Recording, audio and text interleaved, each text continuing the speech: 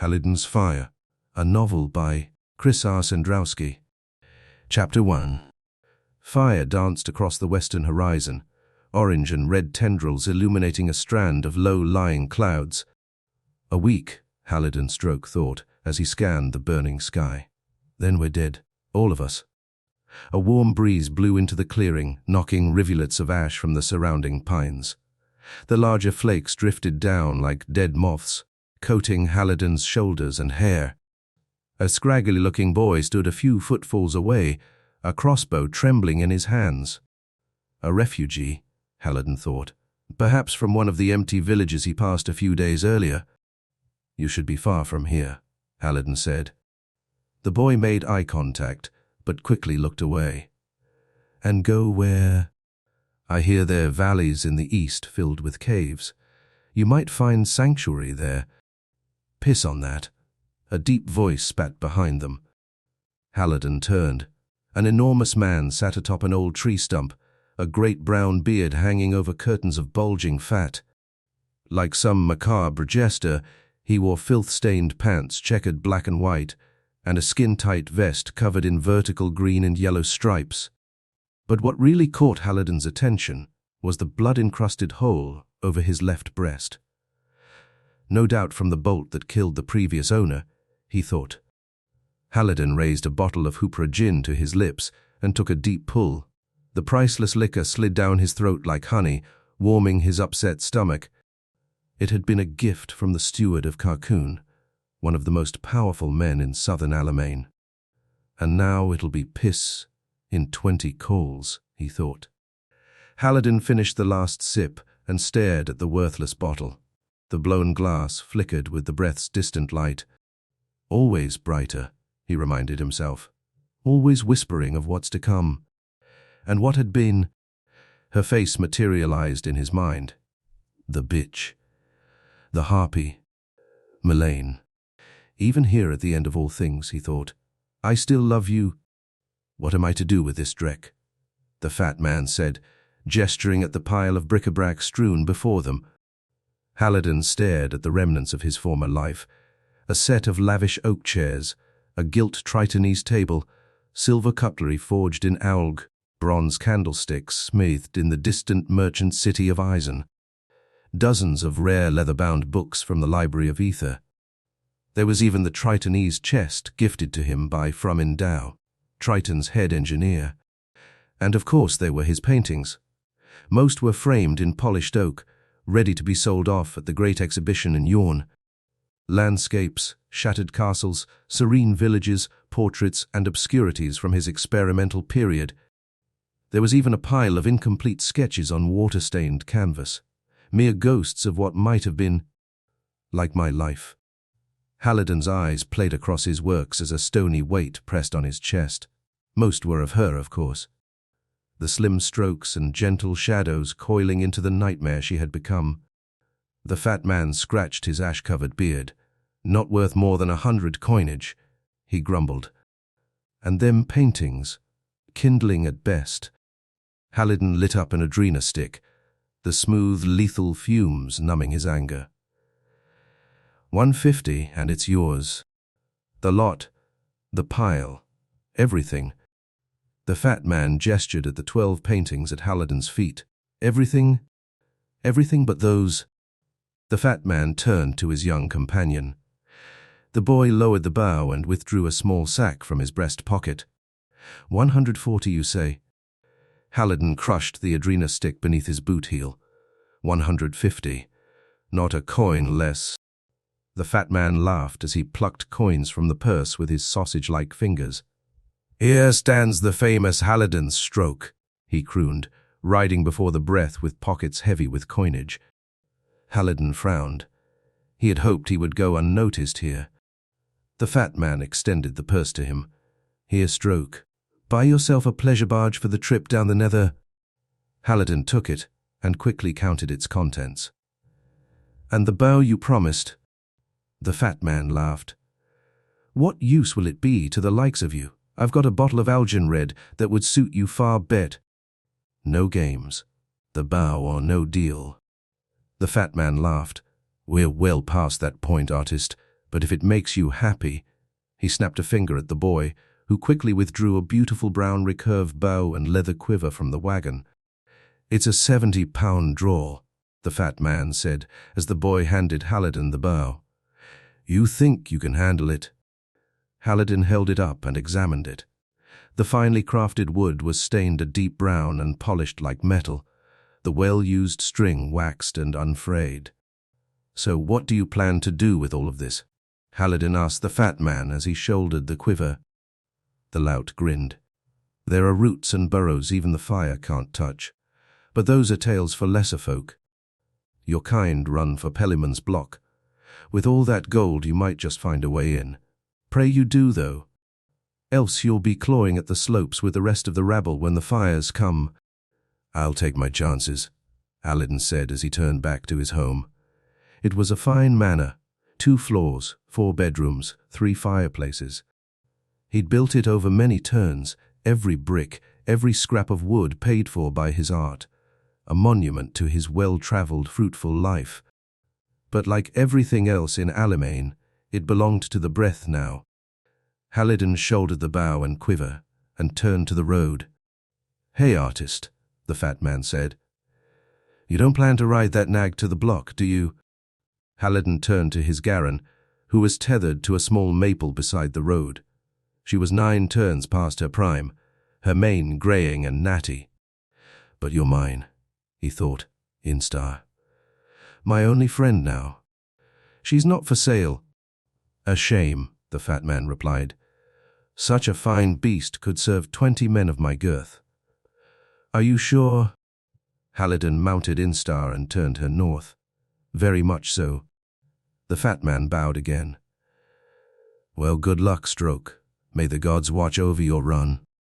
Haliden glanced one last time at his home, and then vanished silently into the ashen night. He awoke at dawn, Instar's warm breath blasting across his cheek. "Morning, old buddy," Haliden said as the Garin playfully nipped his ear. Yawning, Haliden stretched and tossed some twigs onto the previous night's fire. As the coals slowly crackled back to life, he turned and took in his surroundings. The entire forest was coated in a fine layer of grey ash. "Fire's probably only 60 or 70 leagues off," he told himself as a large flake drifted past his nose. The summer winds had arrived early, gusting in off the acid and feeding the breath's unbridled fury. Soon all of southern Alimane would be nothing more than an ashen waste. And then it will be our turn to burn. He turned back to the fire and stared at the crackling flames. "We ride harder, that's all. There's nothing more to it than that." The breath had belched forth from Dracon's wound not more than 3 weeks ago, wiping out much of southern Alimane's abandoned, toxic shores. 10 turns earlier than the Circle's original prediction, Haliden thought. He sighed as he watched the horizon's distant orange glow. "Why do you torment us?" he wondered. Was it punishment for the collected sins of a continent? Or were the rumors true? Had Tritonese miners mistakenly unleashed it while drilling in the 7-league-wide canyon known as the Scar? Whatever the case, Haliden knew one thing. It was unstoppable. And after a 400-turn slumber, it had returned to cleanse all of Alimane. Behind him, Instar whickered gently, oblivious to the approaching inferno. For this, Haliden was thankful. He would worry enough for both of them in the coming days. "Shall we dance, my lady?" he said, rising onto popping bones. Instar replied with a neigh. She was a gentle creature, loyal and proud, and like so many things in his life, she had been gifted to him for his talents. Haliden smiled at the memory. The pirate, Red Bartle, had taken him prisoner off the gnarled coast, while he and several ladies of the night were pleasure boating aboard his skiff, the Wailing Harpy. Bartle's crew had intended to feed him to the sharks and keep the women for themselves, but Haliden had convinced them to spare his life in exchange for one of his greatest works. The pomp of the citadel, he thought, a landscape of the famed ruins of Alathenin. Few had ever seen the actual city. It had been located near a volcano whose poisonous fumes masked the land in toxic gas. But Haliden had, and luckily for him, Red Bartle as well. In fact, The pirate had been so impressed with the peace, he not only freed Haliden and his party, he also gifted him one of his strongest garrons, Instar. Haliden grinned. Stranger things had happened since, but never has my payment been so grand. We ride north, Instar, as always. What do you say? Instar tossed her head from side to side, her excited eyes reflecting the approaching fire. The road was sodden and grey, covered in a layer of undisturbed ash. Instar plodded along indifferently, her hooves kicking up little grey clouds as wind tickled the branches above. Haliden rode quietly, scanning the forest around him. "Looks like another village, my friend," he said, as several structures materialized in the distance. They had already passed 3 since their meeting with the fat man. But all had been empty save for the elderly and infirm. Haliden edged Instar off the road toward the lonely structures. Most were nothing more than log cabins bound in mud and clay, their rooftops sagging patchworks of pine and thatch. When he was confident the village was abandoned, he climbed off Instar and peeked into the closest cabin.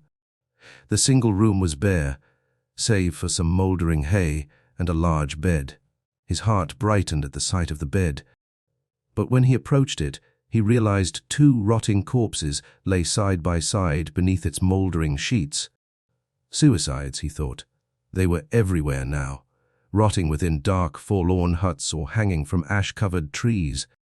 He'd even seen dozens weighted down with rocks just beneath the surface of Delmar Lake. The sky slowly darkened as rain clouds moved in from the west. Haliden quickly gathered wood and lit a small fire just outside the cabin's door.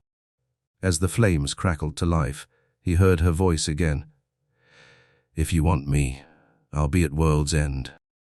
But if you love me, you'll die alone." He sighed as a familiar weight pressed against his chest. "I always loved you, Milane. No matter the past, I always will." Instar quietly nickered beside him, her ash-covered mane flickering in the firelight. "You are my only friend now," Haliden thought, as he smiled at the aging Garren.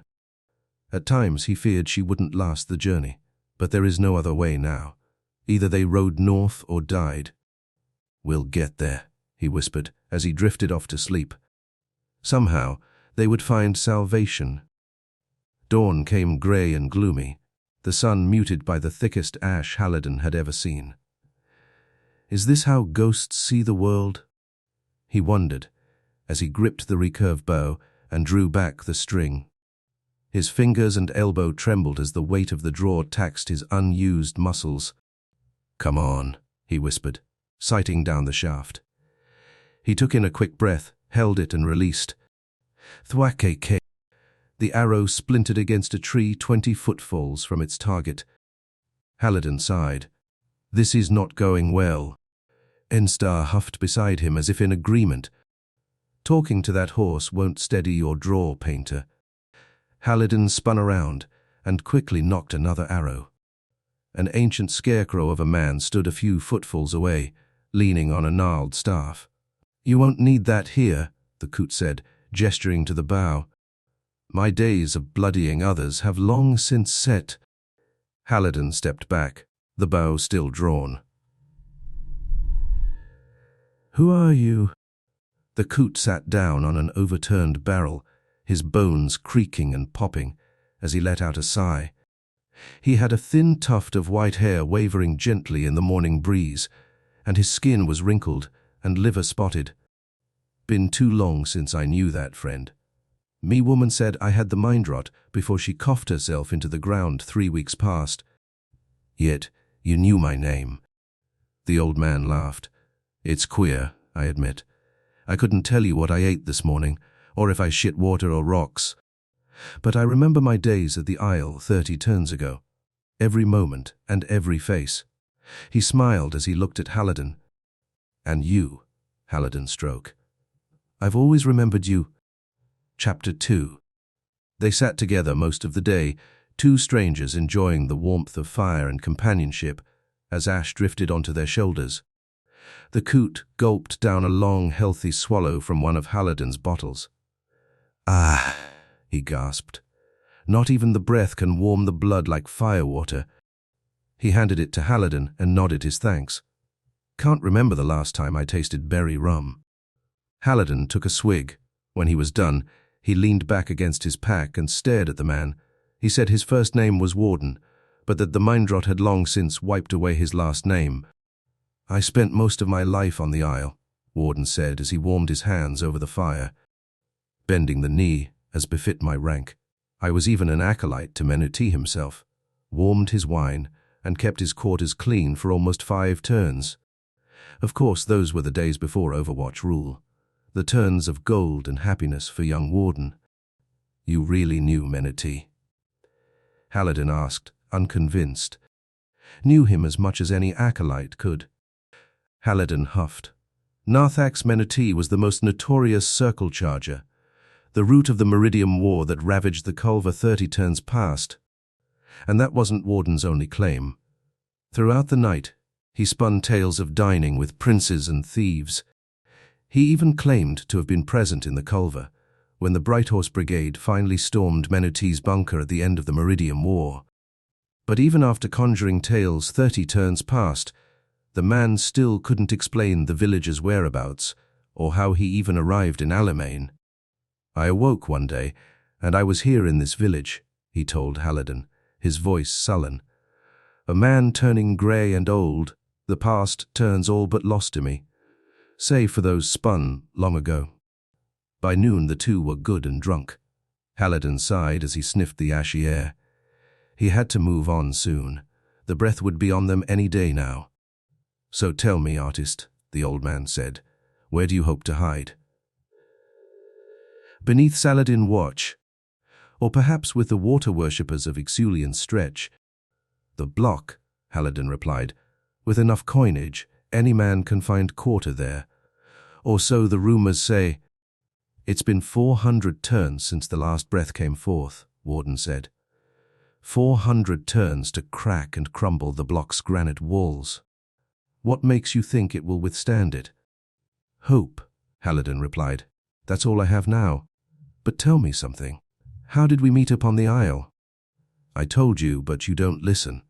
I was acolyte to Meneti, cleaned and prepared his bedchambers for 5 turns. But when he embarked upon his Atuan, I fell beneath the hand of Commander Howl and his vile Overwatch dregs." Haliden felt a sudden chill tickle his spine. Brim Howl. He hadn't heard that name in many turns. That sickly shit, he thought. I should never have taken his commission. In his youth, Haliden's ego had taken him far across the acid, all the way to the Isle itself.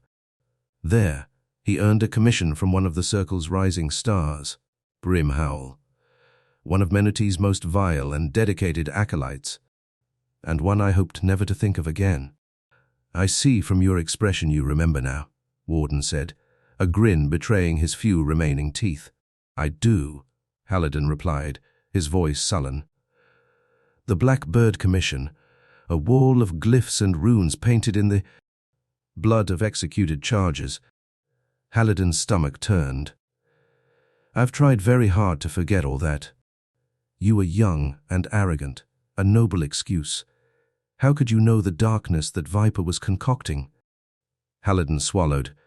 After they'd brought him the first body, he tried abandoning the commission, but Howl's men chained him to the chamber floor, forcing him to work or starve. "You're not the only fool to wield a brush," Howl told him. "Either you finish your work, or I will see to it you suffer worse than any artist has ever known." "I almost lost my soul on that island," Haliden told Warden. "Yet you produced one of your finest works." Haliden huffed. "I should have torn the walls down when I was through."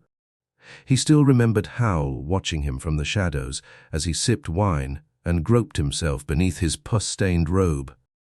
"If only I was a braver man, I would have stabbed him in the heart with my brush." But he wasn't, and to break a contract with Howl would have meant his head on a spike. All the same, artist, the runes of Ithliad are no easy thing to imitate, especially when painted with trembling hands. Haliden spat into the fire. "What does it matter anymore? My days of painting are over." Warden frowned. "You're a damn fool then, boy. Do you know what a gift you have?" Had. My spark went out the day my Milane walked out the door. The old man spat into the fire. I'm not talking about painting or any of that shit. I'm talking about the gift of youth. The gift of time. You do see the horizon there, right? Haliden said, pointing south. Our time is just about up. I doubt I'll even get within sight of the block. Warden leaned over the fire and slapped Haliden across the face. What in the hell's you old? Warden hissed. And listen. Haliden swallowed, rubbing his cheek. You piss and whine about losing your talent and your woman, about your time chained to the Overwatch. You act like you're already dead, but you still got legs and a cock, right? You still got talent buried somewhere inside. Talent most men could only dream of. Haliden sat silent, too shocked to speak. Be a damn man and get yourself to the block. Else go lay down in Edmund's cabin over there and finish yourself off like he and his wife did. For a time after, neither man spoke. Warden drank and stared at the sky while Haliden sulked in the shadows. You'll do fine, Warden finally said. The gods watch over their own. Haliden stared at the dancing flames. He felt ashamed and embarrassed. He's right, he thought. My fate's in my hands now. I can either give up here, or shut up and make my run. Warden yawned and lay back against a bale of rotting hay. One thing, though, Stroke. You may have a gift with the brush, but as for a bow... He laughed. Best you learn to shoot a hell of a lot straighter. Men will come for you now. During times like these they always do. And what will you do when they come? Haliden asked. Warden raised one of Haliden's bottles of firewater and smiled. Hope they're as generous with their drink as you. And with that, he closed his eyes and drifted off to sleep. The two awoke at dawn. Haliden winced. A hangover tugged at his aching head. By the gods, he moaned as rivulets of ash trickled from his shoulders. Warden sat up and stared at the sky. It's getting on, child. Best you depart soon. Haliden nodded. There's room if you want to come. Instar can carry the two of us. Warden smiled but shook his head. My wife's bones feed these grounds. It's only right that mine should join her. Instar whinnied beside them, shaking a layer of ash from her coat. Haliden approached the mighty Garen and withdrew an ornate, jewel-encrusted wine bottle from one of his saddlebags. Here, he said, handing it to Warden. For my final admirer, Algen Red, the finest in all of Alimane. Warden's eyes noticeably widened. Algen wine was the rarest vintage in all the lands, worth as much as 1,000-acre homestead or more. I will toast you when the fire carries me to my Milane. Haliden nodded and nudged Instar forward. As they rounded a bend in the road, he turned one last time to wave. But Warden was already gone. Godspeed, friend, he whispered. For 3 calls they raced across the ash-covered landscape. No rest, no slowing. Only the thunderous bounce of Instar's hooves as they tore across the dying world. 30 leagues, Haliden guessed as they entered a dense pine forest. Maybe less if we hurry. But the breath was moving faster now, its hungry flames having reached the vast wheat fields of Pelnor. Once it finished there, it would only be a day or two until it reached the wavering stretch, melting its desert dunes and endless sand fields into glass. Haliden tried to imagine what it would look like, league after league of glistening, fire-blasted desert. By nightfall, Instar was foaming at the mouth, and her body was covered in ashy sweat. Haliden stroked her mane as guilt racked his soul. You did wonderful today, he whispered. Not even the wings of a dragon could have carried us so far so fast. Instar shook her head, a sad, exhausted whinny escaping her maw. The sound plunged a dagger deep into Haliden's heart, but there was no choice in it, he told himself. The fire waits for no man or beast. They were somewhere between Fell Pass Way and the Lake of Bones. He had grown up not more than a league away in a small village called Mosstown, one of the lesser-known outposts dotting Alimane's sunbelt. Soon familiar landmarks appeared in the distance, the Gale ruins, with its mysterious obelisks and funeral mounds. The Remway Rock, a place where Haliden had received his first true kiss, the Watcher's Valley, with its stretch of maze-like bramble and ivy. So many memories, so many experiences, and all during simpler and happier times. Yet, it all feels so different, he thought. Not a bird or coon stirred in the brush, and the ash gave everything an eerie, death-like pallor. When they finally reached the edge of the forest, a rutted, ash-covered road stretched north before them. Harren's Road, Haliden thought. But will another come this time? He doubted it. At the end of the Meridian War, the Isle Overwatch exiled most of the Circle's charges to the Culver Waste. There they rotted, cleaning up the deadly remnants left behind after Menuti's failed coup. Stewards of a failed war, Haliden thought. How far they've fallen. Alimane would be on its own this time.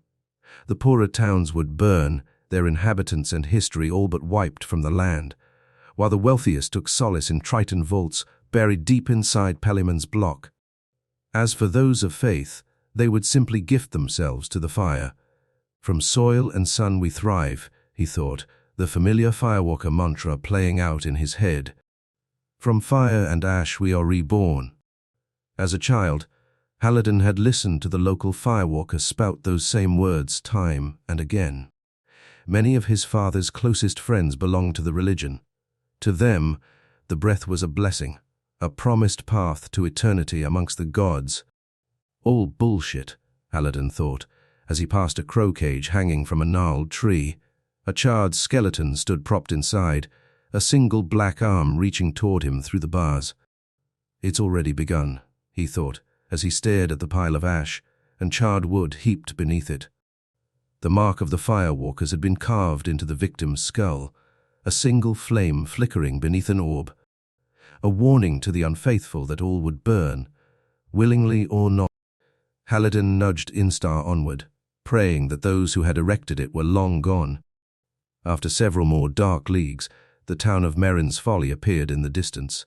The closest of its hovels was nothing more than a charred pile of rubble, ribbons of smoke still coiling from its collapsed innards. 100 footfalls behind it sat a large, ornate well-shaped in the likeness of a mouth. "How does a nice cold drink suit you?" Instar nickered playfully, shaking ash from her mane. But as they got closer, a strange buzzing filled the air.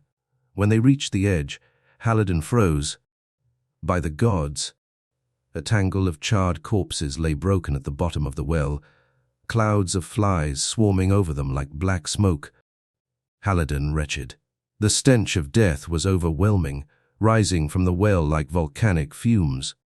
Even Instar retreated to the road, her nostrils flaring at the pungent odor. They quickly put the well behind them and headed for the western edge of the village, where they came upon a collapsed stone inn Haliden remembered from his youth. Inside, dozens of blackened skeletons sat chained to burnt and broken chairs, their jaws agape and frozen in agony. What in the hells is happening to us? He thought as he turned away in disgust. Beside the inn lay the lake of bones, its surface the same mirror of placid beauty Haliden remembered from his youth. If the tales were true, Hallowen the Young, the first charger to take up station in Alimane before the last breath, had convinced half the town to take solace beneath the lake in a Triton bunker. But after the fires ended, he and his followers were never seen again. Perhaps they had the right of it, though, hiding down there in the cold dark, Haliden thought. Better to drown in the cool embrace of a lake than burn in the fires of the hells. The lake was almost 2 leagues across at its widest point, and stretched for 4 leagues alongside Harren's Road. Its water was deep and black, rich in dragonbase and salander. Fishermen from every quarter of Alimane had once flocked to its bountiful waters. Even in the wake of the last breath, 400 turns ago, the village had sprung back to life stronger than ever before. Haliden looked down at his feet. A charred skull lay gazing up at him, the Firewalker's now familiar mark carved into its cracked black surface. Perhaps it's best we're all wiped from this planet, he thought, as he pulled his last bottle of firewater from his saddlebag. This land is nothing more than a Golgotha now. He took a long sip and closed his eyes. In his mind, he was no longer in Alimane. Now he stood atop a pine-dotted hill somewhere deep in the wilds. Far from humanity. Far from the breath. But how long can you hide here?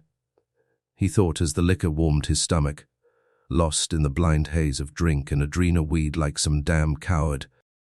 When he opened his eyes, the lake reflected the sky's waning grey light. It was once a beautiful sight. He had even sketched his first landscape here. A charcoal drawing depicting Haliden's followers rising from the lake's surface, their spectral claws reaching up to a hopeful blue sky. Haliden sighed at the memory. His father had been the only person to ever see it. And how I loved him, he thought. You have a gift, son, his father once told him. Many do, but lose it somewhere along the way. But I won't let you. Haliden's heart ached. What would he think of me now? A washed-up artist alone and on the run from the breath. He decided he didn't want to know. In the village's main square, a massive cage hung beneath 3 crossed trees. Haliden slowed Instar as they approached it. When he was last here, a stage stood in the very same spot. He could still hear the laughter from the nightly mummers' shows. Great troops of colourful jesters and honey-voiced singers parading about the crowds, plying their talents for coin and trade. But those days were long gone. Now only a blackened cage remained, and a pile of charred and broken bone lying within. Beside the cage, several burnt wagons sat crooked and collapsed, their contents charred beyond recognition. They were trying to flee, Haliden realized. Women, children. He swallowed back bile as several crows alighted from the cage. The cultists were everywhere now, killing anyone attempting to flee the fire. They believed a breath was a gift sent from the god Alirath, a tool to cleanse the faithful. Nonsense, Haliden thought. He had known many cultists before piety took hold.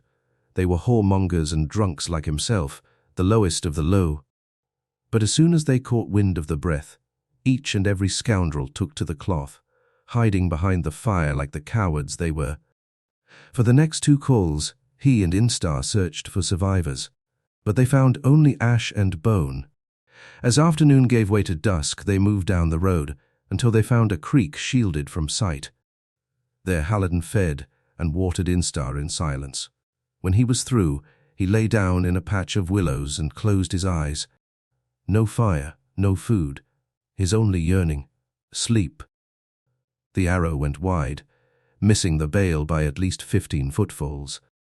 Damn it, Haliden hissed. He quickly knocked another, drew back and released. This time the arrow grazed a tree 3 yards from his intended target, vanishing into the foliage beyond. Gods be damned. Instar watched silently as his master gathered up his arrows. Haliden had been at it since dawn, cursing and shouting with little result. If I could shoot as good as I drink, we would be dining on Verendir for the next fortnight, he grumbled. As the morning stretched on, they left the lake of bones far behind. It was a haunted place now, its scars deep and permanent. No one would tread there again, at least none of Haliden's generation. I am to be the last, he thought. The realization chilled him to the bone. All the town's memories, joys and culture wiped away in a matter of days, transformed into a cloud of ash. Haliden tightened his fraying brown cloak around his body and nudged Instar into a trot. Best to forget such things, he told himself. For the next 3 days they rode hard across the abandoned countryside, stopping only to rest and sleep. By the 4th morning, Instar was frothing at the mouth again, her lungs wheezing like a broken bellows. Haliden was going to stop for the day when a 50-foot high, circular rampart appeared in the distance. Home, he thought, or a ghost of what it had been. The trees that shaded Moss Town's exterior were all cut down, and the many traders and artisans who had once encircled the town were all but gone. But this is it, he thought. We're home, girl, Haliden said, rubbing Instar's neck. As he drew closer, he marveled at the enormity of the rampart. It had been built after the last breath, and each generation preceding it had added to its height, using whatever material they could scavenge or harvest from the forest. Now the mismatched patchwork of brick, mortar, steel, and wood stood 50 footfalls tall and completely encircled the village.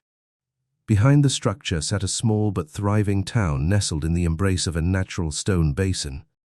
3 enormous circular bands made up its districts, each consisting of its own families, trades, and history. The upper band, where the wealthiest residents lived, had the largest and most ornate homes, each topped with slate and thatch roofs covered in layers of thick brown moss. Even the basin's walls were covered in the fir-like growth, fed by the continuous runoff trickling down from the forest above. The second band, where Haliden's home had been, was where the working class lived. Blacksmiths, merchants, mushroom farmers, clothiers. It was the busiest and most crowded of the bands, lined with merchant stalls and modest hovels, scrapped together with pine wood and slate. At the very bottom of the basin sat Killen's cistern, a natural rock chamber that collected the forest's runoff and supplied the village with an inexhaustible supply of fresh water. But it wasn't the cistern that put Mosstown on the map. It was the enormous tower erected in its center, Watcher's Spike. The massive structure stood 300 footfalls tall and consisted of thousands of large granite blocks, all of which had been carved from the basin hundreds of turns earlier. A wonder of our world, Haliden thought, as he stared up at the tower's crown, and built for one purpose and one purpose only, to spy the coming of the breath. Unfortunately, it was just a relic now, crumbling and ignored by the current generation. Haliden could still remember the secret trips he and his childhood love, Ember Fen, had taken to the top. Ember. Just the thought of her name made his heart quiver. They had been inseparable, living side by side on the same band most of their young lives. They spent countless days exploring the surrounding forest, hunting, fishing, and kissing. Haliden's heart swelled at the memory. She had been his first, high atop that very same tower all those turns ago.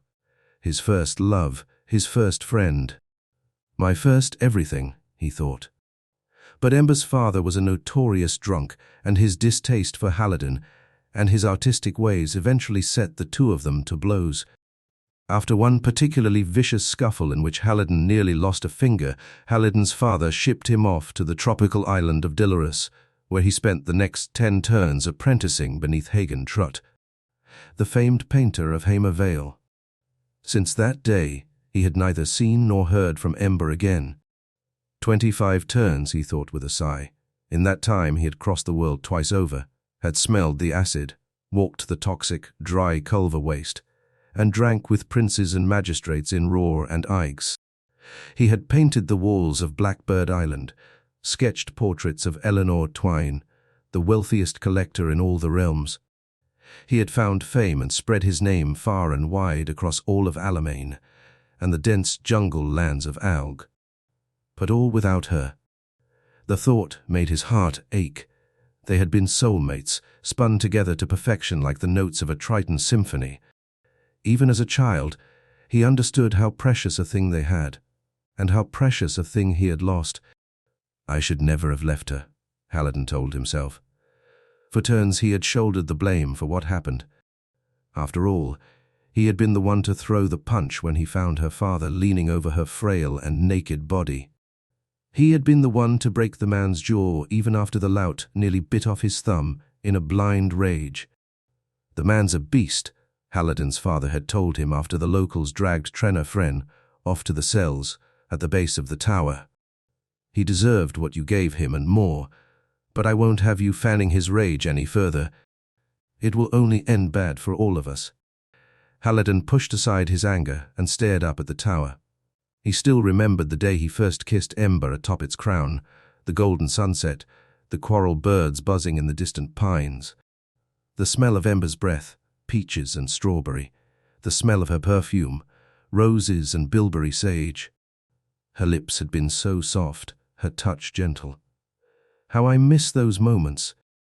You are my brother, Hal, she whispered to him. My friend and protector. To the hells with them all. You are my love." And how he loved her, deeper than anyone or anything he had ever known. But her father always stood in the way. Haliden wondered what had become of the lout. Probably drank himself into the cistern, he thought, as Instar nickered beneath him. Or awoke with a dagger in his gut. He hoped it was the latter, but life had a way of keeping the vile alive far longer than the just. More than likely the man was a cripple now, in the care of some poor bastard who slaved over him day and night, spooning his meals into his twitching, dribbling maw. Best he's dead, Haliden told himself as they approached the entrance. If the old bastard wasn't, he might just have to pay him a visit. There was a sudden hiss as an arrow slammed into the dirt beside them. The walls closed. "Traveler." Haliden looked up. A figure stood silhouetted against the ash-grey sky, a bow in hand. "My name's Stroke," Haliden shouted. "My father was Briar Stroke. We lived on the second band beside the crone Dasden Woe." The figure notched another arrow. "Stroke's been gone for the past 6 turns, exiled for murder." He drew back and took aim. "Still wish to keep your claim." 2 more figures took up positions on either side of him, both armed with crossbows. "I know nothing of murder or exile," Haliden replied. "I was sent to apprentice in Delorus 25 turns ago, and have heard of no trouble since." "Your father was a wretch and a coward," the watchman shouted. "And if the rumors are true, he rots in the ground beyond that there forest. Now be off before I plant this arrow between your eyes." Haliden's heart sank. "Murder? That can't be. It can't." "Does Ember Friend still live here?" he asked. "And what if she does, Lout? Come to finish what your old man started." This is madness, Haliden thought. Why would father wish to harm anyone? "Let me speak with her," he demanded. One of the watchmen stepped aside as a new figure stepped up to the rampart. "You know this one?" the man asked. "Perhaps once," a female voice said. Haliden's heart soared. Ember. The woman studied him for a few moments. "But the Haliden I knew died long ago. As did his father. But if you say you are him, then you can answer for his crimes." There was a loud thud, followed by a slow wooden groan as Mosstown's 2 enormous oak doors slowly opened. Instar took a few steps back, her eyes widening as a dozen bowmen surrounded them. "Welcome home, Hal," Ember said, as a man pulled Haliden from his saddle. "Our headsman will be glad to meet you on the morrow." Chapter 3. The words came to him as they always did. "If you want me, I'll be at World's End when the fire comes. But if you love me, you'll die elsewhere, Haliden." Alone. He awoke with a start, sweat dripping down his forehead. The darkness remained unchanged, pitch black as only the mad should know. He sat up as a gentle, moist breeze rushed through the dark. It was the only reminder he was still alive. Somewhere beyond the darkness, muffled voices conversed in hushed tones. "Perhaps he can be of use," a man said. "No others will go." "I say leave him to wend," a voice interrupted. "He's been itching for a new throat to cut." Haliden tilted his head back and screamed, "This is insanity. You act as if the breath isn't nearly upon us." They had put him in Jackal's Pit, the same black cells where thieves and rapists were sent to die. He had heard stories of it in his youth, a dungeon hewn into the rock basin beneath the cistern. But he never thought he would see its black corridors. Haliden pounded his fist against the cell door. "If you wish to gift yourself to the breath, fine. I have no quarrel here," he shouted. "But let me ride. Let me make my run for the block." It had been like this for calls, sitting, waiting, listening as darkness twisted his every thought and sense. The fire still comes. Are they all so willing to die? From his best guess, they were only a few days' ride ahead of it. If they didn't leave soon, both he and Instar would be ash. "Instar." He stood, his fists clenched. "My Garen," he shouted, pounding on the door. "What have you done with her?" "She's fine, dog," a voice replied. "Fed and bedded. But as to how you came upon such a beast is a question Wend will have you answer on the block." Haliden slid to the floor, defeated. "She's mine, a gift from Red Bartle himself. A Garan Strider, rarest horse in all the land, in all the world." The voice laughed. "And you say the Red Bartle parted with it." The man huffed. "I say you're a thieving bastard. I say you cut the throat of the poor sod, who owned her and took her for yourself." Haliden shook his head. "Send a bird. They'll tell you I speak true." But even as the words left his lips, he knew it was folly. No bird would return from the Vale. It was at least a fortnight away on horseback and probably 3 days as the crow flies. And why would a thieving pirate care about the fate of a washed-up artist? "Just go to sleep in that there black hole," the man said. "On the morrow we'll get the truth of things, one way or another. If you want me, I'll be at World's End when the fire comes. But if you love me, you'll die elsewhere." "Alone?" Haliden sat up and coughed. The air in the cell was acrid, filled with the scent of burnt pine and oak. He rubbed his eyes and slapped his cheeks. The dream still held him, the same nightmare he encountered every night. Milane riding off as her belongings lay heaped and burning before their home. "Keep the ash, Haliden," she told him. "Keep it as a reminder of what our love once was, and what it's become." "Why don't you just finish whatever you plan to do with me?" he cried to his jailers. "We'll all be dead soon enough, anyhow. And why should we do you any favors?" Haliden sat up, his heart in his throat. "Who's there?" Someone who has known sorrow for many turns.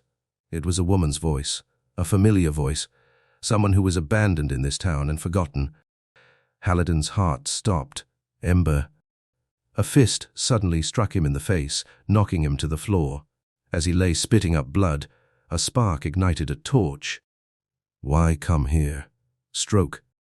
She stood above him, her face bathed in dancing torchlight. Haliden wiped his bloody nose on the back of his hand. The little girl he had once loved was all grown up now. Her face was smooth and free of acne, her once long hair streaked with grey and short. "I came for my father," he said, "to bring him with me to the block." One of his teeth wobbled as he probed it with his tongue. "You shouldn't have returned," Ember said. "This place isn't what it once was, and neither am I." "You still got your swing, though," Haliden said, with a half-hearted laugh. Ember made no reply. "Where's my father?" Ember sighed. "Don't play the fool. Your head is almost on the chopping block. So indulge me then. Where is he?" "Where all those go when they are exiled." Haliden's expression hardened. "But what happened?" "You really don't know, do you?" Haliden shook his head. "He was exiled for murder. The murder of my father." Haliden swallowed. "That can't be. The man wouldn't hurt a fly." Ember's eyes trembled. "He found father with me." Haliden stared at her. "What?" "You know what? Don't play the fool. You knew what that animal was." Haliden's heart sank. "He should have just left us." Haliden shook his head. "I came home to make peace with my life, and now I find this." "Why did you leave me?" she asked. Haliden's mouth went dry. It was a question he had asked himself many times over the turns. "And I still don't have an answer," he thought. "I didn't want to," he lied. "My father knew about us. He sent me to Dolores and forbid me to return until I was of age." She slapped him, knocking out his loose tooth. "For fuck's sake, woman." "You were a man then," she shouted. "You could have stood for me." Another tear trembled at the corner of her eye, but she wiped it before it could fall. "You left me here, bound to my father, bound to that monster for all the town to see. No one cared for me." "No one except your father." But even that wasn't enough. Ember stared into the flame, her eyes reflecting hellfire. "He drove a blade into Papa's heart," she finally said. "He died so fast, I don't even think he knew why." She stared at the torch as memories coiled behind her trembling blue eyes. "It was a gift, I suppose." but a gift that left me nothing but shame after they cast him out. Her hand tightened around the candle, crushing the soft wax as the flame danced above her flesh. I lost 2 fathers that day, Haliden. One a bastard, and one a murderer. The candle guttered out, bathing them in darkness. Haliden blinked as the flame faded from his vision. I meant to return, he said. Once. But things just didn't work out that way. Cloth rustled as Ember moved about in the dark. Moments later, the door opened, flooding the cell with blinding torchlight. Haliden squinted as Ember looked down at him. Don't end it like this, he said. Please. It ended between us long ago, Haliden Stroke. And with that, she turned and slammed the door behind her. Haliden couldn't say how long it had been since she left him there in the dark. But the acrid odor of burning pine and oak was growing stronger. And closer, much closer. Take my head, you fucking louts, he cried in the dark. What are you waiting for? Be done with it so I can be off already. But they never came. Seconds melted into turns and turns into calls. Mouldy bread and what might have once passed for water were occasionally pushed through an opening at the bottom of the door. He ate, he shit, he pissed, and when he was through he stared into darkness. But then, one day, the cell door opened. In a flurry of motion, he was lifted onto his feet and marched behind a guard who stank of onions and garlic. As they neared the surface, the air grew thick with smoke and fluttering ash. Is it close? Haliden asked. What do you care, artist? Grey light washed into the tunnel, forcing both men to squint. Wind will see you off, long before the fire gets here. Haliden took in a deep breath. The air was hot and alive, the ash a ghostly blizzard coating every inch of the basin. There's no time left, he thought. They've already killed me. Why bother with the axe? Put him down and be quick, Wend, a voice said several footfalls to Haliden's left. A hand grabbed Haliden's shoulder and forced him onto his knees before a blood-stained rock. Is this Moss Town justice now? Haliden shouted. Punish the son for his father's sins. A hand thrust his face down onto the rock. Moss Town don't suffer murderers, nor their offspring, the garlic-breathed man whispered. Just or not, the axe still falls. The villagers lined the edge of every band, watching silently from in front of their homes and shops. Haliden stared back at them, searching for familiar faces. But there were none, only pale and frightened ghosts. This is not my home, he thought. Not anymore. Haliden Stroke, Wen shouted. You've been accosted for your father's crime, murder of Trenna Fren, cut down unarmed on the 5th of Strayweather. The shame has touched us all, and the name must be cleansed. This is the law here. What say you of this charge?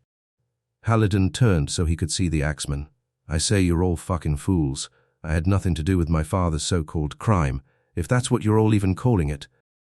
I came here willingly, a son returning home to say farewell. A son who chose to make his run. And this is my fucking welcome. He spat at Wen's feet. Get on with it and end my sorrow. Just don't harm my horse. Silence fell upon the platform. Haliden closed his eyes and pressed his chin against the cold stone. Cut me well, fool, else I'll haunt you till the end of time. For the love of the gods, be merciful. Someone cried. This triggered a murmur amongst the villagers. Soon more voices joined in. Mercy, mercy for his run, another voice shouted. Let him take up the charge. Mercy. Haliden looked up at the surrounding bands. Women were pleading with their men to intervene, as children and the elderly shouted for mercy. Wend raised the axe. Some of the villagers stepped forward, their eyes whispering of violence. Do it, Wend, Haliden shouted. Send me ahead so I can prepare for you. The sky transformed from a dull grey into a sea of glowing crimson. Waves of heat and ash blasted into the basin, bringing with it whispers of what was to come. What do you say, Wend? Haliden shouted. Shall we dance your bloody step, or will you let me make a final run?" The headsman hesitated, the axe trembling above his shoulder. Several men approached, various weapons dangling at their sides. "Get on with it," Haliden shouted. Wend turned to an armor-clad man standing beside him.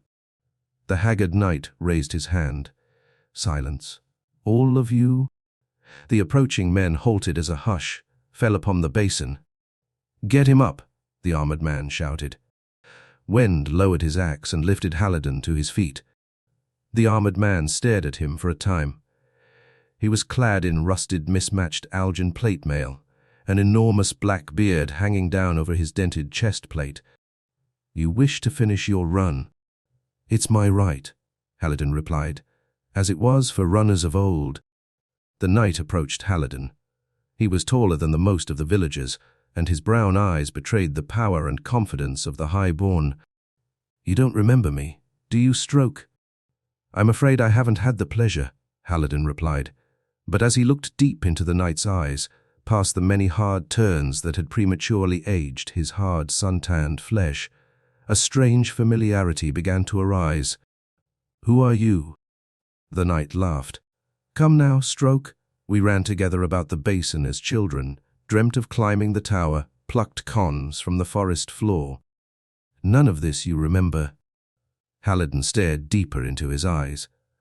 "I played with Joseph Seft," he thought, "but that boy had been far shorter, nearly a dwarf, and pock-scarred from head to toe. And there was Ramadan Woodcutter, but he walked with a gimp and had eyes as green as oak leaves." Then it hit him. The eyes. They pierced the soul. "By the gods, how did I not see? Proust Aswan. But you were lost. Fishing the acid with your father." Memories came rushing back, laughter and adventure long since faded by time. He saw the boy clearly now, tall and gangly, the oldest and most mature of Haliden's childhood friends. He had also been the first to apprentice with Denway Cowman, first shipmate aboard the famous whaler, Kardak Gamble. "Indeed, that boy was lost," Proust said, "but he rose again, plucked from the sea by those of fin and flesh, and brought home in the belly of a Laxor. But you, Stroke, come home atop a Strider, prattling on about your innocence, even as your father's victim cools beneath the soil." He stepped closer. "Why did you really come here, when you know a son must answer for his father's crimes?" Haliden sighed. "A son must first know of these so-called crimes." "Wouldn't you agree?" Proust huffed. "Birds were sent, as is our way." But there were no replies. He looked to Wen's axe with its razor-sharp edge. "If you had only come home and made reparations for the crime, your name would be clean." "My name is clean," Haliden shouted. Proust unsheathed his sword. The steel was pitted and burnished, but its edge glinted in the waning light. The knight held it up before Haliden. "After the shark riders plucked me from the acid, I spent 10 turns in their care, learning their ways, even rising so far as to become a podmaster." He rotated the pitted blade, examining its edge. "This was given to me by the Grey Rider, leader of the southern clans. A prize for hunting down a shark poacher who had roamed his sea for nigh on 3 turns. Haliden shrugged. "And your point?" Proust pressed the tip against Haliden's throat. "That poacher was my father, the same howling fool who plagued the Grey Rider's seas for nigh on 3 turns. Haliden's heart sank. "He survived." Proust shook his head. "The man, but not my father. Whoever rescued him would have done best to put a harpoon through his heart." He looked down at the blade, his expression as cold as the burnished steel. "Do you know what I did when we caught him?" Haliden could feel the tip digging deeper into his flesh. "No." "I took his head off. My father, the same man who raised and nurtured me, who pushed me to be more than a whaler's son. You see, Stroke, justice is a delicate thing. It must be protected and upheld, even when it hurts." Haliden stood silent, his heart pounding in his throat. Proust laughed. "No words, eh? Perhaps you understand then. He turned to a group of men standing at the edge of the platform. Bring it up. The men ran over to a canvas-covered wagon and rolled it up a wooden ramp onto the platform. Go on, Proust said. Uncover it. Haliden hesitantly took hold of the brown canvas and tore it free. By the gods! A Ghana-Bara chamber sat nestled inside the wagon. Its smooth oval surface was dented and scratched, and a rust line marked where its ancient crusher seal had been. Haliden marveled at its design. It wasn't the largest Ghana-Bara he had ever seen, but such a thing would still be prized amongst any collector. But how did they acquire such a thing, he wondered. A minor Ghana-Bara such as this could fetch at least 20,000 coinage on the Ikshin black market. That was more wealth than all of Moss Town combined. Judging by your expression, you understand what this is, Proust said, smiling. Haliden nodded.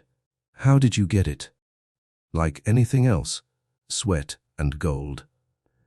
He ran a hand across its smooth, Triton steel surface. Gold trickled into a vault by 3 generations of hard-working Moss Town folk. And all in preparation for that. He pointed to the top of the basin, where the fire's glow flickered above the surrounding pines. Haliden felt a sudden chill tickle his spine. Why show me this? A Ghana-Bara was no trinket to be paraded about. Men fought and died over such treasures. The wealth and knowledge of an entire village could be stowed in such a device, protected against all threats, most especially the breath. You say you want your innocence, Proust said. You say you just want to finish your run. I can give you both, artist. But there's a price. Haliden stared at the man. They're preparing to gift themselves. By the gods, the entire village. It's your Venermin, isn't it? Proust nodded. Most larger villages had one, a container or hideaway in which the records of its people, culture, crops, crimes, and laws could be kept in times of danger. Generations of history protected and stored for the day Draken's breath returned. But someone has to deliver it to the block, Haliden thought. A tradition upheld since the time of Bren Pelliman, the very first runner and architect of the block. You will be our runner, Proust said. An honor wasted on a godless dreg such as yourself, but there are none here who wish to leave family and friends behind. Haliden swallowed. It was more than 100 leagues to the block, and that was on horseback, unhindered by a wagon weighed heavy with a priceless 500-pound Ghana-Bara. Best your man Wend here just chop my head off, Haliden said. Any man who thinks he can outrun the breath chained to that is dead already. Wend grabbed Haliden and thrust him back onto the rock. He's as worthless as his paintings. Let's just send him on his way and find another. Proust knelt beside Haliden. We must keep law here, Stroke. Is Wend right? Are you as cowardly as your father? Haliden groaned as Wend pressed his face against the rock's blood-stained surface. My father was no coward. If he stuck a blade in that monster, he did us a service, one I would gladly do myself. He looked up then and met Ember's eyes. She stood not more than 10 footfalls away, her expression distant and cold. Did my father so wrong you, Ember? Did he not free you from turns of torment and abuse? Ember stood silent, her eyes trembling. You know I would have done the same. For you, and no other, I would have killed that bastard. Ember suddenly rushed forward and knocked Wend onto the ground. Let him run, she shouted. Wend scrambled onto his feet, his face red. I knew you would go fluttering back to him. He's mine to deal with now. The axeman frowned. His own blood murdered your father. Does that mean nothing to you? Go back to your logs, Ember said. Today your axe tastes sap, and nothing more. Wend turned to Proust and huffed. You're excused, Proust said. The axeman grumbled to himself as he marched off into the basin. Proust turned to Ember. He runs, Ember, and if he doesn't, it's on your head. Understood? She nodded. Very well. Make sure he is ready to go on the morrow. When they were finally alone, she turned to Haliden and sighed. You are more trouble than you're worth. Haliden laughed. Trouble is all that's left to us now. He stood and brushed himself off. So, what's next? Ember took a deep breath. You're my responsibility. And there's only one place I can take you. Haliden smiled. Lead the way. Chapter 4. Ember came loud as Haliden thrust deep inside her. You're mine now, she whispered, her breath warm against his chest. And this time I'll never let you go. She moaned, her lips parting to reveal the whites of her teeth. Fuck me, Haliden. Haliden obliged, thrusting harder and faster. She pressed his hand against her breasts. By the gods, I've missed you.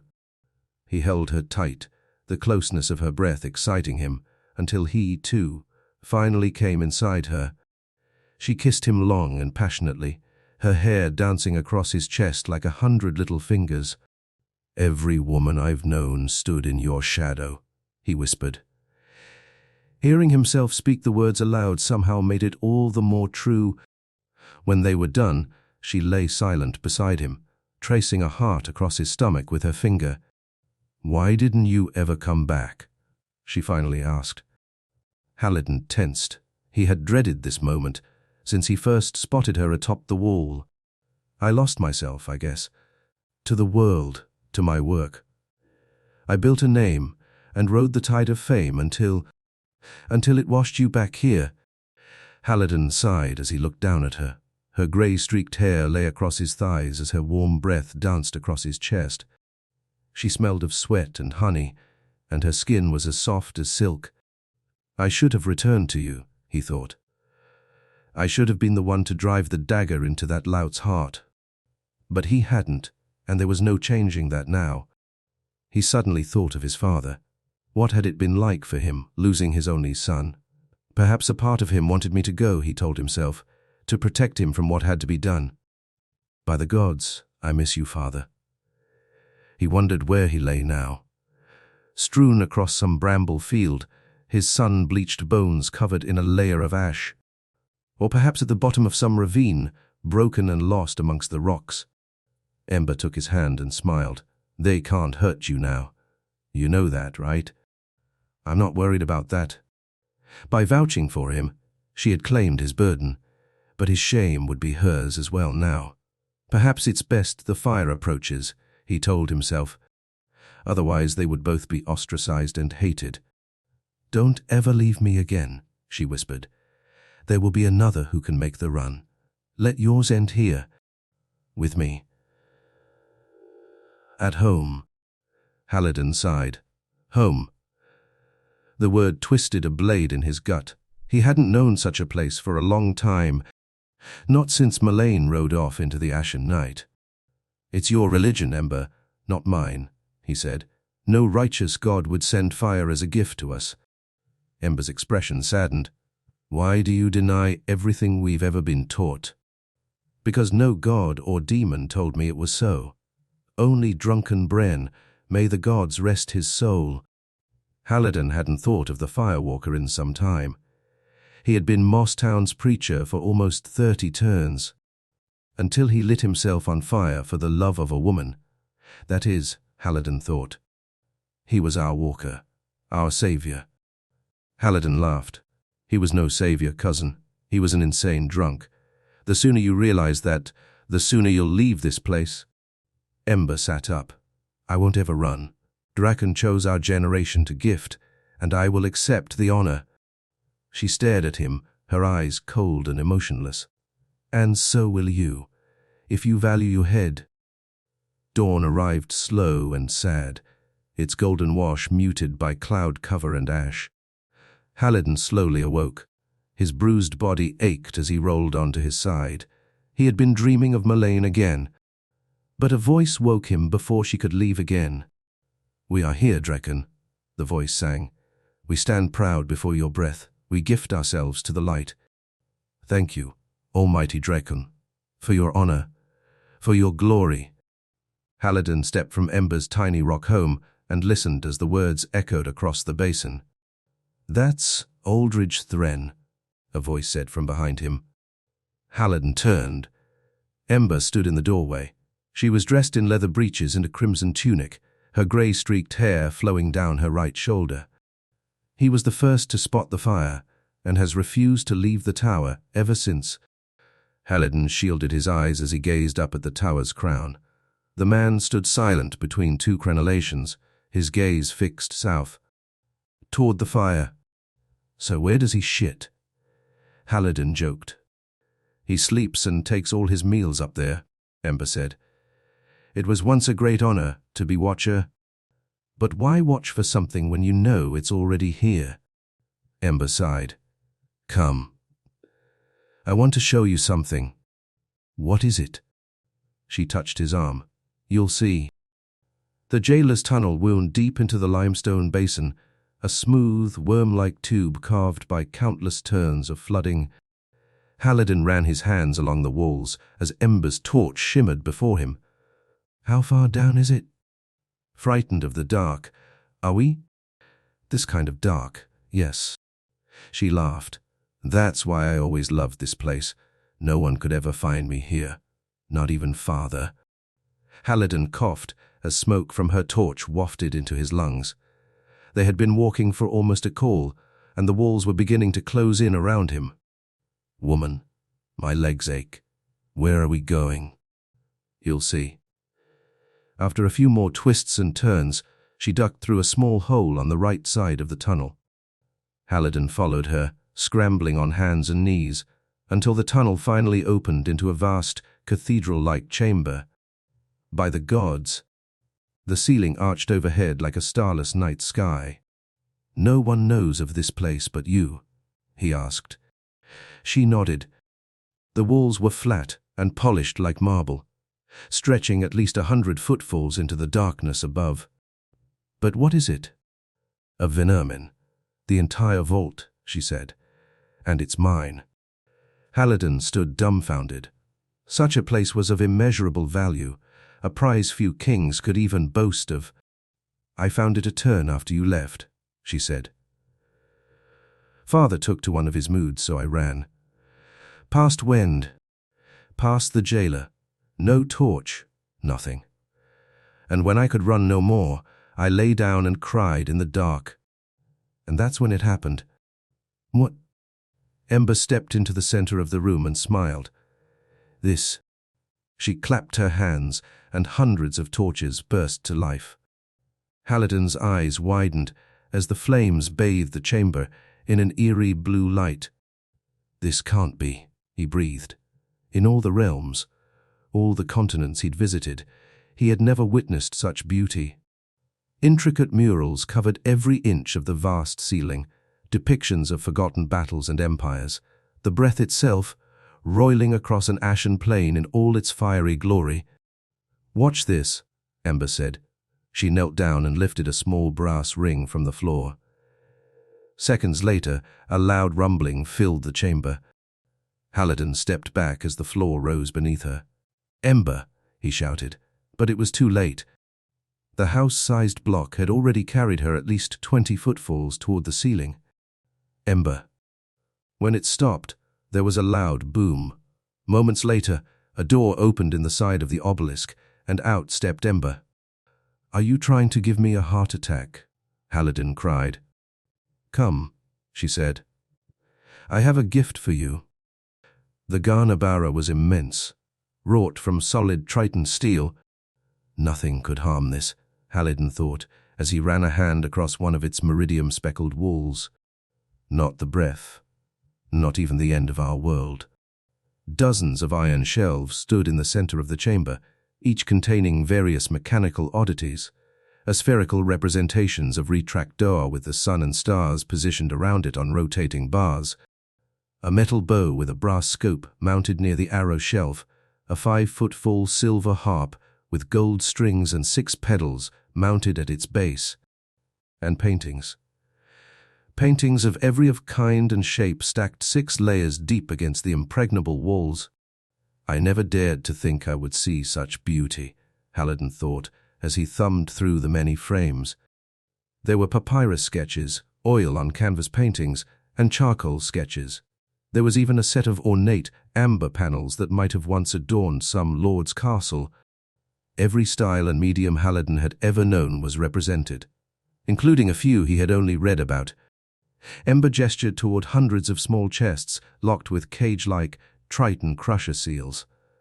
"Amazing, isn't it?" she said. "I've only been able to open a handful, but you should see what I found inside." "You do know what you found, right?" "Mosstown's first venomine," she replied as she reached into a chest and withdrew a fistful of gold coins. Mosstown's ancient heart, forgotten and lost, until now. "There's enough here to buy sanctuary for the entire town," he said as he stared at the coins. They were stamped with portraits of Alimane's first ruler, Hendry Galindo, the Gold King, the very same king whose mines opened the wound 1,000 turns earlier. Ember took his hand. "Choose something, anything, and it's yours." Haliden turned to her. It wasn't gold or trinkets he sought. He wanted the block, and Milane. But if he could take one thing, he knew what it would be. "You," he said, "join my run." Her smile quickly faded. "This is my home. I can't run when it needs me most." "Needs you most? What about when you needed it? Did anyone put a stop to your father when he beat you to an inch of death? Did anyone refuse to give him drink whenever he staggered into the swaying pine? No. So take whatever you can carry from here and join me. Leave this madness behind.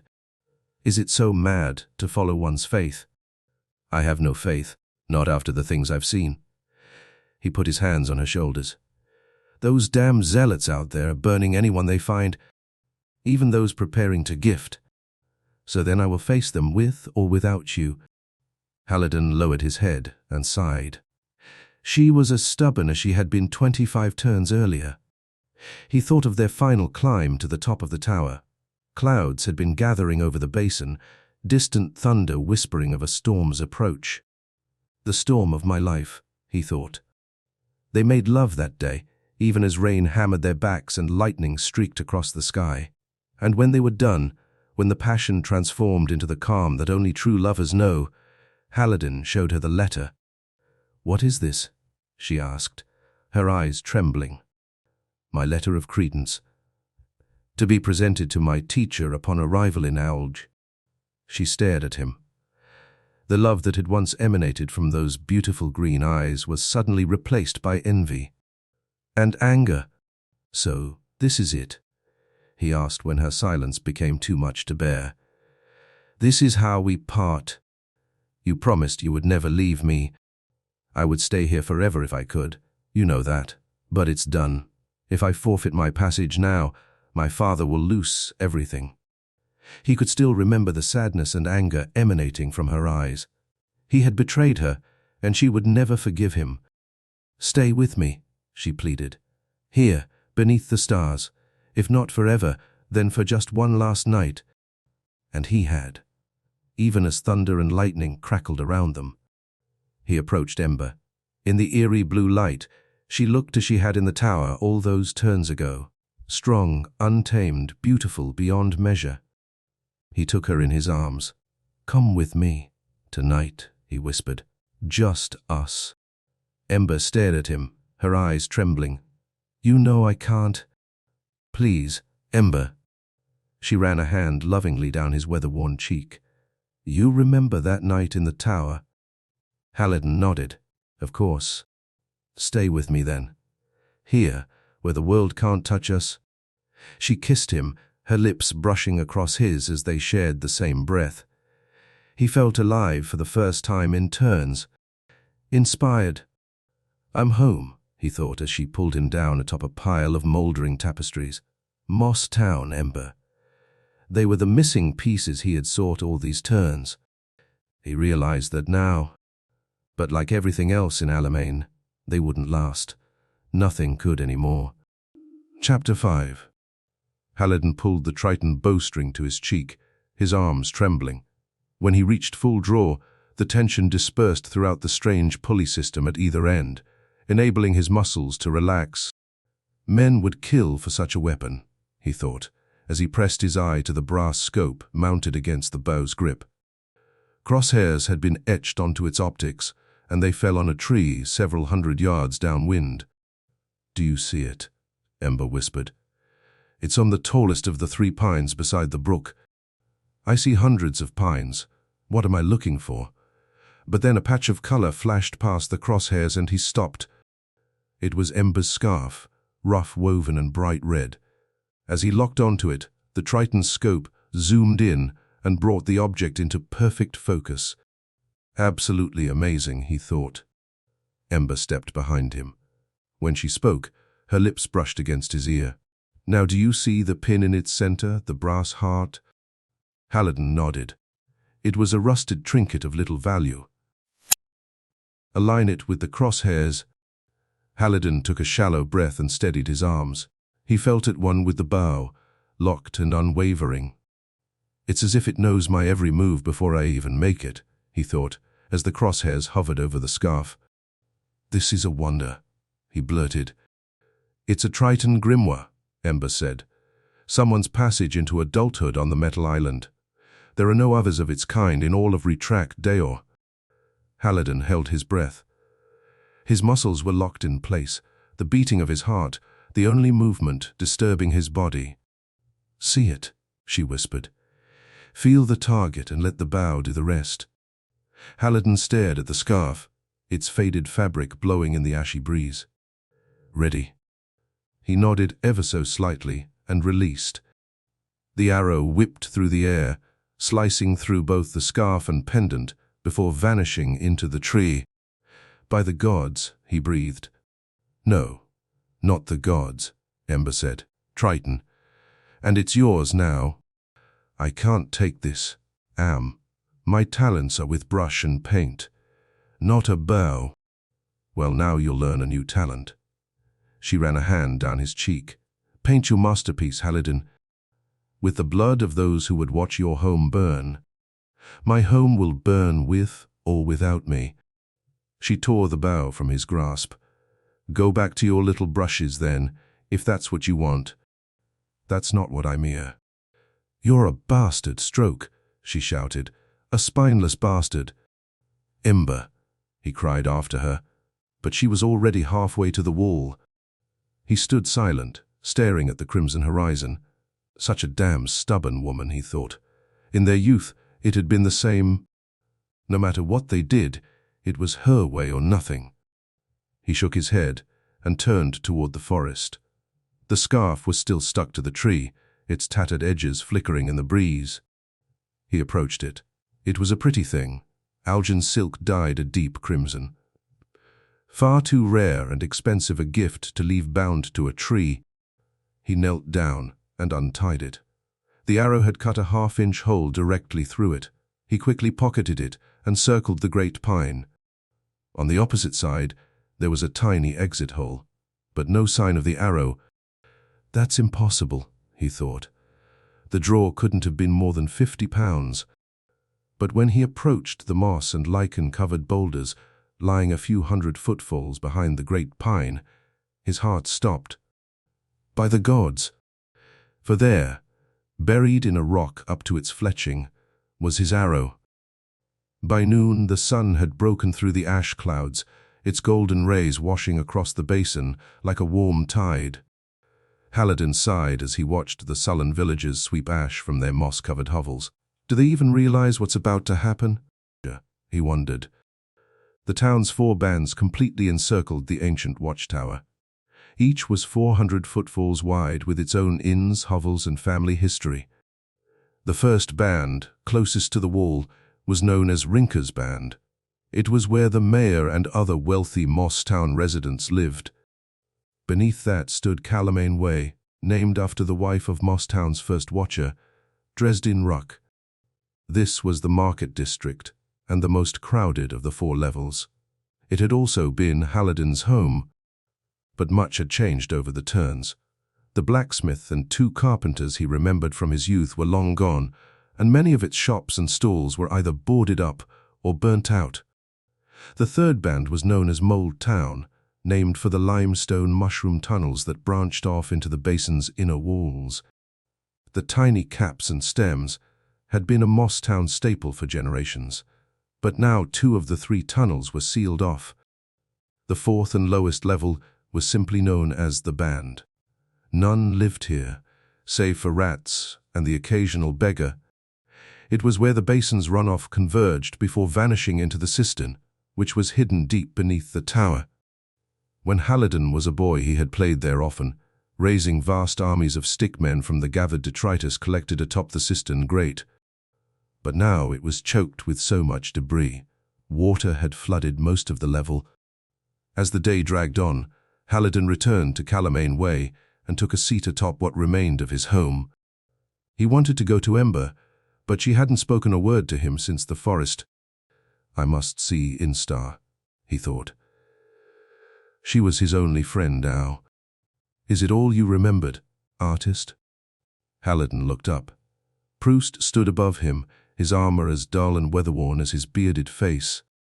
It's a shade of what it once was, Haliden replied. Proust stared at him, his eyes cold and distant. You are embers now. She saw fit to throw that in my face.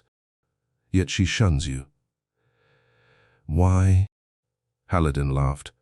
Why does water flow? Why do birds fly? Because that is what women do, my steel-clad friend. I'm not your friend, artist. You and your like are cowards. Bugs who'd sooner run before the breath than embrace it.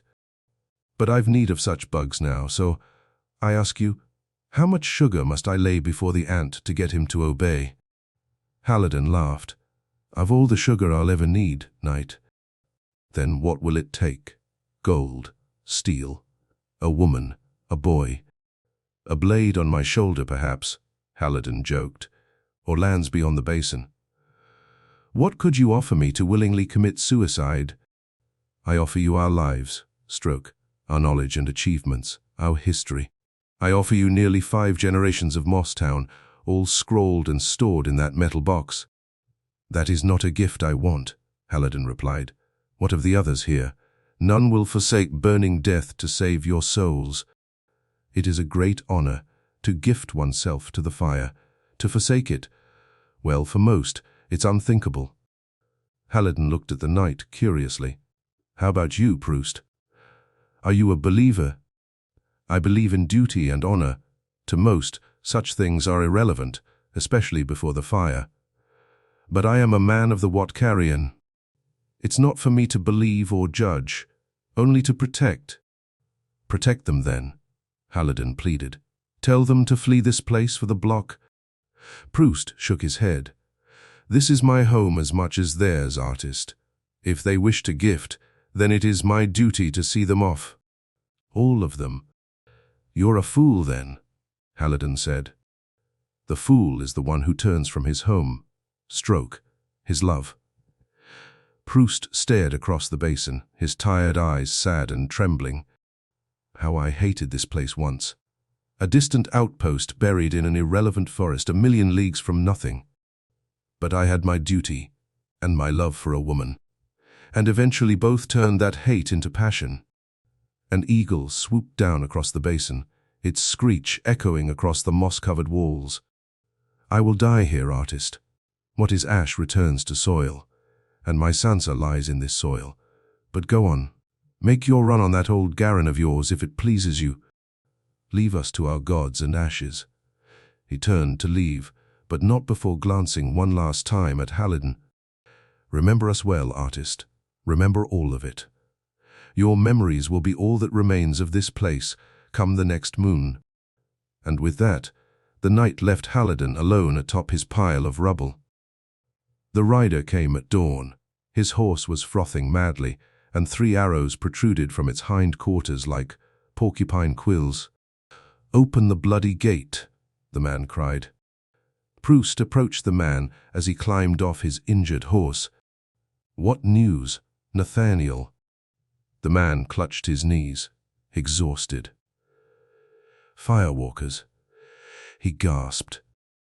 "How far?" Nathaniel looked up at the knight, spittle still dripping from his lips. He pointed over Proust's shoulder. "Does that answer your question?" The knight turned.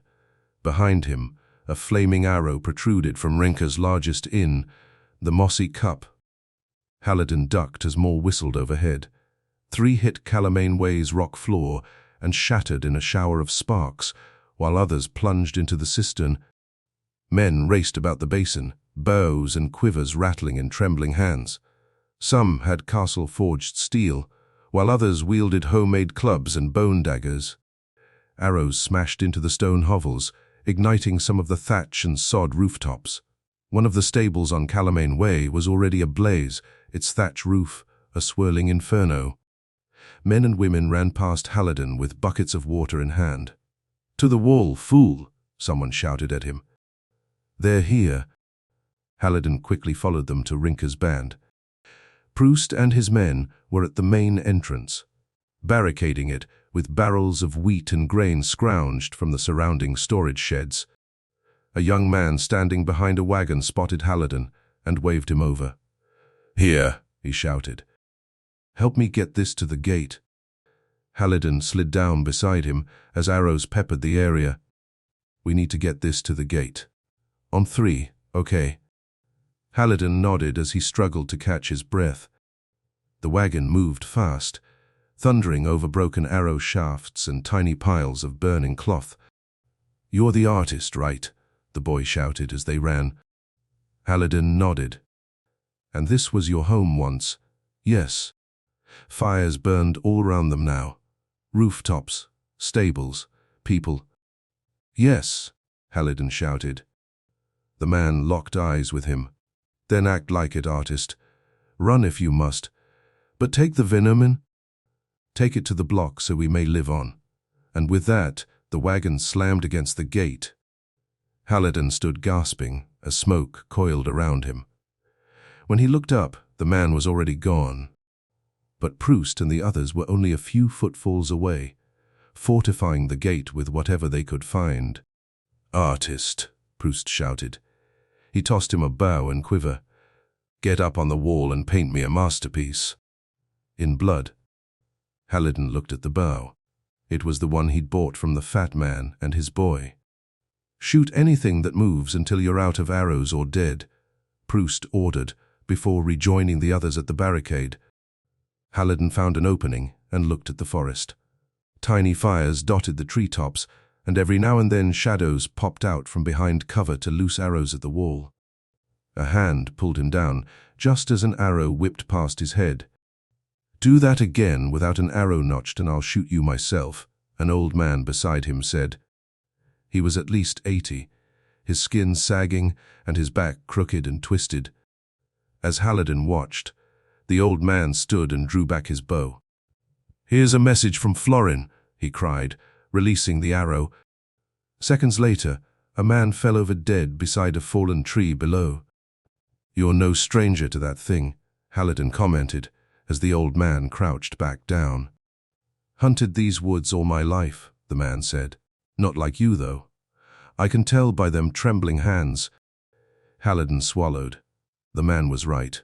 He was terrified. He had never killed anything before, not even a deer.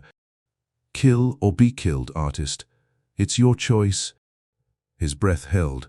Haliden stood and gazed at the forest. When he caught a flash of color to his left, he quickly drew back the bowstring and fired. "Get back down, you fool," the old man cried. Haliden ducked just as an arrow exploded against the crenellation. "They're good shots," the old man laughed. "Real good. Probably taught half of them myself." Haliden looked at him. "You know these people?" The man laughed. "There's firewalkers in us all, sonny. Probably half of them I trained on the bow, one time or another." Haliden shook his head. "They mean to burn the entire basin, even those gifting. Me, the children, everything." He stood and loosed another arrow. "You saw Ashport and Ruthtown. Ash and bone. They mean to do the same with us. But I ain't going out at their hands. Not after waiting 84 turns to gift." With that said, he stood again and fired, laughing as someone screamed below. "Better shoot well, artist. They'll burn you worse if they get you. A runner." "Shit, sonny," They'll crucify you before they put you to the torch." With those words echoing in his head, Haliden stood and fired at the first man he saw. By the gods! The firewalker staggered out from behind a tree, Haliden's arrow jutting from his throat. "Now that's more like it, artist," the old man shouted. Haliden slowly slid down behind the crenellation. "What in the hells am I doing?" he thought as his stomach turned. But then the old man kicked him. "It's us or them now." "Got it." Haliden nodded. But inside he was drifting into darkness. A darkness there was no returning from. Chapter 6. The envoy approached the gate, with arms open, a grin creasing his blackened, raw flesh. "I seek a palaver, Moss Town," the man shouted. He was young, 20 or 25 turns at best. Yet he moved with the calm grace of a seasoned dignitary, and as he drew closer, arms raised above his head, he seemed indifferent to the 24 bowmen staring down at him with arrows fully drawn. "Good day to the folks of Moss Town," he shouted, his voice permeating every inch of the silent basin. Haliden watched from between the crenulations. The reprieve was welcome. His fingers were raw and blistered from firing the bow, and his inner wrist was covered in throbbing bruises. "That's a fool's fool right there, son," the old man huffed beside him. "Brenam Kraut used to sing at Nightfire with him. A real pious lout, that one. Should have known the embers would ignite his fire when the time came." Proust appeared a few hundred footfalls to Haliden's left, where the wall rose above the gate. In his dull, weather-worn armor he looked like a statue, defiant and emotionless. And exposed, Haliden thought, as the knight began to speak. "You preach to the choir here, Brenam. Not a soul in Moss Town will make a run." Haliden tensed. "None. Save for the craven artist crouching a few footfalls to your right. Then why fire upon my brothers?" Brenam shouted, gesturing toward the forest with a grand sweep of his arms. "You should embrace our gift of flame with thankful cries to Draken. We are his royal vanguard, his watchdogs of mercy and light." The old coot laughed. "Piss-poor shots is more like it." Brenam's smile faded as laughter erupted across the wall. "Do I hear Florin the Fletcher in my midst? I thought those were your orange fletching dotting the forest floor." "Nay," the old man replied. "Mine be crimson. You'll find 'em lodged in your friends' throats." More laughter atop the wall. This time even Proust betrayed a grin. Brenam lowered his arms, his smile all but gone. "To your what carrion? We are all born of Draken's breath, and we shall all die in it. So cower and hide. In the end, you will burn like all the others." "Try and alter our gift," Proust shouted, "and you'll drown in the mirror. You and all of your brothers. See how you reach Father Draken then, with rock and chain dragging you into the depths." Brenam bowed and turned back to the forest, but not before shouting one last thing. "The breath is 4 days away, night, and none will forsake it, especially those with a venom." And with that, another volley of flaming arrows erupted from the forest. Haliden threw himself down as they snapped and splintered against the crenellations. Several bowmen fell from the wall screaming, steel and flame protruding from arms and chests. Florin laughed as more streams of fiery death flew overhead. "Still want to run, artist?" Haliden turned to the tower, where Aldrich Thren continued to stand his watch. 4 days, he thought, as a flock of pigeons raced past the man's tiny silhouette. Toward safety. Toward freedom. Toward the block. He glanced at the base of the tower. Hidden in its massive shadow, the Ghana Bara sat useless and unguarded. The old man followed his gaze and huffed. A shame, really. It might have made it, with the right lad at the helm. Haliden sighed. "Is there a way out, old man? If I take your venom in, is there still a way to the block?" Florin smiled. "Talk to Ember, sonny. She holds the answer. Down there beneath the basin." Haliden laughed. "Then, you know." Florin chuckled. Not been a generation through here when at least one pup didn't stumble across that bone. So why not tell the others? Florin's grin widened. Some secrets are just that, artist. Secrets. This God's forsaken world owes us at least one that remains sacred. Right. And with that, he stood and loosed another arrow into the forest. When he crouched down, though, Haliden noticed something familiar about his weapon. A metallic sheen he'd only seen in one other bow. A Triton bow. The old man followed his gaze and broke into laughter. Like I said, artist, we all need our secrets, right? Ember was crouched down on the western side of the basin wall, a bow and quiver at her side. Haliden ducked behind the crenellations and sat down beside her. Still alive, I see, Ember said. She looked much older now. Her eyes were set in pits of wrinkled shadow, and her fingers were wrapped in blood-stained cheesecloth. Perhaps the gods favor me, Haliden replied. Your gods are worthless, Ember said. Look what they've brought to our door. Haliden peeked over a crenellation. The forest was still and silent, a few wisps of smoke rising above the canopy. But he had no doubt eyes were watching him.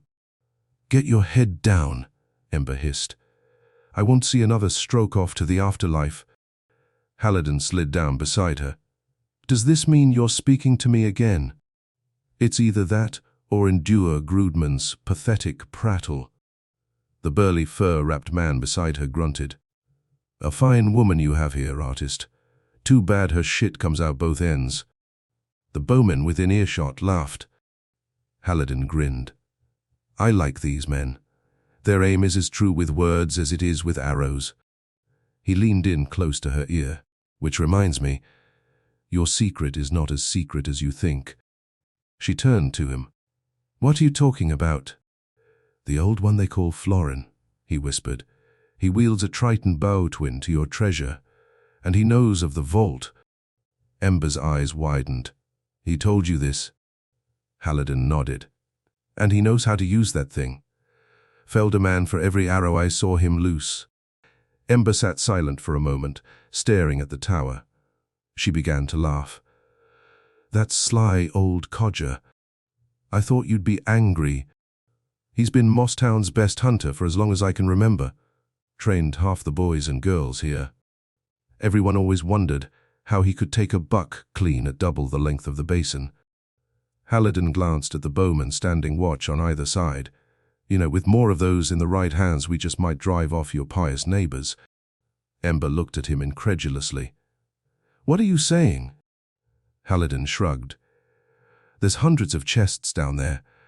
That's a lot of possibilities. You let Proust and his men in there, and I'll take the venom in. And anyone who wants to join me. But I need help. So help yourself. You know where it is. What's keeping you from ratting to Proust? I won't betray you. Offer your secret freely, else it dies with me. Her eyes trembled as she stared at him. You were mine once, she said. I lost you, and a piece of my heart. And now, you want me to help you leave again. Haliden took her hand into his. So leave with me. She looked deep into his eyes. For an instant, Haliden saw a glimmer of hope, of possibilities. But it quickly vanished. I can't. Silence fell between them for a few heartbeats. Haliden was about to plead with her when she leaned forward and pressed her lips to his. And like that they were kids again, the same forbidden fire burning in their hearts. Only now there were no barriers, save for the ones awaiting them outside. We're in the tower again, Haliden thought, as she cupped his cheek in her calloused hand. Just us and the sky above. Her lips parted, her tongue dancing across his own. How I loved you then, he thought, as she emitted a gentle moan. More than Milane, perhaps. More than anyone. Get a chamber, you two, Grudman spat. My cock hardens and I haven't a free hand to set it right. They kissed for a few more moments, indifferent to the laughter erupting around them. When they were through, Haliden sat back and stared at the sky. The ash was returning, thicker and darker than ever before. Proust crouched before them. "I see you're still standing, artist. Have you painted my masterpiece yet?" Haliden's chest tightened. He could still hear the dying man's cry. See the arrow protruding from his throat. "I'm a killer now," he thought. "I stood by your men, if that's what you mean." Proust turned to Ember and nodded. "You've done well, girl. Better than most of my guard." "Most of your guard are pups," she said. "You do better with the wives below." Proust laughed. "It may just come to that. The louts are preparing a ram." "Maybe we should submit," Grudman said. "I know Breenham. He's a good man, righteous. He'll let us gift once he sees we're not running." "He'll burn us all, you craven fool," Ember spat.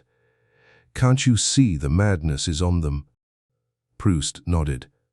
"If we open those gates, we burn by nightfall." "No, we hold them off." "And what of me?" Haliden asked. "You stay and help, or you take our venom in north to the block." "Let me see Instar," Haliden said. "Will you take it then?" Haliden turned to Ember. "Will you come with me?" She shook her head. "Just go, Haliden. It's what you're best at, isn't it?" Haliden reached out to touch her shoulder, but she pushed him away. "Piss off, Stroke." She stood and marched off toward Rinka's band. Proust watched her go. "She's brave. And a believer, artist. You won't win her over easily." Haliden sighed.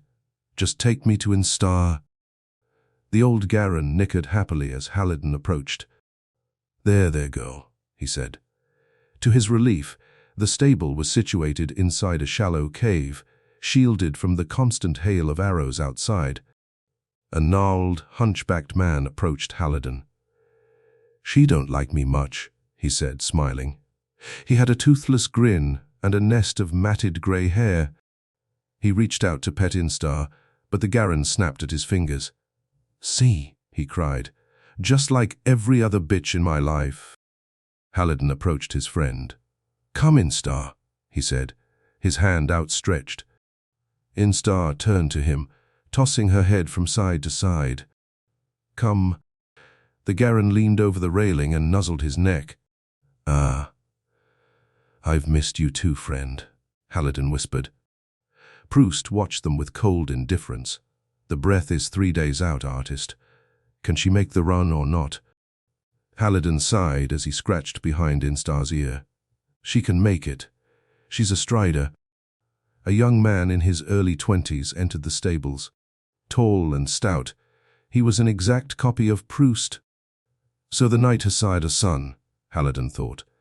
Like his father, the boy had dark brown hair and penetrating blue eyes. But there was something different about his expression. Fear, perhaps. Or frustration. As the young man approached, he locked eyes with Haliden and nodded. "Ah, Evedna," Proust said, "my son and squire. Not a man in the basin can best him with blade or bow." Haliden watched as Evedna approached Instar. "She is beautiful," the young man said. He reached out and stroked the Garen's mane. Haliden stood shocked as Instar brayed playfully. "You should be honored," Haliden said. "Aside from me, you're the first man she's ever allowed to touch her." Evetna smiled. "I never thought I'd see an actual strider. How old is she?" 20 turns if the Red Bartle spoke true." Evetna turned to Haliden. "You met the Red Bartle of Way." "Unfortunately. He commissioned my work in exchange for Instar here." "That is quite a payment." "It was quite a piece of work," Haliden replied. At that, Evetna grinned. "I've heard of you, you know. The Stroke name is well known, even beyond our meager walls." "That is truly a surprise, then. I dare say my hands have not touched a brush in quite some time." Instar nickered as the man scratched her under the chin. "You have a way with her, friend. Most she just chomps at—" "Evetna worked the stables for 5 turns, Proust interjected. "Like every other basin boy." "Except most do nothing but piss and moan," the stable master commented. "Not this one, though." He's the best I've ever trained. Ivetna stepped back, admiring Instar. He appeared unfazed by the praise, distant even. He turned to Haliden. Is it true you're making a run to the block? Haliden nodded. By the gods, you're lucky. To see such a place, and atop a strider no less. I truly envy you, artist. Proust frowned. Go back to your post, Yvette. We'll talk later. Without another word, the man turned and left, but not before glancing one last time at Instar. Seems like a good lad, Haliden said. Good, but his priorities need re-evaluating, Proust said. His faith is not as strong as it should be. Haliden huffed. Sounds like I should share a tankard with him sometime. I'm glad you're amused, artist, but I am the Watkarian here. I cannot protect those who see doubt in my own blood. What you call doubt I call common sense. Proust glared at him. Just make your run tomorrow, Stroke. The venom is prepared. Are you? Since the first sign of the breath, Haliden replied. But answer me this, how do I get past your pious neighbors out there? Don't worry about that, artist. Just focus on your run. The rest is in Draken's hands now. Haliden turned to Instar and sighed. That's exactly what I fear. Chapter 7. The ash rained down heavier than ever, a lifeless hailstorm that cut visibility to just a few footfalls. The dour bowmen looked on in silence. They knew what was coming and had accepted their fate long ago. Haliden stood beneath them on Rinka's band, watching as the last odds and ends were stowed beside the venomen. The lives of 5 generations, all crammed inside a steel egg atop a rickety jalopy, he thought. He shook his head. He doubted they would get far. The roads were unforgiving, and the wagon looked as if it might rattle apart at any moment. I know. She ain't much to look at, I give you that, a voice said behind him. Haliden turned. A short ball of a man stood smiling up at him. My name's Crike, but everyone here just calls me the Tinkerer. He extended his calloused hand. Haliden accepted it with a nod. You'll be okay on her though, artist. I've installed a little toy I bought off a Tritonese some turns back. Haliden glanced at the wagon again. It was a forlorn and ancient piece of wooden junk, with nothing remotely remarkable about it. I see nothing. The Tinkerer bent down and pointed at several long pieces of flat iron running the length of the wagon's undercarriage. The gob who traded 'em to me called 'em suspensions. Said it would absorb even the roughest of a road's unpleasantries. He chuckled at this. I'll tell you, if not for the breath, this little wonder would have made my fortune on the markets. Haliden nodded approvingly. So what did you trade for it? The little man rose to his feet and laughed. My wife caught the cheating bitch with the basin smithy. That is, before the lout fled for the block without her. After that I figured she was only fit for a gob, so I shipped her out under the assumption she was going to alg. Haliden nodded. Fair enough. The Tinkerer's smile suddenly faded. You will get there, artist, won't you? Haliden looked at the wagon and its immense burden. I will try. Don't just try, the Tinkerer said. Our lives are in your hands, our memories and knowledge. He looked past Haliden's shoulder. When he was sure they were alone, he reached into his pocket and withdrew a small jar. This here is carvalax, he whispered. You know what it can do. Haliden's heart skipped a beat. Carvalax was one of the rarest drugs in all of Alimane. Pure adrenaline extracted from a Garan strider.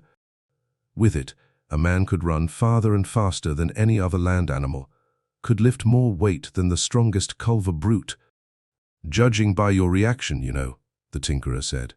And you know how priceless it is. He took Haliden's hand and placed the tiny jar in it. I give you this, my most prized possession. Use it and get this venom into the block. Haliden closed his fingers around it and nodded.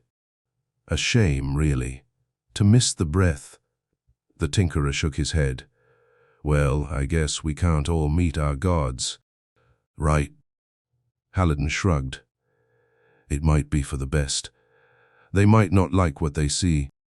The tinkerer laughed.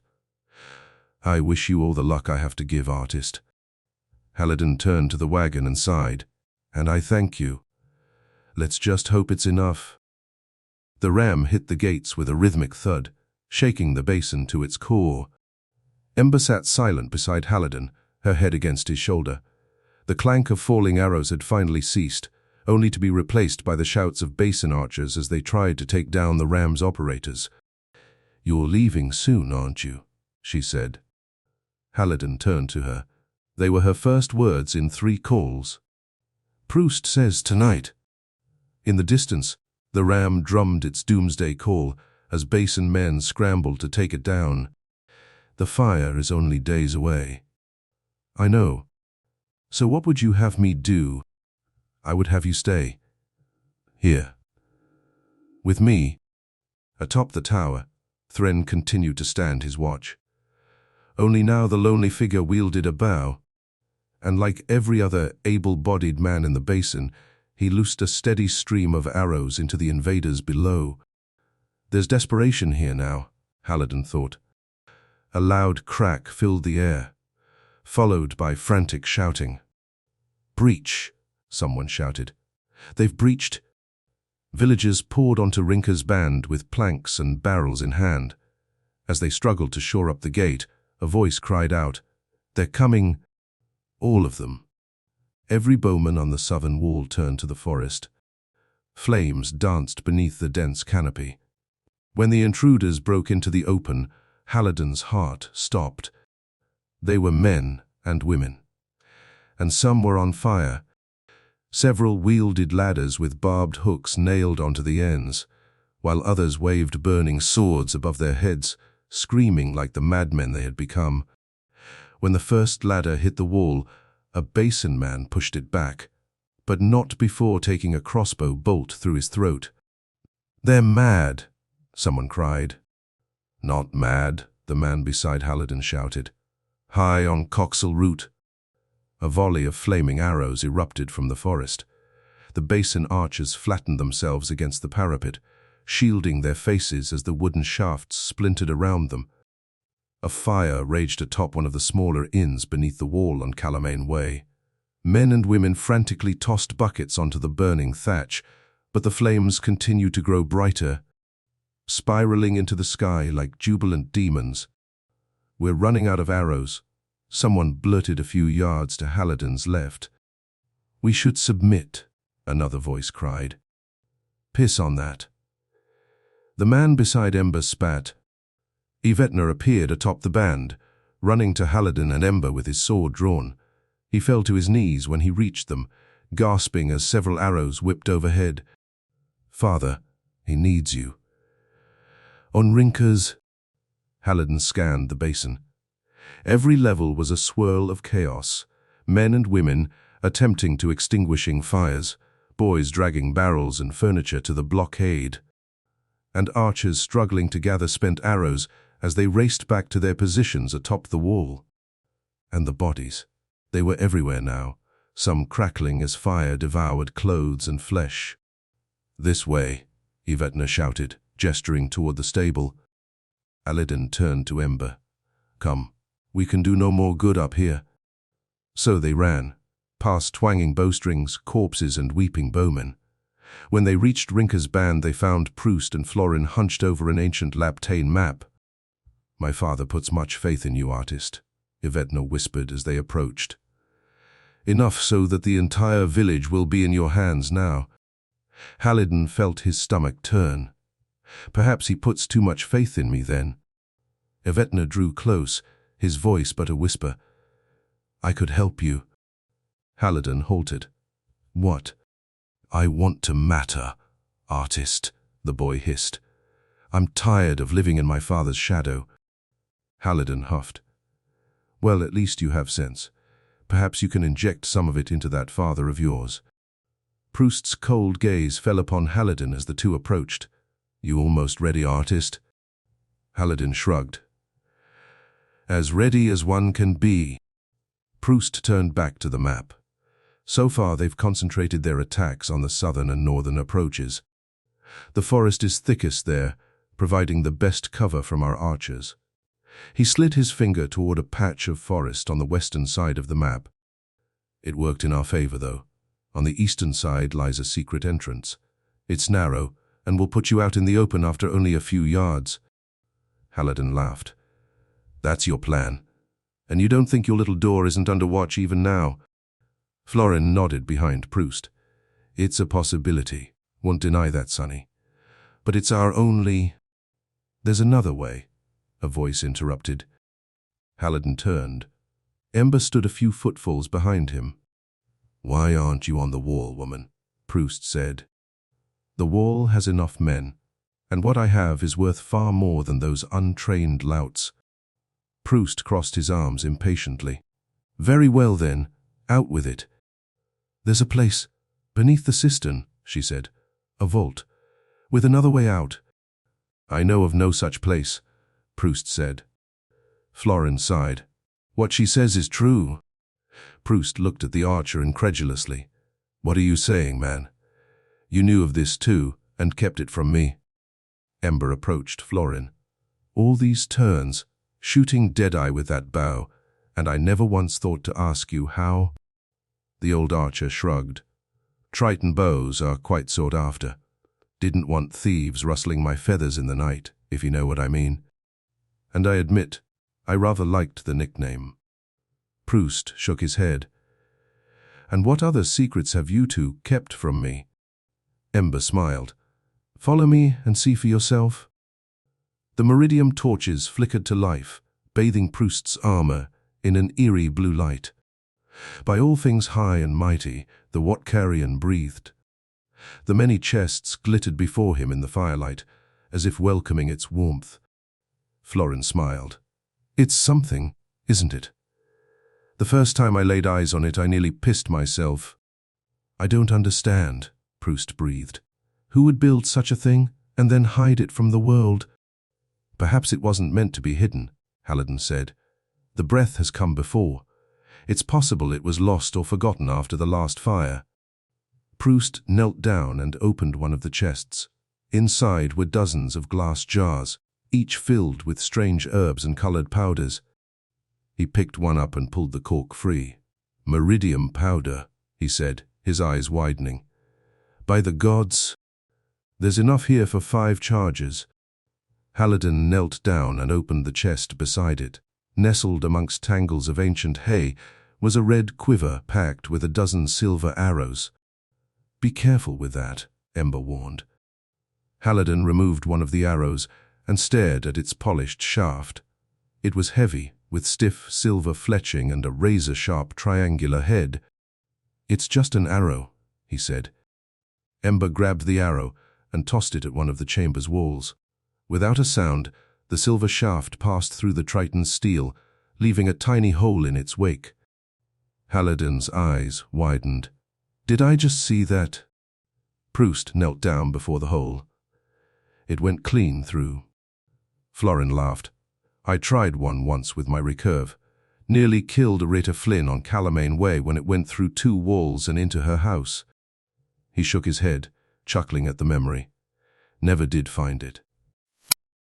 Lost it somewhere in the basin's bedrock. Haliden removed another arrow and rolled it in his palm. Triton crafted, I presume? Ember nodded. And I think they're infused with meridium. You can see the brown sparkle on their tips. Explains their strength, Florin said. Haliden carefully slid the arrow back into its quiver. These could render a castle useless, let alone armor or chainmail. I'm just amazed there aren't more, Florin said. Searched everywhere in here, and those are the only ones I came up with. Proust grabbed the lid on another chest and began to open it. Wait, Ember cried. But it was too late. The second the knight lifted the lid, there was a loud snap as the chest crumpled in on itself. Damn it, Ember hissed. Florin laughed as Proust rose to his feet, trembling. Well done, well done. The chest lay in ruin, its contents completely destroyed by the crusher seal. Piss off, Proust grumbled, his hands trembling. He turned to Ember. How many more are booby-trapped like this? All the chests bound with steel bands have Triton crusher seals, she said, but not the wooden ones. Florin lit a wall sconce and scanned the chamber. Been a long time since I last came here, he said. He approached one of the shelves and picked up a bronze half-helm. What's that? Haliden asked. Just a helm, Florin replied. Until you wear it, look through the glass eye-holes at night, and you can see anything that moves. Proust ran a hand across one of 3 bows hanging from an iron rack. And these? Florin put the helmet down and approached the knight. Those are death incarnate, at least to the men on the other end. Proust nodded. Take 'em all then. Take everything. We have men to kill. Chapter 8. The firewalkers burned beneath the walls. Some screamed, some laughed. A few even sat silent, their arms upraised in supplication as flames consumed their blistering flesh. To the south, the horizon burned as Mosstown's closest neighbor, Bisselthorn Gulch, succumbed to fire. We will all burn, Haliden thought, as he followed Ember up the tower's crumbling stairs. Come on, Hal, she shouted. When they reached the top, Ember gestured for him to stop. Aldridge. Who else? Came a voice above them. We're coming up, so don't shoot. Aldridge Thren stood as he had for days, proud and straight, his eyes locked on the southern horizon. Did you bring me quarrels? He asked, as Haliden and Ember stepped onto the rooftop. I fear those burning louts have eaten my supply. He was tall and slender, with deep green eyes and dark brown hair. He wore a simple grey cloak over a frayed black tunic and faded crimson pants. All watchers don the color of dragon, Ember said, when she noticed Haliden's gaze. A reminder of their gift, and the blood price we must pay to receive it. Aldridge extended his hand to Haliden. I'm a great admirer of your work. Haliden warmed at his words. I could say the same of your voice. Aldridge smiled. I'd heard you returned, but couldn't figure out for the life of me why. I had some loose ends I wished to tie up, Haliden replied. Aldridge bowed. Well, I hope you are successful in your endeavors. My apologies, gentlemen, Ember interjected, but we have more pressing matters at hand. She pointed north, where dense pine trees loomed like precious fruit before the storm. We will be sending out our venermen on the morrow, Aldridge, and we will need you to cover us. Aldridge nodded. And what brave soul will make the run? She pointed to Haliden. Aldridge's eyes widened. Well, you are a braver man than me, friend. I'm a drunk coward with no god to fear, Haliden said. Aldridge laughed. You do yourself a disservice, Stroke. Few men would forsake the gift to make a run. Ember handed Aldridge a red quiver, stuffed with solid silver arrows. I bring you a wonder, Aldridge.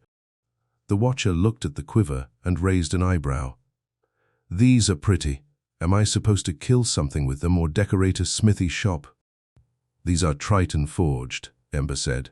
Some of the deadliest weapons I've ever known. Aldridge pulled an arrow from the quiver and knocked it to his bowstring. It's light, too light. One gust will ruin its flight. It will fly true, Ember said, and pass through whatever you hit until its momentum fades. Aldridge looked at her, his expression incredulous. Where did you get this, woman? She grinned. The same place I found this. She unslung her bow and handed it to him. Another Triton wonder. He drew the string back. By the gods, I can barely feel the draw. Sight your target through the scope, and you can't miss, Haliden said. On the morrow you will be death from above, Ember added. Haliden and the venermen will leave through a southern gate, and it will be your charge to protect him. Aldridge laughed.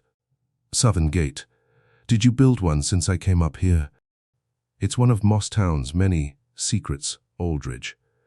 One that's been hidden beneath our town for centuries. Aldridge reached beneath his cloak and withdrew a leather-wrapped bottle. "To the both of you, then, a godless drunk and a keeper of wonders." He took a sip and offered it to Haliden. "If only all men were as brave and godless as you, Stroke." Haliden took the bottle. "If they were, there wouldn't be many of us left," he replied, before downing 3 massive gulps. It was sweet wine, and it went down smooth as silk. "By the gods, that's good stuff. I don't think I've ever tasted the like." Aldridge grinned. "And you won't. You see, I, too, have held a secret." "And what's that?" "Sing-song wine. Found in the shadows of ancient night, beneath an unknowing town." Ember's eyes widened. "You knew about it, too." Aldridge shrugged. "We all have our secrets, Sam. Some just aren't as secret as we think." Haliden laughed. "Seems few remain that way here." "We can't all be singers or artists," Aldridge said. "At least, not without a little help." He took another sip, then tucked the bottle back into his cloak. "When you run tomorrow, I'll sing you a song. A gift for a gift." "And what song will it be?" Ember asked. Aldridge laughed. "The song of the archer, of course. The whisperer of death." The two stood silent atop the ancient tower, watching as the breath's orange and yellow tendrils tickled the distant sky. "It's beautiful," Ember said. Haliden shook his head. "It's death, nothing more." She took his hand then and guided him to a makeshift bed she had cobbled together from an old blanket and some hay. "He won't be back?" Haliden asked, glancing over his shoulder. Ember smiled. "Aldridge is a good man. If he promised us this time alone, he will make good on it." She ran a hand down his stomach and began slowly undoing his belt. But when she slid her hand beneath his breeches, Haliden sighed. "What is it?" she asked. Haliden shook his head. "I just wish we had more time. Together." She slowly undid her shirt and pants and pressed him against her body. "We'll always be together," she whispered. "Always." Her breasts touched his bare chest, the warmth resonating against him like a heavenly blanket. "You are everything I ever wanted," he thought, as their lips met. She took his manhood in her hand and stroked it gently. Haliden moaned. "Why only now? Why not all these turns together?" She pulled him down onto the bed. Without hesitating, Haliden knelt down and slipped his manhood inside her. "Fuck me. Fuck me until the fire takes us both." She clutched his back, her nails digging into his flesh as he thrust deep inside her. "I love you," she moaned. "I love you." They moved as one, their tongues dancing across one another's lips, as Haliden pushed deeper and deeper inside her. And when at last they climaxed, when that sensation crept across their bodies like a warm tide, it was together as one. "By the gods," Haliden moaned. She pulled him in even closer, grinding against him as ash coated his back. "Too many turns have stood between us," she whispered. "Too many disappointments and failures." He took her hands and pressed them to his heart. "Then let this be our time now," he said. She smiled. "Our time forever." Chapter 9. The burning man and woman screamed. It was a sound unlike anything Mosstown had heard before. Inhuman, piercing, merciless. "Bloody madmen," Proust mumbled, as he and the other archers watched the flames spiral around the writhing bodies. The victims were Briar and Yolny Blay, mushroom farmers from Alimane Way, who had tried to flee during the night. For their troubles, the firewalkers crucified them just before dawn, soaking them in oil before firing flaming arrows at their feet. "End this," Ember hissed as the wailing grew louder. "Damn it, someone end this." Briar begged for mercy even as his flesh blackened and cracked, and the woman howled like a dying animal as white foam boiled out of her ears and nose. "Do something," Ember screamed. Haliden turned to the other archers. but none would meet his eyes. "Do it, Hal. End it." Haliden looked down at his quiver. 3 arrows remained. Madness, he thought, utter madness. He approached the wall and knocked an arrow. His heart hammered in his throat, and his body felt numb as the Triton scope twisted into focus around his eye. "By the gods, I can't do this." "Do it," Ember hissed again. "End it. Please end it, Hal." Haliden steadied his arm, bracing every muscle against the Triton bow's draw. But when it came time to release, he froze. "What are you waiting for?" Ember screamed. "I can't. Damn it." Listen to An arrow slammed into the man's forehead, killing him instantly. Haliden looked over his shoulder at the tower. Aldridge stood silhouetted against the sky, bow in hand. He drew back again and silenced the woman. Proust approached Haliden. "Are you ready?" Haliden lowered his bow, arms trembling. "Ready as I'll ever be." Proust turned and whistled into the basin. Seconds later, a pair of men led by Yvetner emerged from Alimane Way with a steel chest held between them. "We brought only the weapons, father," Yvetner said as he and his men placed the chest at his father's feet. Florin knelt down and opened it. A Triton repeater. He lifted a black crossbow from its berth. Possibly the finest weapon in all of Alimane. 4 2-foot-long barrels ran the length of the weapon's intricately carved stock, and the bow was wrought of solid black steel. Florin put his foot in the stirrup and cranked the winding mechanism until the string was at full draw. He then raised it to his shoulder and turned to the forest. "It's light as a feather," he said, and forged from meridium-infused steel. He took aim at a tree and pulled the trigger. The arrow whistled through the air, cutting clean through an ancient elm before vanishing into the forest beyond. Haliden's eyes widened as the string snapped back into position. "The mechanism redraws it for you," Florin said.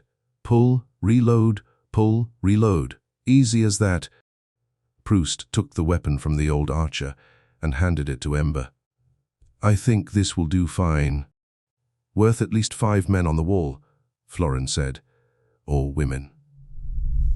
He winked at Ember. "You said there was another way out down there," Haliden said. "But how do we get Instar and the wagon through the tunnels?" It was Yvetner who spoke this time.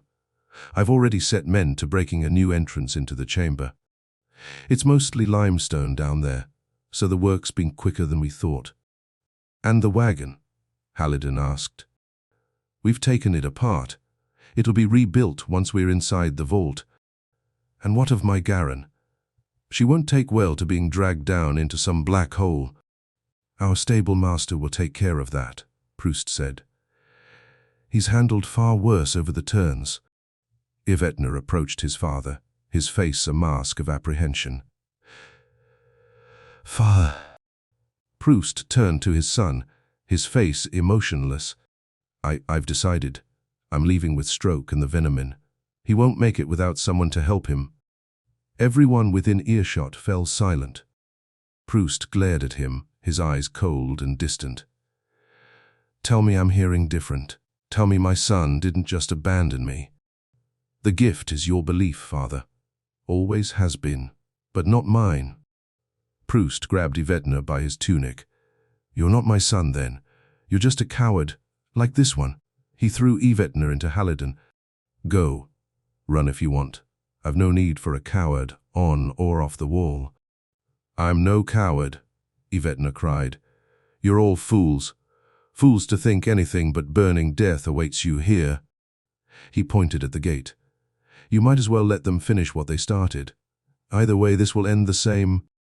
"Just leave us, boy," Proust said. "I haven't the time or strength for you anymore." I'm sorry you feel that way, father." And with that, he turned and vanished into the basin. Proust stood silent, his fists clenched at his side. "Let the boy go," Florin whispered. "He wants his own path. Let him take it. At least he'll die with some dignity." Proust scowled at the old archer. Get back to your post. All of you." At first Florin hesitated, but when Proust glared at him, he thought better of it and marched back to his crenellation. Haliden stood silent as the group dispersed. When the last man had gone, Proust turned to him. "Get him to the block, artist, else I'll haunt you till your dying day." Haliden took a deep, nervous breath. "I'll try." Proust grabbed his tunic, his eyes reflecting the distant fires. "You'll live, artist. For my son's sake, if no one else's, you'll live." Chapter 10. Moss Town's great hall was large by Alimane standards, a remnant built after the last breath. But on this night less than half of its worn wooden benches were filled. Haliden sighed nervously as fighting echoed outside. For the past 3 calls, the firewalkers had been attacking the wall, whittling away at the few townspeople brave enough to remain at their posts. But even as they closed in around the town, Proust insisted all council members gather to celebrate the Venomins' run. "This is madness," Haliden whispered to Ember, who sat beside him staring out one of the hall's windows. Outside, women were running back and forth across Rinker's band, arrow quills strapped to their sweat-soaked backs. They had been resupplying the archers for the better part of the day. Suiciders were rushing the ramparts with ladders and hooks, willingly sacrificing themselves so their companions might continue the attack. A sense of dread tugged at Haliden's gut. The air inside the hall had become smoky and acrid, and the majority of guests ate in silence, their eyes distant and lost. "This is a funeral," Haliden thought. "One last meal before the fire." "What's the point of this?" he whispered, poking disinterestedly at his plate. The first course had been strips of venison marinated in huckleberry wine with braised sweet potato fingers and ears of salted sweet corn. The second course, which now cooled before him, had been roast duck and salt-encrusted salmon, garnished with lightly fried potatoes, almonds and dill. A rare delicacy by Moss Town standards. But it did little to ignite his appetite. Yvetna sat opposite Haliden, his dinner also untouched. Since his confrontation with Proust, he had grown sullen and detached, insisting they sit as far from his father as possible. Ember pushed her plate across the table and sighed. Why do they wait? Proust and his men had been feasting for almost 2 calls. A fake celebration for a false hero, Haliden thought, as their drunken laughter filled the hall. Proust stood with cup in hand. The hall fell silent as every head turned in his direction. "A toast to Moss Town's runner," he slurred. "May the gods guide your flight." Haliden reluctantly nodded. "I thank you for the honor." Proust emptied his cup and tossed it onto the floor with a clatter. Yvetna eyed him cautiously. "I've never known him to lose himself in his cups," he whispered. "He mourns you," Ember said. She glanced at Haliden. "I understand such sadness." Haliden huffed. The wine was quickly going to his head, and he was in no mood for arguments. "Better to die with me," he slurred. "It won't be long coming, not with that Tritonese piece of junk in tow. But at least we'll have the wind in our hair." He raised his cup, the contents splashing across the table. "And perhaps a cask or 2 of this sludge." Ember shot him a sour look. "Best not speak till you've sobered. You accepted the Venomin and you'll live, or I'll haunt you for all eternity." Haliden laughed. "And where have I heard that before?" A scuffle erupted on the far side of the hall. Tables and plates crashed to the floor as Proust grappled with one of his men. "Stop!" someone screamed. Steel glinted in the hall's dim light, followed by sudden silence as Proust's men retreated from the table. "Leave me, damn it," the knight cried. His face and tunic were soaked in blood, as was his sword. His confidant slowly backed away. A man lay slumped before them atop an overturned table, blood flowing from his slashed throat. Proust collapsed onto a bench, the bloodied blade trembling at his side. "Who else speaks such of my blood?" he cried, his eyes wide and feral. "Go on then, take up sword against me, and die like him." Haliden rose from his bench. He was drunker than normal, and before he knew it, his tongue moved of its own accord.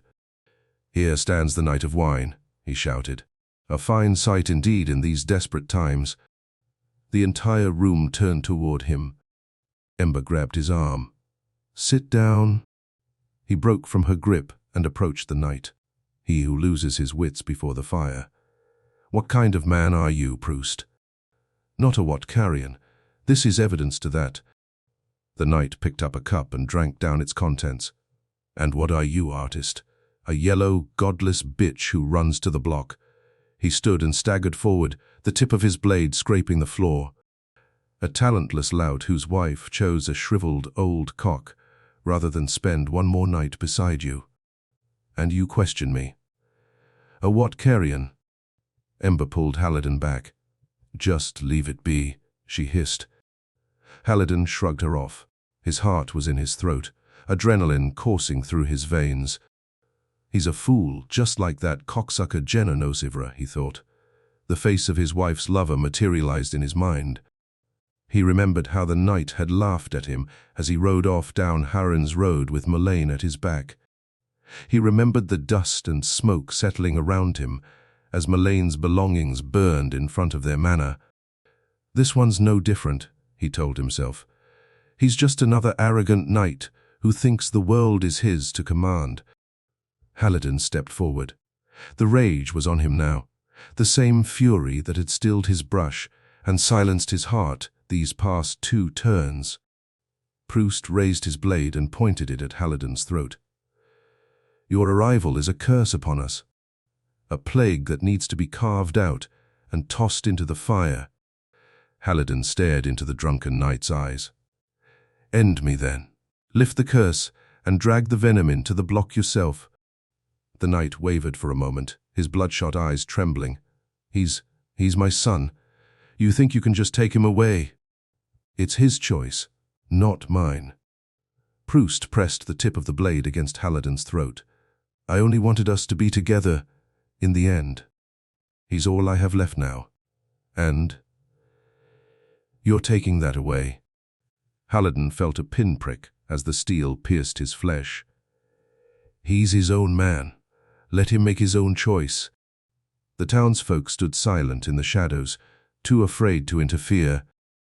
"This wasn't the way I saw it," Proust said. He lowered the sword and slumped onto the bench. His face was pale and tears trickled from the corners of his eyes. "I was supposed to be the town's savior, but I can't even save my own son." He let his sword clatter to the floor. Haliden took a deep breath as his hands trembled at his side. "He's too blinded by honor to see reason," he told himself. The knight could run with them, leave death to another day, and join his son. The townsfolk need only fend for themselves for 2 or 3 more days, and then the breath would give them what they wanted. "We could use you," Haliden said. Proust looked up at him. "What could I offer you, artist? Another coward to run by your side?" "Cowards don't run before the fire. Cowards kneel and wait for it." Proust shook his head. "How I pity your father, to have sired such a worthless dreg." Haliden drove his fist into the knight's face. Proust tumbled back off the bench, blood gushing from his nose. "You don't know me. You don't know what I've been through to get here. To come home and find my father has been exiled." Proust slowly sat up. His nose was a swollen ruin, and blood soaked his tangled beard. "Perhaps there's basin blood in you yet, artist." Yvetna knelt before his father. "I won't stay. I can't. But I won't part like this." He reached out a hand. Proust looked up at him. The knight's eyes and nose had already begun swelling, giving him a sad, masked expression. "Why now?" he asked. "I need to do more." "Like you did," Yvetna replied. "Let me keep this place alive, if only in memory. Let me be the man you raised me to be." Proust wiped his nose with the back of his hand. "Is it the fire you're running from?" "Or me?" "Neither," Yvetna replied. "But you had your time, your chance to prove your worth here. Let me have mine." He picked up Proust's sword and examined its razor-sharp edge. "I need to do this, father. I need to prove to myself that I am the same man as you." Proust stared at his son for some time. He had never thought the boy would leave, his little knight, his little shadow. But as he sat humbled before him, blood running down his nose and beard, it all became clear. Yvetna was a man now, and like all men, he wanted to take his own path through life. Proust sighed. "How does it feel?" "If you think I relish this, you're wrong, father." "No, damn it. I mean the blade. How does it feel?" Yvetna raised it and sliced at the air. A few onlookers gasped. To wield a Watkarian blade was punishable by death. But the young man held it firm before him. "It's a few grams off toward the hilt." Proust betrayed a dim smile. "The balance will grow on you, in time, as it did with me." Feet shuffled in the distance as angered voices pressed into the hall. Moments later, a voice cried out, "Lyle." A woman broke through the circle of onlookers, her eyes wide and trembling. "My love." She knelt down and clutched the dead man's bloody head. The onlookers stood silent as her sobs echoed throughout the hall. When she finally looked up, her eyes boiled with rage. "What did you do, you bastard?" Proust knelt before his son. "You know the law." He lowered his head, exposing the back of his neck. "Finish it. Clean." Yvetna shook his head. "This is madness." "Do it. It has to be you." Yvetna tossed the sword at his father's feet. "Keep your justice, then. I'm no Watkarian, and I don't abide by their rules." Proust fell to the floor, sobbing as voices cried out in protest. "Take his head. Life for a life." "He knows the law." "Justice." Yvetna turned to Haliden. "Are you ready, artist?" Haliden glanced at the gaggle of onlookers. Many were still frozen with shock, but others wielded daggers behind their backs, their eyes searching for the right moment to strike. "Where is Ember?" he thought, as he searched the crowd. He hadn't seen her since the scuffle began, and it made him uneasy. "There's something I have to take care of first," he told Yvetna. The dull thud of wood slamming against wood suddenly echoed through the hall. "They've broken through the gate," someone cried. Florin stepped into the circle. "Anyone who can wield a bow or blade, get to the wall now." Yvetna placed a hand on his father's shoulder. "There's still time to redeem yourself. I'll stand by you, if you wish." Proust looked at the weeping woman. "I am sorry," he whispered. She glared at him, murderous rage trembling in her eyes. "Go to the hells." "Come, father," Yvetna said. Proust stood, a pale, bloodied shadow of the man he once was. "He's forfeit his blade," Yvetna shouted to those still gathered around them. "I won't take his life. Let him stand beside you on the wall and redeem his crime. We'll need every blade we can get now." The widow spat at his feet. "You're a bastard, Yvetna. He's a murderer. Kill him the same as he killed my Lyle." "You know the law." "He stands with us," Florin said. "I reckon the breath'll judge him soon enough anyhow." The sound of splintering wood filled the basin. "They're coming." Yvetna looked at Haliden. "Are you ready, artist?" Haliden shrugged. "As ready as I'll ever be." And with that, they left the hall behind and entered the fray. Chapter 11. Yvetna led them around the base of the wall until they stood a few hundred footfalls from the shattered gate. What remained of the two massive wooden doors now lay splintered and burning, blocking the already narrow passage. Yvetna turned to Haliden and smiled. "They abandoned it." Haliden peered over his shoulder. Bodies lay entangled beneath the burning ram, arrows protruding from flesh and bone like porcupine quills. "Your man did well," he said. "But is it enough?" Yvetna turned to Proust, who stood forlorn behind them. "What say you, father?" Proust shook his head. "I have no more authority here. It's your choice now. Yvetna scanned their surroundings. Townspeople were running in every direction, extinguishing fires or resupplying archers on the wall. But the fires were too many and the villagers too few. Soon they would be overrun, and then their fates would be sealed. Yvetna turned to Haliden. "Are you any good with a bow?" Haliden huffed. "Not really." "Best get good then. And quick." Yvetna pointed to the tower, where Aldrich Thren lay sprawled over the crenellations with 2 arrows in his head. "That Triton bow should help. You up to it?" Haliden stared at the tower. It was taller than it appeared, 800 crumbling steps to the top. "I can try." "The basin holds one more secret," Yvetna replied. "If all is lost, wait for Ember and do exactly as she says. She knows what I speak of. In the meantime, kill anyone who comes through this gate. I'll do my best." "Not your best, artist. What was it my father said? Paint us your masterpiece. In blood." Haliden took the stairs 3 at a time, his heart pounding in his throat. "Shoot straight, shoot straight, shoot straight," he told himself as mortar and rock crumbled beneath his feet. "And kill whoever passes through the gate. Simple enough instructions." But when the time came, could he do it? As he rounded the spiraling stairs, heated wind blasted into his face. By the gods, it's close, he thought. 10, maybe 20 leagues at best. Soon no one would be able to outrun it, not even in Star. Several inches of ash covered the top of the tower, a reminder of what was to come. Haliden ducked behind the closest crenellation and crept toward Aldrich's body. 400 footfalls below, Moss Town men ran back and forth atop the upper band, rising from cover just long enough to loose arrows into the forest below. Haliden grabbed the bow and slid the dead man's arrows back into the quiver as bolts splintered against a nearby crenellation. "Gods," he hissed. With no one to keep them at bay, the firewalkers had grown braver, targeting the tower with relentless precision. Haliden crawled back through ash and broken arrow shafts until he was facing the direction of the main gate. Draw their fire, he thought. It was the only way to get their archers out in the open. Trembling, he raised his hand above the crenellations and cried, "Come on, you bastards!"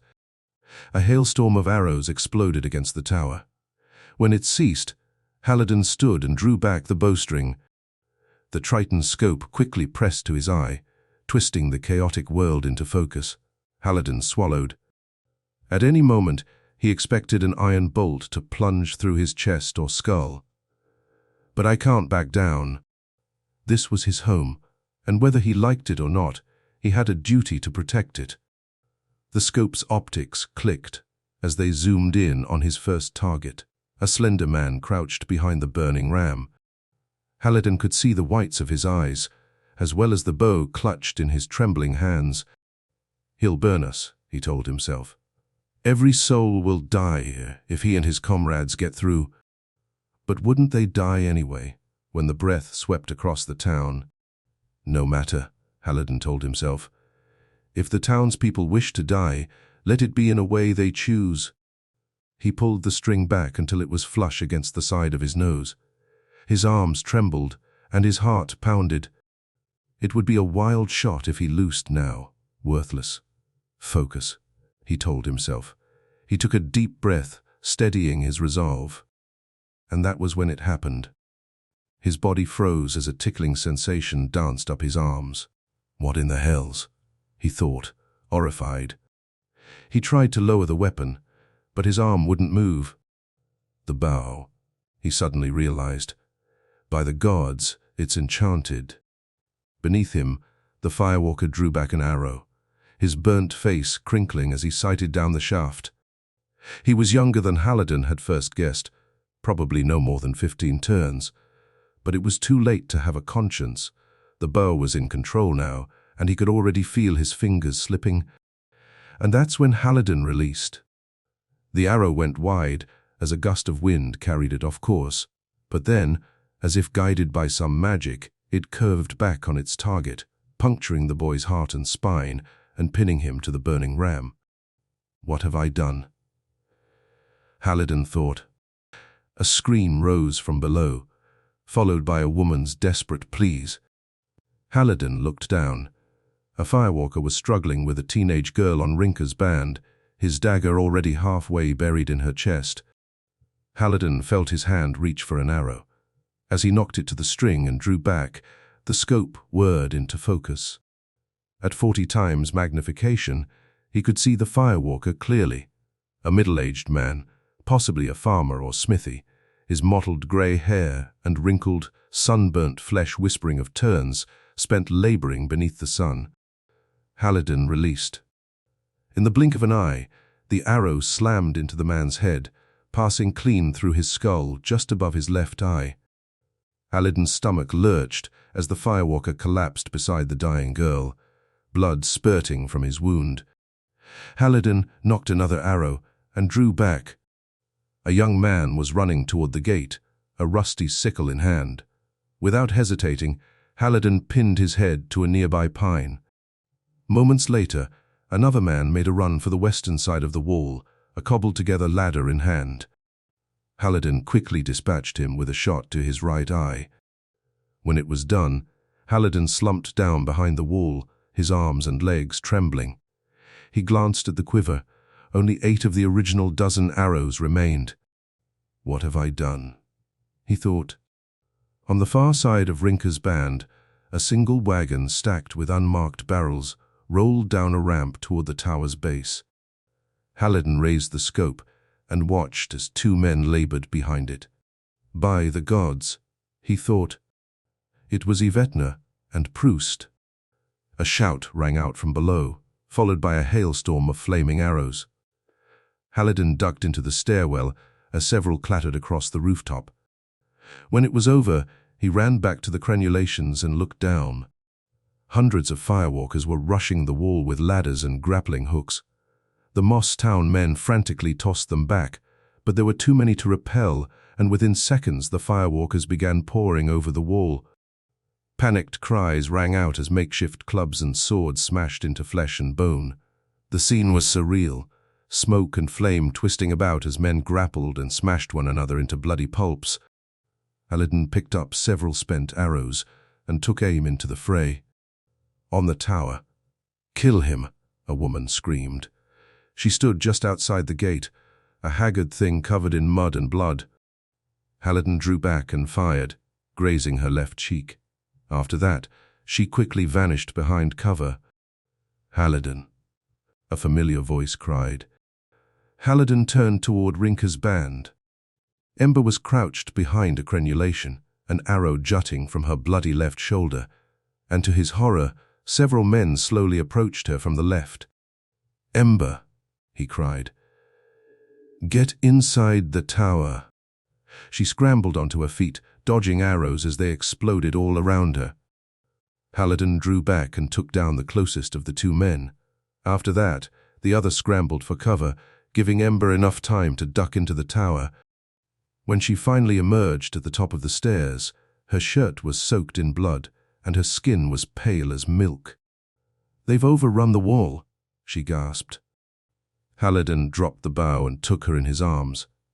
She pressed hard against his chest, the smell of blood and sweat mingling with the smoky air. "So what now?" he asked.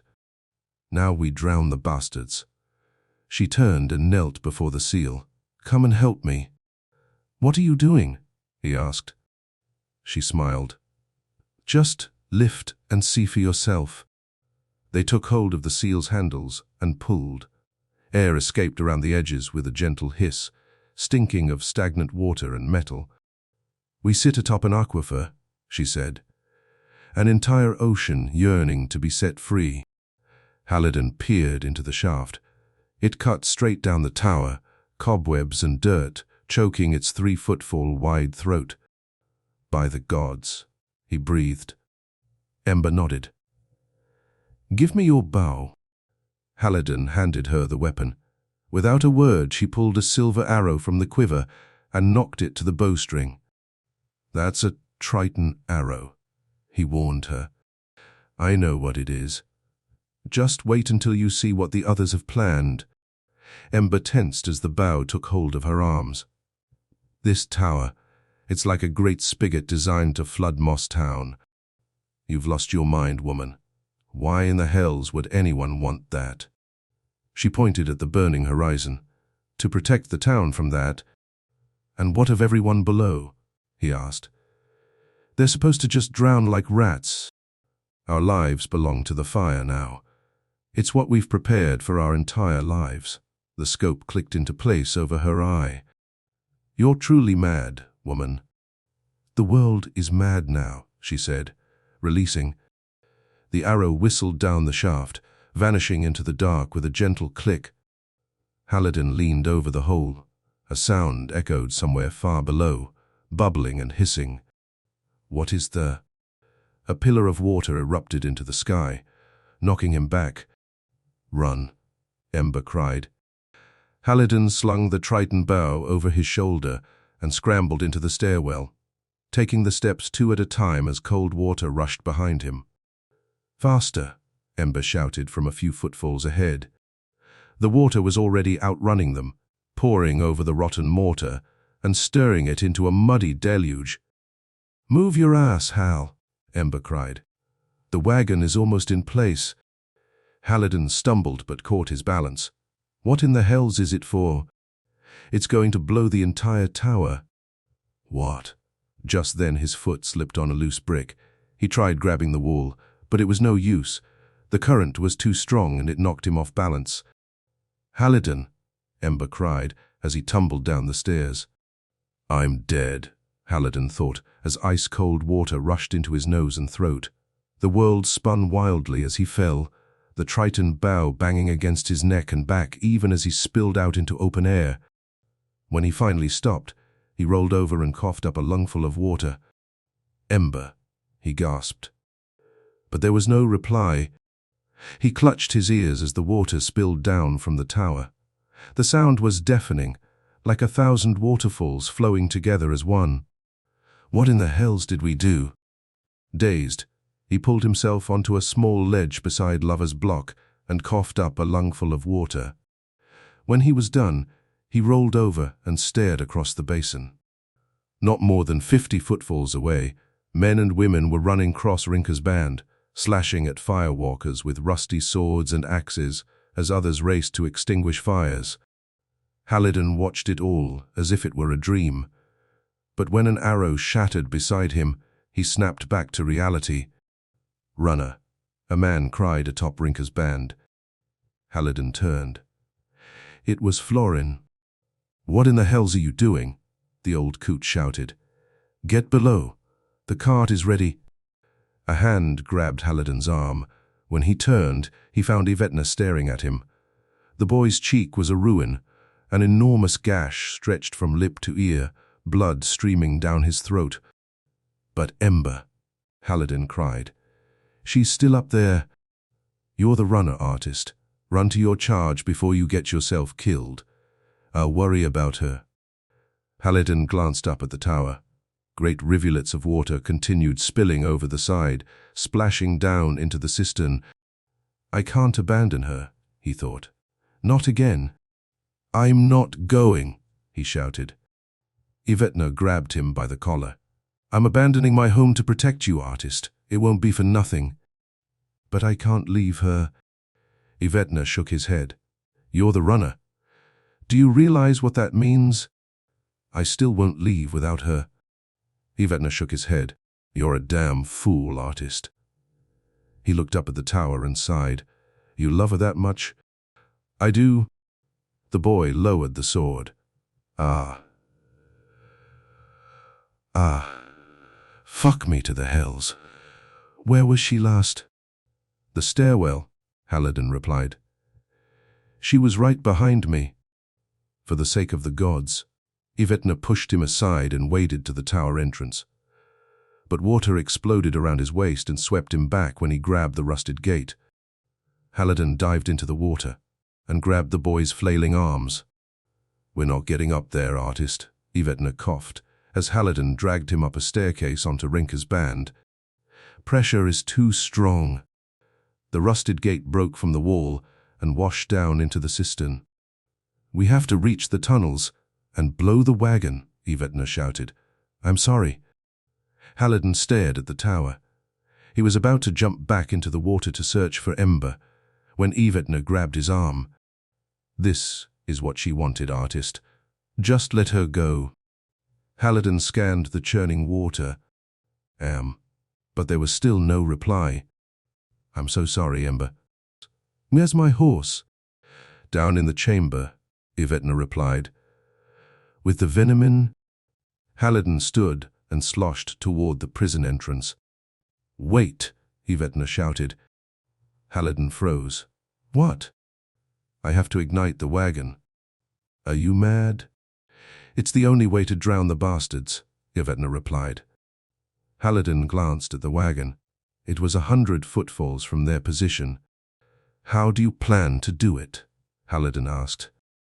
"Just stay close and follow me."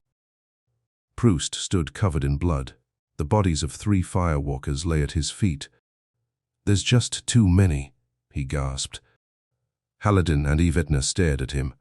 They had been sneaking toward the wagon when they stumbled upon the knight, dispatching the last of the 3 men with a chipped, bloody club. Yvetna eyed his father cautiously.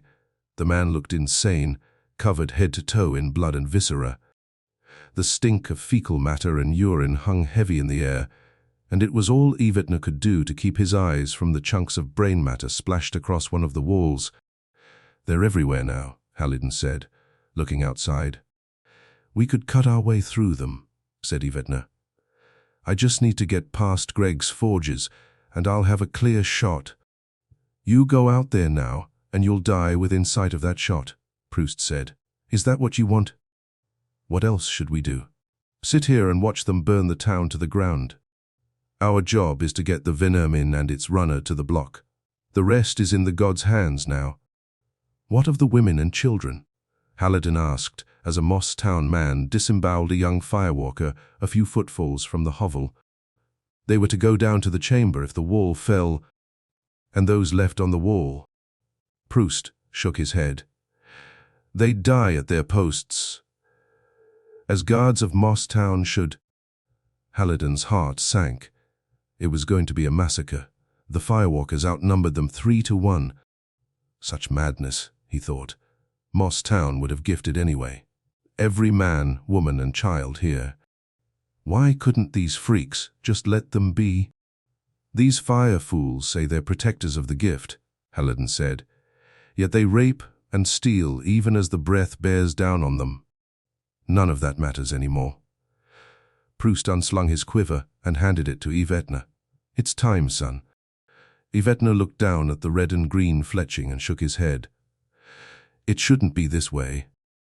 "Well, it is, and there's nothing anyone can do about it." He turned to Haliden. "The town is lost. Let's not let the bastards enjoy it." Haliden watched as firewalkers spread out across the bands, burning homes and corpses as they went. "We need to get to the stables," Yvetna said. "It's the only place I'll have a clear shot from." Proust handed Haliden his bloody club. "This is killing time, artist. No mercy or hesitation. Can you handle it?" Haliden looked at the chipped and bloody weapon. Using it would be a far cry from lobbing arrows atop the tower. "I suppose we'll find out." "Indeed you will." And with that, Proust turned and led them into the fray. Chapter 12. Haliden had never seen a man's brain before. Aside from the common scrape or cut, he had little experience with blood altogether. But no longer. Proust stood over the man's twisted corpse, his gnarled, bloody club in hand. They'd stumbled upon the firewalker in front of Fellway Inn, just another maddened fanatic with a newfound taste for blood. No words had been spoken, no threats or taunts. Proust simply walked up behind him and crushed his skull in. "There's more coming," Proust shouted, as several shadows materialized in the distance. "Can you make the shot?" Yvetna scrambled atop a moss-covered hovel and raised his bow. "I think so." 3 firewalkers spotted them. One rushed at Proust, the other 2 at Haliden. "Take the shot, damn it," Proust cried, as the 3rd man jumped onto the hovel, blade in hand. Yvetna dropped the bow and drew his father's sword.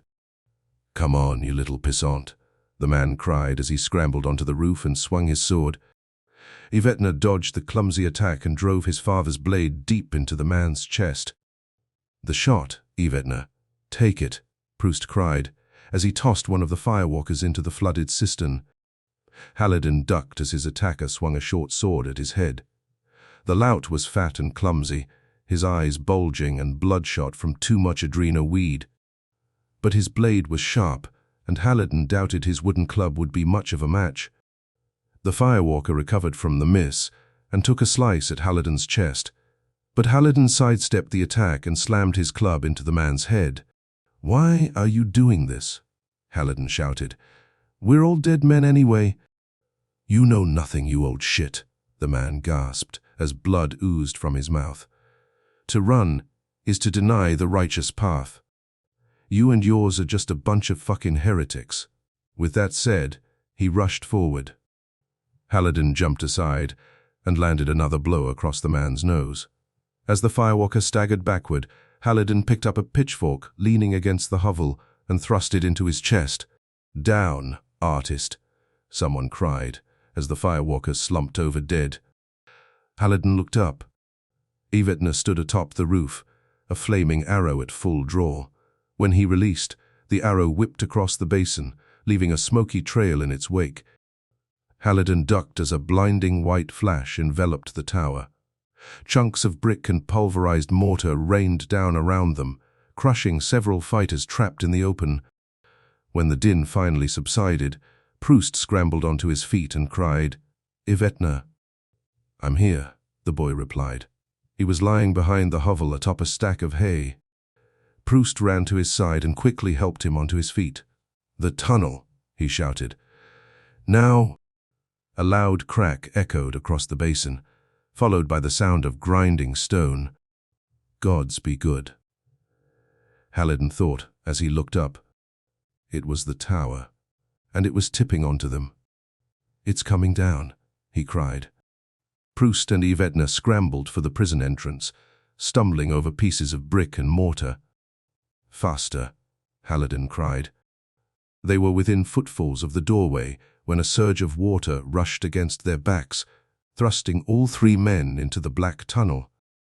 Seconds later, a deafening roar filled the air, and then all was silent.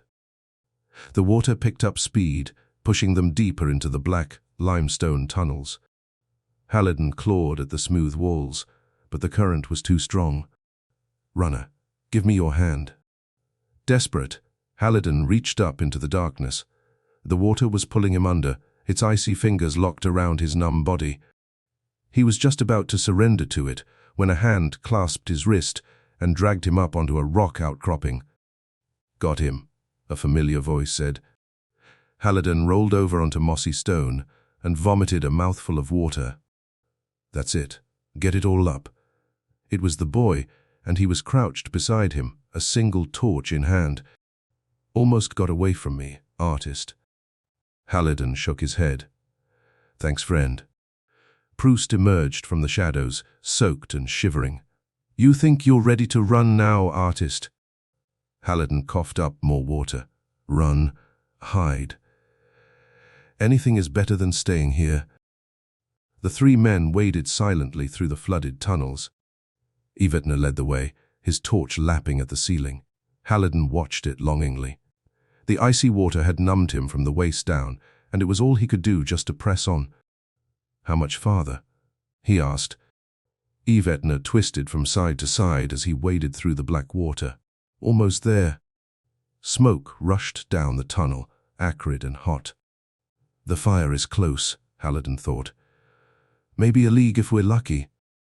The surrounding towns had already fallen. He'd watched the fires in the distance, dancing like swirling wraiths against the horizon. If the southerly winds grew much stronger, Moss Town would be next. A faint light appeared in the distance. "Bring him in," a voice shouted. "And be quick about it." Several men stood at the top of a small rock outcropping a few footfalls away. When the trio reached them, they pulled them from the water and threw blankets over their shoulders. Haliden fell to his knees, exhausted. As he shivered, The light of 100 meridium torches illuminated dozens of pale and frightened faces staring at him. Proust threw off his blanket and approached the Garnabara. Soaked and unarmored, he looked frail in the shimmering light, but his eyes burned bright with resolve. "We don't have much time," he said. "Ready the wagon and anything else going with him." "We don't take orders from no murderer," one of the men said. Haliden watched as Yvetna's hand curled around his father's sword. "Just do what he says," the boy told them. The man glanced at his companions and laughed. "And what if we just tell you and your father to go piss off? Then you can carry your own venom into the block," Haliden shouted. The group turned to him. "I'm carrying your burden. Help him ready the wagon or take it yourselves." The man grinned. "So, the artist has a spine. Figured you for just another yellow heretic." "I just want to get the hells out of here," Haliden replied. "Will you help us or not?" The man hesitantly nodded. "Very well, boys. Let's get it done. We'll deal with the night later." And like that, they marched off for the wagon. Haliden sighed. "Thank you," Yvetna said. The boy was trembling, his hand still clasped around his sword. Haliden nodded. Braying echoed behind the chamber. Instar. Haliden pushed past the gathered villagers. He was almost to his friend, when a woman grabbed his arm. "Please," she whispered. Tears streaked her soot-coated cheeks. "Take my boys. Give them a chance." Haliden tried to break free, but she only squeezed tighter. "Don't let them burn. It's not their time." He remembered her. She was the woman from the Great Hall, that sane, desperate and heartbroken mother who had pleaded for him to take her boys to the block. Proust stepped between them and pulled her hand free. "Leave him," he said. Haliden met her eyes one last time as the knight led him around the chamber. And then she was gone. Instar paced back and forth in a makeshift pen, frightened and disheveled. But when she saw Haliden, her nervous whinnies quickly transformed into braying joy. "My girl," Haliden shouted as he hugged her neck. "How I've missed you." The Garan nuzzled his cheek, grunting and huffing playfully. Meanwhile, Proust and the others slowly rolled the cart toward them. "She wouldn't let any of my men near her," the knight said as he unslung a harness from his shoulder. Haliden smiled. "That's because she only answers to me." He took the harness and began adjusting the straps around her head and body. "They're trying to get through the tunnel," someone shouted from the far side of the cavern. "It's time, artist. Are you ready?"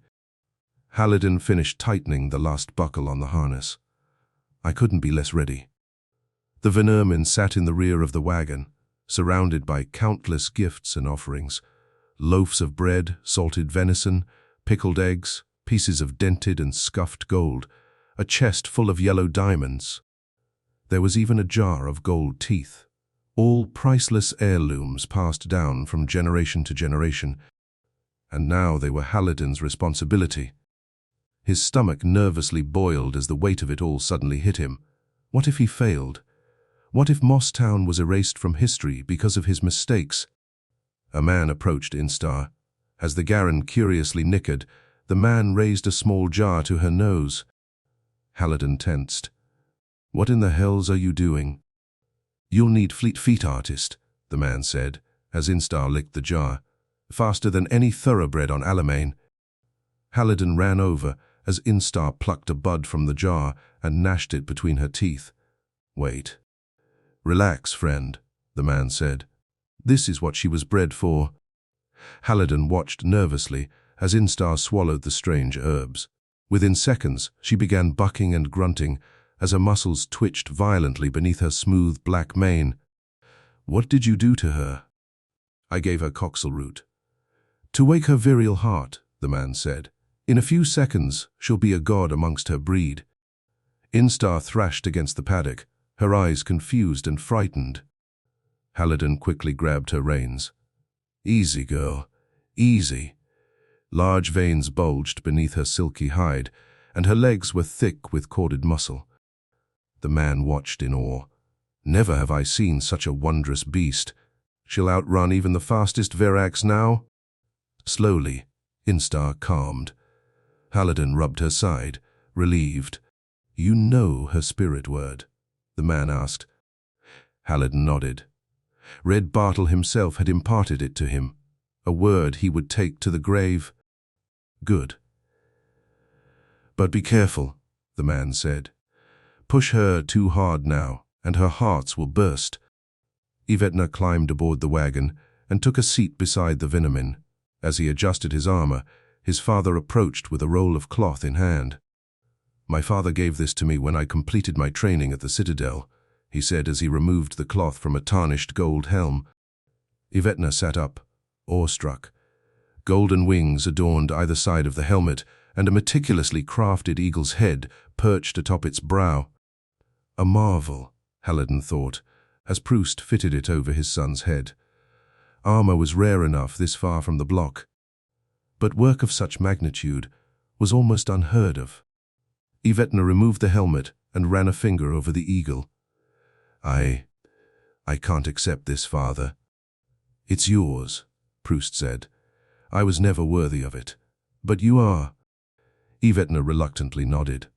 I won't let you down. I know, and I'm sorry. Yvetna placed a hand on his father's shoulder. There's nothing to be sorry for. Instar brayed excitedly. Ready? Haliden asked Yvetna. The boy glanced at the many faces watching them and nodded. Two rusted steel doors slowly opened at the opposite end of the cavern. The townsfolk cleared back, squinting as daylight flooded into the cave for the first time in decades. Gods be with you, runners, someone cried.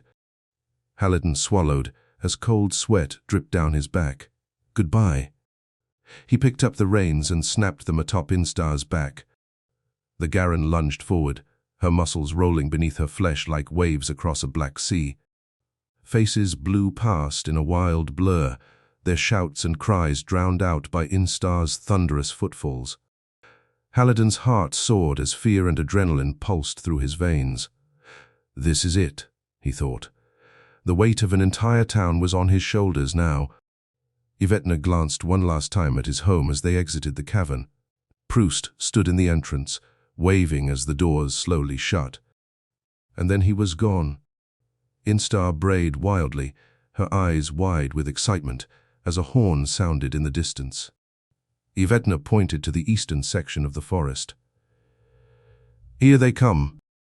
Lines of mounted men flooded from the woods. Many were covered in burns and filthy rags, and a handful were on fire, screaming as flames trailed behind them. Yvetna raised his bow and loosed. A rider tumbled from his mount, his neck snapping against the ground as the others pressed on. They're gaining, Yvetna shouted. Then shoot straighter. Trees flew past in a wild blur, their branches scraping the side of the wagon. Haliden sunk low in his seat, his feet wedged beneath a sack of potatoes as the wagon bounced atop the forest floor. A rider drew up alongside them and jumped onto the wagon. Haliden swiveled sideways and kicked the man in the knee. Help, he shouted to Yvetna as the injured rider crawled toward him. Yvetna raised his father's sword and slammed it into the man's back. Gods, Haliden cried, as blood splashed across his face. Yvetna pushed the dying man over the side of the wagon and pointed behind them. More are coming. The wagon bucked violently as Instar picked up speed. Another rider drew up alongside them and leveled a crossbow at Haliden's head. Yvetna picked up a small crate and tossed it at the firewalker, knocking him from his horse. But even as the man vanished behind them in a cloud of dust, a dozen more riders closed in from the south. Yvetna picked up the Triton bow and pressed its scope to his eye. The crosshairs drifted onto the lead rider, but they were going too fast for the device's gyroscope to lock on. One of the other riders broke ahead of the pack and fired a crossbow bolt at Haliden. Haliden flinched as it whipped past his nose. Faster, Instar. Faster. Yvetna pushed the useless scope aside and fired blindly at the man. To his obvious surprise, The rider tumbled from his horse with an arrow jutting from his skull. "By the gods! Good shot, man," Haliden shouted. Yvedna shook his head. "It wasn't me." Haliden turned. A silhouette stood atop a small rise 100 footfalls in front of them. "Ember," he cried. She took down 3 more riders before the remaining firewalkers engulfed her. And then she was gone. "We need to go back," Haliden cried. Yvedna shook his head. "It's too late. We all die if we go back." Haliden punched the wagon. "Damn this! Damn it all to the hells!" Trembling, Yvedna sat down beside the Venomin. "Gods watch over them," he breathed as tears welled in his eyes. Instar ran on, her hooves thundering atop the forest floor. For a time, neither man said a word. Their world became a blur of ash and pine as they raced through the dawn. Haliden wiped blood from his face, weeping within the folds of his cloak. Nothing else remained now. His home, his family, his friends, Ember. They were all gone. "You're all that's left to me, Instar," he whispered as they rode on through the forest. "And the hope of Milane. The hope for one last moment together. One last chance to make amends for everything he'd done wrong." Chapter 13. Dozens of translucent sacks lined the road, dangling from raw-cut pine posts like ghostly beehives. "What in the hells is this?" Haliden said, as they drifted past. Yvedna sat nestled beside the Venomin, sharpening his father's sword with a whetstone. "Offerings," he replied, as he ran the rock down the length of his sword. "I'd heard of such things from merchants out of Ashport. I dared not believe it, though." Haliden brought Instar to a halt beside one of the sacks. Yvedna lowered his blade. "What are you doing?" Haliden reached over the railing and grabbed the top of the sack. It was heavier than it looked, and as he lifted it, the water inside shifted, forcing him to drop it into the wagon. "By the gods, artist!" Haliden extended his hand. "Give me your dagger." "Just leave it." "Your dagger?" Yvedna sighed. "Very well." He withdrew the rusted blade from his belt and handed it to him. "But don't say I didn't warn you." Haliden grabbed the top of the sack and cut a 4-inch hole around the knot. Flies erupted into the air, stirring up the stink of rotten flesh within. Haliden leaned over the side of the wagon and retched. "I warned you," Yvedna said. A child's corpse lay in a fetal position inside the sack, floating in brownish-green liquid dotted with dead maggots and flies. "Why?" Haliden gasped. Yvedna pressed a rag to his face as he climbed into the front. "Men are monsters, artist. Why else?" Flies scattered into the sky as he tied off the sack and lowered it over the side of the wagon. "We need a shovel," Haliden said. Yvedna shook his head. "We don't have time for that." Haliden climbed off the wagon and began dragging the sack into the woods. "I'll use my damn hands, then." Yvedna shook his head. "This is a waste of time. The fire will send him off proper enough." Haliden scraped at the ground, tossing clouds of ash and dirt over his shoulder. Yvedna sighed. "Very well. But when we burn, it'll lay on your head." They finished burying the child several calls after sundown. It was grueling work. The forest ground was rocky and crisscrossed with dense roots and rotting tree stumps. More than once they had to start over in a new spot. But it was done now, and as darkness descended upon the world, both men sat silent, too exhausted to move. Haliden took a deep breath, his sweat-soaked shirt clinging to his flesh. "Are all men such beasts now?" Yvedna stared at the rock marker they'd placed atop the shallow grave. "They were offerings to the breath," he replied. "We first heard of it several months ago, when a caravan of traders stumbled into town. Water worshippers had stolen some of their children in the night and drowned them in cow stomachs just like this. When they were done, they drowned themselves in Ives Lake." "Madness," Haliden said. "To us, to them, it's prophecy, and it's spreading like wildfire." Yvedna wiped his hands on some dead leaves and spit into the darkness. Anarchy rules Alimane now, artist. And it will only get worse. That's why we need to keep moving. Haliden reluctantly nodded. All right, but slow and steady. I don't want her getting hurt. Whatever you say, artist. Haliden took one last look at the fresh grave. He knew neither the boy's name nor origin. And no one ever will, he thought. But that was the way of things now. Everything wiped clean and forgotten. Haliden's heart ached at the realization. Will anyone remember me or my work? He doubted it. There were more important things to worry about now. Like staying alive. The half-moon hung directly above the forest, its faint silver glow illuminating the ash-covered trail. As they rode on, the forest began to thin, giving way to vast expanses of sprawling plains. At first it was a welcome change, but soon the moonlight revealed dozens of crude wood crosses posted atop a small rise in the east. And like earlier, sacks hung from each one, the various sizes and shapes whispering of the darkness within. Yvetna lay in the back of the wagon, staring at the ashen sky. He had barely spoken a word since they buried the child. I'm glad I have no god to pray to tonight, Haliden said, as a pair of crosses drifted past. And why's that, artist? My tongue would curse us both. Yvetna huffed. We're already cursed, my friend. We ride against the gods' will, remember. The block will be our hell. That's if we even make it. Yvetna sat up, his expression hard as stone. We'll make it. But when we do, you might wish we hadn't. And why's that? Yvetna laughed. You do realize that we're not the only ones heading there. Every thief and murderer in Alimane will be haunting these roads now. Not to mention all the beasts driven from the Southlands. What? Are you afraid of seeing a Diran? Haliden laughed.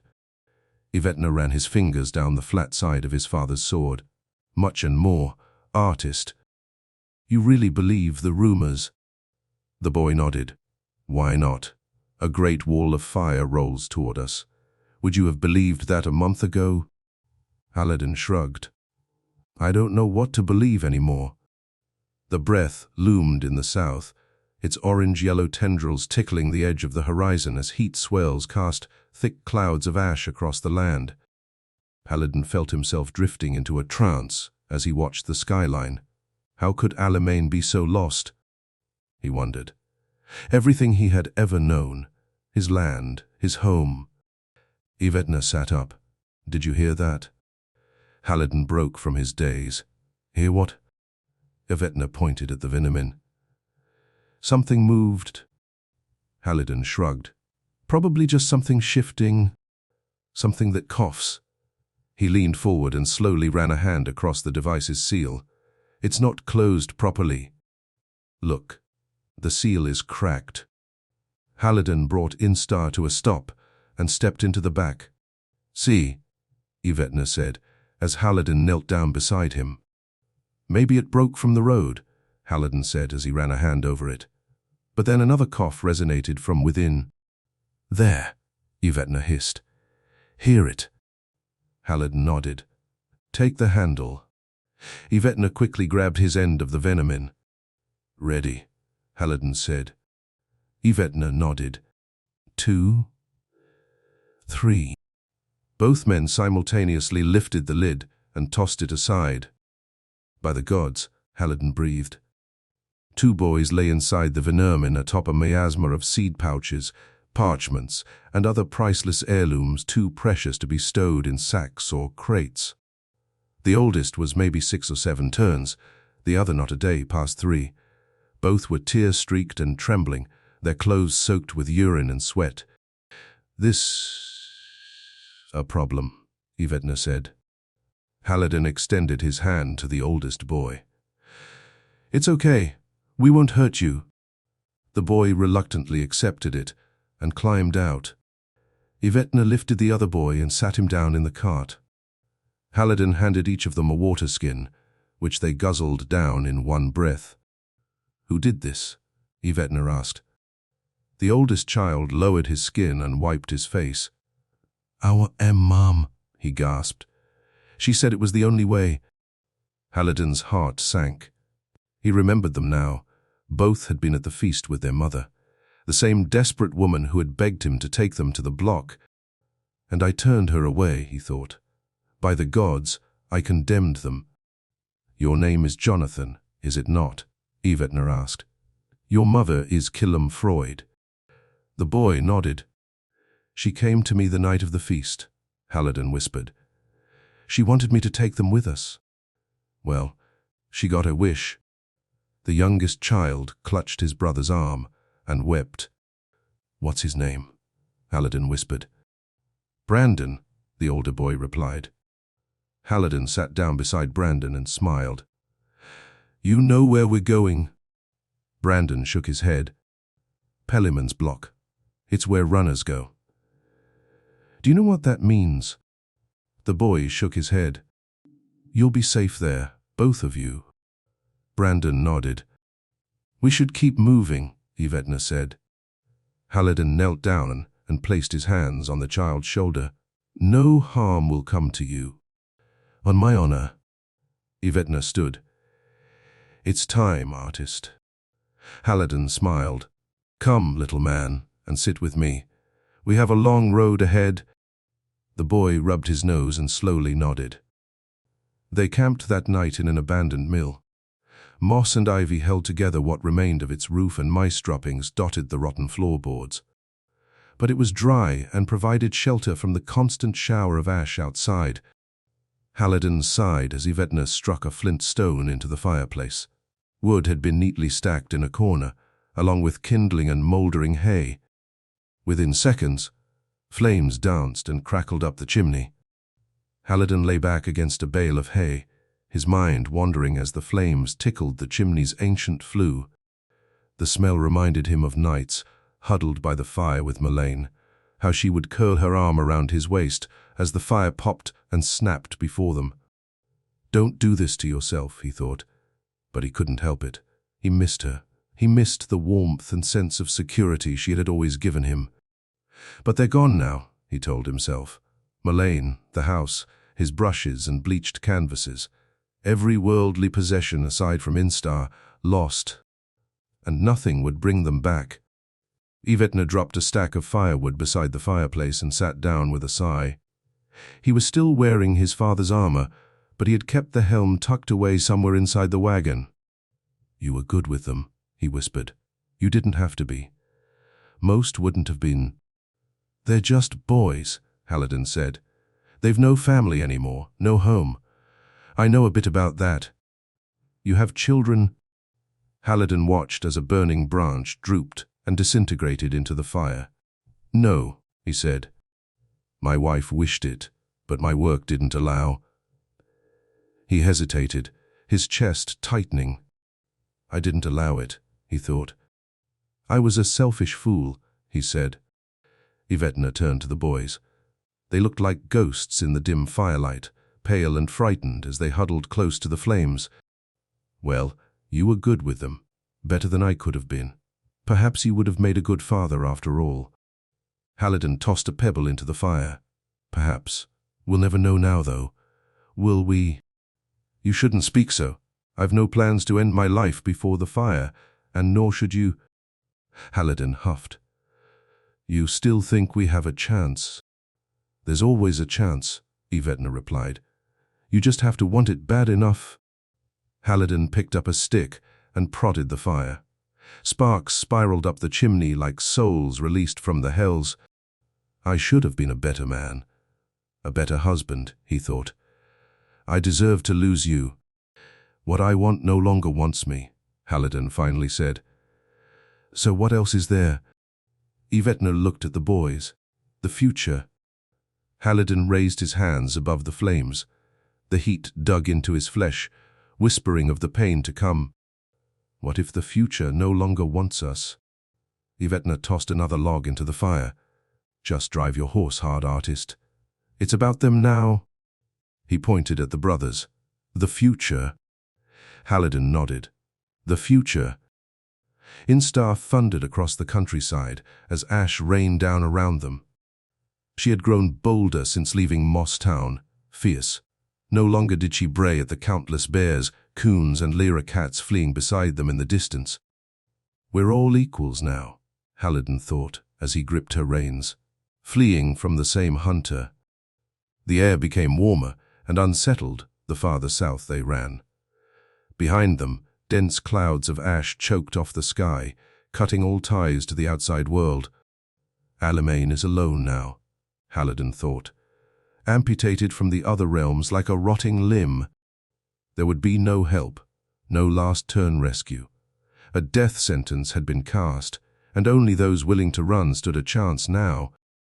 Instar began to wheeze as she ran. Her mane was covered in sweat and ash, and white froth drooled from her mouth. "We're riding her too hard," Haliden thought, but there was no other way. Death was at their heels. "Come on, girl," he cried. "Ride like the fires of the hells." The two brothers sat silent beside the Veneman, their eyes fixed south at the breath's approaching glow. "You see that horse?" Haliden said, gesturing to Instar. The oldest boy sat up and nodded. "She's a Garan strider, a gift from the Red Bartle of Way. No beast is faster or more prized in all of Alimane. Your mother knew that, and that's why she put you here."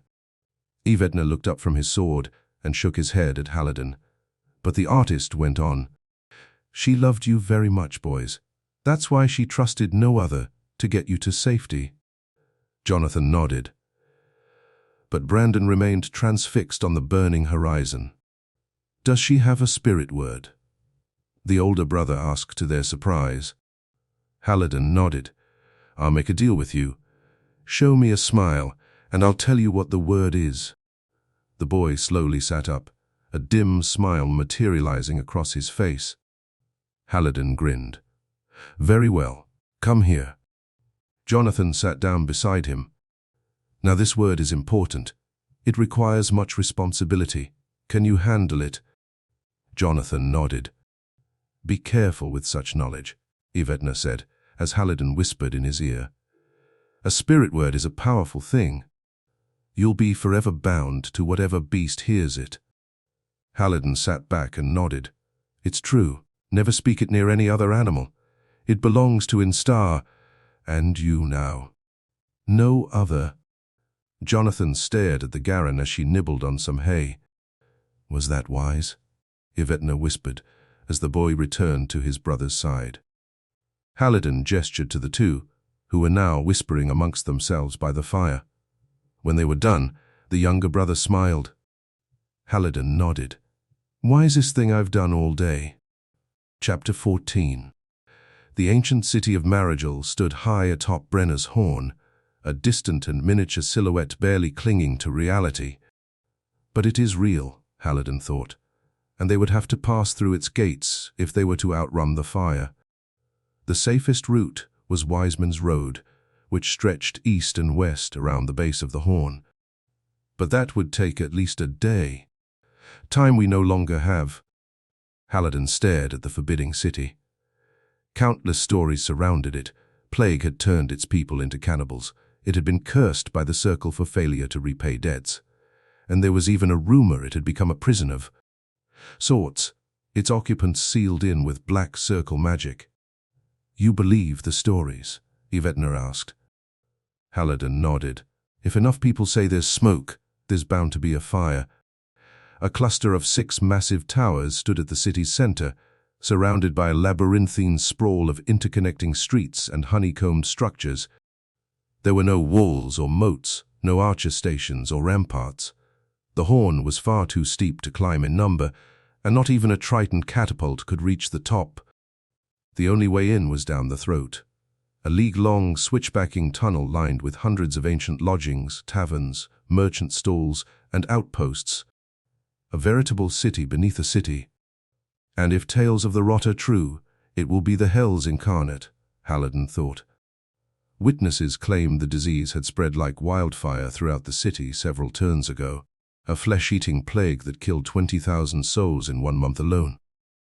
But neither the Circle nor Triton, the 2 main governing houses of the 9 kingdoms, lifted a finger until it began spreading into the countryside. Alimane was a major supplier of wood and steel to both lands, and it would only take one infected ship to cross the acid and wipe them out. Haliden swallowed as he recounted the tale in his head. 400 chargers and Tritonese engineers had been dispatched to Alimane, all with one order: contain the plague and anyone left alive in the city. "How many do you think were sealed in?" Haliden asked as they drew closer to the horn. "No one knows for sure," Yvetna replied.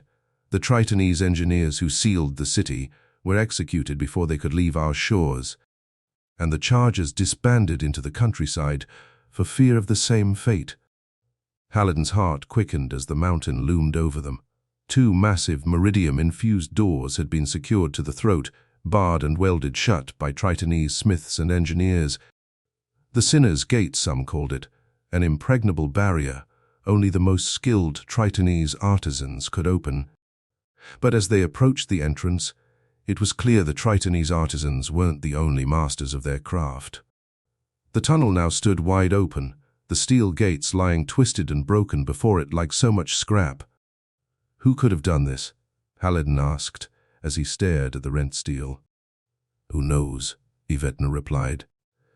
"Tritonese scrappers, or perhaps a charger in the employ of Alimane treasure hunters." Remains of a recent barricade still clung to the sides of the entrance, wood boarding and scrap metal welded together into a flimsy barrier. "The gods only know what awaits us in there," Haliden thought as he stared into the darkness.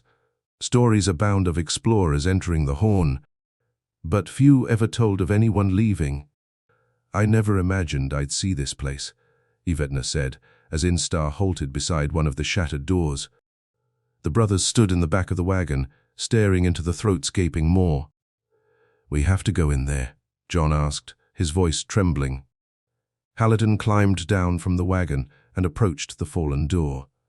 It was bent outward, with 2 great puncture marks at its center. Rust and moss covered its surface, a sign it had been lying this way for quite some time. "You're sure this is the only way?" Haliden asked. Yvetna tightened his chest plate. "This is it, artist."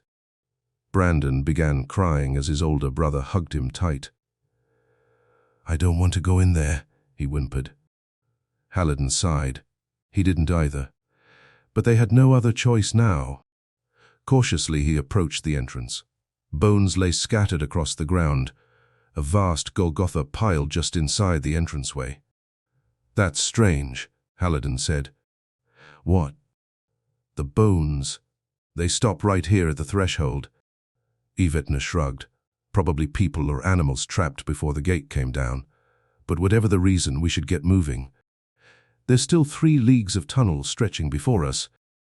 "Do we have enough supplies to make torches?" Haliden asked. "We'll use the blankets and one of the crates in back," Yvetna replied. "And there's also a cask of oil up front." Haliden knelt before the brothers. "It won't be so bad. We'll move fast and quiet, like shadows in the night, okay?" John's eyes widened. "What about the stories?" Yvetna tightened his leggings and huffed. "It's just hogwash meant to scare you." John wiped his eyes and nodded. "We'll have torches though, right?" "More than we'll need," Yvetna replied. Haliden went to the back and grabbed one of the crates. He was about to dismantle it when he noticed what was inside: a painting. His painting. His first, in fact. A simple landscape he'd painted outside of Mosstown 25 turns ago. He grabbed the frame and snapped it over his knee. He then tore the canvas off and wrapped it around one of the splintered sides. "You'll serve us far better this way, friend," he thought. When he was finished, he dunked the canvas into a cask of oil and watched as the liquid dripped down the handle onto his hand. "So much resides on a few pieces of wood and cloth now," he thought. He suddenly laughed out loud. "What's so funny?" Haliden shook his head. "All my life, I've relied on canvas and brush to light my way. I just never thought it would. Literally." Yvetna nodded. "Just pray your work burns bright, artist. We have leagues to travel yet." Haliden touched the canvas to one of the torches they had already lit. The oil-soaked fabric instantly ignited, the flames rippling across its surface like fiery waves. "Guide our way, old friend," Haliden thought, as the paint popped and crackled beneath the flames. "Guide our way." Marigel was a city of the dead. Not a sound permeated the darkness, save for Instar's footfalls and the wagon's groaning wheels. Shadows danced beside them, shifting and morphing as torchlight played across the many abandoned stalls and black doorways lining the tunnel. Haliden's heart quickened the higher they went. Corpses littered the ground, many nothing more than bone held together with tattered cloth and cobwebs. But some still sat, slumped in their stalls, their skeletal hands clutching at dusty arrow shafts or empty glass vials. "I can only imagine the horror that swept through here," he thought, as they passed a charred heap of bone. The air was pungent and musty, filled with the stagnant stench of entombed death. Behind one stall, trapped in a large steel cage, were dozens of dead, mummified dogs. In another, a human skeleton lay in a fetal position, clutching the remains of a child. But what bothered Haliden most were the fresher bodies he had seen in the shadows. For unlike the other mummified and skeletal remains, their skin was white as goat's milk and untouched by decomposition. "They look almost preserved," he thought, as one drifted past. His torch crackled and snapped, illuminating a 10-yard swath around them. Garbage lay everywhere, broken furniture, torn clothing, pots, pans. Personal effects abandoned and ransacked during some wild flight. They even passed a few makeshift barricades long since toppled and destroyed. "It must have been awful," Yvetna whispered. Haliden nodded. "I can only imagine." Jonathan crept between them. "Is anyone still here?" "Doubtfully," Haliden replied. "The city has been sealed for many turns now." Since entering the tunnel, the brothers had kept close, clinging to their sides like suckling pigs. "They are our responsibility now," he thought. Here, in the darkest dark of the hells. The thought frightened him almost as much as the breath itself. His heart quickened as he watched Brandon cling to his brother. How can there be gods when these two have seen what they've seen? In just a few months, darkness had swept across the lands, the gates of the hells unleashing blind fury across the continent. What would remain for them if they made it to the block? Would these boys ever find innocence again? Or had that been stolen away like everything else? Haliden shook his head. "I should never have stayed here. I should have left months ago." The thought had occurred to him many times over the past turn. After all, money was no object. His work had made him a wealthy man, wealthier than many of his clients. He could go almost anywhere, and his name would be known and respected. So why remain here? What was worth burning for? Instar suddenly halted. A figure stood in the center of the tunnel, just at the edge of their torchlight. Yvetna drew his sword. "Who goes there?"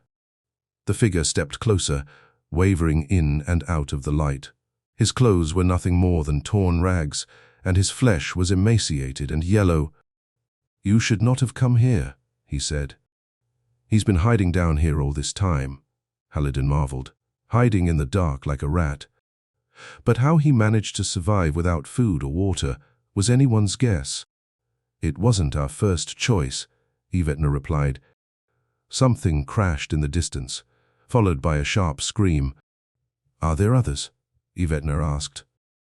The stranger slowly stepped into the torchlight. He was old and haggard, but appeared untouched by the rot. "Many. Too many to count," the man replied. Haliden picked up one of their water skins and tossed it at the man's feet. The man tore the cap off and guzzled it down. "The Lazurus Gate," Yvetna said, as the stranger sucked down the water. "Is it open?" The old man squeezed the last few drops into his mouth and tossed the canteen aside. "Nothing is open, friend. At least not to the living, not with the barriers in place." "Barriers," Yvetna said. "Do you even know where you are, child?" the stranger asked. "You've entered the hells, and there's no escaping."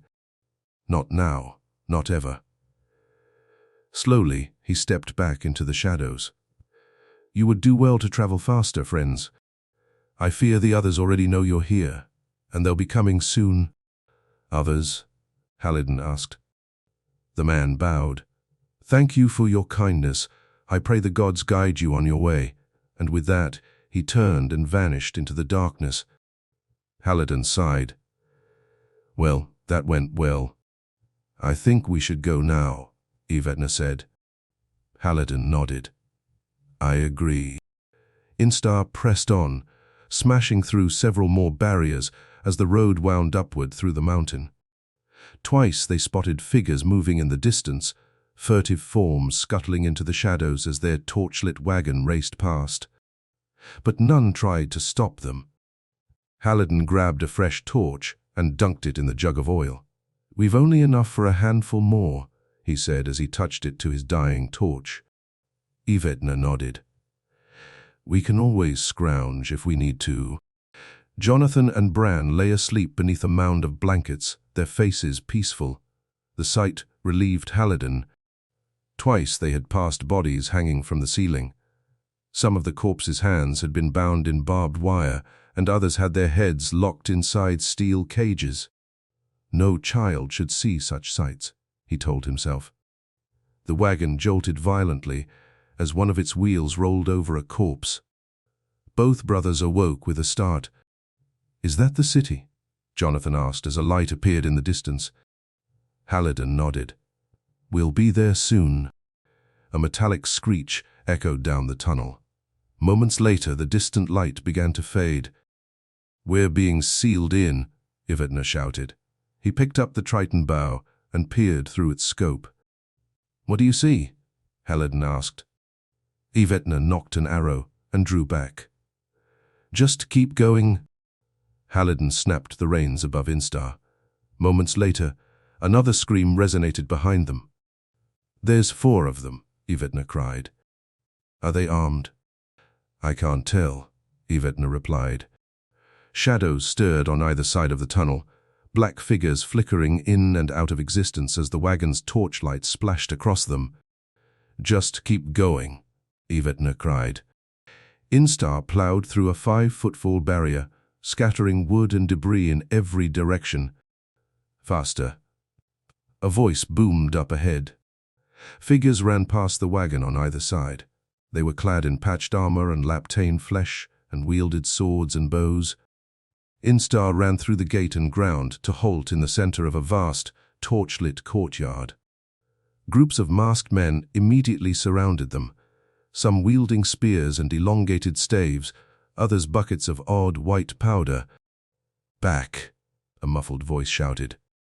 Dozens of men retreated from the tunnel, some still loosing bolts and arrows behind them as they fled. Instar whinnied as a group of orange-clad figures pressed in around them. Laptane flesh, Haliden marveled. The same protective sharkskin men wore in the poisoned Culver lands. Powder, someone cried.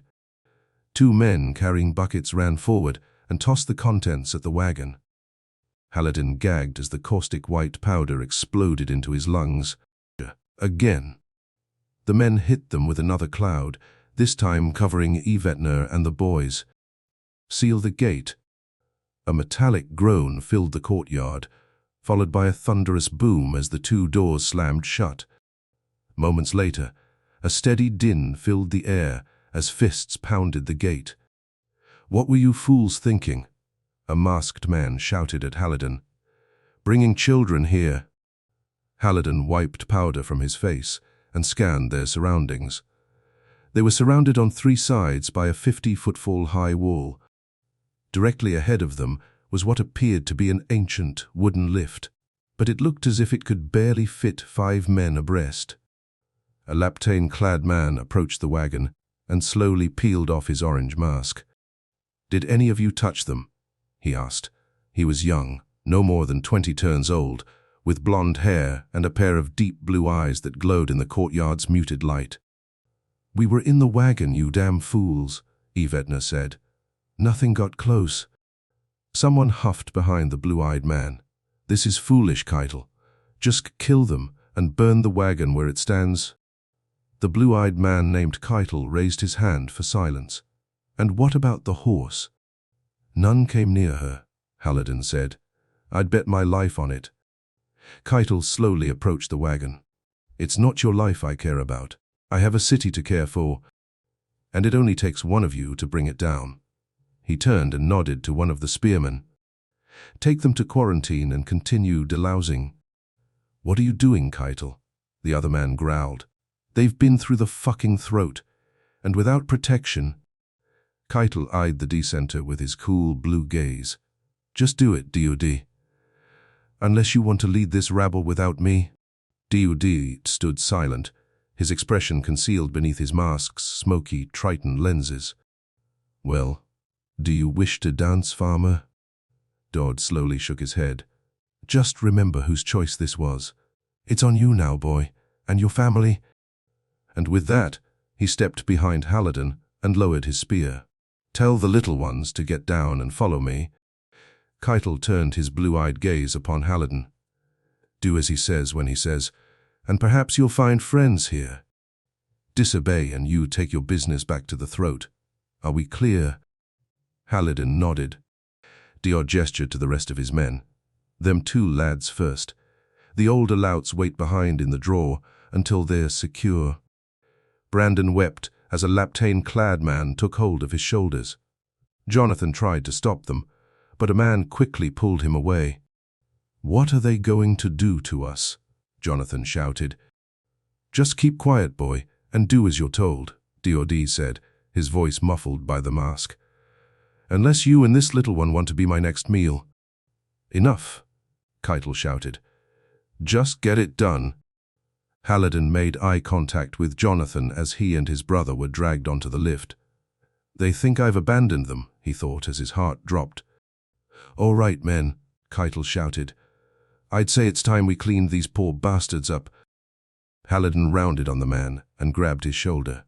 Harm them and I'll tear your throat out. Keitel pushed Haliden's hand aside. Just be thankful I'm in charge here. These others, they would have cut your throat and cooked you before the night was through.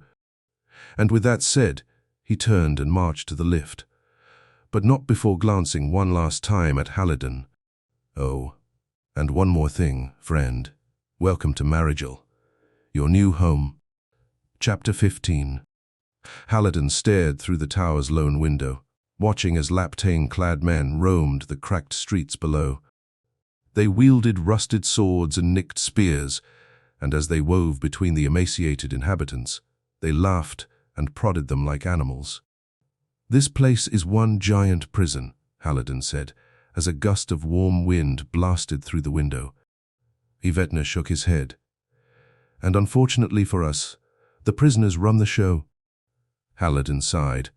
It doesn't make any sense. Why hasn't anyone tried to help them? It's been, what, 10 turns since the outbreak. What did you see when we first spied the city? Yvetna asked. I don't know. A city. Was I supposed to have seen something else? You should have. Look around you. They burn fires in every tower, down on every street. Where was the smoke and the torchlight when we first spied the city? And what about these white flags they have hanging from every window? We should have seen it all from the road. Haliden watched ribbons of smoke curl up from braziers scattered below. 100 footfalls to the east, dozens of ragged white sheets flapped from one of the city's largest spires. And to the west, an enormous fire danced atop a crumbling tower. That is indeed odd, he conceded. Perhaps those charges did more than just seal the bloody gates then. Haliden felt sick to his stomach. A god's damn enchantment. Is that what you think? Never had heard of such magic. Not even the Circle boasted such trickery, and they controlled just about every drop of meridium left on the planet. To render an entire city invisible would have required more magic men and meridium than he dared dream of. 10 turns and still dead as the day the rot finished them off, Yvetna said. Or at least it would seem that way to the outside world. By the gods. Haliden leaned against the wall, defeated. So we're prisoners within a prison now, he thought. Buried beneath a layer of magic, unlike anything he had ever heard of. And the breath still comes. ever faster, ever impatient. We need an audience with their leader, Haliden said. They may not even realize their fate. I'm sure they've figured it out, Evetna replied. Look around you. It wouldn't be abandoned if the outside world knew people still dwelt here. These people know they're cursed, and they'll do whatever it takes to survive. So we're stuck. Haliden shook his head. All this way just to sit here and watch the fire engulf us. The cell door opened, and 2 laptain-clad men entered. Against the wall and strip, one of them ordered. What for? Evetna asked. You came up through the throat. Until we're sure you're clean, you'll be treated as an infected. Reluctantly, Haliden and Evetna peeled off their powder-stained clothes and tossed them in the corner. Both guards circled them, examining every inch of their bodies. They're clean, one of the men finally shouted. Keitel ducked through the door and smiled. My apologizes, friends. I would prefer to welcome strangers in a more suitable manner, but precautions must be taken. I am Keitel Uoft, son of Gerton, the former city treasurer. I now handle all matters of security here. Where are the boys? Haliden asked. Safe with the other children of Marigel. In fact, they seemed quite happy to be around their own kind. One of the guards left the room for a moment, then returned with an armful of clothes. These are for you, Keitel said. Unfortunately, everything else will have to be destroyed, except for the young man's armor, of course. That will be properly cleaned before you get it back. Evetna took the moth-eaten rags and began pulling them on. May we see them? He asked. The boys? Of course, Keitel replied. But first, the council wishes to speak with you.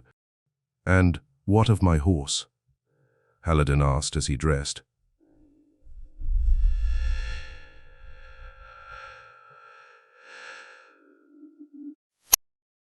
Keitel laughed. It's not her safety you should worry about. Our stableman nearly lost his head when he tried to fix one of her shoes.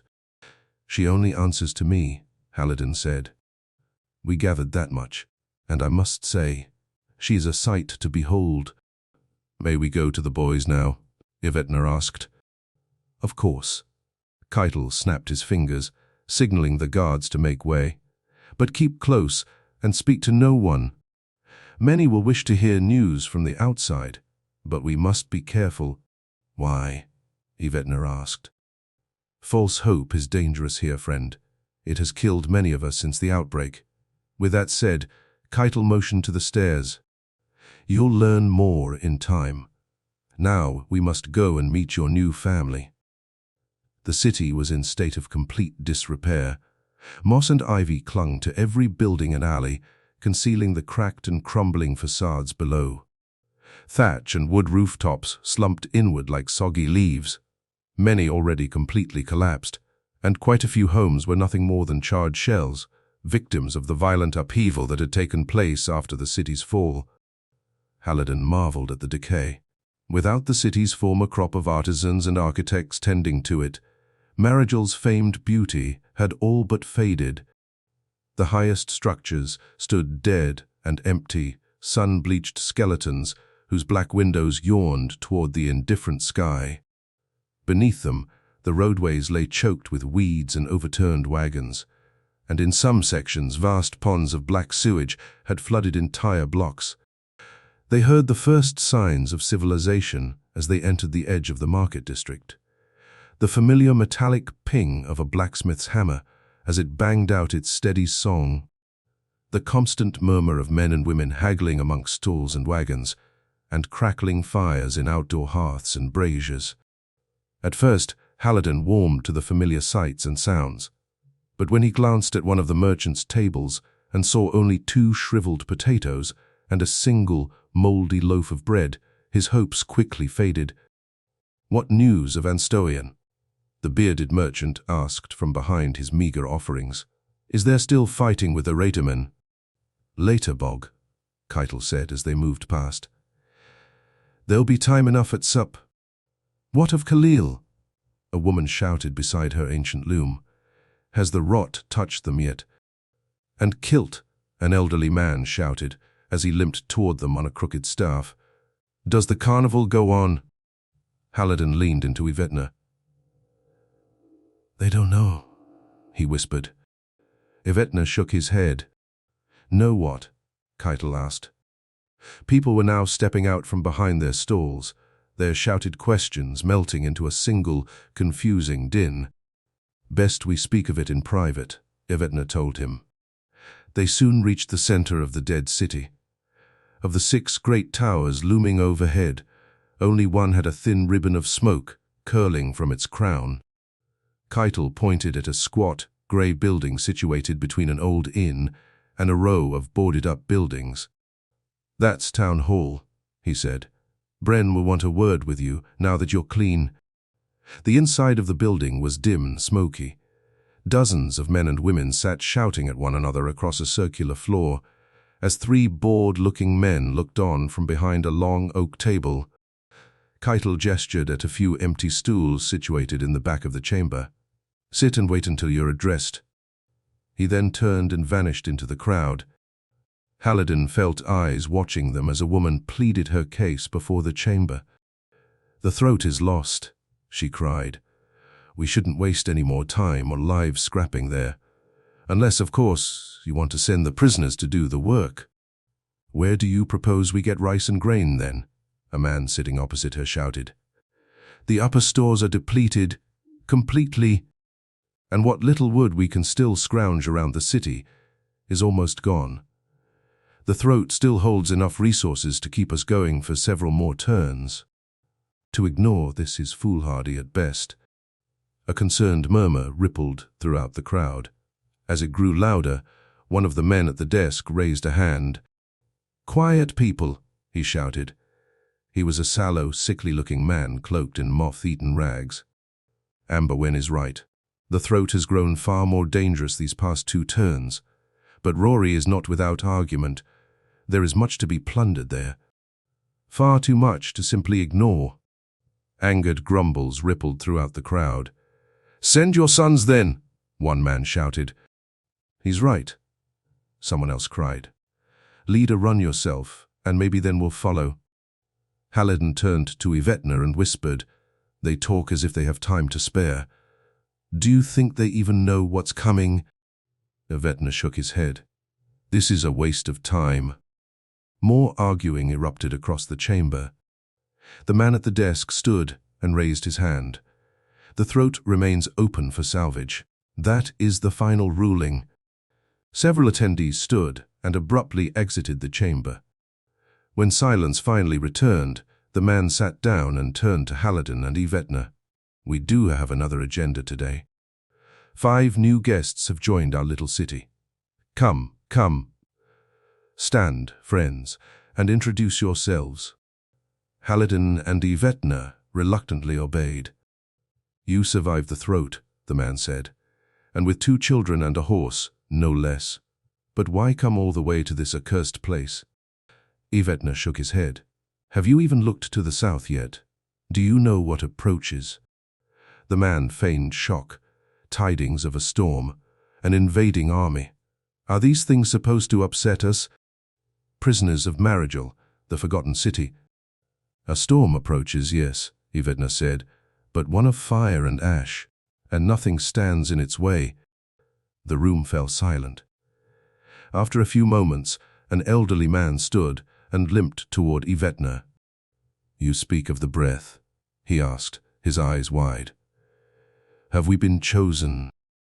Condemned is more like it, Haliden replied. The man turned to the gathered. Did you hear that? The breath has come. Drakon has chosen us. The man at the desk slammed a rock down onto the table. All right, Tywin. That's enough of that. Tywin fell silent, but his excitement was barely contained. So, the man at the desk said, I ask again, what brings you to this place? We were trying to pass through the mountain, Haliden said. And where did you think you were going?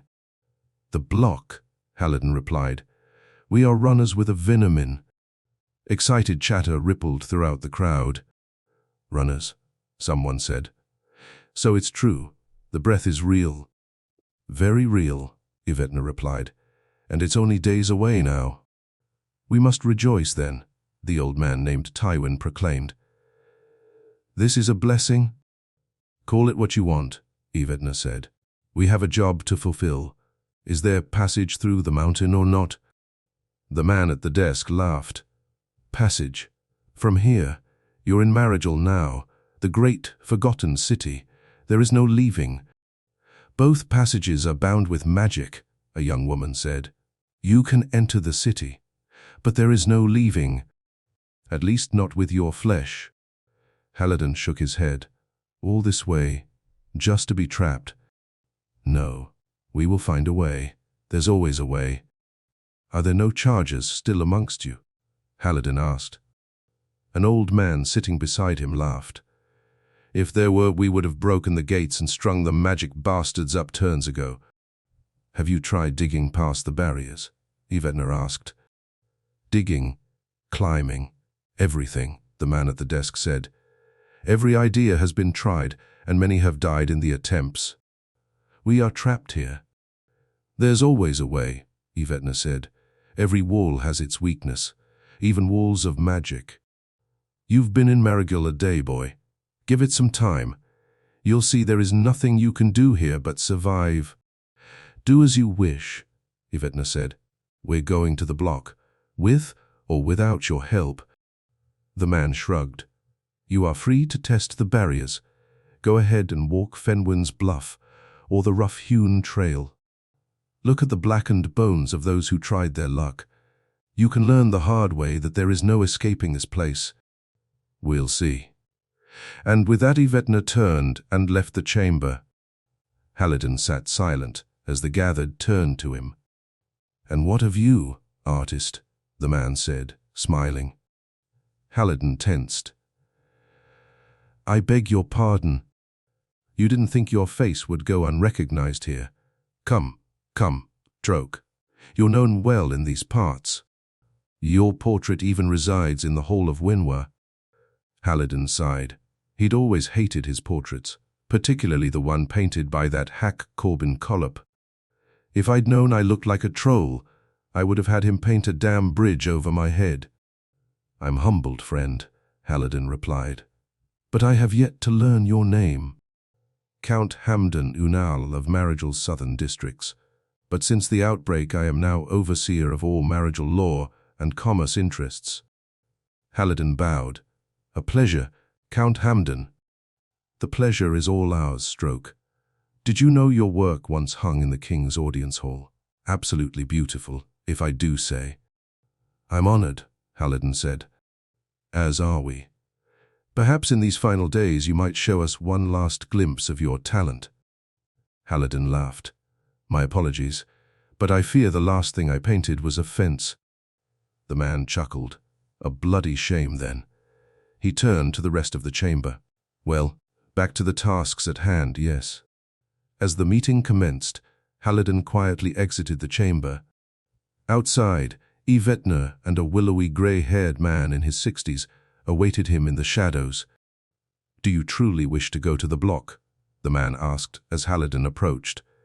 He was tall and dressed in a worn black robe with long grey hair draped over each shoulder. Of course, Yvetna said. And you, artist. Do you wish to run no matter the price? Haliden nodded. Good. Then follow me. For the next call, the trio walked in silence through the dead and soundless city. Weed and bramble had risen through the cobbled streets, and in some neighborhoods entire rows of houses were nothing more than burned-out skeletons with large white X's painted across their doorways. They eventually arrived at a small, unlit building nestled between two crumbling shops. My home, the man said, as he unlocked the door. Inside, a treasure trove of oddities spread out before them. Beakers, vials of orange and black powder, a Verex skull, banded chests, bronze candelabras, gilt sofas, jester staffeches, silver and gold cutlery. And paintings, more paintings than Haliden had ever seen. By the gods, he breathed. Those are from the king's personal collection, the man said, as Haliden approached the stacks propped against the wall. I rescued them when the city fell. Haliden's heart soared as he flipped through them. Many were well known to him. Sky Felwyn's Twisted Peace, Horwyn Dro's abstract silent fall from his Baroque period, Stren Herring's Crimson Sunrise. But it was one piece in particular that stole his breath. A watercolor on white canvas depicting two soaring white doves merging into a single blurred form. Menowin's entwined doves, Haliden breathed as he ran a finger across the canvas. It was from the artist's short-lived Fauvism period, a most rare and coveted piece. He had seen it briefly in Garfax during his apprenticeship to the famed painter Piran Mel, where it hung in the Palladium Norwyn, the city's largest and most respected museum. How did this get here? He asked. King Edward was obsessed with the arts, the man said.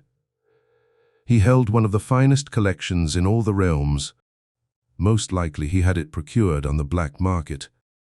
Haliden flipped to the next painting. It was a watercolor of a man in jest, lying atop a sleeping woman covered in a white veil. Alibane's courted jester, he breathed. Another famed piece which had resided on the metal city of Triton. These are priceless, Haliden blurted. And there were so many more. Works from the Black Period of N.A., surrealist chalkings from Janwa and Bellman's Oddity period. There was even a twisted bronze sculpture from Menel, the Mad's final Black Period. But of all the works before him, only one stopped his heart. The man smiled when he saw Haliden's expression. The right, he said. One of the first of Haliden Stroke's famed colorless period. Haliden's chest tightened as he stared at the canvas. It was of Milane, as so many were from that period in his life. By the gods, he breathed. He still remembered the day she sat for it, her playful taunts, the excruciating summer heat, the sound of crested robins in the maple trees behind his home, her raven-black hair glinting in the sun. And her lips. They were the first thing he noticed about her. Plump and arched in a permanent grin. His heart ached as he stared at her. My greatest love, he thought, and greatest loss. This hung in the king's gallery. Haliden asked. The man shook his head. No, friend. In his very bedchamber. Yvetna patted Haliden on the back. I'd say that is the compliment all artists seek, yes. Haliden lovingly ran a finger across her cheek. He had called on her several times after that sitting, but she didn't accept until he invited her to his first real gallery, showing at Duke Midal's Holdfast in Ashport. Haliden warmed at the memory of their trip. They had travelled, just the two of them, by carriage for nearly 2 days. 2 days alone with her, and that beautiful smile. 20 turns later, and he still remembered every detail from their trip. Her laugh, and the subtle arch of her beautiful mouth, every wink and every clever observation made throughout the journey. She was perfect in every way, a dream spun into reality. She bound this very frame for me, he thought, as he traced the arch of her lips with his finger. I found that one hanging in the king's water closet, the man said. Yvetna chuckled. Perhaps that isn't such a compliment after all. Haliden blew dust off the canvas and gently put it back with the others. I haven't thought of this piece in many turns. It's yours if you want it, the man said. I'm sure it will find a better home beyond the block. Yvetna sat down on a bench and cleared his throat. So are you going to tell us who you are and why we're here? I am Willem Durnt, security advisor to Marigold's council. He brushed off a wooden stool and gestured for Haliden to sit. What you've seen in this city is a facade. We may have staved off the rot, but a new disease now gnaws at our society. And it's spreading fast. What are you talking about? Haliden asked. Willem sat back and sighed. His face was pale, and his hands trembled on his lap. I witnessed the city fall, survived the rot and the madness that accompanied it. And all this time, I held the knowledge my friends around me lacked. He raised one of his palms to his lips and bit down, Blood percolated around his teeth and dripped down the side of his hand. "This is my secret," he said, "my purpose here." He closed his eyes and whispered something into his bleeding palm. A moment later, a blue light blossomed between his clenched fingers. Yvetna's eyes widened. "You're a charger." Willem opened his hand. The orb of blue light hovered before him, throbbing like a beating heart. "By the gods," Haliden breathed. "I am but one of 4 who were secretly sent here," Willem said. "But I am the only one who stayed behind." Haliden's heart fluttered as he watched the light. Never had he seen such a wonder. "But why?" Haliden said. "Why stay?" Willem sighed as the light cast deep shadows upon his face. "When I first arrived here I was but a boy fresh from my trial. I had never utilized my skills, never proved myself to the Circle. Yet here I was, sent to the great city of Maragel to seal its gates and cast death upon the thousands within." He paused, his eyes trembling. "I'm not proud of my charge, but it was my duty. Protect the rest of the realms at all costs." He shook his head. "Many of my brothers refused to come, but how could I? I worked and studied my whole life to be in the employ of the Circle. That was all I ever wanted. To defy my orders would have meant an end to everything I ever worked for." Haliden and Yvetna sat silent as the ethereal light throbbed and glowed before them. "I learned some time later that those who stayed behind were executed. Even so, there are days I wish I had joined them. Such a fate would have been mercy compared to this." Yvetna tensed. "It was you who set the seals, wasn't it?" Willem hesitantly nodded. "I'm not proud of it.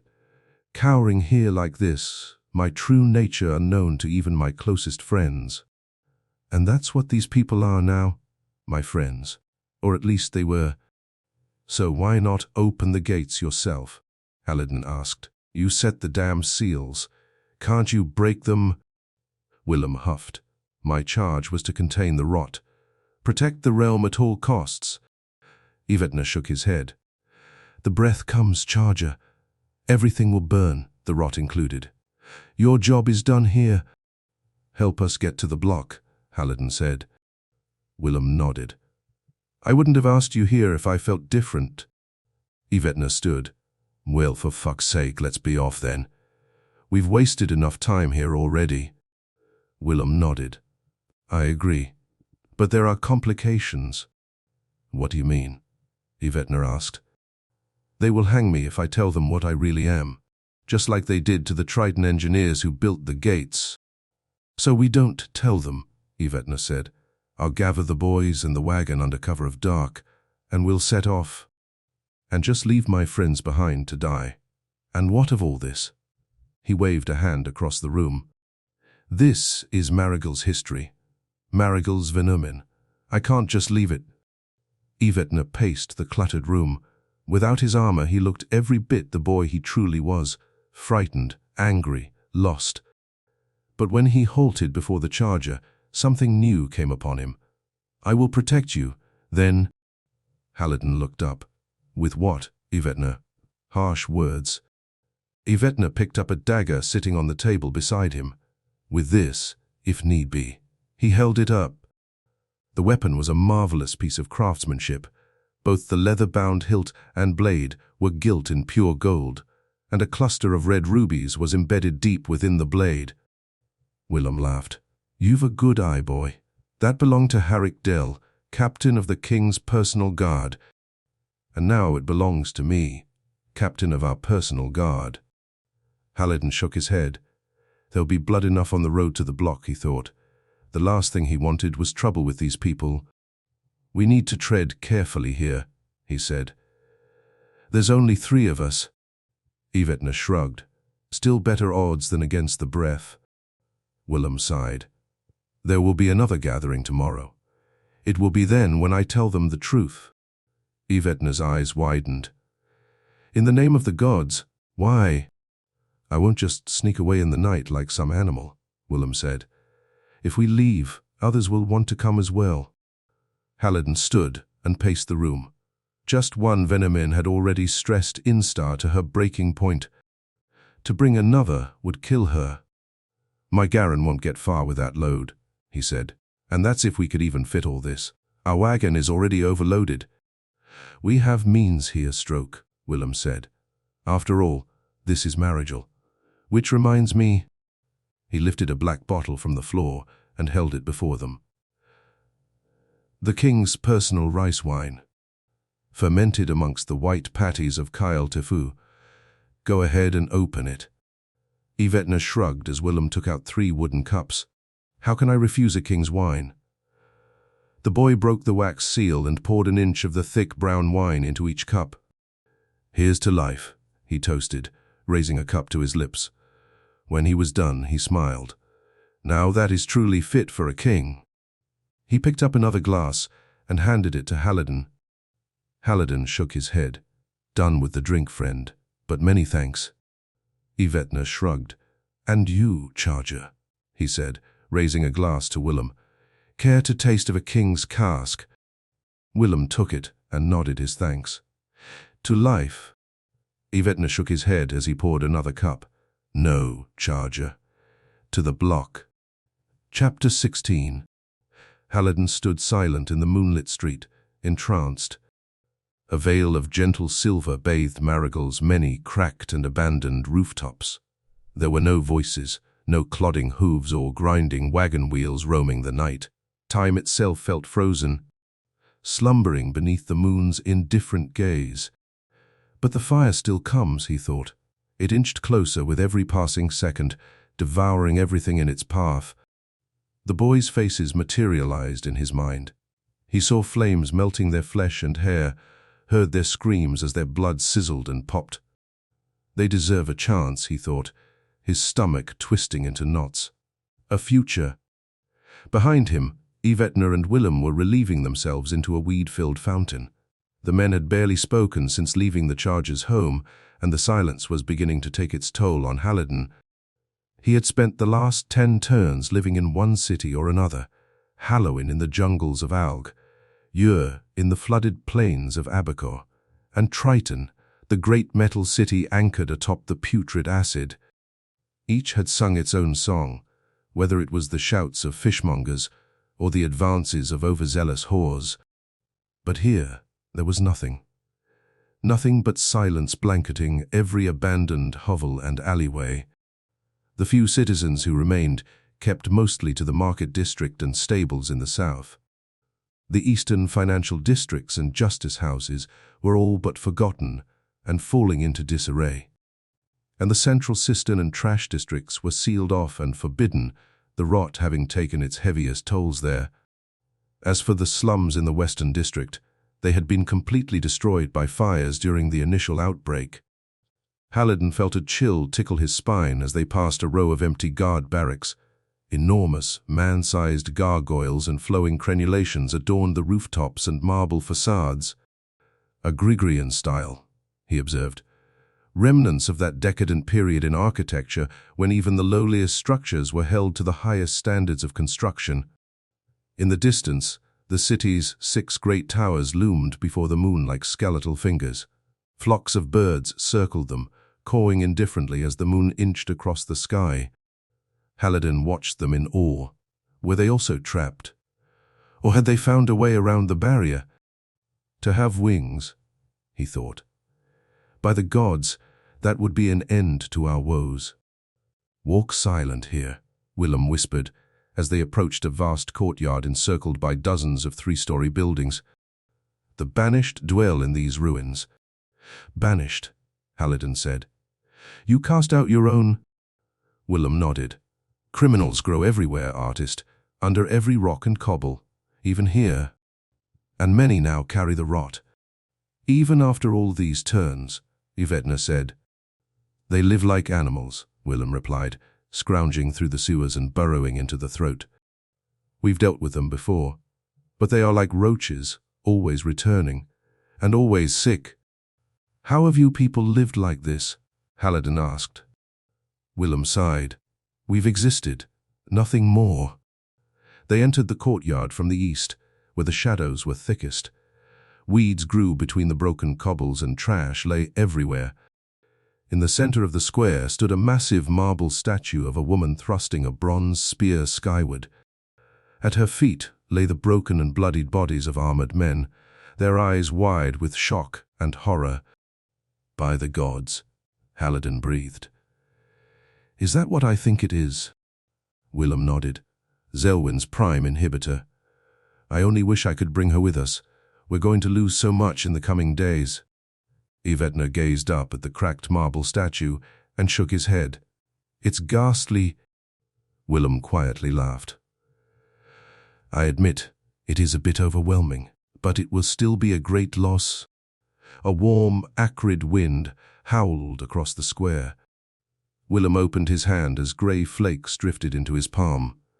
"It's almost here, isn't it?" Haliden turned to the south. The black cityscape blocked the horizon, but the air was growing warmer and the ash thicker. 2, maybe 3 days out at best. Yvetna marched past them.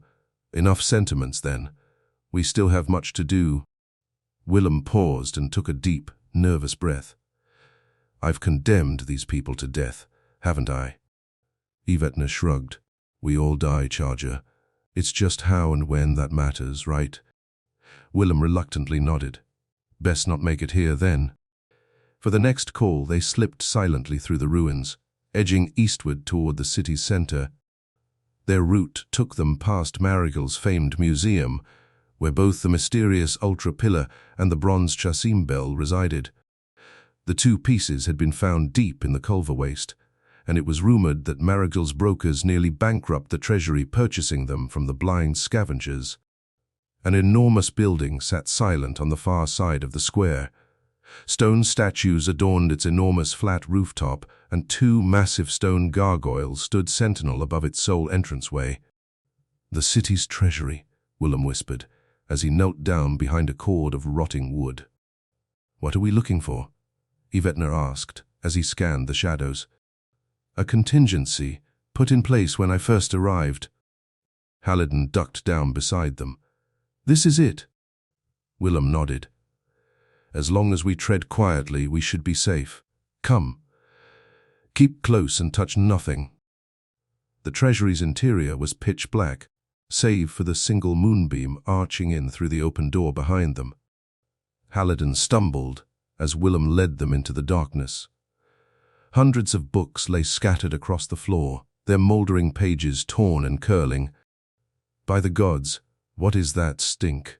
he asked as he covered his mouth. "The sewers," Willem replied. "With no one left to clean them, they flooded many parts of the city. Now be quiet, we're almost there." After a few hundred footfalls, they reached a broken gate. Willem carefully opened it and ignited a small torch he had tucked in his jacket. "Where are we going?" Yvetna asked as the flames snapped and sputtered to life. "The vaults," Willem said. "There is something here I cannot leave behind." "And what is that?" Willem stared down the black stairs.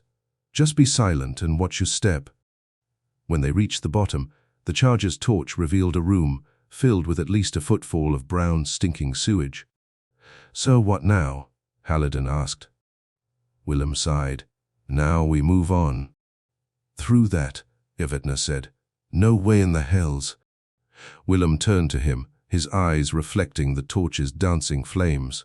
"You want my help, boy?" "You want to leave this place? Then you follow me." The sewage was warm and thick, its currents caressing their legs like slippery tentacles.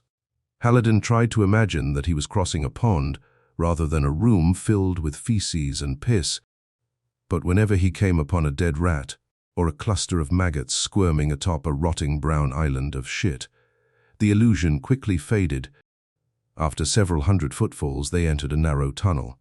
Haliden felt the first pangs of claustrophobia clutching at his chest as they climbed over rotten tables and chairs submerged in the muck.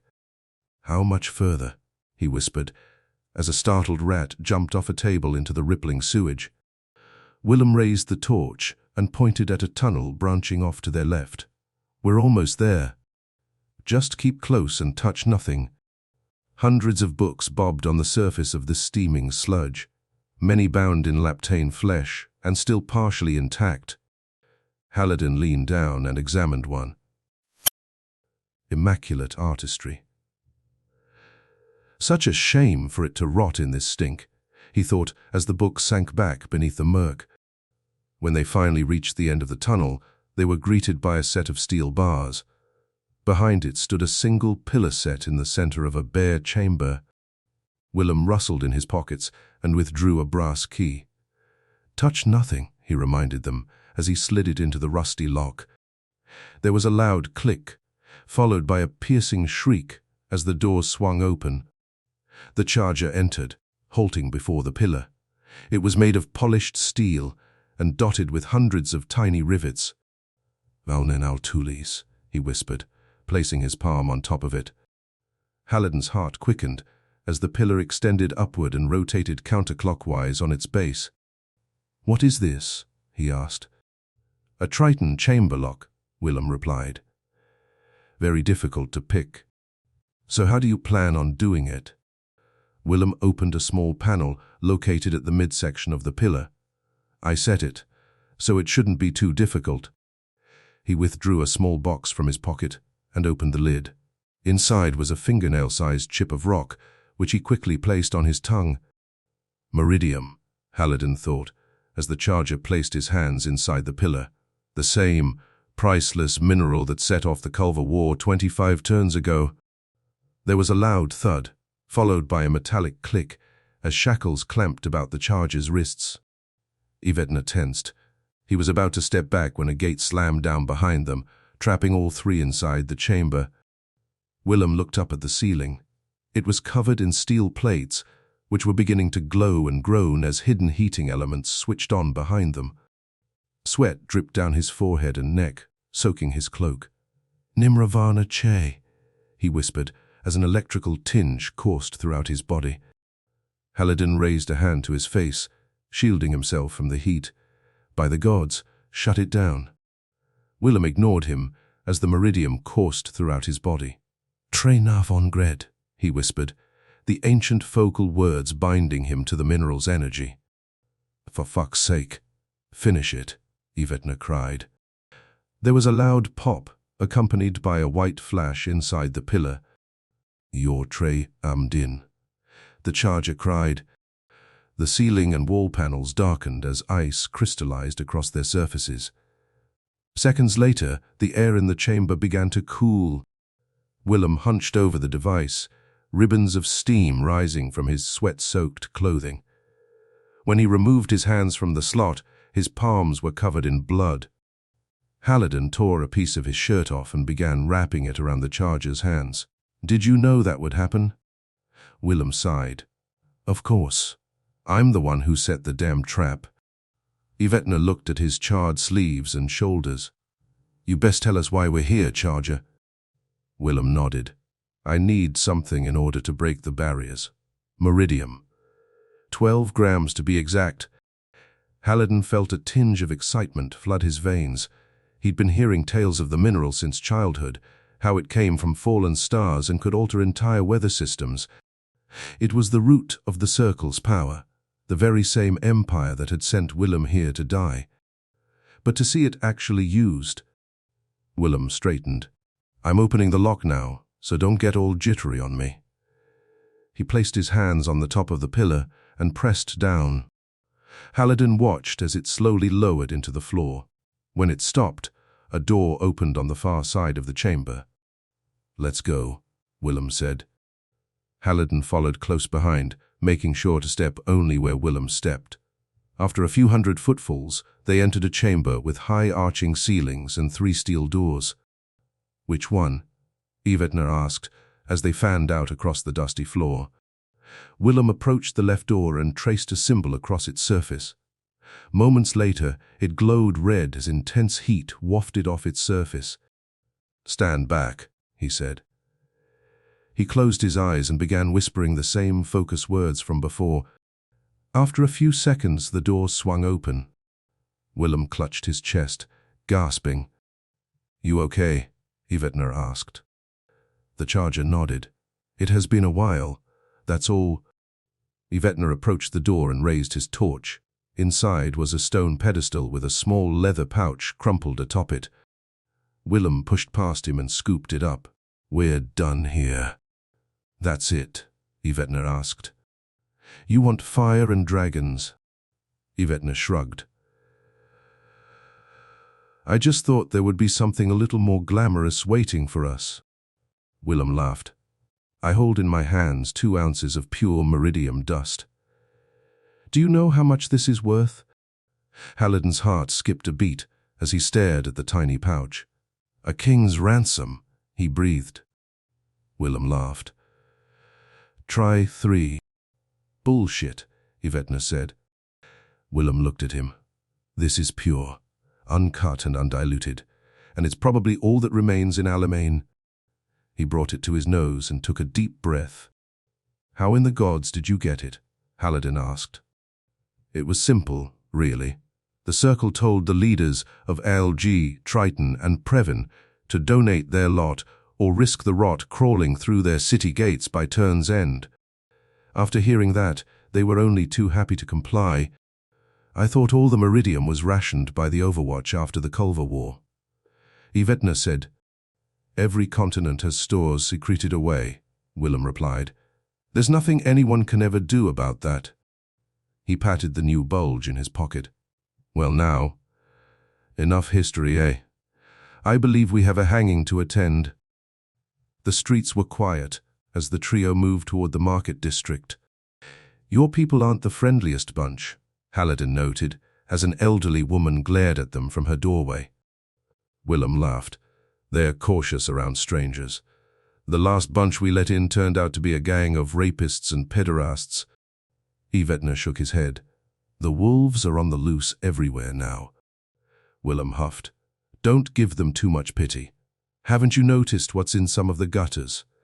He pointed to a gaping hole between 2 shuttered homes. Clouds of flies danced above mounds of torn clothing, fecal matter, and what appeared to be human bones. "What in the gods is that?" Haliden asked. "What do you think?" Haliden gagged. "For fuck's sake, they're eating their bloody own." "Some have turned to it," Willem said. "Usually they eat just the sick and dead, or those who try to harm us." He pointed back into the pit. "One man's corpse can sustain a family for weeks, and when you've endured the kind of hunger we've known, any scrap, whether it be leather or a molester named Hemren Grot, is fair game." Yvetner approached the pit and poked his sword into a lump of muddy cloth. When he lifted it, a skull fell to the ground. A skull with a hole gouged directly through its forehead. Willem sighed as he stared into its empty eyes. "This is why we must leave." Silent, sullen figures wandered about the market as an emaciated minstrel performed to a group of sickly-looking children. A city of ghosts, Haliden thought. He tried to imagine what it had been like, trapped and forgotten for all these turns. Stranded in a dead city under constant siege by hunger and rot. "This is the hells," he thought. A man shambled toward them. He was taut and skinny, with a large red nose that betrayed a love of drink. "Where have you been?" he asked as he approached Willem. Like everyone else in Marigel, his clothes were threadbare and stained, patched together with rags and clumsy stitches. Some business needed to be attended to. The man burst into laughter. "Business? You striking a deal with the devil, or perhaps our friends here have a way out of this shithole." Willem sighed. "How many so far today, Brendel?" 4, 5 tankards." Brendel laughed, revealing a set of brown and black teeth embedded in receding gums. "It's a celebration. I had a lucky night at Skulls with Darius and that skulk, Trevor. Figured a few sips were in order." Willem betrayed a smile. "Friends, this is my confidant, Brendel Twine, last of the city guard and my closest friend." Brendel looked them over and nodded. "You stand out here like boils on a horse, cunt. Can't remember the last time I saw faces so damn plump and clean." "Have they begun gathering?" Willem asked. Brendel nodded. "Damn early too. Can't imagine what's so pressing needs be spoken before first call." Willem reached into his pocket and handed the meridian pouch to Brendel. "Take this and stay at my place. There may be trouble." Brendel's jovial expression quickly slackened as he glanced at the pouch. "What in the hells is going on?" "Just do as I say. If all goes well, I'll meet you back here within the call. And if it goes to shit, then we're all damned." Brendel grinned. "Well, by the gods, I thought it was something serious." Yvetna cocked an eyebrow. "Is he sure it wasn't 6 tankards?" Brendel laughed. "Friend, we've been damned for turns now, surrounded by death, hunger, and disease. As long as there's sour apple ale left in the city, I'll meet death with a smile." "Well, for now, stay your tankard and go to my place," Willem said. "I'll come for you if all goes well. And ready my things." "All of them?" Willem nodded. "Everything." Brendel's smile dimmed. "Just promise you won't leave me alone here, Willem. These other fools, I'm afraid they might drive me to drink." Willem grabbed Brendel's arm. "You've been a brother to me. I won't forget that. Not ever." Brendel tucked the pouch into his pocket and forced a smile. "Well, friend, sounds like things just might get a bit exciting around here." Willem sighed.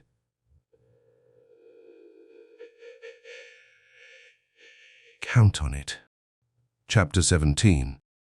Voices echoed from Marigold's town hall, a tangle of angered shouts and pleas that could be heard for several blocks. "Just let me do the talking," Willem whispered as they approached the entrance. A bored-looking man sat beside the doorway, spinning a sword on its tip. "Where have you been, Will? That cunt Fanra keeps asking for you." "Tending to affairs," Willem replied. The guard shrugged. "Well, just make sure you keep your new friends close. People been acting funny lately. You don't want any of them ending up in a gutter, if you know what I mean." "I'll keep that in mind," Willem replied. The town hall was packed, the stink of body odor and adrena fumes hanging in the air like a living fog. Willem led the 2 men to a bench and motioned for them to sit. "Talk to no one until I address you," he said. "The floor will be open soon, and then I will be allowed to speak." Yvetna shook his head. "I should have my sword. This is madness." Haliden scanned the room. Dozens of people were watching them, their hungry eyes whispering violence. "They'd sooner eat us than let us speak," he thought with a sudden chill. Since he'd stared into the waste pit, he'd wanted nothing more than to leave this place. But Willem refused to slink off into the night. Whether because of guilt or a hunger for redemption, the man seemed steadfast on getting them all killed. "Jenar Tau has the floor," a voice announced at the rear of the hall. The room fell silent as a middle-aged man, tanned and well-built, his fingernails crusted with mud and his hands thick with calluses, bowed before the podium. "My men have been tallying potato yields in the southern patches for the past 3 months," he said, "and they are worse than I feared. Grub rots taken to the soil. We'll be without in 2, maybe 3 months at this rate. And that's an optimistic estimation at best." "Have you been properly sifting the soil?" one of the men sitting in the center of the chamber asked. He was plump and well-dressed, his skin pale and free of scars. A bureaucrat, Haliden thought with disgust. The type of man who sent good men to their deaths while sipping Algian wine in front of a warm fire. "Have you enriched the soil with manure?" the man went on, a condescending edge in his voice. "After all, you're our agriculturist." "Our expert." Hands clapped in agreement. "Agriculturist." Jenna spat. "I grew black market adrena before the rot. A weed, Keitel, not vegetables." "Just see to it that the crops come in," Keitel said. "Until then, your family's rations are cut to 1 parcel a day." And with that, he slammed a gavel down and turned his attention back to his paperwork. Jenna stepped forward, his hands curled into fists, but a woman quickly grabbed his arm and pulled him back to his seat. "On to the issue of sewers," Keitel said, as he shuffled disinterestedly through his papers. A small, stumpy man stood. He was filthy, his threadbare clothes stained brown and patched from the waist down. When he spoke, his voice came hoarse and exhausted. The western conduits are clogged with debris and backing up into the abandoned quarters. Without more men, we won't be able to clear much more than a few yards a day. Also, we heard voices in the Sanct Aquifer. I think some of Nate's men are holding up down there. Gods know why, though. It's your charge, Bowen, Keitel said. 1 or 100 men, it needs to be taken care of. Else the council will be forced to reduce your rations as well. Bowen flushed red, his fists clenched at his side. But I need more men, 10 at least. You haven't seen the conditions down there? We've lost 3 men to the fumes alone. You have Mendel and Riley. Correct. Bowen nodded. Then there it is. Take care of the blockages, or we'll be forced to find someone who can. As for Nate and the other castouts, deal with them as you see fit. Perhaps block up the aquifer and see if you can't drown them out. Bowen sat back down, mumbling curses to himself and the filthy men sitting beside him. A sudden stir broke out on the far side of the room. What's the meaning of this? Keitel asked, as a man staggered into the center of the hall. We've 7 missing, the man gasped. He was covered in sores and his clothes looked as if they were being held together by lice. Missy Jan says Harry took his family and a wagon into the northern tunnel. Keitel stood. The key. Did he take the key? The man nodded. The seeds, someone cried. How will we plant? The men sitting beside Haliden began tracing arcane signs in the air as they whispered prayers to themselves. Haliden turned to Willem. What's going on? The missing man held the key to the city's Ghana Borough chamber, he replied. All of our potatoes and corn seeds were kept there, as well as our salt. Yvetna smiled. Couldn't have timed it better then. Haliden looked at the boy incredulously. And how's that? We offer to search for them, Yvetna said. If we find them alive, all the better. They'll have supplies of their own and won't slow us down. That is not the way I'm leaving, Willem said. He stood and raised his hand. Keitel slammed the gavel down. Willem has the floor. The charger stepped into the center of the chamber, his hands trembling beneath his moth-eaten cloak. He took a deep breath and sighed. I'm afraid we have more trouble than we dare face, he said as he scanned the audience. 3 turns we've been trapped here. No food from the outside. No help. Murmured agreements rippled throughout the room. We've been all but forgotten. But we've helped ourselves. We've saved ourselves. Some of the gathered applauded this. I feel there is no way the city can suffer the breath, the rot, and hunger all at once. We've exhausted wood supplies, and there was little enough salt and seed in the chamber before the theft. Keitel shook his head. Your observations are noted, Willem. But do you have a point? It's time to leave, the charger said. Indignant shouts erupted throughout the chamber. Keitel clapped his gavel down. Be silent, damn it. Willem thumbed nervously at something in his pocket. When the room quieted, he removed it and held it up in his palm. What have we there? Keitel asked. A kogel ring. My kogel ring. The chamber suddenly fell silent. Willem's hand trembled as he held the ring out for everyone to see. It was my charge to remain here. To see to it that the gates remained in place and the rot contained. Keitel stood, his eyes wide with rage. You traitorous bastard. A bastard, yes. But I endured every hardship you have. I suffered loss just the same as the rest of you. And I did it all to protect Alimane. You mean the Circle and Triton, you son of a bitch, someone cried. A man lunged over a pew and tackled Willem to the floor. More soon followed, tearing and punching at the charger as cheers rang out behind them.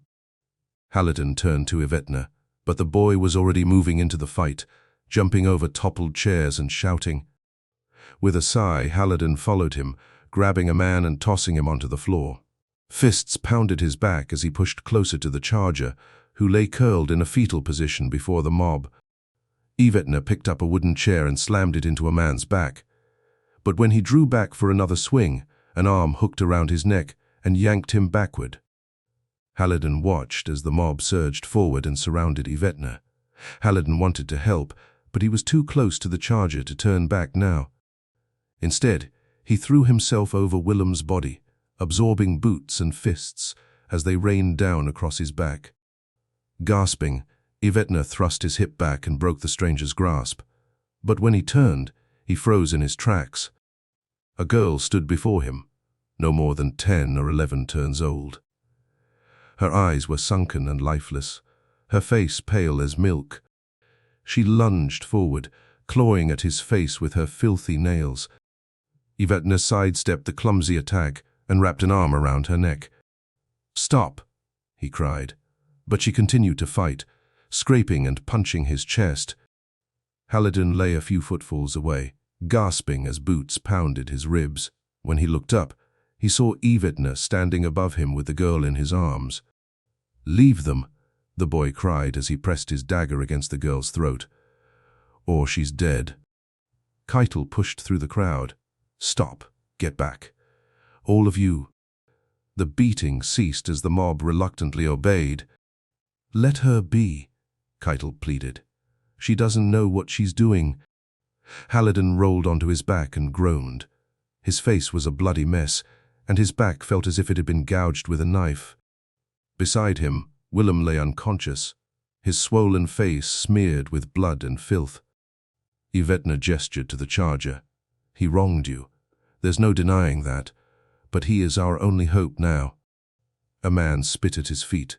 "Over 100 souls died these last 3 turns, he shouted, "withered away to dust while we ate leather and dog. And you expect us to stay justice?" "Silence, Dren," Keitel hissed. He turned back to Yvetna. "She's all I have left. Please, let her go and we'll pardon the lot of you." Yvetna backed up until he was flush against the wall.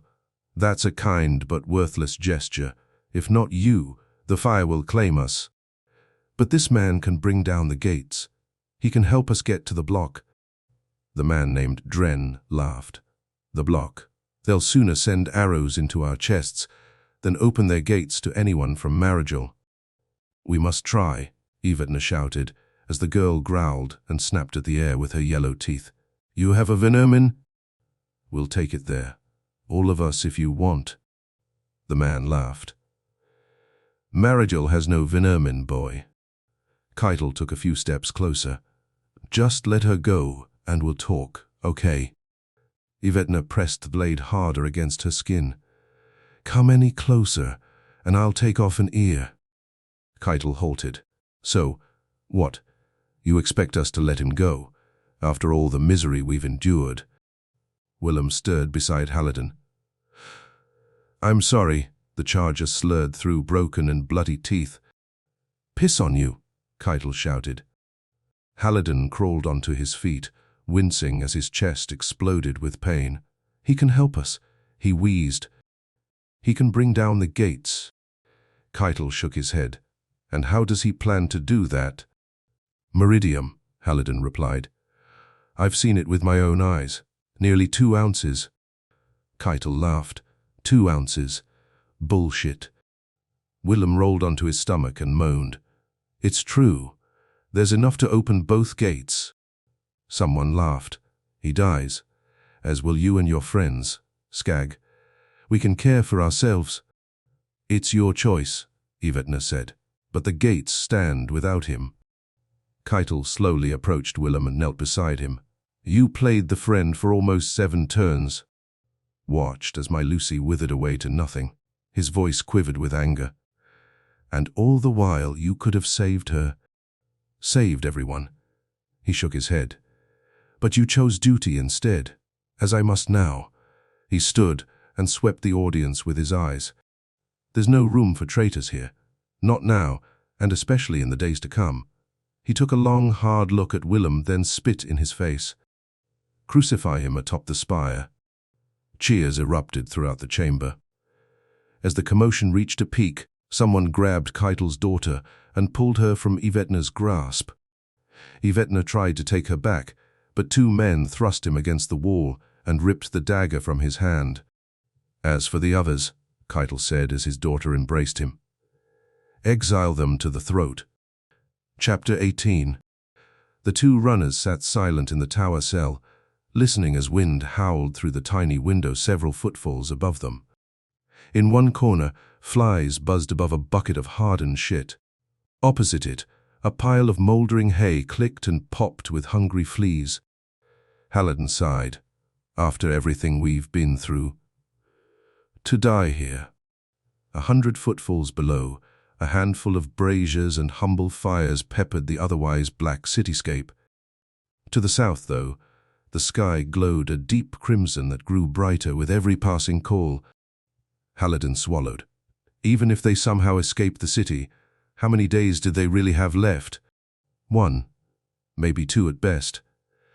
How far could they hope to get with 2 Venermans and a cartload of refugees? And what of the boys? He wished he could see their faces. Keitel had promised they were being cared for, that they were safe with the other children of Maragel. But then he remembered the gutter filled with bones. "We've failed," Yvetna said. The right side of his face was swollen and distorted, and dried rivulets of blood spider webbed across his bruised cheeks and neck. Haliden sighed. Could we have ever really succeeded? Yvetna turned to him, his eyes trembling with rage. Would I have abandoned everything I cherish if I thought differently? A whinny echoed outside. Haliden stood and gazed through the window. "Instar!" he cried. The familiar whinny echoed in reply as a black form raced across the square's weed-choked cobbles. "Here, girl. I'm here," he shouted, as several figures chased after her. "What's happening?" Yvetna asked. "Instar's loose." Yvetna laughed. "Your horse has good sense." A whip cracked in the distance, followed by more shouting. Haliden pounded the wall. "Leave her be, you bastards!" Yvetna shook his head. "You're wasting your breath.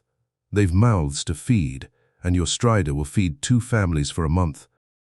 Maybe more." Haliden grasped the bars as Instar vanished down an alleyway. "I'll fucking kill the man who lays a hand on her." The cell door burst open, scattering roaches and mice into the shadows as Keitel and 2 emaciated men entered, chains in hand. "Bind them," Keitel ordered.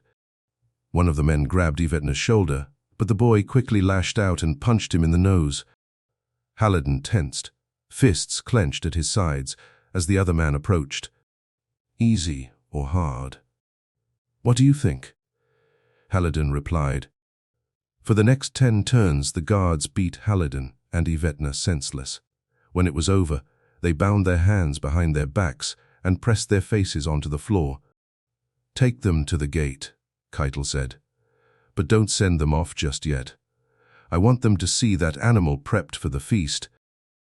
Haliden's heart sank when they arrived in the main square. Instar stood bound to a stockade not far from a crackling fire. As she brayed nervously, men prepared tables with plates and cutlery. "Give our boys here a seat at the grand table," Keitel ordered. Yvetna kicked and spat as they forced them onto a bench and bound their legs to its cross-section. Men were erecting a spit over the fire a few footfalls away. Keitel smiled as they worked.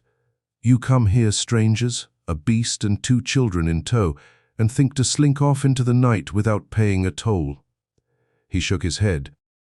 "Do you know where you are?" Haliden looked him in the eye. "Hell. This is hell." "That's right." Keitel snapped his fingers. Moments later, a man ran over with Yvetna's sword in hand. Keitel took the blade and held it up to the light. "This is amazing craftsmanship," he said. "Would be worth a fortune if coinage held any value here."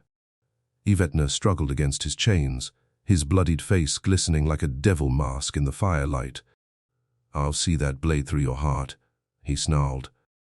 Keitel laughed. "And I might just consider that a favor, but not on an empty stomach." He stood and clapped his hands. "Bring them forward. I want this done before sunrise." Two men approached from across the square with Jonathan and Brandon in tow. Haliden felt his body go numb. The boys were chained and gagged, stumbling behind their captors. "Leave them be," he shouted. The boys were forced onto their knees a few footfalls from the fire. A man then placed buckets before each of them. Yvetna howled like a madman, thrashing back and forth atop the bench. "I'll kill you, every last one of you fuckers." Keitel leaned across the table and slammed the hilt of his sword into Yvetna's face. "Just watch and wait your turn," he said, as Yvetna spit a bloody tooth onto the ground. Haliden felt the world closing in on him. Dozens of emaciated figures were approaching the fire, their ravenous eyes locking on Instar and the boys. "This can't be the end," he thought. "Not here. Not like this." "The gate," a distant voice suddenly cried. "It's open." There was a moment of silence, followed by the clang of steel on steel. Keitel tensed. "Get over there and see what's happening, all of you," he shouted. "Fren, Danol, rally the watch." The gathered quickly scattered into the shadows, shouting orders to one another as they went. When they were finally alone, Keitel grabbed Haliden by the throat and dragged him across the table. "Is this your doing?" "Would that it were," Haliden spat. "I would have tied you to a spit as well." Keitel nodded. "I think we'll roast you first. Alive." He stepped closer, smiling. But then there was a wet thump, like a hammer hitting a piece of meat, and he froze. "Wah," he gasped as he reached over his shoulder. When he brought his hand back, his eyes widened. It was covered in blood. Haliden watched as the man slowly turned around, but before he could say another word, an arrow slammed into his forehead, toppling him back into the fire. Sparks erupted into the sky as Yvetna's sword hit the ground with a metallic clatter. "Artist," a voice hissed. A shadow was running at him, bow in hand. "Brendel." The old drunk entered the firelight and knelt down behind him. "Don't move," he said. He withdrew a knife and cut Haliden's bonds. "What's happening?" Yvetna asked. "Where is the charger?" Brendel cut Yvetna loose and then moved on to the boys. "Just pick up your blade and be ready to run. It won't be long before they come back." "What's happening at the gate?" Haliden asked. "Don't you worry about that. Just get that horse of yours ready. I've your wagon all set at Willem's place." Yvetna shook off his bonds and knelt down beside the boys. "We're leaving now," he told them. "Stay by me and keep quiet." "What about Willem?" Haliden asked. "The flooded cell block, near Dagmar's throat," Brendel replied. "But we won't be able to get to him without more men." Keitel put at least 5 to him before they came here. "Where are we going?" Jonathan asked. Haliden untied Instar. "Anywhere but here." The flooded cell block had earned its moniker well. A squat, grey building, it sat in the center of a flooded street. Like a lover's embrace, the putrid water hooked around the building's sole entrance, submerging its single steel door knee-deep in brown muck. Haliden shifted uncomfortably beside the others as they crouched behind a crumbling rock wall. "Where are the guards?" he whispered. Brendel crouched beside him. His once glassy eyes were now focused and sober as he scanned the shadows. "Busy fighting. Inside waiting. Your guess is as good as mine." "Let's just fucking get him," Yvetna said. "We won't get another chance like this." He stood and broke from cover. "Come on." Haliden turned to Brendel. "Stay here with them. We'll be right back." "But you'll need another blade in there," the old guard protested.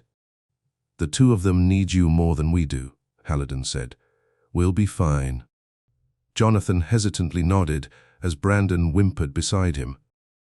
The door to the cells was wrought of solid steel with a single rusted handle. Yvetna took hold of it and pulled. "Be careful," Haliden whispered. There was a dull groan as the door swung open on its rusted hinges. When the din faded, both men peered into the entrance. A single torch flickered against the wall, illuminating a small chamber flooded with rippling sewage. "Keep quiet," Yvetna whispered as he stepped inside. They entered a narrow corridor, stumbling and sloshing through the foulest stench Haliden had ever known. "Light," Yvetna whispered. "Up ahead." Haliden squinted. A faint sliver of golden light flickered in the distance, revealing a bend in the tunnel. Yvetna pressed on, his sword drawn. Haliden followed close behind, his heart pounding in his throat. When they reached the bend, Yvetna leaned forward and peered into the light. "How many?" Haliden whispered.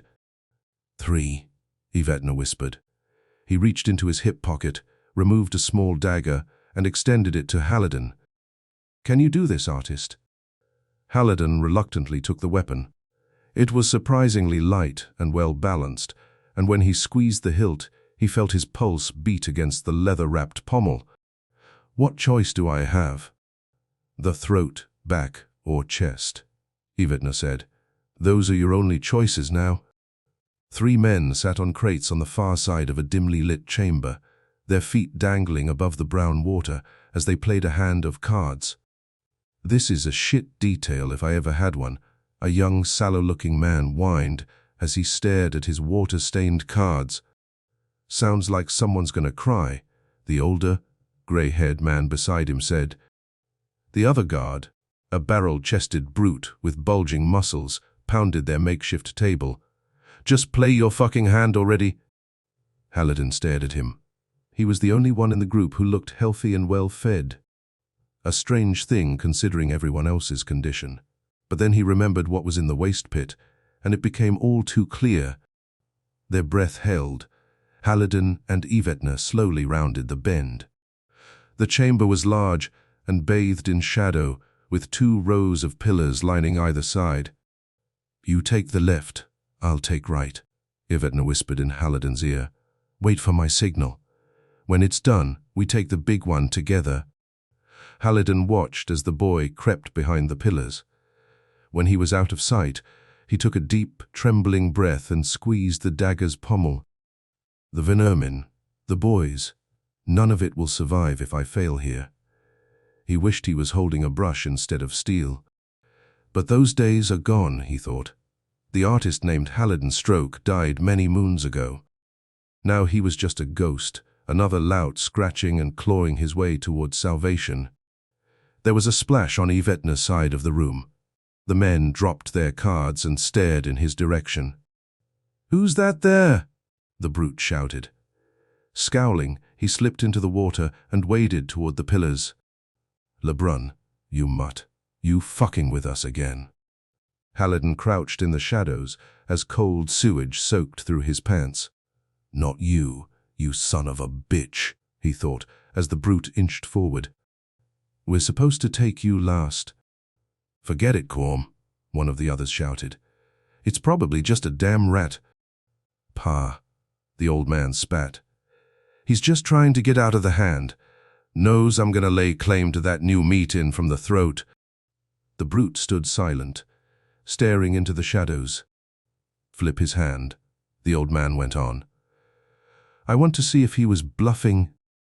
Touch those cards, and you'll be licking this shit from my boots," the brute replied.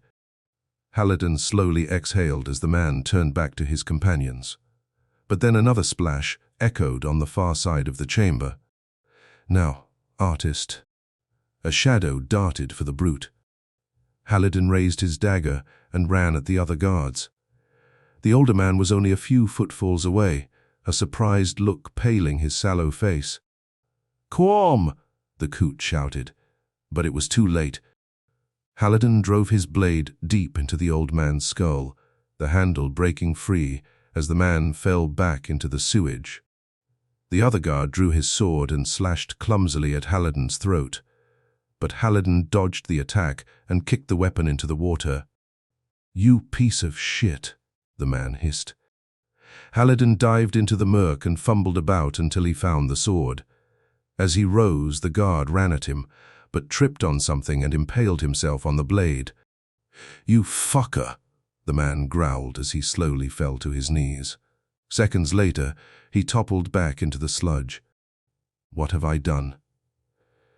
Haliden thought. Something stirred on the far side of the chamber, a groan followed by labored sloshing. Haliden turned. Yvetna! To his horror, the brute emerged from the shadows, his steps clumsy and slow as he sloshed toward Haliden. Haliden tensed, preparing to fight. But the brute toppled face down into the mire, Yvetna's sword protruding from his back. Silence then engulfed the chamber. Yvetna, Haliden whispered. The boy stepped from the shadows, shit and piss dripping from his body. You okay? Haliden shrugged. You... Yvetna yanked his sword from the brute's back. I'll be better when we're far from here. Let's just keep moving. Willem sat silent in his cell as two figures approached the steel bars. Stroke, he said, an incredulous look on his face. Yvetna slammed his sword against the corroded lock, shattering it to pieces. Time to go, magic man. Willem staggered onto his feet. His shirt was torn to pieces, and his chest and face were covered with bruises. Where are the guards? Dead, Yvetna replied. The charger shook his head. This wasn't what I wanted. Yvetna huffed. It never is. Now let's get the hells out of here. The charger nodded. Everything should be ready at my house. Yvetna opened the steel door and handed him a torch.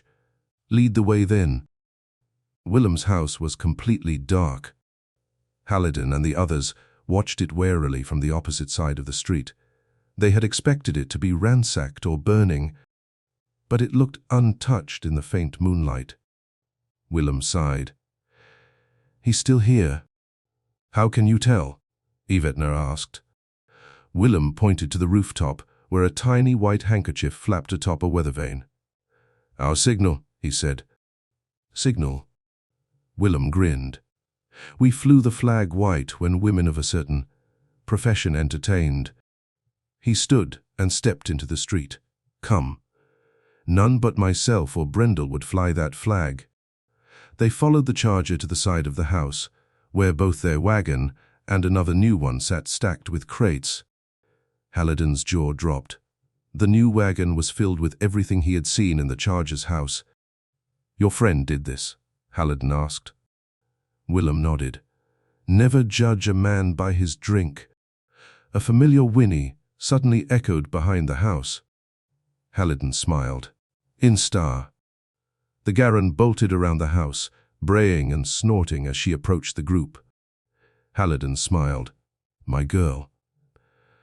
How I missed you. The strider lovingly nipped his shoulder, her tail swishing from side to side. We've little time now, Willem slurred through broken and swollen lips. I hope she's ready. Haliden stroked Instar's mane. She's been ready her whole life. Brendel stepped out of the house. He wore head-to-toe plate mail and carried a long sword at his side. Behind him, Jonathan and Brandon watched as Haliden and the others approached with Instar in tow. We're all set, gentlemen, Brendel said. He was clean-shaven and washed, his gait sober and confident. Willem looked him over and smiled. By the gods, it's good to see you again, Lieutenant. Brendel laughed. I fear sobriety fits me about as well as this wretched mail. It suits you just fine, old friend, Willem said. Haliden knelt down before the boys. I'm so sorry, he told them. We should never have come here. But I promise we'll never let anyone take you again. Okay.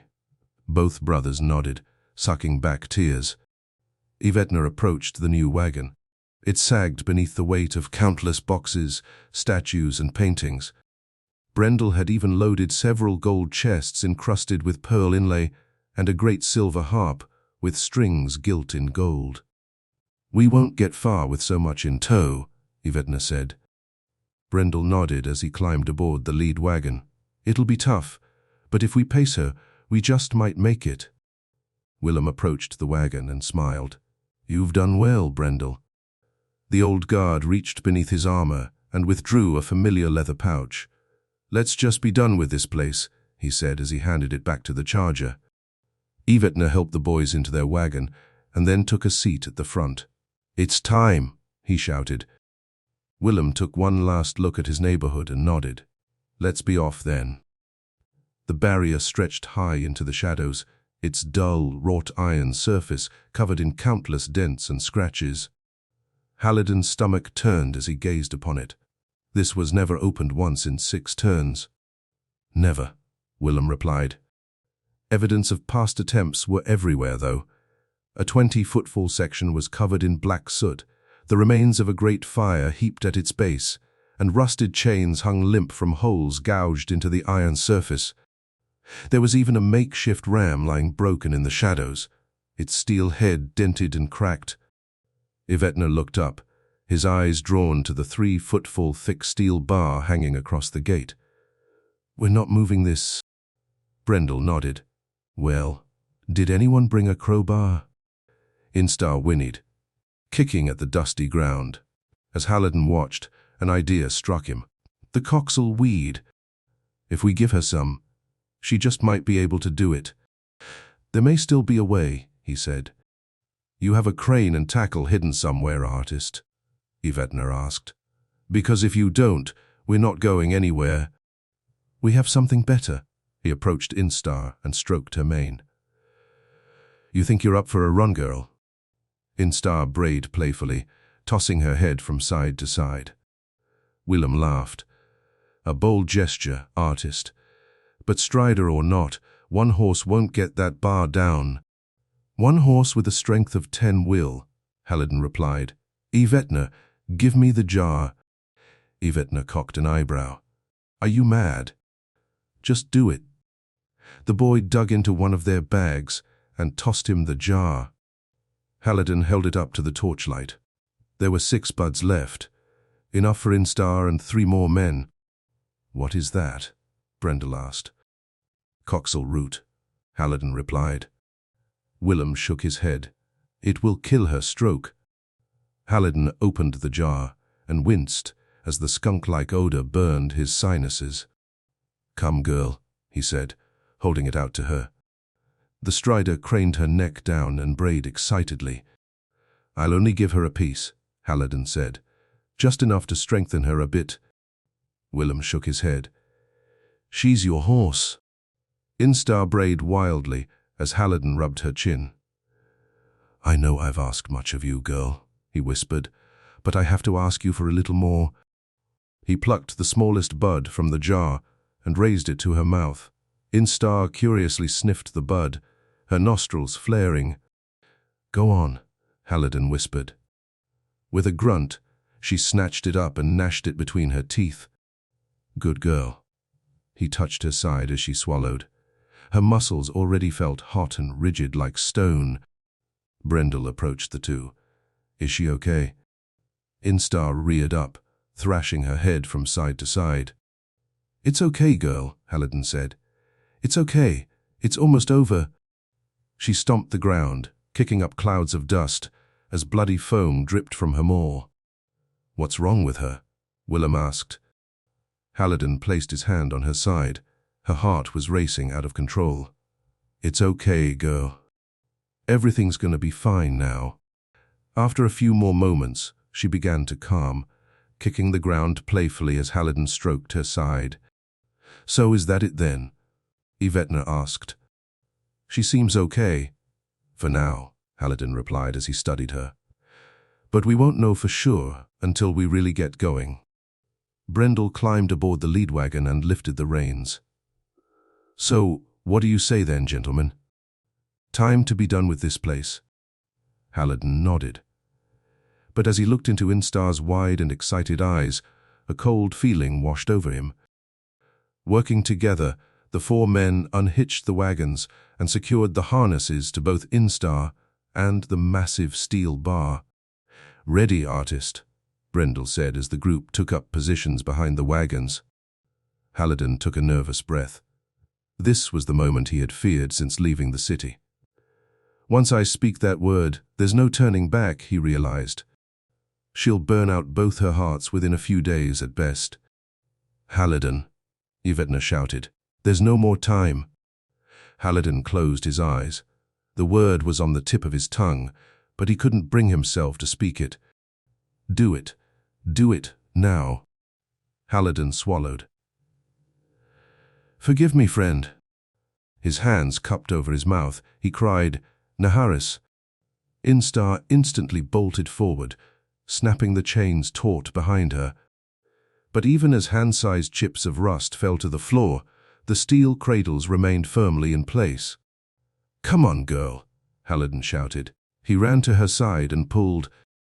The others grabbed the ropes and began tugging alongside him. Jonathan and Brandon watched from the shadows, their nervous eyes flicking between the wagons and the yawning tunnel behind them. This isn't working, Willem cried. Haliden pulled harder, his muscles throbbing as the ropes dug into his palms. Naharis, he screamed again. Naharis, damn it. Instar thrashed from side to side, her eyes wide and feral. A loud crack filled the chamber, followed by the rattling of steel as one of the cradles broke free and crashed to the floor. Again, Instar, Haliden cried. Again. The strider reared up, throwing all her weight against the chains. The bar groaned, twisting and shifting in the remaining cradle. One more time, girl. Instar took a few steps back, then lunged forward. This time, the bar tore free, hitting the ground with a hollow thud as the Garen took off with it trailing behind her. Back, Instar. Back, Haliden cried. The exhausted Garen turned, nickering and thrashing her tail as the bar kicked up a cloud of dust in her wake. Well, I'll be damned, Yvetna gasped. The enormous doors stood slightly ajar, revealing inky black beyond. Instar halted beside Haliden. Her mane was drenched in sweat, and blood trickled from her nose. Good girl, Haliden breathed as he rubbed her side. Yvetna took hold of one of the doors. Come on, we don't have much time. Brendel and Willem took up positions beside him and pulled. But even with the strength of 3 men, the gates wouldn't move. By the gods, Brendel gasped. It's rusted shut. Hands clapped behind them. The group turned. 5 haggard, threadbare men and 1 woman stood in an arch around the wagons. Haliden's flesh went cold. The boys. But when he saw one of their eyes peering at him from between the crates in the lead wagon, he relaxed. Nate, Willem said, nodding to the closest figure. Been a while, old friend. A man stepped into the torchlight. He was covered in filthy rags, a grey and brittle beard hanging over his emaciated chest. A lot of action here today, boys, the man said, grinning. Seems someone opened the southern gates and left them unguarded. Would you know anything about that? Had to be done, Brendel said. Keitel went too far this time. Nate nodded. And now, the rotters are everywhere. Shouldn't this be a relief to you? Brendel said. Why? You think I'm one of them? Haliden looked over Nate's rabble. They were all pallid and filthy from months living in Marigel's sewers. Willem stepped forward. Are they infected? Nate laughed. You still afraid of a little rot, even with the breath bearing down us? You know of it then? Willem asked. Nate nodded. We've friends amongst you still. Those who wouldn't turn their backs on kin, no matter what they're told by Keitel and his slithering lot. And what makes you better than them? Brendel asked, as his hand drifted toward his sword. Nate laughed. What do you think we are, Brendel? Rapists and murderers, as Keitel would have you think? We're not your judges, Nate, Willem replied. Nate approached the charger, a gentle smile creasing his filthy face. I've watched you for turns now, you know. Wishing I could speak to you as the brother you truly are, Willem of the Isle. But now here we stand, face to face, and I find I'd prefer to spit in your face, charger. Willem stood shocked. What did you call me? Nate reached into his pocket and tossed a small metallic object at Willem's feet. A kogel ring, Willem thought. Gold and silver intertwined with a sliver of uncharged meridium. Where did you get this? He asked. You're aware you've broken rank, right? Nate said. Willem's eyes widened. You've always known then. Did you think they'd leave the fate of the realm in one man's hands? He laughed. I'm your shadow, a fail-safe in case you forgot your place amongst this rabble. You did well, though. At least until now. Willem shook his head in disbelief. Are there others? Not that I know of. All these turns, alone with such a burden, and yet you never said anything. Why? I was ordered not to interfere unless you failed. Yvetna stepped forward. This little reunion is well and fine, men, but we still have business to attend to, like staying alive. Indeed, Nate said. And I decided long ago that if I'm to die, I'd rather it be surrounded by hillsides and forests, and not this rat-infested city. And what of the rot? Willem said. It will die with this place, Nate replied. But if you wish to fulfill your promise to the Isle, by all means stay and burn with it. As for me, I'm done with orders. Yvetna climbed aboard the lead wagon and took a seat beside the Vinnerman. Jonathan and Brandon crawled from their shelter and sat beside him. Let's stop wasting time then and get the hells out of here. Nate nodded. If you'll have us, we'll help. Willem sighed. Very well. Let's go. Chapter 19. With the help of Nate's rabble, they quickly pried both doors open and began the long descent through the mountain. Haliden and Willem sat together in the lead wagon, their eyes fixed on the two torchbearers plodding along beside them. So, what's the plan? Haliden whispered. Willem glanced over his shoulder at the second wagon, where Nate and 3 of his people sat hunched amongst the crates. We ride for the block. No stops, and more importantly, no more passengers. Haliden nodded. The tunnel slowly curved into the mountain like a giant corkscrew. There were no dwellings or stalls here, and the walls had been left rough-cut and unfinished. Like an escape route, Haliden thought, a chill tickling his spine. Nate climbed into the lead wagon and leaned over Willem's shoulder. So tell me, what was it like, living a lie for all these turns? Willem glanced at him. I did my duty. As did you. Of course. But here we sit, slithering away like thieves in the night. You blame me for this? Nate shrugged. I blame all of us. The Circle, the bureaucrats who sent us here, the rot, even the god's forsaken breath. You know I tried to save them, Willem said. When the initial stages were curable, a simple poultice of Merwin berry and jellyfin glands neutralized the rot's earliest infections. Ah, but the stores. Willem shook his head. Raided by thieves and adrena addicts.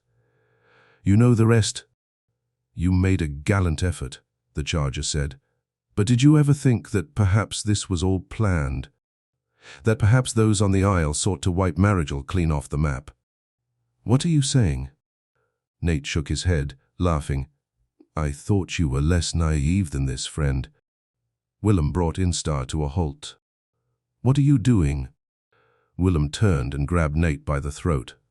I've no patience for games, not after what I've seen here. What do you know? Nate's jovial facade vanished. I received a bird right after arriving, he gasped. It was to be my honor to oversee Marigel's cleansing. Willem squeezed harder. Did you see the bones, the bodies? Did you see what people became? Nate's followers scrambled onto their feet, daggers and clubs drawn. Nate waved them off. Of course I saw it, fool. You think a single moment has passed that I don't regret what I did. Why then? The same reason you kept silent all these turns. We are of the Circle. It is our life, our duty. I'm no murderer. Nate laughed. You are whatever the Isle says you are. You should know this by now. Willem tensed. He could feel eyes burrowing into his back. Never, he replied. Nate nodded. Tell yourself that, if it makes you feel better. But you did your bidding. You kept the gates sealed and saw to it none left this god's forsaken place alive. Willem's grip slackened as the realization hit him. You did well, though, Willem of the Isle. Never question that. But there is a bigger picture here, far bigger than any of us foot soldiers could have comprehended. So how did you and your people survive all this time? Willem asked. By stealing supplies from us. Nate sat up and shrugged. You'd be surprised what you can find in the depths of a city's sewage systems. Forgotten food stores, sleeping quarters for those charged with keeping the sewers clean. Everything one needs to survive, hidden right beneath your feet. And the rot. We were spared for a time, but when our supplies ran thin, some of us began scavenging in the throat, and that was when we came upon the others. Others? Marigold's filth, murders, rapists, thieves. They kept to the eastern districts mostly, deep in the outbreak zone. They were the ones haunting you. A metallic boom echoed behind them. Haliden sat up. What in the hells was that? Another boom, followed by the sound of muffled screams. Haliden turned to the others. Should we have sealed it? We had no choice, Nate replied. Who knows how many are infected back there? But what of the women and children? What of them? Haliden glanced at Willem, but the charger avoided his eyes. We just leave them too. Nate drew a dagger from his belt and raised it to Haliden's nose. Just ride, artist, if you want to see the sun again. The pounding grew louder. Haliden tensed. This isn't right. Right. This is survival. Fool. Haliden pushed the dagger aside. I won't have it this way. Nate's eyes narrowed. And what are you going to do about it? What I should have done when we found you.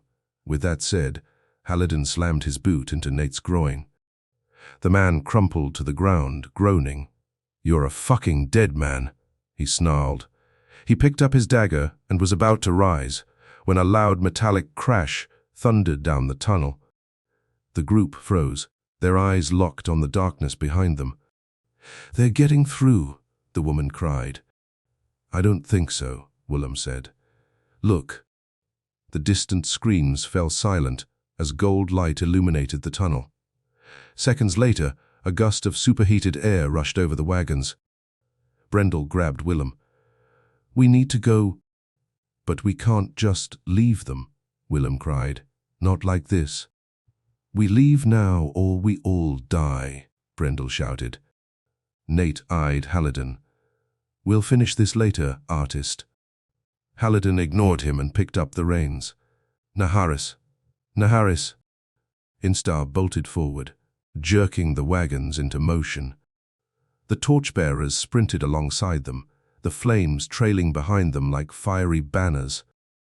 Get on, fools, Nate shouted. One of the men dropped his torch and grabbed the railing, but his fingers slipped and he was sucked beneath the wheels with a bone-jarring crunch. The other man kept pace for a few hundred footfalls, but the wagons were moving too fast and he quickly fell behind. Haliden watched as the man vanished into the distance. He waved his arms at them, pleading for them to stop. But there was no turning back. Instar was running at full gallop, every muscle rippling as the adrenal weed pushed her body to its limits. Yvetna climbed over the crates to Haliden. The breath, he cried. Haliden nodded. We lost too much time here. He slammed his feet into a gap in the floorboards, anchoring himself down just as the wagon hit a pothole. Instar's eyes widened, red froth splattering around her bit and streaking her sides. She's dying, Haliden realized. The weed and weight of 2 wagons had put too much strain on her hearts. My friend, I'm so sorry. The tunnel opened up into an enormous chamber. Willem pointed ahead. There it is. An enormous steel barrier loomed before them, stretching 100 footfalls into the shadows. Easy, girl, Haliden said as he brought Instar and the wagons to a grinding halt. Well, charger, Yvetna said as dust settled around them. If you're going to do this, now is the time. Willem jumped off the wagon and approached the door. Thousands of animal carcasses lay in a tidal-like line at its base. Rats, mice, coon, bats, draba birds. Stay back, he shouted, as he withdrew the leather pouch from his pocket. Nate climbed off the rear wagon and approached his fellow charger. "How much dust were you given?" he asked. Willem quickly slipped the pouch beneath his robe. "Enough to enchant both gates and little more. Now, unless you want your flesh seared off, I'd take cover when I begin. The magic is wild and hungry, and I'm turns out of practice." Nate eyed the bulge in Willem's robe and reluctantly nodded. "Very well. But be quick." Willem opened the pouch and dumped the meridium into his palm. It was brown and black, speckled with white, sugar-like crystals. He poured it into his mouth and swallowed. "Menwa des cool thane," he whispered. At first nothing happened. But after a few more seconds, dim veins of blue electricity began crackling across the gate. "Vray Tanoris," he cried, pressing his hands against the cold steel. The gate began to glow a deep red as steam rose from his cloak. But he stood fast, his eyes shut, as he slowly unraveled his old spell. Haliden peeked around the side of the wagon. The air surrounding the charger shimmered like a mirage, and the gate glowed a deep red like a blade pulled from a forge. By all things high and mighty, he thought. The red-hot steel creaked and groaned as ice slowly crystallized across its surface. Moments later, a huge chunk collapsed to the ground, followed by another as the steel crumpled into a pile of blue shards. Willem stepped back, his arms stretched out in front of him. A blast of ice-cold air erupted from the charger, engulfing both wagons. Haliden winced as frost crystallized across his face and hands. "Get back," Brendel shouted, yanking him behind the wagon. There was a loud snap, followed by a pulse of blinding blue light. And then the tunnel fell silent. Haliden slowly peered around the cart. The charger knelt in a cloud of smoke and dust, his head slumped forward and arms hanging at his sides. "Willem," Brendel shouted. The charger slowly looked up. Did it work? "See for yourself." The gate lay in pieces around him, frost still clinging to the rent, Triton steel. "By the gods." Brendel knelt beside him. "Can you stand?" "Of course I can." But when the charger tried, he almost toppled face first onto the floor. Brendel grabbed him. "Steady there, friend." The charger's cheeks were crusted black and covered in canyons of raw flesh, and most of his hair had been completely burned off. Willem trembled as if 1,000 searing hot blades cut across his body. "Just go," he groaned. "While you still can." He coughed, splattering the dirt with blood. "Piss on that," Brendel shouted. "I ain't leaving without you. Someone needs to hold them back." "That's ridiculous. Look at you." "It's my duty," the charger replied. "If even one of the infected escapes, the rot could spread across the entire realm. Perhaps even the acid itself. How many more marigels will there be then? The breath has already taken care of that. Willem shook his head. "Friend, I can't take that chance. This is madness. Utter madness." Brendel looked down at his friend's lap. The charger's fingers were fused together, curled into permanent fists. "Just get in the wagon. There'll be healers at the block who can help you." "I'll never make it," Willem said. "You know that." Behind him, the golden light was growing brighter, creeping across the walls like a golden tide. Brendel's eyes trembled. "What about Alg? What about Dunher and the whorehouses of Nell? I can't fuck my way across the endless aisle by myself." Willem forced a laugh. "You've been my one true friend, Brendel. But we must part now." He coughed violently, gasping and pounding the ground with his burnt fists. When it passed, he handed his friend the leather pouch of meridium. "Use what's left to buy passage to Aug or Tremin." Brendel looked at the bloody pouch and shook his head. "Just get on the damn wagon," Willem grunted. I owe you this much." Brendel stood, wiping tears from his eyes. "You've always been my one and true friend, even when the others wrote me off as a worthless drunk. I won't forget that." Willem nodded. We'll drink and fuck 1,000 virgins someday soon, friend. Brendel slowly backed away, his eyes trembling. Here's to eternity, friend. Willem nodded. Goodbye, Bren. May the gods watch over you. What's going on? Haliden asked as the old knight returned to the wagons. Is it safe? Brendel glanced over his shoulder and nodded. It's done. What of Willem? The old guard wiped his nose as a tear dripped down his cheek. He has one last job to do. As do we. He climbed into the wagon and adjusted his chest plate. It's time. Nate watched the old guard as he took a seat beside the boys.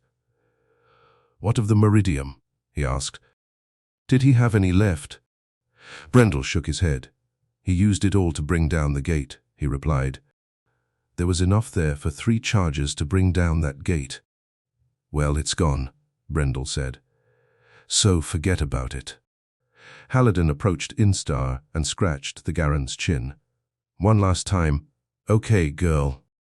The Garen whinnied, shaking her head from side to side. Haliden swallowed back tears. You've been a good friend, better than I deserve. Forgive me. With that said, he climbed into the driver's seat and lifted the reins.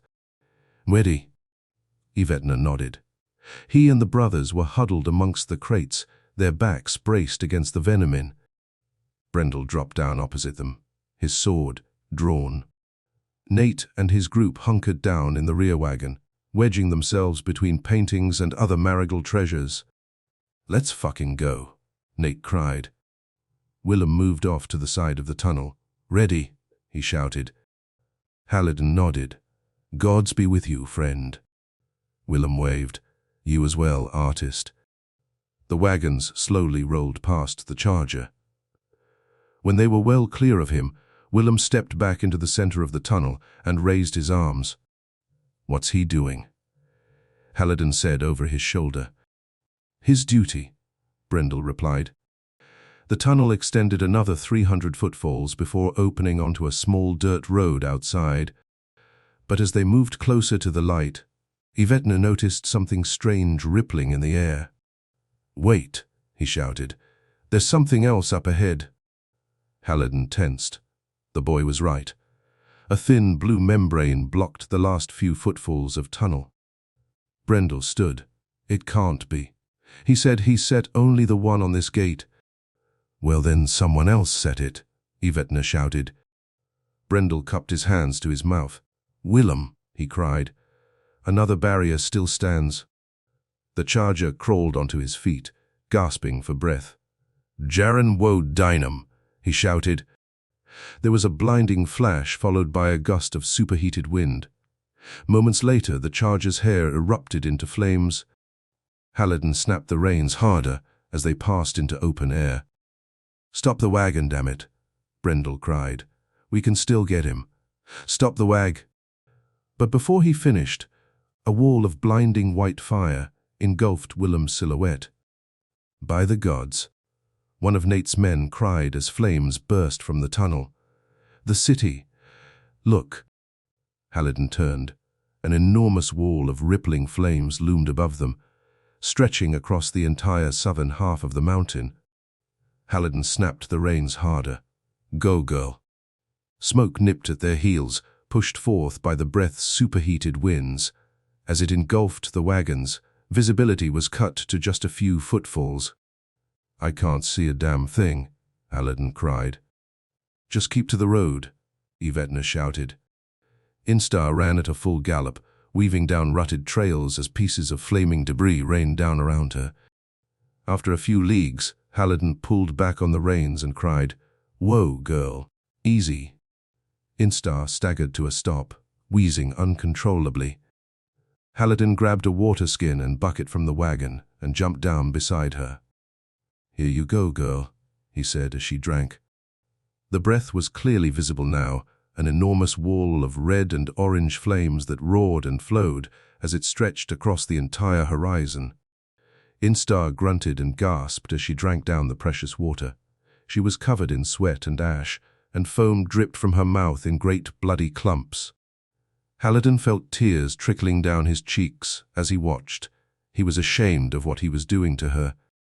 But what else could they do but run now? "Good girl," he whispered, as tears trickled down his cheeks. "Good girl." Chapter 20. Instar was dying. The Garen's powerful fluid gait had become a mere limp, and her lungs wheezed with every breath. Haliden sat silent, staring at her back as she stumbled along. He had killed his only friend. And for what? A few more calls of life. "I betrayed you," he told himself. "My only friend." Disgusted, he pulled back on the reins. "What are you doing?" Nate asked. "She needs a moment." "Piss on that." Nate jumped into the front wagon. "We ride. And we ride now." Haliden stood fast as the larger man drew his dagger. "I'm not doing a damn thing," he replied. "Pick up those fucking reins, you twit, or I'll do it for you." Yvetna and Brendel stood, their swords drawn. Nate's group did the same. "She rests," Haliden said. "Or you'll deal with us," Brendel said. Nate looked at them and laughed. "You think those oversized toothpicks frighten me, you little shits?" Yvetna climbed over the crates and met the man face to face. "We can always find out." "Enough of this," Brendel shouted. "The breath is coming for us all." "Shut your fucking mouth, old man," Nate shouted. "I didn't see you raising a fuss when the council tossed us out like so much shit." "What's to keep me from cutting all of your fucking throats and finding my own way to the block?" "Me." Brendel raised his sword. Nate chuckled. "And when was the last time you were sober, old man?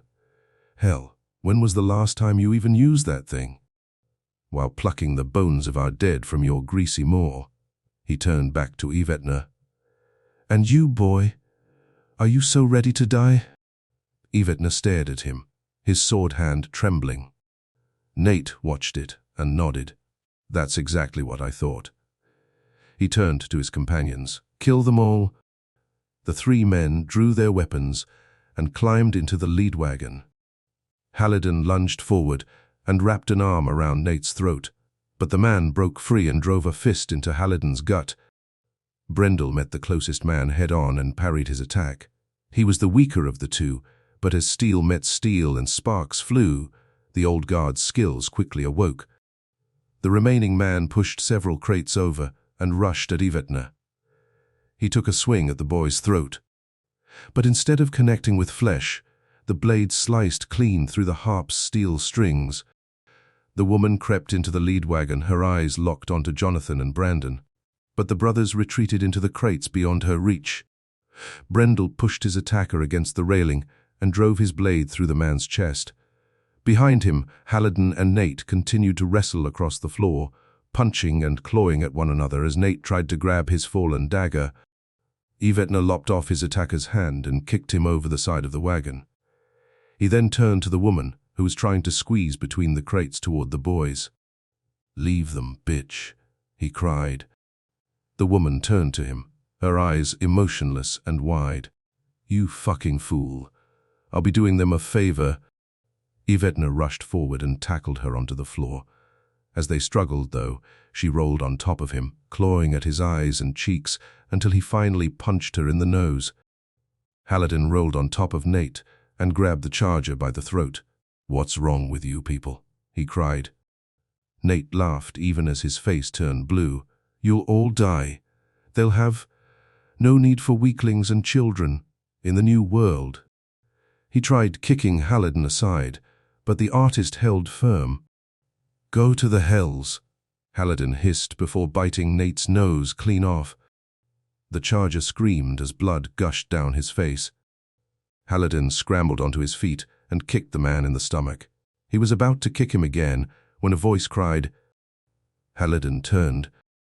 The bloody woman stood with a knife to Brandon's throat. "Step back, you sons of bitches, or I'll cut him." Haliden raised his hands.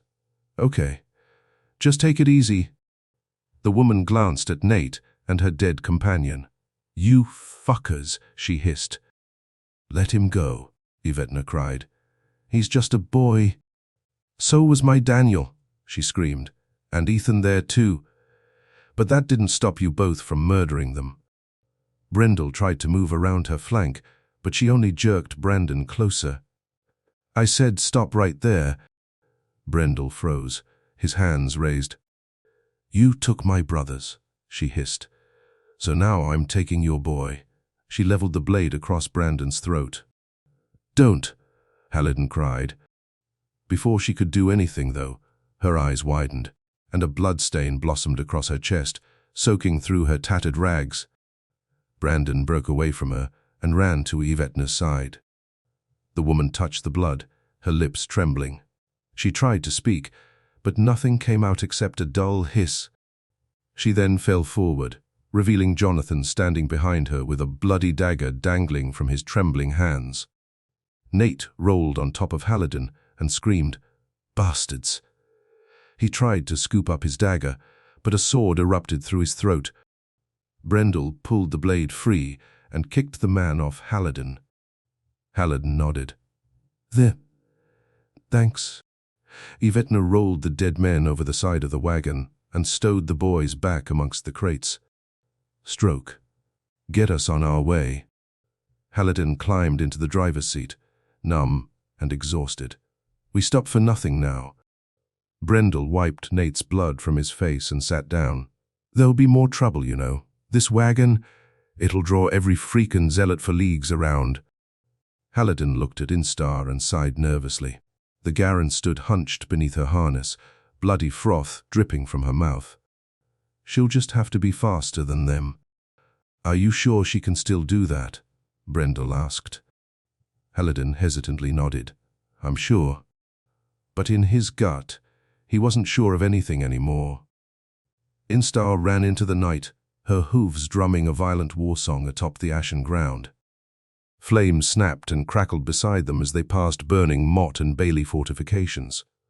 Crucified mummies stood watch from rough-cut posts, and rusty crow cages dangled above smoldering embers. And all the while, the breath bathed everything in shifting gold, as if commemorating some dark holiday. Those two frightened to run hid in the shadows, watching as the wagons rolled past. Occasionally someone chased after them, cursing or pleading for them to stop. But Haliden ignored them. There was nothing he could do to help. Instead, he sat silent as league after league of desolation and death drifted past. Too much had happened in too short a time, and now he felt cord of everything he had ever held dear. When will it all end? He wondered. When would there be peace again in this place he had called home? When they reached the top of a small hill, Instar came to an abrupt stop. "Come on, girl," Haliden said, slapping the reins. "Just a league or so more." But the Garen ignored him. Haliden stood, both reins in hand. "Instar, we don't have time for this." "She's broke, artist," Brendel said. "Best to give her a peaceful end now." Haliden shot him a venomous look. "You just worry about yourself, old man." Instar sat down, wheezing and snorting, as bloody mucus clotted around her nostrils. Haliden jumped down and knelt beside her. Her eyes were half closed and blood covered her nose and mouth. Tears trickled down Haliden's cheeks. "I'm so sorry, girl." Instar stared off into the distance, a muted death rattle echoing in her chest. "Forgive me," Haliden whispered. "Forgive me." The Garen's head drooped to the ground, a final breath escaping her lungs. "Girl." Silence befell the hill as Haliden hugged his friend's still face. "Don't go, girl. Please don't leave me alone here." But she was already gone. Yvetne wiped tears from his eyes. "She's gone, Haliden. We have to let her go." Haliden shook his head. "She was the finest Garen in all of Alimane." Yvetne nodded. She deserved better." Yvetne looked at the wagons. The lives and histories of two cities now rested inside both. "We'll have to take what we can carry and leave the rest." Haliden shook his head. "We can't just abandon the Vinomen. Not after she died to bring it here. What do you suppose we do then? We've 2 boys to look out for. We take everything. Haliden reached into his pocket and withdrew the jar of colossal weed. And we keep going until we stand in the block's shadow. By the gods, you're mad, artist.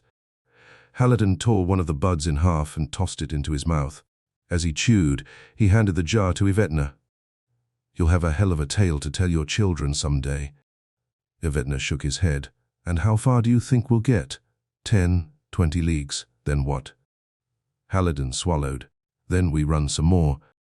They removed Instar's harness and began rigging the ropes over their shoulders. Brendel worked between them, checking the straps and buckles as he donned his own set. We go in 5 turns, Yvetna said. Jonathan and Brandon watched them from the wagon, their pale faces covered in ash. Haliden looked up at them and smiled. You 2 just keep your heads down, okay? Both brothers nodded. Instar lay a few footfalls away, covered in a white blanket Yvetna had found in one of the wagons. Haliden glanced at her one last time as he tugged on his harness. Goodbye, friend. Yvetna stretched his legs, groaning as the newly formed muscles twitched and ached. Bloody hell, let's go. I can't stand still anymore. All right. Haliden leaned into the ropes, pulling up the slack behind him. Ready, Brendel. The old man tugged at his harness and laughed. Would be if I had a drink. Haliden turned back to the road. The rutty trail was obscured by ash and sagging, ash-covered pines. Right then, he said. Together. And pull. The trio grunted as the wagons slowly inched forward. Haliden's heart raced. He could feel the colossal weed coursing through his veins, feeding his every muscle. We need to go faster, though, he thought. After one sloping turn, they passed the body of a young man lying half covered in ash. His throat had been cut ear to ear, blood pooled around him in a large crescent.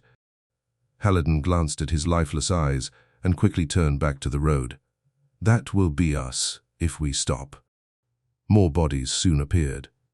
Some lay beside the road, their backs bristling with arrows, others dangling from distant trees, their eerie silhouettes swaying in the breeze. Haliden shivered.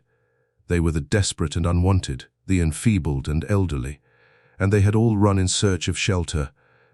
Just like us, he thought. Jonathan and Brandon watched nervously as the dead drifted past. They had said little since Instar's death, keeping close to Yvetna's side. And it will be a miracle if they ever speak again, Haliden thought. Plumes of smoke rose above the northern horizon. At first, Haliden thought it was smoke from distant chimneys. But as they drew closer, the plumes grew larger, and soon he realized what they were. Villages. 3 of them, to be exact, every structure completely ablaze. Work of firewalkers, Yvetna asked. Haliden nodded. More than likely. Screams echoed to their right as dozens of figures emerged from a burning stand of pines. Take us. Please take us, a female voice cried. Haliden's eyes widened. They were all women, their bodies bloody and torn, their hair on fire.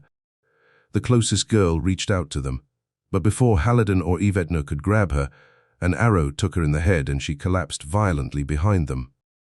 Cheers and laughter echoed from inside the burning forest.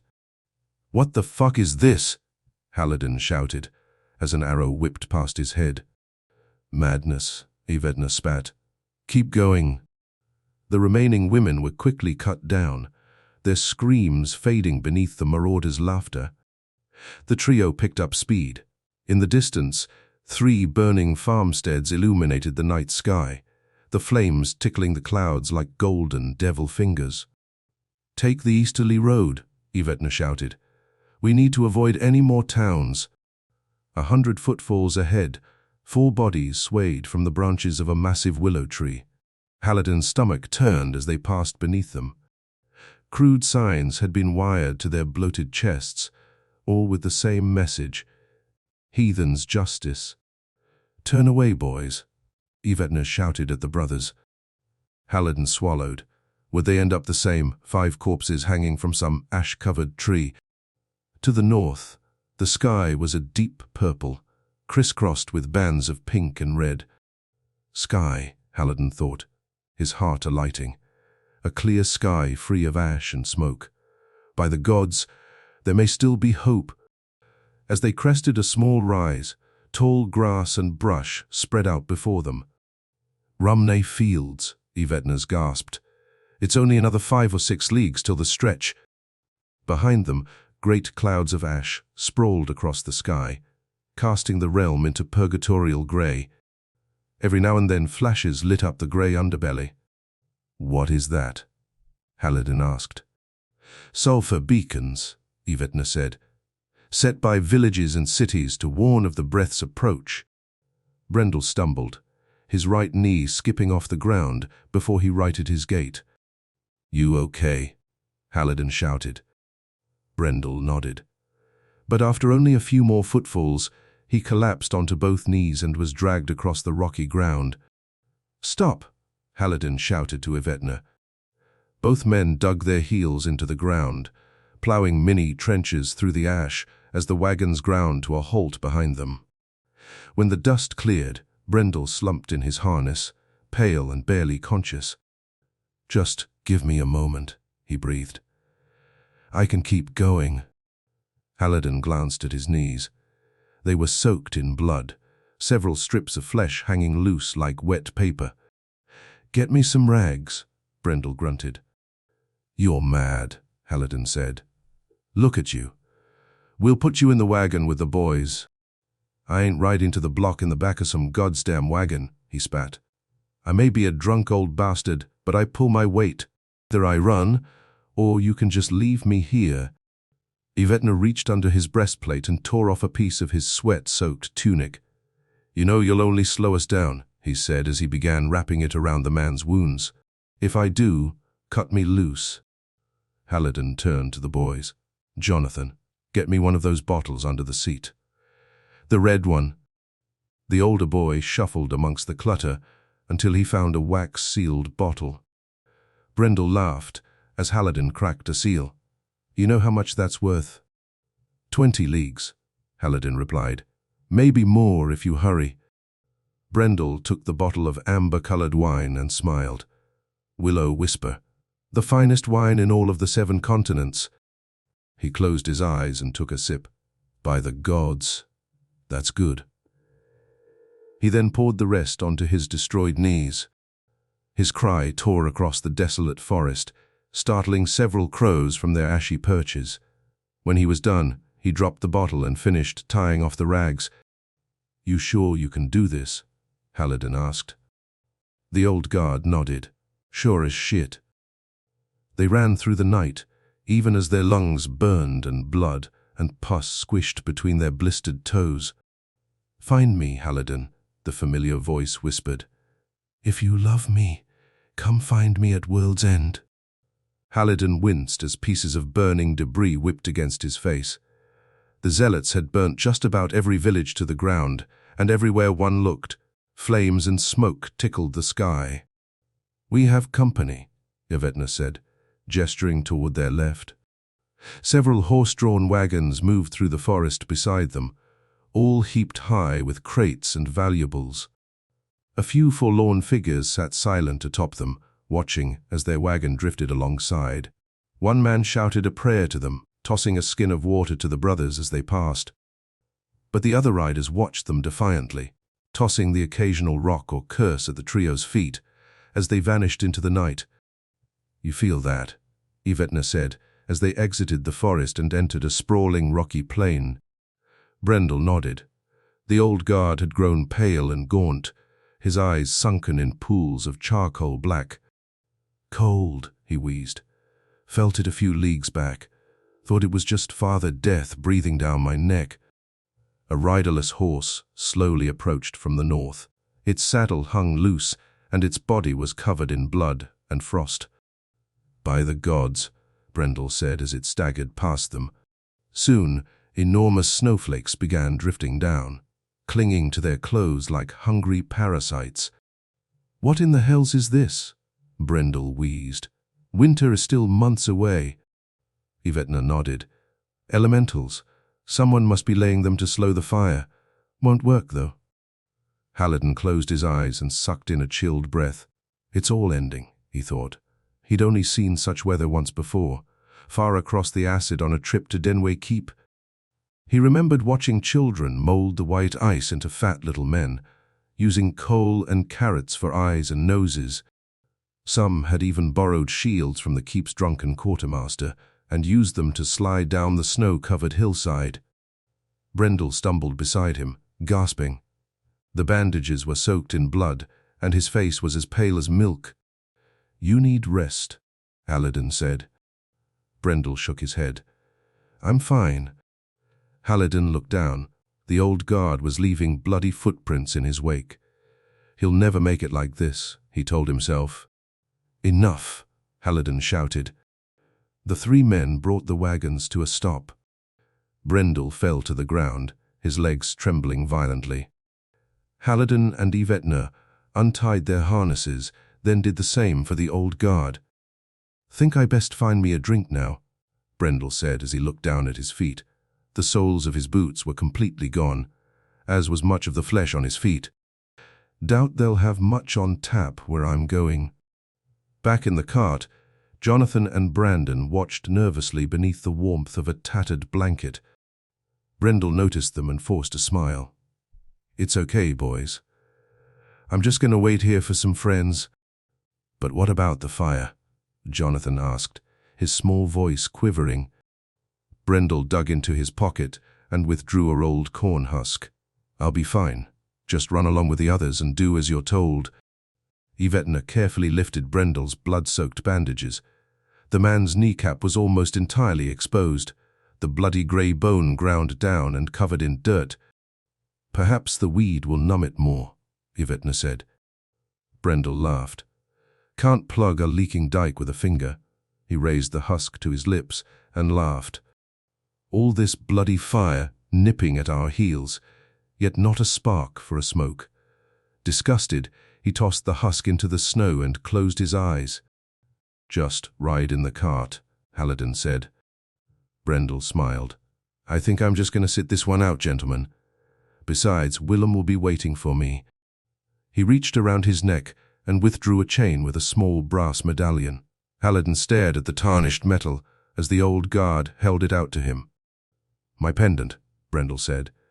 The silhouette of Prince Priln, High Seat ruler of the Western Realms, was etched onto its worn surface along with just 2 words written in Aljan. Straymintok. Fleet prayers. "Your Marigold's runner now, artist," Brendel said as he handed it to him. "None but the wearer of this can deliver the venom into the block. It's your charge now, heavy as it may be. Don't fuck it up, eh?" Haliden watched as the medallion twisted back and forth at the end of the chain.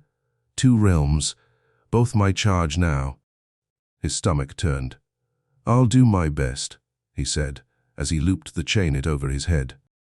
For a time the trio sat, silently staring at the horizon. "Not long now," Brendel said. Yvetna stood and extended his hand. "We wouldn't have made it here without you, friend." Brendel smiled as he shook the boy's hand. "You got stones, kid. More than most men I've met. I hope you see the block." Haliden rose and wiped ash from his knees. "Farewell." Brendel smiled and waved him off. "Just get going, else we'll be seeing each other a lot sooner than we'd like."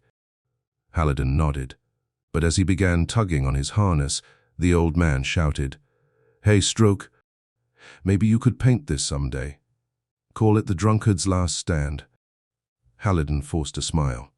"I just might." Chapter 21. It wasn't long before the weed's effects began to wane. "By the gods," Haliden gasped, as white-hot daggers sliced up and down his calves. "How much farther?" "Don't know," Yvetna replied. "Just swallow some more. It'll numb the pain." Haliden opened the jar and tossed half a bud into his mouth. It tasted bitter and dry, but he no longer cared. "We're almost out," he said as he gnashed the leaves between his teeth. There was enough for maybe 20 or 30 more leagues. But if they weren't at the block by then? The snow fell thick and heavy, blotting out the landscape. Knee-high drifts choked the road, their crests a-swirl with dancing powder. In the rear wagon, Jonathan and Brandon huddled silently beneath a snow-covered blanket, their eyes blank and distant, their teeth chattering as they frantically rubbed their hands together. But nothing could hold back the unnatural chill washing in from the north. Madness, Haliden thought. To think an elemental could hold back the breath even for a second was pure arrogance, for he had seen similar magic practiced in the court of Gromin on Alg. Their banana crops had contracted an unknown blight, and to offset the loss, Pious Grey, ruler of southern Alg, had contracted a circle charger to burn 10 leagues of jungle for farming. It was one of the most expensive contracts ever to be struck with the circle.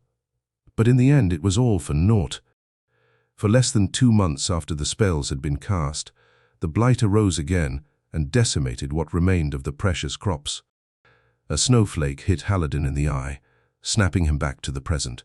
It was falling harder, carpeting the entire land in unnatural white. Someone powerful is working this one, he thought.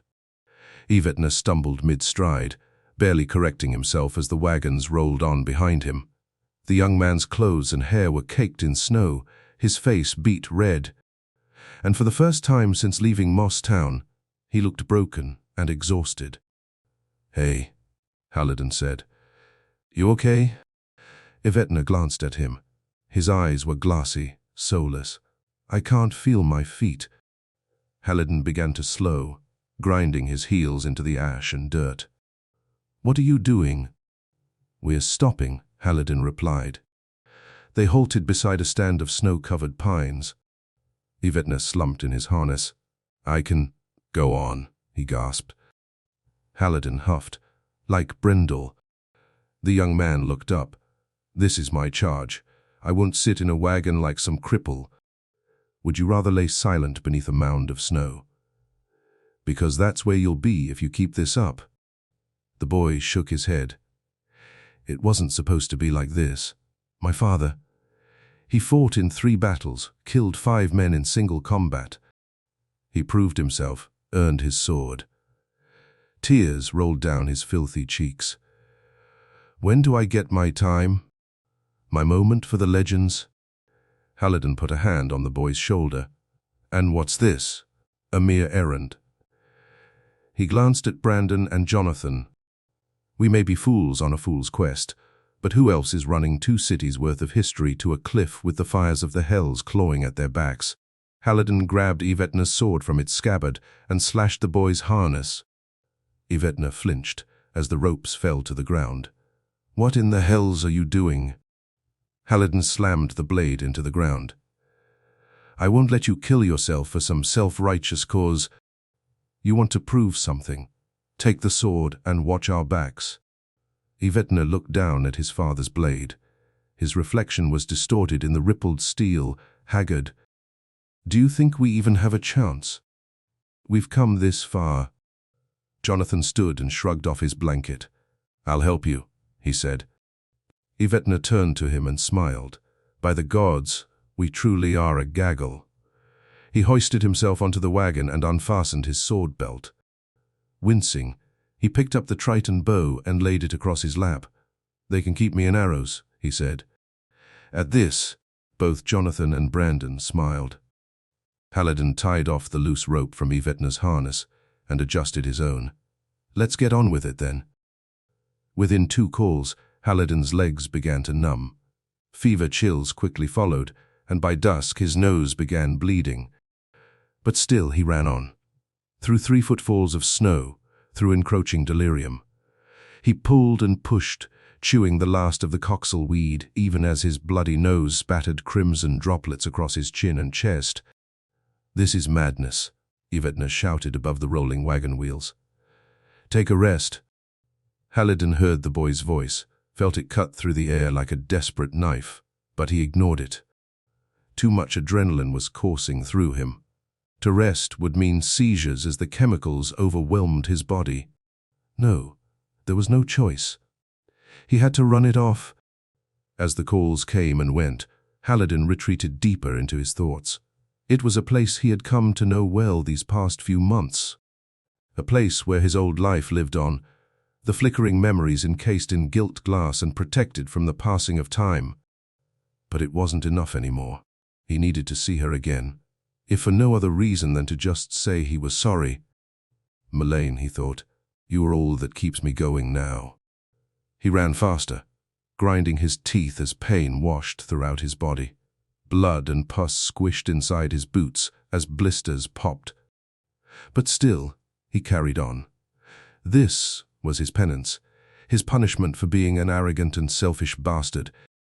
As the afternoon slowly transformed into dusk, they crested a steep, snow-covered hill. Unable to go on, Haliden brought the wagons to a grinding halt. An unbroken sea of white spread out before them. The stretch, he thought, as he wiped blood from his lips and nose. Buried beneath the snow would be nothing but black ash for as far as the eye could see. Remnants from the last breath. In the 400 turns since its passing bustling cities and fertile farmland, should have materialized and flourished here. But the rulers of Alimane had declared it sacred ground, a forbidden zone through which only a single guarded road now passed. Runners was vain. We're close now, Haliden breathed as sweat dripped down his face. Come find me, the familiar voice whispered. Find me at world's end, Haliden. All the hate suddenly evaporated, along with the bitterness and self-pity that had mired him for so long. Only her face remained, and those parting words. Come find me, Haliden. Come find me. Come find me. His legs buckled as snow rushed toward his face. When he hit the ground, he felt himself being dragged over rock and ice. When the wagons finally stopped, he lay half-conscious in the snow, staring at the grey sky. There he is, a familiar yet distant voice shouted. I got him. Hands curled around Haliden's shoulder and chest and rolled him onto his back. You damn fool, came the familiar voice. Yvetna and the boys loomed over him, wavering blurs backlit by the greying sky. Help me lift him, boys, Yvetna said. Jonathan and Brandon grabbed Haliden's legs, and with Yvetna's help, lifted him onto the wagon. When he was secure, the boys climbed beside him, eyes wide as Yvetna pressed his ear to his chest.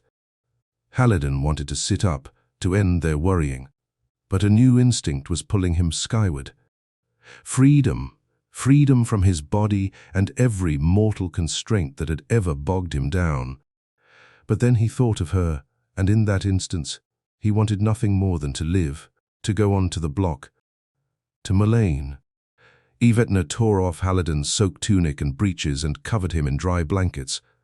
He then leaned over Haliden's face and pressed his mouth to his lips. What in the gods? Haliden thought as he watched from above. Was this some strange moss town custom that had developed over the turns? The boy forced 2 breaths into Haliden's mouth, then sat up.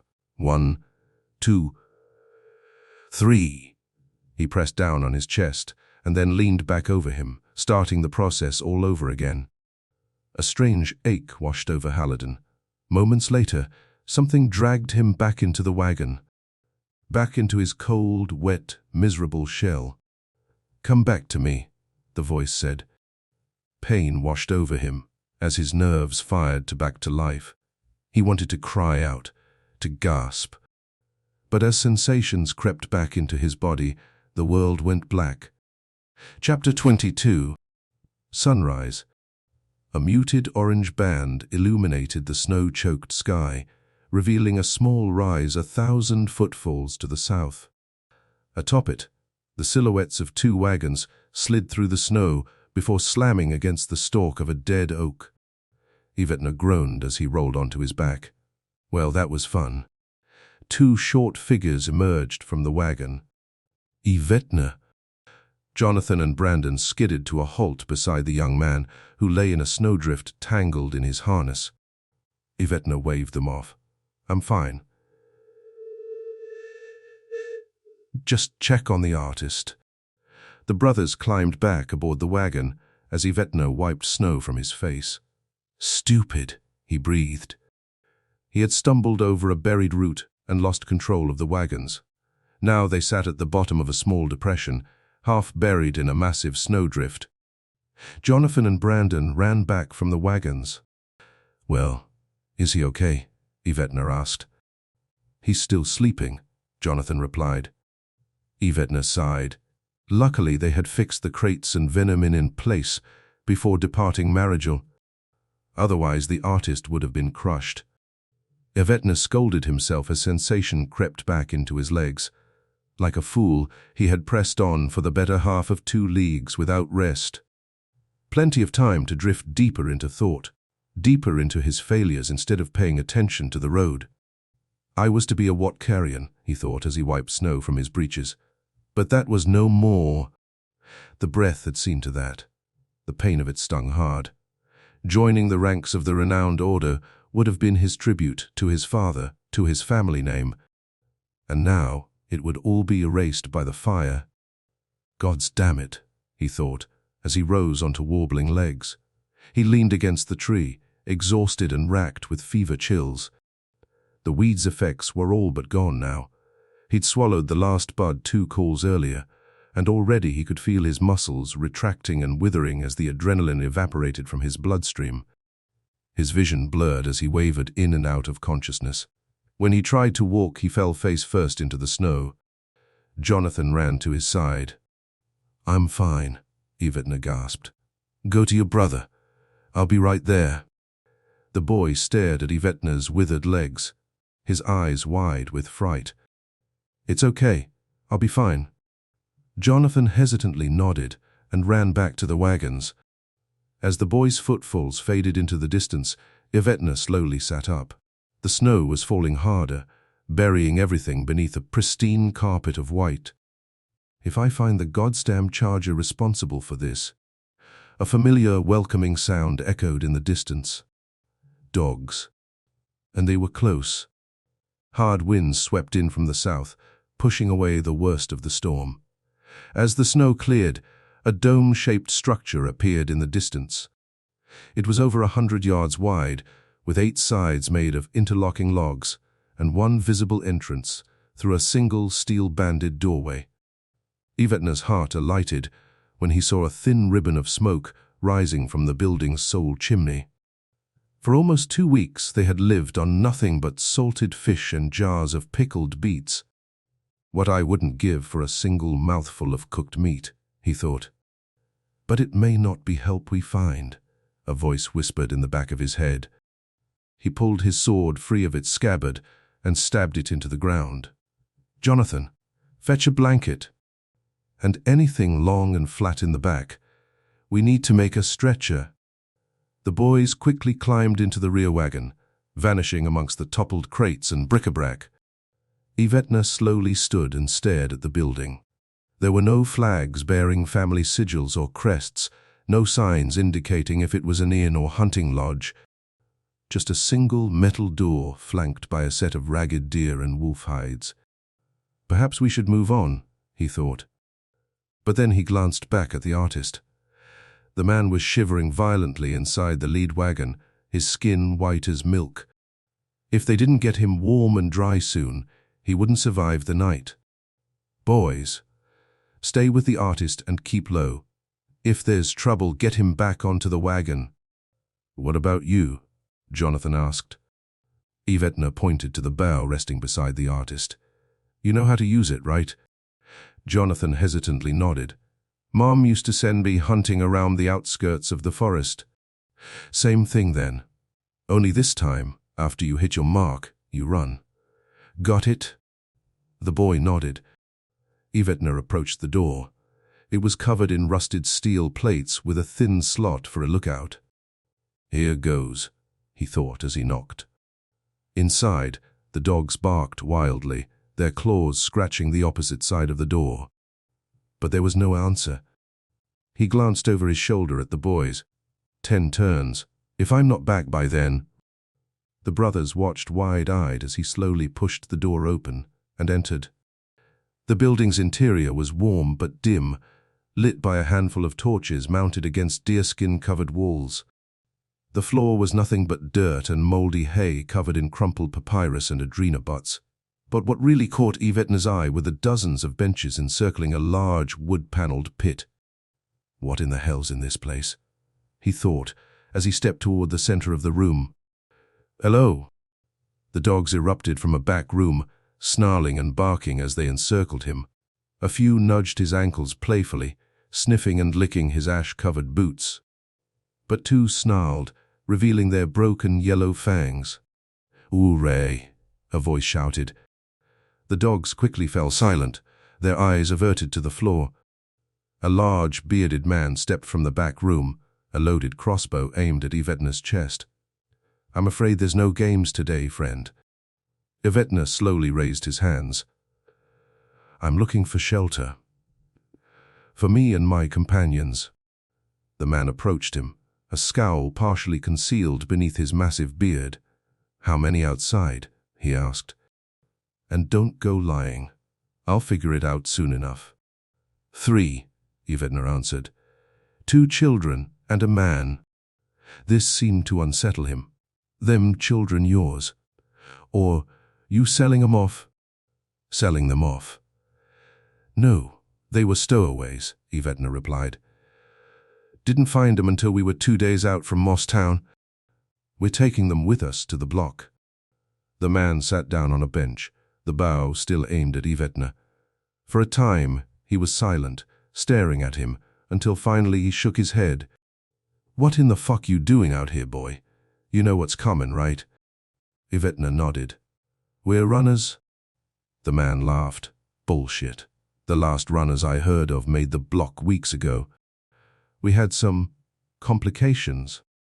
2 of the dogs now sat silent at the man's feet, panting as their companions prowled about the room. The man stroked one of their chins with his free hand. "What's your name, boy?" "Yvetne." "Mind telling me where you got that sword and armor?" "Yvetne." "My father." The man laughed. "Your father, a Watkarian, and he gifted his steel too." "Bullshit." Yvetne's hands curled into fists. "No bullshit." The man stared into Yvetne's eyes as one of the ragged dogs pawed at his side. After a few moments, he lowered the crossbow and sighed. "I suppose it don't matter any more," he said. "Won't save you now." He placed the crossbow at his side. He wore a thick, fur-trimmed vest over a filth-stained leather overcoat and worn leather breeches patched more times than Yvetne could count. His brown teeth and leathery skin whispered of hard living far from the comforts of civilization, and his accent betrayed a northerner's subtle twang. Yvetne lowered his arms as another dog brushed against his leg. "I have a friend who's sick," he said. "Can we take shelter here until morning?" The man considered this for a moment, then shrugged. "Why not? Got nothing to steal if you're thieves. And if you try your luck with the dogs, you'll likely end up like them fellas." He pointed to the pit. "I fear my furry friends weren't too happy with their old master's accommodations." Yvetne glanced over his shoulder into the pit. "Who were they?" he asked. The man lifted the smallest dog onto his lap and stroked its filthy fur. It was missing its right hind leg, and a long white scar bisected its right eye socket. "Pitmasters," the man replied. "Gambling whores and slavers. Found them pitting the sickest of the dogs against a group of traders they'd captured not far from here." "By the gods," Yvetne said. So it was an Ulke pit. Every continent had its equivalent. On Triton, it was the acid houses of Zurith. On Alg, the jungle mazes of Razamoth. Even the Culva was rumored to sport Nagra runs, where thieves and murderer were forced to walk through fields of the nesting parasites. Barbarism born of boredom and lawlessness, he thought. But the Ulke pits of Alimane were the most notorious. Here, trainers starved and tormented the poor beasts, sometimes crippling or blinding them at birth to hone specific senses for the fights. When they were ready, victims were dropped into the pit, with only their bare hands to defend themselves. The man nodded as the dog nuzzled his shin. Given our new situation, I let the pitmaster know how I felt about his practices. He gestured into the blood-spattered hole. Yvetna tensed as the enormous dogs prowled the room. They were Goraskan punchers, the largest breed in all of Retracdoa, prized beyond measure for their ability to survive in sub-zero conditions with minimal food and water. The man eyed Yvetna with a wicked smile. You think it wrong that I let them have a go at them, bastards? No. So what is it then? You a priest or something? Yvetna leaned over the pit and spat. I only wish you had waited so I could have watched. The man laughed deep and loud. Well said, friend, well said. He handed Yvetna a bottle of amber fluid. Bring your friends in if it makes you happy. I've been long enough alone and could use some two-legged companions. Yvetna nodded as he accepted the bottle. Thank you. Don't thank me yet. I fart and snore and can smell a liar from a league away. His name was Gremin Howl. Trapper, trader, and odd sort of bard. His tools, gossip and whatever news he could scrape or scratch from the many inns and brothels he frequented in his travels. Worked my way here, all the way from Ashport, he told them, as Yvetna laid Haliden down beside a roaring fire. They were in the rear of the building now, a kennel-like chamber lined with 6 enormous steel cages. The brothers sat down beside Haliden and Yvetna and warmed themselves by the fire. Every now and then the artist whimpered, calling out a single name, Milane. Milane, Milane. Seen a lot things in my life, the trapper went on as he tossed a fresh log onto the fire. But nothing like this madness. The boys watched silently as sparks erupted up the chimney. Beside them, several dogs rolled about at play. Yvetna stood and began removing his father's armor. It was heavy and slick with snow and ash. He carefully wiped it down and placed it near the fire. Impressive craftsmanship, the trapper said as he watched. Castle-forged steel, too. Very nice indeed. You steal it. Yvetna frowned. It was my father's. Really? You're a Watkarian son, and he just let you have his blade and armor. Yvetna pulled the sword closer. What are you trying to say? Nothing. Just never heard of a Watkarian gifting his steel to anyone. Yvetna wiped the blade down with a rag and placed it at his side. Well, times have changed. For everyone. He glanced around the chamber. Where in the hells are we, anyway? Eulith's trap, Gremin said, licking mead from his beard. At least that's what one of them fuckers called it before our furry friends had their way with him. A pit house for slavers and gamblers.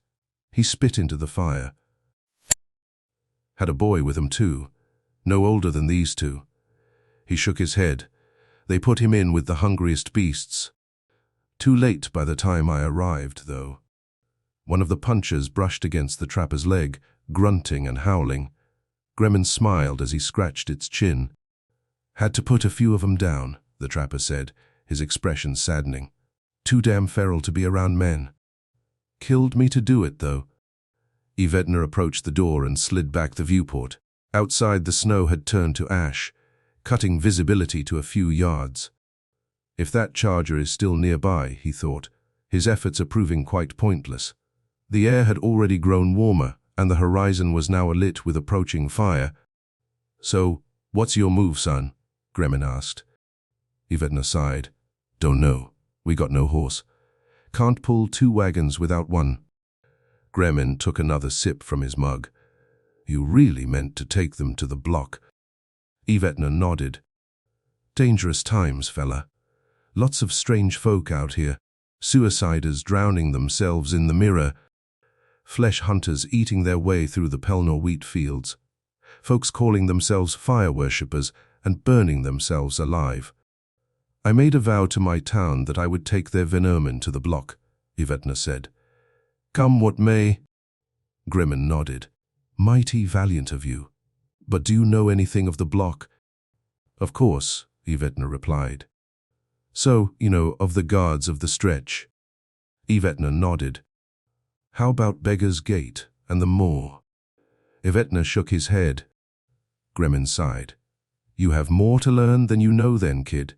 Bronthius's moor stands at the base of the block, an impenetrable door wrought from 6 footfalls of Triton steel. And that's not even the worst of it. First you have to get through Beggar's Gate, and the 200-yard tunnel beyond lined with mechanized Triton crossbows tied to pressure plates buried in the ground. The older man sat back and sipped his mead. When I was around your age, I apprenticed as a stonemason at the block. 3 turns I spent sweating in the shadow of that beast, repairing cracks and extending the outer wall. He finished the last sip and tossed the flask into the fire. 1 month we were on the western face of the wall, sealing a handful of cracks left over from the last blast. Of my crew, I was the smallest, so it fell on me to brick and mortar any openings we came across. On my hands and knees I toiled, back braced to the ceiling. No air, no room. A single candle to see my fucking way. He laughed again. I was beginning to seal off an old fissure when something brushed against my arm. Thought nothing of it until I heard metal drop to the ground beside me. He turned to Yvetna and grinned. What do you suppose I found? Yvetna shrugged. Coinage. Gremin laughed. If only. No, this was a Kogel ring. Solid gold and worth 3 seasons of good trapping. He reached into his vest and withdrew a rolled corn husk. With a stick from the fire, he lit it and took a deep, long drag. When he exhaled, his entire body sagged.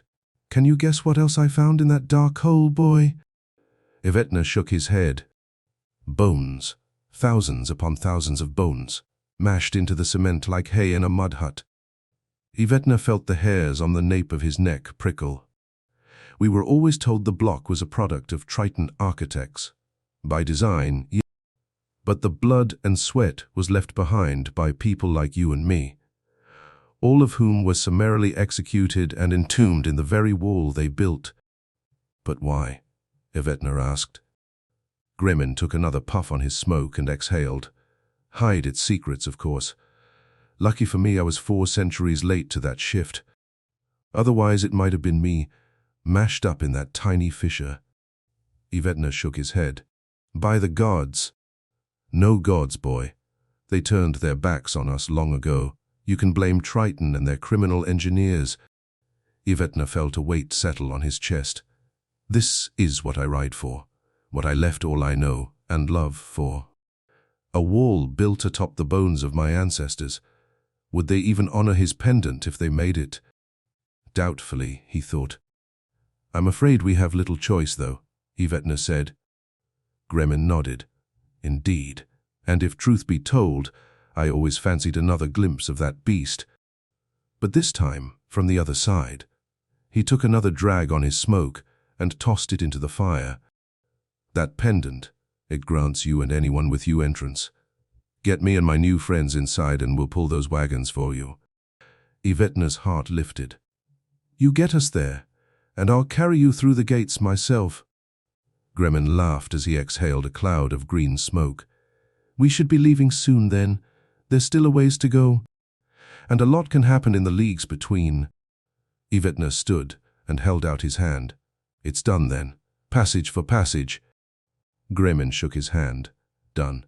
But first we rest. We'll leave in 2 calls. Yvetna stared at the punchers as they slept beside the trapper. They were enormous. 2, maybe 3 times as large as normal dogs, with black and brown stripes cutting across their fur. What stood out most, though, were their pale white eyes. Yvetna watched as one of the dogs climbed into the trapper's lap. The man was its protector now, its new master after turns of torment and abuse. I only wish I had such a person, he thought. His heart suddenly ached for his father. He had been the one person Yvetna both trusted and looked up to. And I left him, Yvetna thought. I could have stayed, but I left. His final memory of the man still haunted him, Proust standing at the mouth of the tunnel, dripping wet and resigned to his fate. A pathetic projection of the great man he had once been. But Yvetna had also seen a smile on his face as the smoke engulfed him. Satisfaction that their line would go on. If I survive. Yvetna turned back to the brothers. Both boys were watching the trapper roll about with the dog. Every now and then Jonathan laughed and betrayed a fleeting smile. Yvetna warmed at the sight. When you're done, we need to figure out how we're going to harness your friends to the wagons, Yvetna said, gesturing at the dogs. One of the punchers playfully nipped at the trapper's hand.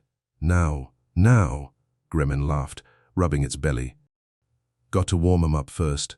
He grabbed the largest puncher and scratched behind its hind leg until the dog twitched playfully. Brandon let out a little laugh as the dog lolled about.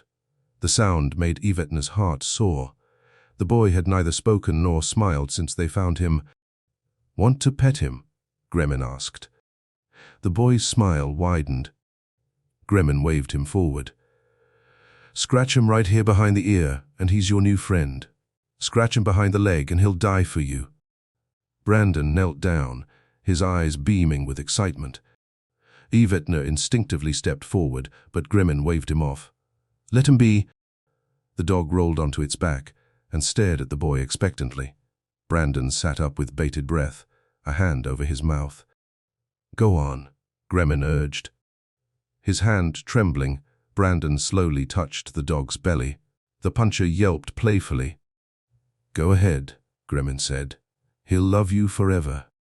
Laughing, Brandon began tickling the puncher's belly. Jonathan smiled behind a cupped hand, his eyes glimmering with disbelief. Gremmin patted Brandon on the back, laughing. He's yours now, boy. Want to name him? Brandon's eyes widened with shock. Really? I don't see any other way, Gremmin said. These dogs were bred with bonding points. Find 'em and you've unlocked the key to the punchers' hearts. And that's just what you did. Yvetna shook his head. Probably not the best time for this, don't you think? Where we're going, these boys'll need all the friends they can find, Gremmin replied. Better one with fangs than fingers, don't you think? Jonathan moved beside his brother, a hesitant smile on his face. When he petted the dog's leg, it looked at him and howled playfully. Trust me, boy, Gremmin said. We'll need any friends we can find. Fur or flesh, fuck if I care. When we get to that block, nothing else will matter. He glanced at Haliden. That reminds me, best wake your friend now. Dogs are ready to go. Haliden dreamed. Fitful, conflating visions swirling through his fever-racked mind. In one, his father sat beside him, his face sullen and cold as a wagon approached down a muddy road. Haliden swallowed. He remembered that day clearly. Ice and rain had blown in from the east, driving the bravest farmers back to their families and firesides while flattening the last of the unharvested wheat. The kind of grey autumn day that weighed heavy on both the body and soul. The lone driver snapped his reins atop the horse's back, as rain whipped the road from every direction. Haliden swallowed. He was about to leave for his apprenticeship in Algiers, one that was supposed to last 5 turns. Only those 5 turns would quickly become 25. He and his father barely spoke that morning. A strange finality hung in the air, a goodbye too hard to speak or express. It was as if they knew they would never see each other again. I should have told you how much I loved you, father. But he didn't, and now never could. The vision suddenly changed. Now he was standing beside the lake of bones, the sound of a distant mummers' show echoing in the still summer air. Haliden Stroke stood beside him, a single piece of parchment in hand. He shook his head, smiling. You know she's fatter, he observed as sweat from his hands smudged Haliden's charcoal sketch. And you flattered her with such a large chest. Haliden looked up, surprised. I wasn't going to show anyone, father. Haliden laughed. A shame. I know some fellas who'd pay good coinage for this. You're not mad. Haliden shook his head. Of course not. It's... A smile creased his tanned flesh. It's beautiful, son. Haliden broke out in a cold sweat as the vision twisted and melted away. One moment he was beside the lake, the next he was standing in a basement, a single torch illuminating an enormous black canvas. He reached out and traced a finger across its wet surface, revealing swaths of orange and yellow hidden below. His curiosity piqued. He smeared his palm across the canvas. Globs of thick black paint sloughed off onto the floor, revealing an image below. By the gods! It was her. Milane. Only she was on fire, great tendrils of orange and yellow spiraling around her flesh like tentacles. It suddenly became hotter in the room. When he looked down, his arms began to bubble and melt, dripping onto the floor with a nauseating slap. "Find me, Haliden," a voice said as fire engulfed him. "At world's end, if you love me, find me." Haliden. Light crept into the void. "Artist, are you all right?" Haliden opened his eyes. He was in a room surrounded by wood walls and strange iron cages. A few footfalls to his left, flames danced within a stone fireplace. He took in a hesitant breath. The air smelled of blood and dog shit. "What's happening?" he asked. Yvetna knelt beside him. Without his father's armor on, he was nothing but skin and bone, and the first hint of a beard added turns to his once youthful face. "How do you feel?" Haliden slowly pushed aside the sweat-soaked fur and sat up. His muscles ached, especially his legs. "Like shit," he replied. "Where are we?" "A pit house. We carried you here." Haliden took another slow, deep breath and coughed. 1,000 thorns twisted and turned within his lungs as he clutched his chest. "You nearly killed yourself," Yvetna said. Haliden leaned back and closed his eyes. "How far away are we from the block?" Yvetna opened his mouth to answer, but an unfamiliar voice cut him off. 10 leagues. At most." Haliden turned. A brute of a man stood in a doorway a few footfalls behind him. An enormous beard masked most of his face, and he had a great barrel of a chest bulging beneath a hunter's worn fur jacket.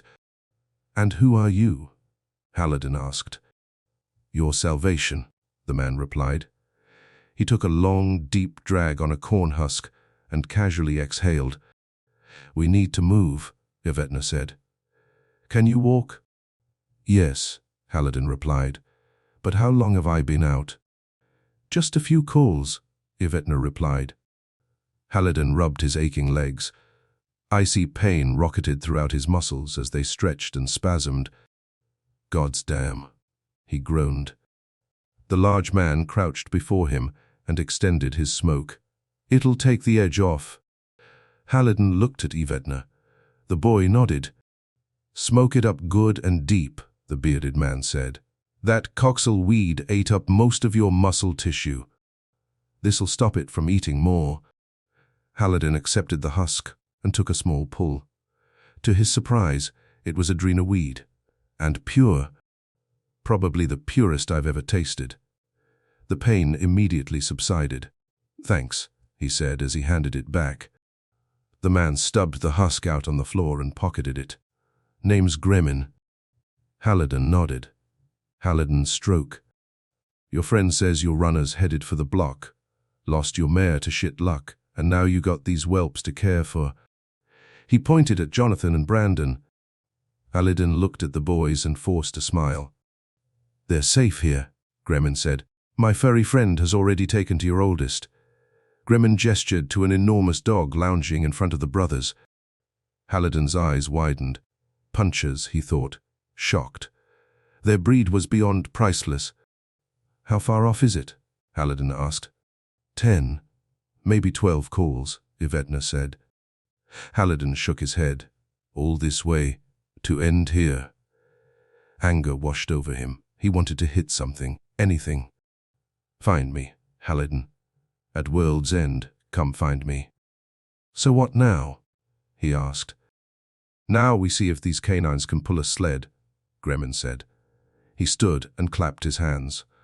A dozen dogs flooded into the room, their paws clattering and scraping atop the floor as they circled him. Haliden looked at Yvetna, but the boy only shrugged. "What other choice do we have?" he said. Haliden shook his head. "Won't this be a sight? A fucking gaggle of dregs pulled on a sled by a handful of punchers." Yvetna smiled. Not exactly how I saw it, either. Gremmin clapped again.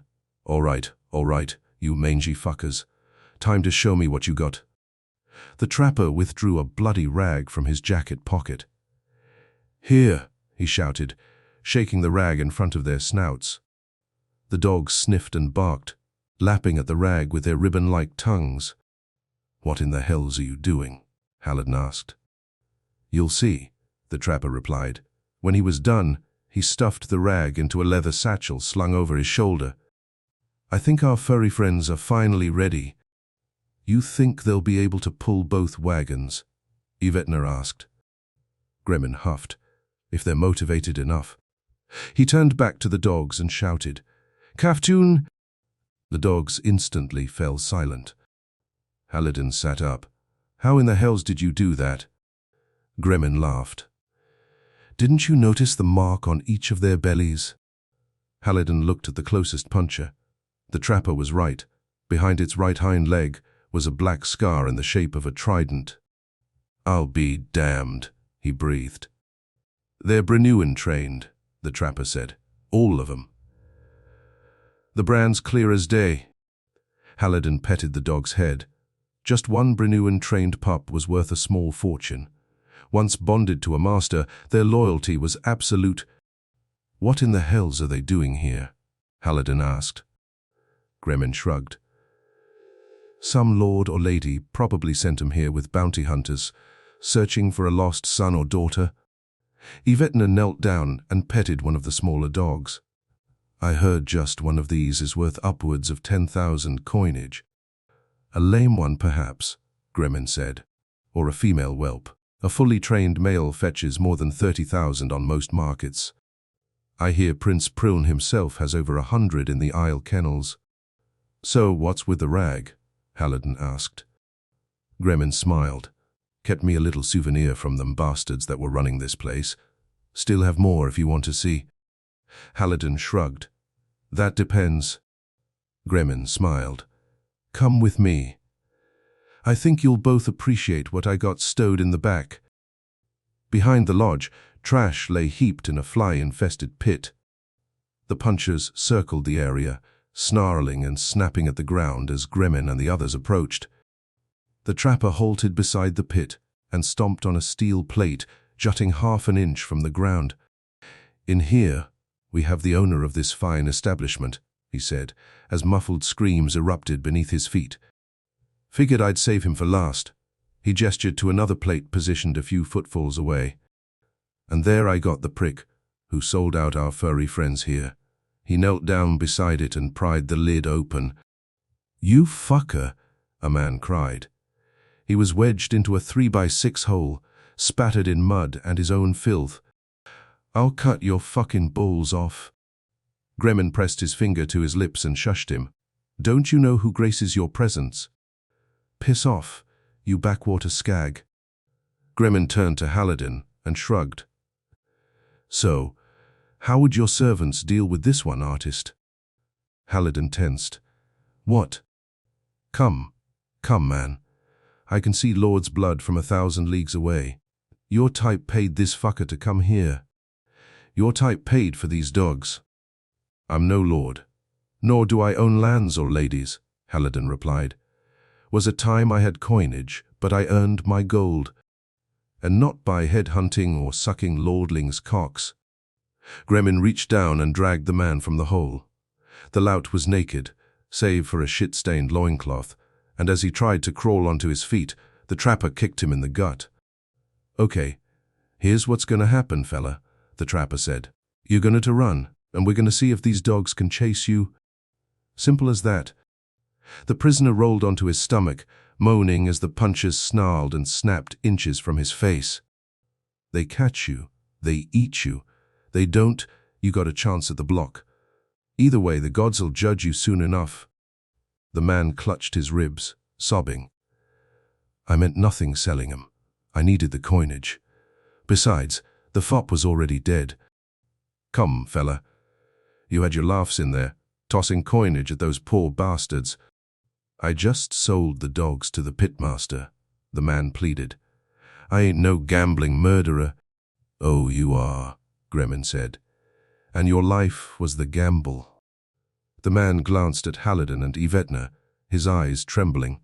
Please, don't let him do this. I ain't deserve to die like this. Haliden shook his head. This is fucking madness. Gremmin slapped the man in the rear and tore off his loincloth. Come on, fella. Show me what these boys got. Just let him go, Haliden said. The fire will take him soon enough. And how do you expect to get them wagons to the block?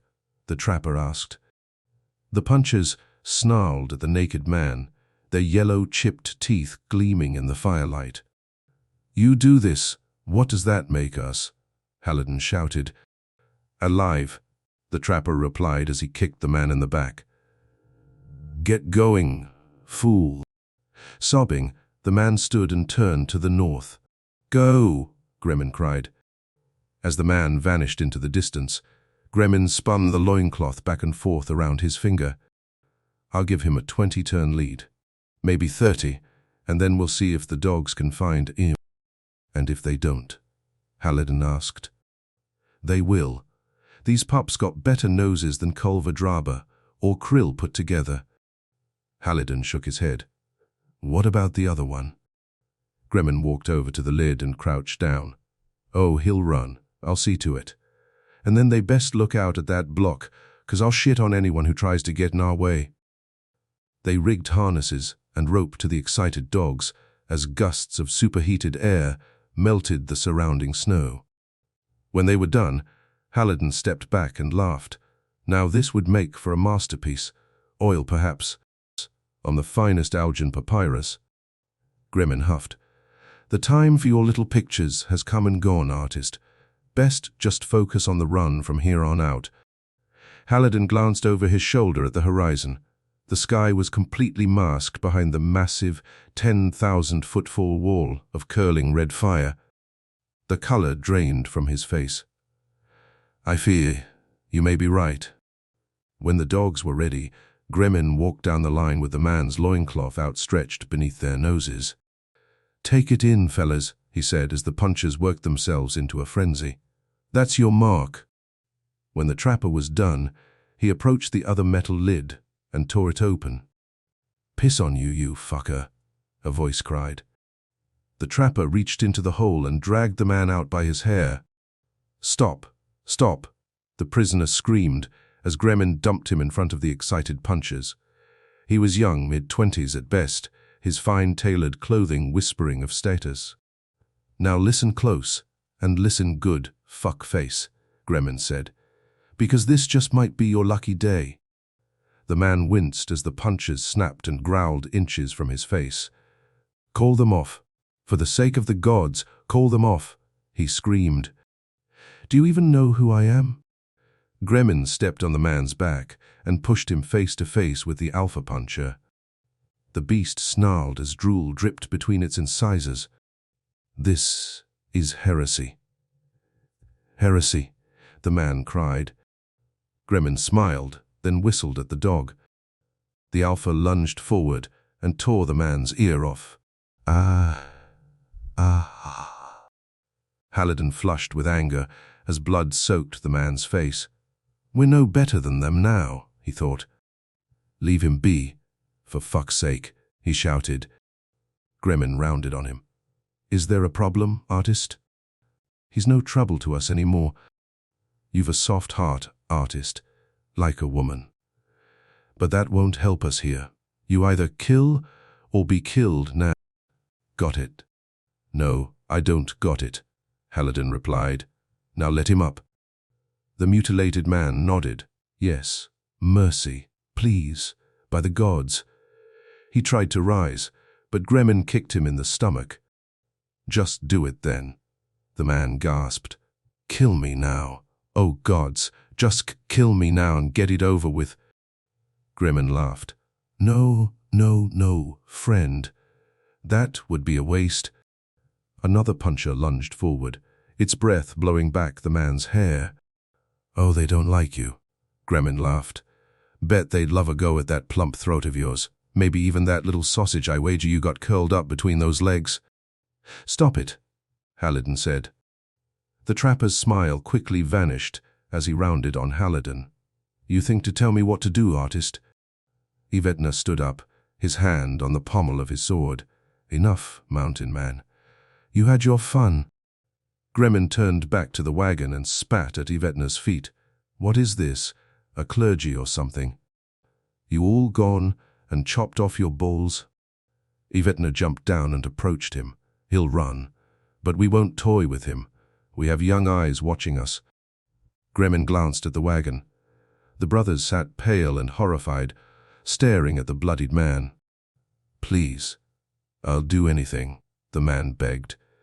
"Just don't give me to the dogs." Gremin laughed. "Very well. If it's mercy you want, it's mercy you'll get." He raised a hand above the dogs and shouted, "Nechum!" The beasts fell silent. Gremin removed a coil of rope from the wagon and pulled the man onto his feet. "But you walk." "Thank you." The man sobbed as Gremin bound his hands together and tied him to the rear cart. "Thank you." When the trapper was done, he turned back to the dogs and shouted Jakwani. The punchers quickly stood and took up their respective positions before the wagons. Gremin grinned. "Ah, our friends were trained well. Very well indeed. Even my piss-poor Algin gets through to them." Yvetna sat back down and sighed. "Shall we be off then?" Gremin nodded. "They got's the scent now. Let's just pray that fool runs toward the block and not the fire." He turned back to the prisoner. "As for you, best keep up. Lot of leagues to go before we get to the block. Lot of hard, dark leagues, friend." Chapter 23. The punches thundered across the snow-covered plain, their footfalls drowning out the wind's ghostly moan. Haliden gripped his seat. They were moving fast now, the terrain a wild blur as branches scraped and slapped the sides of the wagons. In the distance, an abandoned farmstead stood at the edge of a burned-out village. Behind it, reaching skyward like a great fang, stood a large hill topped with a stone tower, its clean, granite block exterior glowing in the muted daylight. Haliden nudged the trapper, who sat dozing beside him. "What is it?" Gremin yawned. "There's something on that hill." Gremin looked up and laughed. "That, my friend, is what 1,000,000 coinage buys you." "I don't follow." "A charger tower, artist. Some wealthy lord probably hired him to lay down this snow, hoping it would slow the blaze." "For us?" Gremin laughed. "Fuck no. Probably a rich relative of some fop who got stuck here. Maybe even our little friend in the rear." Haliden glanced over his shoulder at the prisoner. The man stumbled behind the wagon, wheezing and gasping as he struggled to keep up. "Will the charger run too?" Haliden asked. Gremin shook his head, doubtfully. "That tower is probably meridium wrought. That's why it's so costly to hire the fuckers. He'll sit there even as the fire bears down on him. He might even survive too if the Triton builders didn't cut any corners." Haliden stared at the tower as it shrunk into the distance. 1,000,000 coinage, enough to buy a dozen large farmsteads. "I suppose we should be grateful." Gremin laughed again. "Grateful? It wasn't for us, you fool. And I'll wager he'll go silent soon enough." Yvetna sat in the rear with the boys, his sword resting across his lap. He'd been quiet since they left the dog pit, harder. But it didn't bother the brothers. Both were huddled beside him, indifferent to the enormous blade resting only inches away. Gremin cleared his throat, spitting a green wad of phlegm into the night. "We should be on him by now." Haliden picked up the Triton bow and pressed the scope to his eye. The complex optics quickly locked into place, giving him a stable, magnified view of the horizon. An enormous grey cloud stretched east to west. Beneath it, far beyond the hills and snow-covered trees, was a vast stretch of blackened mountains. No trees, no brush or grass, just charred nothingness. "By the gods," Haliden breathed. Gremin snatched the bow from his hands and pressed the scope to his eye. He smiled. "Not the gods, friend. The guards of the stretch. The punchers snarled as they bore down on a fresh lump in the road. Gremin thrust the bow into Haliden's arms and shouted for the dogs to stop. "Wait here," the trapper said as he jumped down. "If he moves, put one in his back." Haliden nocked an arrow and pressed the scope to his eye. The body lay face down in the snow, its legs and bare feet bloody ruins. The dogs barked wildly as the trapper approached it. Gremin mumbled as he crouched beside it. "I believe we have a fly in our ointment, boys." He rolled the body onto its back. Haliden's stomach lurched. The man's face and chest were completely torn open. His intestines sprawled beside him in a steaming red tangle. "Get back here," Haliden shouted. Gremin slowly backed away. "Won't argue with you there." Yvetna stood and raised his sword. "What is it?" "He's dead," Haliden replied. The blonde lordling began sobbing. "Please, don't send me out there." "Shut up," Yvetna hissed. Gremin climbed into the wagon. "We've an interesting problem." "What in the hell's happened to him?" Haliden asked. "I saw fresh tracks. Not many. Snow covered most of them. But they were there." "What kind of tracks?" Gremin took a breath as he scanned the horizon. When he spoke, his voice trembled. "A bloody virax. And a big fucker at that." Haliden had been hearing stories of the beasts since he was a child. Ruthless, bipedal predators. Virax lived on the outskirts of Draken's Wound in the charred waste known as the Pile. Rumor had it they were faster than sand cats and near as smart too, and their sense of smell and hearing were unrivaled by any creature on Alimane. Some even believed they possessed the ability of basic problem-solving. "Keep your eyes on the rear," Gremin shouted above the wagon's rolling clatter. "Those fuckers won't be waiting out in the open." Haliden scanned the landscape with the Triton scope. Shadows were everywhere, twisting and flickering as the wind rocked the snow-covered trees from side to side. Yvetna stood opposite Haliden with his father's sword drawn. He had tucked the boys amongst the crates and gear surrounding the Venemin, sealing them inside a protective igloo of wood and steel. As for the prisoner, Gremin had taken matters into his own hands. "For fuck's sake, stop!" the now naked man cried as the wagon wheel spewed slush and mud into his face. Gremin smiled as the man coughed and wheezed. He had forced him to chew a small piece of adrenaweed in order to keep up with the wagons. But the effects were already waning. Haliden shook his head. "This is wrong." Gremin glanced over his shoulder. "What's that, artist? Paying cruelty with cruelty won't bring back the dead." Yvetna nodded. "You may be right, but justice is still served." Gremin patted Yvetna on the shoulder. "You know, I like this Nightling.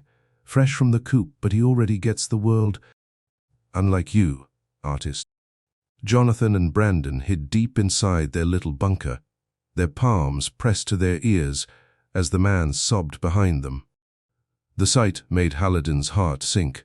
This must end, and soon, he thought. In the distance, the block's silhouette loomed against a semi-clear sky, its sheer, mist-shrouded face stretching for leagues in either direction. Haliden watched it in awe. It was almost double the size of the metal city of Triton, and easily dwarfed the great pyramid of Nesta Woe in Alg. "Something is behind us," Yvetna shouted. "There, by those trees?" The prisoner glanced over his shoulder. "Oh gods," he cried. Haliden raised the Triton scope to his eye. A black figure was running toward them, each of its enormous strides covering at least 6 yards. "Shoot it," the prisoner cried as he ran faster. "By the gods, shoot it." Haliden leveled the scope's crosshairs over the creature's chest. It was black with grey-white stripes, and its long ears tapered into sharp, horn-like points above a vulpine snout. "A demon," he thought as he nocked an arrow and stared down the shaft. His heart lurched into his throat, and his hands trembled. "Do it," he told himself. "Kill it now." Exhaling, he released. The arrow struck the Verax in the center of its chest. But to Haliden's surprise, it kept coming. It didn't do anything. He cried. "Well, shoot it again then," Gremmin replied. Haliden nocked another arrow and released. This time he hit the Verax directly between the eyes. But instead of stopping, the beast threw back its head and emitted a deafening shriek. Haliden dropped the bow and clutched his ears. It felt as if nails were being driven deep into his eardrums. Brandon and Jonathan did the same, screaming as the Verax continued to shriek. Gremmin reached into his pocket and withdrew a fist-sized cube of wax. "Ball it up and stuff it into their ears. You too, artist." Yvetna quickly took care of the brothers and then did the same for himself. When he was through, he handed the rest to Haliden. "Help," the prisoner cried. Haliden withdrew his rusty dagger and climbed toward the rear of the wagon. "What are you doing?" Gremmin shouted. "What I should have done leagues ago." He lifted the taut rope and placed the dagger against it, but before he could cut, Yvetna pushed him aside. "Get away." Haliden shook his head. "I'm not leaving him to that thing." The Verax was gaining on them, its dead, white eyes widening with feral excitement. "Move aside," Yvetna shouted. Haliden stood his ground. "You'll have to cut through me." Yvetna stared at him, his father's sword trembling. He took a step closer, but something slammed into the wagon. Both he and Haliden fell back into the crates as a shadow climbed aboard the rear wagon. Haliden saw it clearly then, a black figure crouched atop the railing, its 10-foot tall body covered in striped matted fur. Its face was a primitive mix of sandcat and whistlewolf, with rotten, black fangs protruding like needles from a scarred, cleft maw. Worst of all, though, were its horn-like ears, for they gave the creature an unholy presence. By the gods," he stammered as the Verax rose onto its hind legs. It had 2 rows of gill-like slits on either side of its chest, which trembled wildly as another shriek blasted forth. "Kill it," Gremmin cried. Yvetna scrambled onto his feet and swung his sword at the beast's leg, but the blade rebounded off its dense bone with a metallic twang. Haliden jumped aside as the Verax slashed at his face. One of its footfall-long talons grazed his right cheek and then cleaved a wooden crate in half. Gremmin dropped the reins and withdrew his bone dagger. "Hey!" he shouted at the beast. The Verax rounded on him, its soulless white eyes widening. When it saw the blade, its gills emitted another shriek. Gremmin inched closer. "Come on, you ugly fucker." With the beast distracted, Haliden turned back to the rope. But the prisoner was gone. "Damn it," he breathed. The Verax lunged forward, knocking aside the trapper's dagger and embracing him against its gills. "Get this fucker off me," Gremmin cried. Yvetna jumped over several crates and thrust his sword into one of the beast's eye sockets. The Verax dropped the trapper, wailing as black blood flowed down its face. Yvetna yanked the blade free and cut off its head, splattering blood across Mosstown's venom.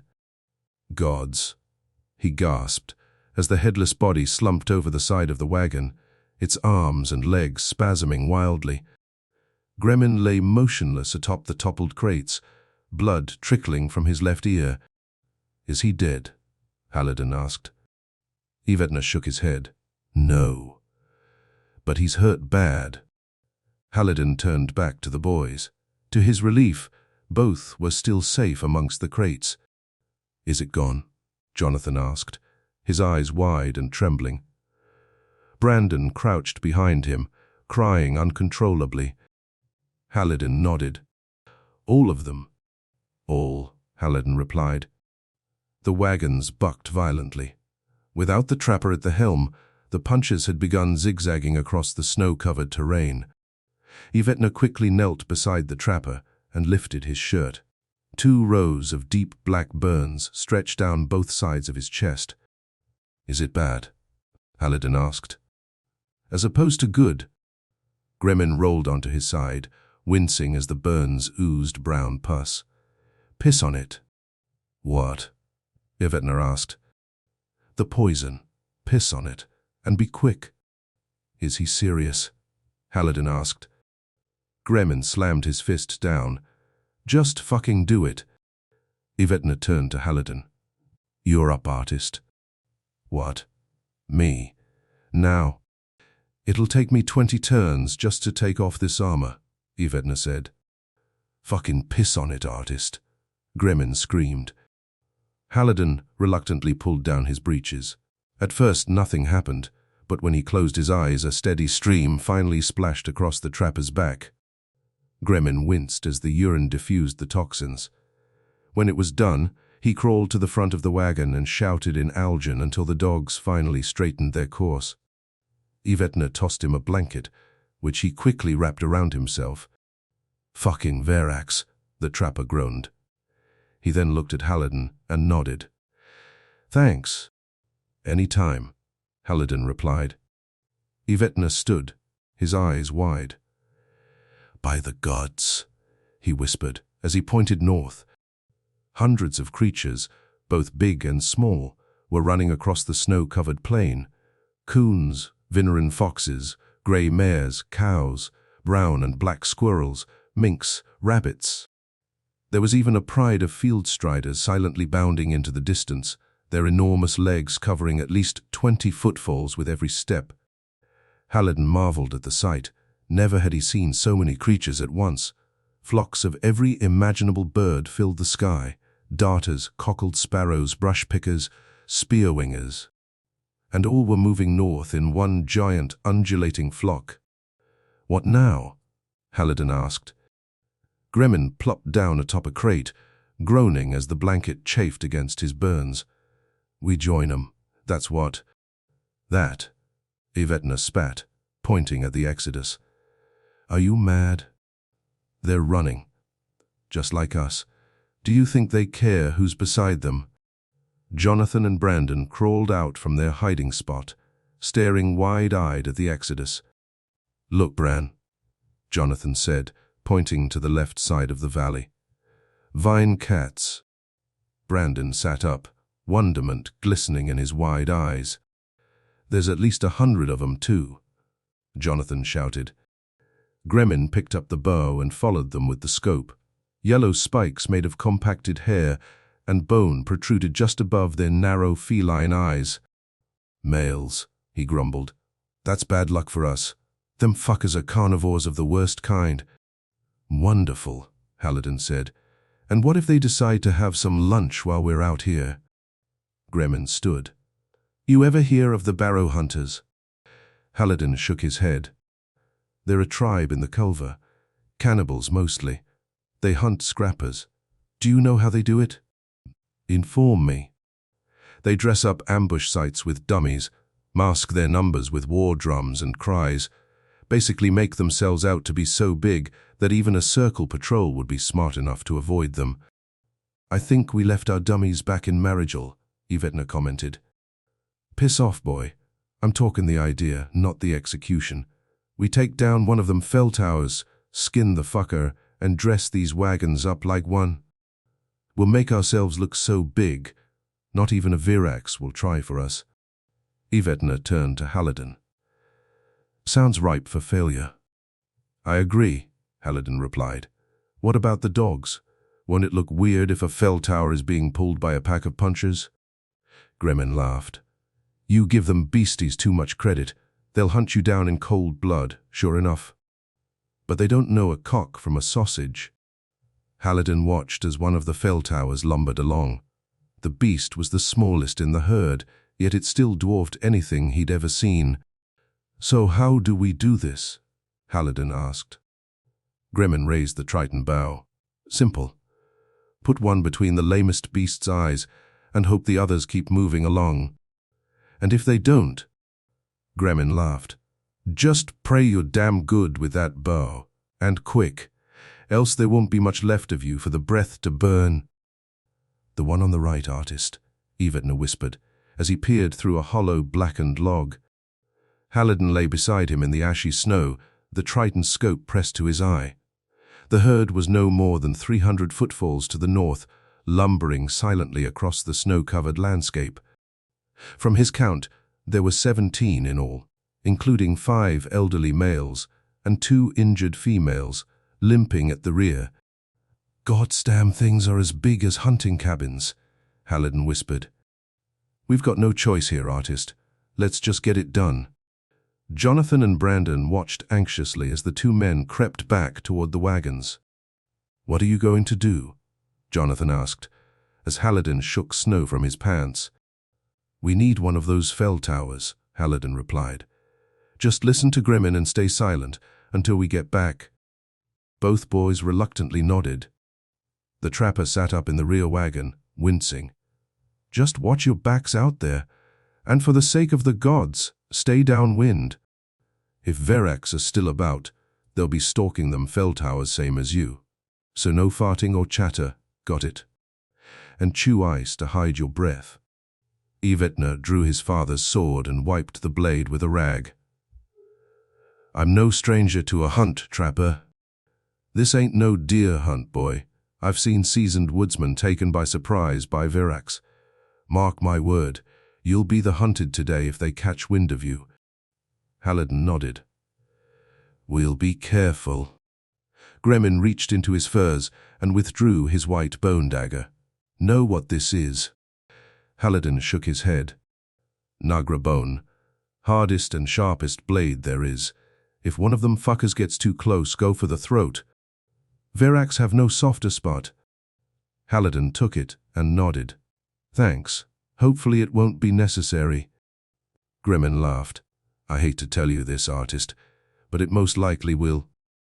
The pair kept low behind the snow-covered bramble, watching as the fell towers lumbered northward.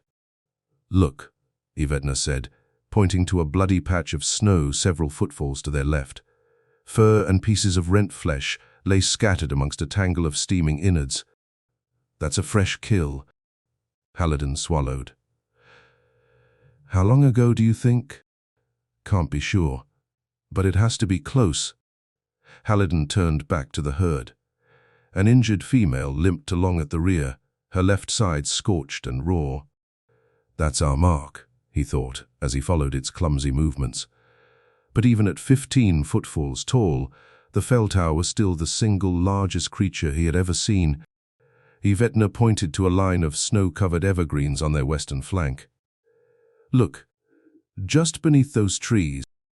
Haliden raised the trident scope to his eye. 2 shadows were milling about beneath the undergrowth, sniffing at the exposed soil. "Just deer," he whispered. A twig snapped several footfalls to their right. Both deer froze, their ears perked to attention. They were poised to bolt when a striped form lunged from the brush, tackling the smallest deer to the ground. "By the gods," Haliden breathed. The Verax's now familiar black and white form slashed and tore at the struggling deer, splattering blood several footfalls across the snow. As the deer gasped its final breaths, the Verax straddled its body and discharged a strange, yellow liquid from the gill slits lining its underbelly. "What in the hells is it doing?" Haliden whispered. "Just watch." The viscous fluid coated the entire carcass, steaming and popping as it dissolved flesh and bone. Haliden knocked an arrow and drew back. "Be quick, artist," Yvetna hissed. "While it's feeding." The Verax tore into the steaming corpse, its back arched high as it lapped at the steaming remains. Haliden took aim and slowly exhaled. Hold, breathe, release. The arrow whipped through the air, puncturing the creature's spine with a gentle smack. Haliden grinned as the Verax slumped over dead. But to his shock, the arrow had passed clean through its body, skipping off into the distance where it pierced the leg of an adult fell tower. "What the fuck, artist?" The enormous beast reared into the sky, its wretched wails filling the air. Haliden glanced into the quiver. Oh shit! One of the silver Triton arrows was missing. I must have grabbed it by mistake. 3 of the largest fell towers broke away from the herd and approached the injured male. "Go!" Yvetna cried, Get to the wagons. Go! Haliden slung the bow over his shoulder and took off down the rise. The fell towers quickly followed, bellowing and snorting as their centipede-like legs thundered atop the snow. Faster! Ivetna shouted. The boy was almost at the top of a small rise when his right foot slipped on a hidden rock and he fell backward. Haliden tried to grab him, but the fell tower closed the distance between them and tossed him into the air with one of its legs. For an instant, Haliden hung weightless, the ashy wind roaring in his ears, but then he hit the ground with a violent thud. The fell tower reared up, its dozens of spiky legs flicking blood across his face. Ivetna scrambled onto his feet. Shoot it! Gasping, Haliden rolled over and unslung the bow. The fell tower lunged forward. Do it! Ivetna screamed. Haliden grabbed an arrow, drew back, and fired. The fell tower twisted sideways, gurgling as blood poured from its mouth. Haliden tossed the bow aside and tried to roll away, but the beast fell directly on top of him. After that all was black. Something stirred in the darkness. A memory. A presence. Haliden opened his eyes. A blue sky stretched before him, arching over a mountain range far off in the distance. He stared at it for some time. How long, he couldn't say. A turn, a decade, a millennium. A flash of light blinded him. When his vision returned, the snow and ash were gone, replaced by dragonflies and mimic gnats darting about atop a sea of wind-swept willows. My artist, a voice said behind him. He turned. Milane stood a few footfalls away, naked and grinning in that knowing way she had. Are you going to just sit there all day, or are you going to fuck me? Haliden stood and took a step toward her, but his foot sank into the ground, anchoring him in place. Milane threw her hair back and laughed. Always keeping me waiting, Haliden. Always wanting more. Well, two can play that game. She turned and began walking into the distance. Come find me, Stroke, she whispered over her shoulder. At world's end. Find me, if you can. Haliden tried to shout, but nothing would come out. And then he realized why. Something was covering his mouth. Something hairy. Lift, someone shouted. Haliden's world went black as a foul stench enveloped him. Pressure then mounted atop his chest, and something hairy pressed against his face. Again, fool, lift. Grey light cut through the darkness, blinding him. As his eyes slowly adjusted, he saw a man standing at the mouth of a hairy cave. Can you move? The silhouette shouted. Haliden coughed. What's going on? Where am I? The man laughed as he extended his hand. 2 steps from the hells, unless you crawl your ass out of there. Haliden reached up and took his hand. Moments later, daylight washed over him as the trapper dragged him back into the world. Is he okay? A familiar voice asked. Haliden squinted against the day's grey light. The trapper stood over him, a smile on his weathered face. By the gods' grace he is, Gremmin replied. But who the fuck knows how? Ivetna stood a few footfalls away beside a hulking mass of fur. Flies were everywhere, buzzing and dancing as they worked their way into the fell tower's dead flesh. What in the hell's happened? Haliden asked. You startled the damned herd with that crap shot of yours, the trapper said, laughing. Killed that Verax, though. He lifted what looked like a set of ears. Here. Took a good luck charm for you. He tossed the pair onto Haliden's lap. Haliden looked down at them. They were covered in black fur that tapered into a sharp 6-inch point. A chill danced down his spine. Until now, he didn't even think the beasts existed. I believe these are yours, Gremmin said, handing the Triton bow and quiver to Haliden. Haliden nodded. Thank you. Don't thank me just yet. We still got work needs doing. Haliden scanned the area. Not a single creature stirred atop the charred landscape. Have you seen anything else? The trapper laughed. Sure. Fire. And lots of it too. and I'm sure we'll run into more of our furry friends as we get closer to the block. Come on then, Ivetna said, driving his sword deep into the fell tower's back. Let's skin this thing and be on our way. Chapter 24. The hide stretched the length of both wagons, pieces of wet fat and flesh swaying beneath it as the dogs carried them across the ashen landscape. Haliden swallowed back bile as he examined their grisly masterpiece. Preparing it had been back-breaking work, and now all three men sat silent in its shadow, covered head to toe in blood and fur. Jonathan pinched his nose as he stared up at a particularly large piece of dangling fat. "It smells awful," he said. Grimmin chuckled. "Be glad we didn't use a strider or grandam hog. Damn things smell so bad I've seen seasoned trappers pass out in their midst." Outside, the punchers ran in silence. Gremmin had placed the severed fell tower head at the front of the lead wagon, and its hulking presence did little to ease their rattled nerves. "Ever see a headless fell tower walking about?" the trapper had said after Ivetna complained. "Verax ain't as stupid as you might think." Jonathan and Brandon huddled nervously around an eternal lamp they found in one of the crates. "Are more of those things out there?" the older brother asked. Haliden sat down beside them. "If there are, they won't bother us again." Jonathan looked at his quiver. "There's only 10 left, though. What happens when they're all gone? We'll just have to make every shot count, right?" Jonathan nodded. "We'll be okay," Haliden said, ruffling the boy's hair. "With that scope, I could hit an apple off a coon's head from a league away." Ivetna climbed to the front of the wagon and peered through the fell tower's severed throat. "We're getting close now." Gremmin knelt beside him. "Dogs got the scent of other runners. They'll take us right in." "You sure?" Ivetna asked. "Sure as shit. Nothing left for them but the block now. Winds pushing every other scent forward." Within the call, they caught up with a scattering of sick and elderly deer and swamp ox, but nothing more. "Where are all the runners?" Ivetna asked. Grimmin sat back and lit an adrena stub. As he exhaled, the smoke curled out through the fell tower's severed throat. "Don't know. And that's what worries me." Haliden knelt beside Ivetna and peered outside.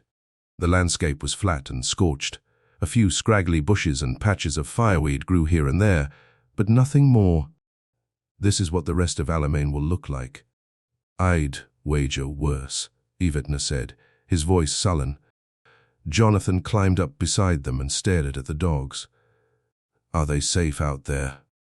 Gremmin nodded. "Verax won't come near us as long they think we're a fell tower. They're what you call mortal enemies, child. Like cats and dogs." Just then, a roar echoed in the east, followed by a high-pitched scream. "What the hells was that?" Ivetna asked. Gremmin pushed Haliden aside and stuck his head through the throat. "Shit." There was another scream, followed by a chorus of shouting. Moments later, something pounded against the hide. The punchers broke into a sprint, jarring the wagons as their harness snapped taut. "Runners," Haliden shouted. Gremmin nodded. "And more than I can count." More shouts broke out on the right side of the wagon. "Let us in," a voice cried. "Stop. For the sake of the gods." Haliden lifted the hide. Dozens of men and women were running toward them across the plain. Most had only the clothes on their backs, but a few were pulling horse-drawn carts and wagons. Haliden's stomach turned as they began passing bodies. A few looked as if they had been trampled, but some were torn to pieces. "Watch out," someone cried. Several black forms bounded through the exodus, slashing and biting anyone in their path. "By the gods, those things are everywhere," Haliden cried. "Shut that fucking flap," Gremmin growled. "Won't keep nothing away if them Verax see your stupid face." Jonathan and Brandon shuffled deep into their crate bunker. "Why don't we help them?" the older boy cried. Gremmin shook his head. "Too many. They'll only swamp us." Haliden reached for his bow, but Gremmin quickly pushed him back. "You shoot any of those things, and our little costume party ends, artist. We can't just sit here and do nothing. You lift that hide and we're dead men. Them boys, too. Haliden glanced at Yvetna, who had his sword raised and ready. You said you're your father's son, right? Haliden asked. Yvetna nodded. Then you're with me. Of course. Gremlin spat. You're a bunch of fucking fools. Those things will cut through us like butter. Haliden pushed past him and approached the throat. Gremlin spun around and leveled his sword at the artist's chest. You'll kill us all. Is that it? Just to give hope, where there is none.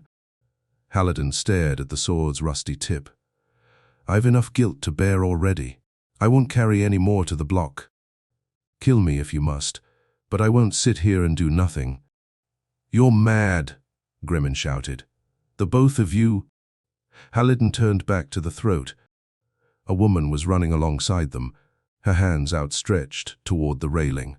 Help, she pleaded. Yvetna tore the hide open. To hell's with you, trapper. The woman stumbled alongside them, struggling to keep up. Give me your hand, Yvetna shouted. She grabbed the railing with one hand and reached for him with the other. Help, she screamed as the wagon began dragging her. Haliden pushed past the trapper and leaned over the railing. Give me your other hand. A Virax was 10 or 15 footfalls behind her, its dead white eyes wide with excitement as it closed in. On 3, Yvetna shouted. 1. The Virax lunged forward, grabbing both of her legs. Shit, Haliden cried. Gremlin picked up the Triton bow and took aim. For the sake of the gods, kill it, the woman screamed as it tore her ankles apart. The trapper pushed the scope aside and fired. The arrow punctured the beast's forehead, but its dead white eyes widened further with feral rage. Get it off me. Gremlin fired again. This time the shaft burrowed into its left eye, but the Virax roared even louder. Jonathan pushed past the trapper, 2 eternal lamps clutched in his shaking hands. Get back, boy, Gremlin cried. Jonathan ignored him and tossed one of the lamps at the Virax's head. The fragile glass shattered, coating the beast in blinding white liquid. The Virax wailed, releasing one of the woman's legs. I'll be damned, Gremlin cried. Jonathan quickly tossed the remaining lamp at the beast's right shoulder, coating its neck and back with the boiling hot chemical. The Virax yelped before finally releasing the woman and tumbling to the ground. Yvetna and Haliden quickly dragged the semi-conscious woman into the wagon. Well, did you get what you wanted? Gremlin shouted as he pulled the hide back into place. The woman lay moaning atop the rattling floorboards, blood pulsing from her shredded ankles. Thank you, she breathed. Yvetna hacked 2 strips from a blanket and tied them around her mutilated ankles. By the gods, Haliden breathed. Blood covered his hands and chest, and the floorboards were slick with gore. Those things, devils, Gremlin spat, and mark my word, more will be coming now. Yvetna placed a folded blanket beneath the woman's head. She was young, no more than 20 turns, with deep blue eyes and hair like spun gold. There, thank you, she repeated. Jonathan and Brandon stood a few footfalls away, staring at what remained of her ankles. Haliden snapped his fingers at them. Go sit by the trapper, now. The brothers quickly obeyed. What's your name? Haliden asked. The woman looked deep into his eyes. Lorraine Cobwell. Haliden smiled. And where are you from, Lorraine? She swallowed back tears. Ash Port. Ah, a coastal girl. I visited there many times. Beautiful place. And now I know it has beautiful women too. She forced a smile.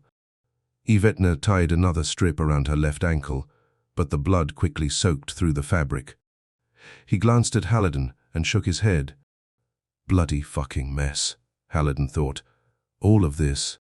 More screams echoed outside. followed by the telltale snarl of hunting virax. "How many more are out there?" Haliden asked. Gremmin peeked through the fell tower's throat. "A dozen. Maybe more," he replied.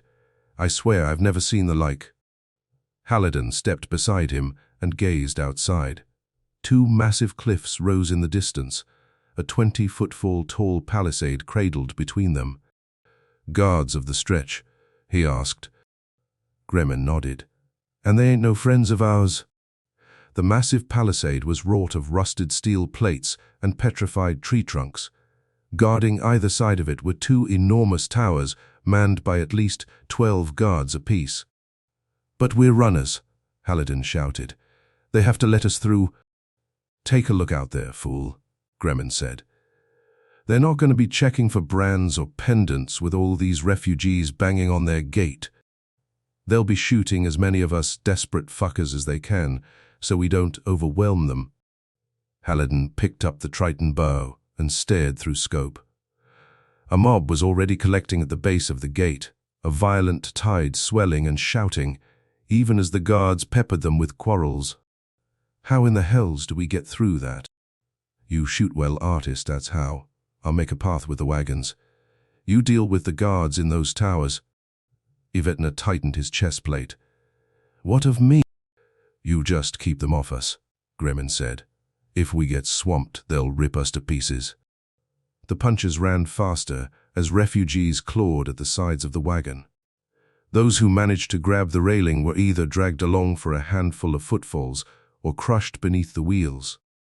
Haliden glanced at the cliff tops. Dozens of silhouettes were running across them. Men, women, children, dogs, deer. One man tumbled over the edge, screaming as he crashed into the mob below. "Fools," Gremmin said. "There's nothing but 100-footfall drop on either side." The wagon slowed as the crush of bodies engulfed them. Haliden bent down and stared through the fell tower throat. The punchers were barely visible amongst the teeming throngs. "We'll never reach the gate like this," he shouted. A tall silhouette approached the edge of the western cliff, arms outstretched to the sky. "Looks like our first jumper," Gremmin said. "Fucking coward." The silhouette raised its arms to the sky in a gesture of supplication. Moments later, a guttural voice echoed across the plain. "What in the hells is that?" Haliden asked. Gremmin chuckled. "Well, I'll be damned." "What?" Gremmin grabbed the bow from Haliden and pressed the scope to his eye. "That their fool is laying an elemental." "A charger?" Haliden asked. Gremmin nodded. "But not for long. Look." 100 footfalls to the south, a virax was bounding up the cliff, slashing at anyone in its path. Haliden took the bow back and quickly nocked an arrow. "What in the hells are you doing, artist?" Haliden watched and waited as the scope stabilized the image. He could see everything now. The faces, the tears, the horror. Dozens of men, women and children, running frantically towards certain death. When he found the virax, he leveled the crosshairs across its back and took a deep breath. "One shot. That's all I'll get." The beast closed in on the charger, its gnarled mouth agape. "Concentrate. Concentrate." He loosed. In the blink of an eye, the arrow traversed the 6th league to its target and slammed into the creature's side. "By the gods, artist," Yvetna shouted as the virax tumbled off the cliff. Gremmin laughed. "Well done. But I hope you got a lot more in that quiver." He pointed at the towers, from which dozens of guards loosed bolts into the mob. Haliden took another deep breath and raised the bow. 6 guards armed with crossbows and long bows stood atop the western tower. "Best shoot now and have feelings about it later," Gremmin shouted.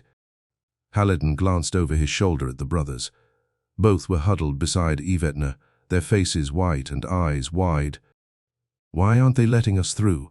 Jonathan asked. "They will," Haliden replied. He turned back to the tower and fired. The arrow pierced the tallest guard's forehead, pinning him to one of the tower walls. He fired again, hitting another guard in the right temple. His third shot skewered a man's throat, but the poor soul didn't die. Instead, he staggered about like a drunkard, desperately clawing at the arrow shaft as blood pulsed down his neck. Haliden swallowed, drew back, and fired again. He continued this way for what felt like an eternity, shooting and moving on to the next target without waiting to see if he hit his mark. And finally, when there were no more men left to kill in the western tower, he turned toward the easterly tower and began the process all over again. When it was finally over, 25 men lay dead or dying atop both towers. "What have I done?" he thought. The mob surged against the palisade, howling and screaming as the gates burst inward. "Dre Amon!" Gremin shouted. The dogs lunged forward, snapping and snarling at anyone in their path. Haliden tossed the bow down and knelt beside the woman. She lay where he had left her, but her eyes were wide and lifeless. "Damn it all to the hells," he whispered. Brandon and Jonathan watched in confusion, tears trickling down their ash-covered faces. "Is she okay?" Jonathan asked. Eventa grabbed a sheet and covered her body. "Her pain is over now, boys." Disheartened, Haliden crawled to the severed throat and peered outside. The block loomed a 6th league in the distance, a colossal granite wall with one sole entrance at its base. Beggar's Gate, he thought. Their last bastion of hope. The surrounding landscape was black and bare, save for a few charred tree stumps and gnarled roots. The only signs of humanity, a handful of abandoned carts and wagons toppled across the plain, their owners' bloated, arrow-filled corpses sprawled beside them. As they passed a large rock outcropping, Haliden noticed a torn tent flapping in the breeze. Inside, several bodies lay side by side, their black, bloated hands clasped over empty glass vials. Suiciders. Haliden shook his head. To give up so close, so near to salvation, it was unthinkable. As the smog ebbed, several stragglers appeared in the distance. They were mostly elderly or touched souls abandoned by families and friends. "We should help them," Haliden said. Gremin huffed. "Help one, and we'll have to help them all." "Forget it, artist. We've barely enough room for ourselves." Yvetna frowned as the figures vanished behind them. "This is shameful," he said. "To abandon one's elders. I can think of nothing that's more an affront to the gods." The block covered the entire horizon, a gargantuan granite wall whose shadow stretched almost 1/6 of a league from its base. At first glance it appeared featureless, but as they drew closer, Haliden noticed tiny windows and slits carved into the higher recesses. This was a product of man. He breathed. Gremin grunted. Many men, and women, and boys and slaves. A lot of blood is baked into that rock. Also a handful of lords can cower safely from the fire. At the base of the cliff, less than a league to the east, a man-made tunnel extended 100 yards into the wasteland. It was 15 footfalls tall, a miasma of metal and wood wide enough for 2 wagons to ride abreast. Haliden marveled at the amount of steel covering its surface. Pieces of every shape and size had been welded and wedged together over an external web of scaffolding. "I hope to the gods you still have that pendant, artist," Gremin said. "No man's getting through that thing without one." A thick curtain of snow now swept across the northern expanse, slamming against the block. To the south, the breath completely covered the sky. The punchers ran on, their fur soaked and ashen, their blistered paws leaving bloody prints into the fresh snow. Behind them, screams filled the air as refugees continued to spill through the fallen gate. "Slow or we'll fire," a voice shouted from atop the tunnel. Gremin pulled back on the reins and brought the punchers to stop. Half a dozen guards stood atop the tunnel with crossbows in hand. "Pendant," the same voice boomed. "Let's have it, or find elsewhere to die." Haliden drew back his sleeve and raised his arm. "What's that supposed to be?" the guard shouted. "My mark," Haliden replied. "It was branded by my village elder." "Come closer then, fool, and move it. We're almost done here." Haliden carefully approached the entrance. A set of steel doors sealed the tunnel and death holes were positioned above it on either side. "Where's your vermin?" the man shouted. "And what in the hells is that stretched across your wagon?" "Fell tower hide. We used it to keep the Virax off us," Haliden replied. "We had no choice. They were everywhere." Some of the guards laughed. "Raise your arm higher," the man shouted. Haliden obeyed. The man squinted. "A southern runner, eh?" Haliden nodded. "Moss Town. But we have another vermin too. From Maragil." The group of guards noticeably tensed. "Bullshit," the man spat. "Ain't no fucking venom coming from that cursed city." Haliden reached into his satchel and withdrew Brendel's pendant. "Maragil's pendant," he said. "Their runner gave it to me before he died." "You killed him?" "No. He was a friend. A good man." The man shook his head. "You know I can't grant you passage. Pendant or no pendant, I ain't letting that rot shit in." Haliden gestured over his shoulder. "You do see what's behind me, right?" The man crossed his arms. "Oh, I see it. Been staring at it for days. But look behind me. You think the breath can penetrate this?" He shook his head. "But that rot shit sure can. And if it gets going, it could make its way all the way across the acid. Just go, friend. Go somewhere else to die. Your passage is denied." "Fuck this," Gremmin shouted. "No runner can be turned back from the block." "This ain't the block," the guard replied. "This is Beggar's Gate, and I'm its master. If I say fuck off, you fuck off. Or would you prefer a quarrel in your throat?" "Piss on you," Gremmin shouted. "All of you. Ain't no rot with us." An arrow whistled past Haliden's face and slammed into one of the punches. The pack erupted into a frenzy, jumping and snapping as their companion gurgled its last breath. Horrified, Gremmin jumped down and ran to its side. The dog spasmed violently, choking on its own blood before finally falling limp in his arms. "You fuckers," he growled. "This dog ran half across Alimane for us. We can take another off your hands if you like, or you can turn back. It's up to you." Gremmin stared at him, his eyes trembling. "Let's go, artist. We'll find no quarter here." Haliden tossed the pendant at the base of the gate. "May the gods piss on all of you." Gremmin unfastened the dead dog's harness as the other punchers paced nervously around him. When he was done, he lifted the dog and placed him aboard the wagon. "We'll take him somewhere else," Gremmin said. "He deserves that much." As they climbed back onto the wagon, laughter echoed atop the tunnel. "Happy trails," the guard shouted. Gremmin turned. "We'll be seeing you soon enough. There's more than one way to crack this fucker." And with that, the punchers turned and carried the wagons back into the stretch. Chapter 25. "Where are we going?" Evetna shouted as the wagons bucked and jerked atop the uneven terrain. They were moving parallel to the block on the western side of the tunnel. "I worked this section for 2 turns, Gremmin shouted. "I know every crack and crevasse. If I can find what I'm looking for, we're in business." "Find what, though?"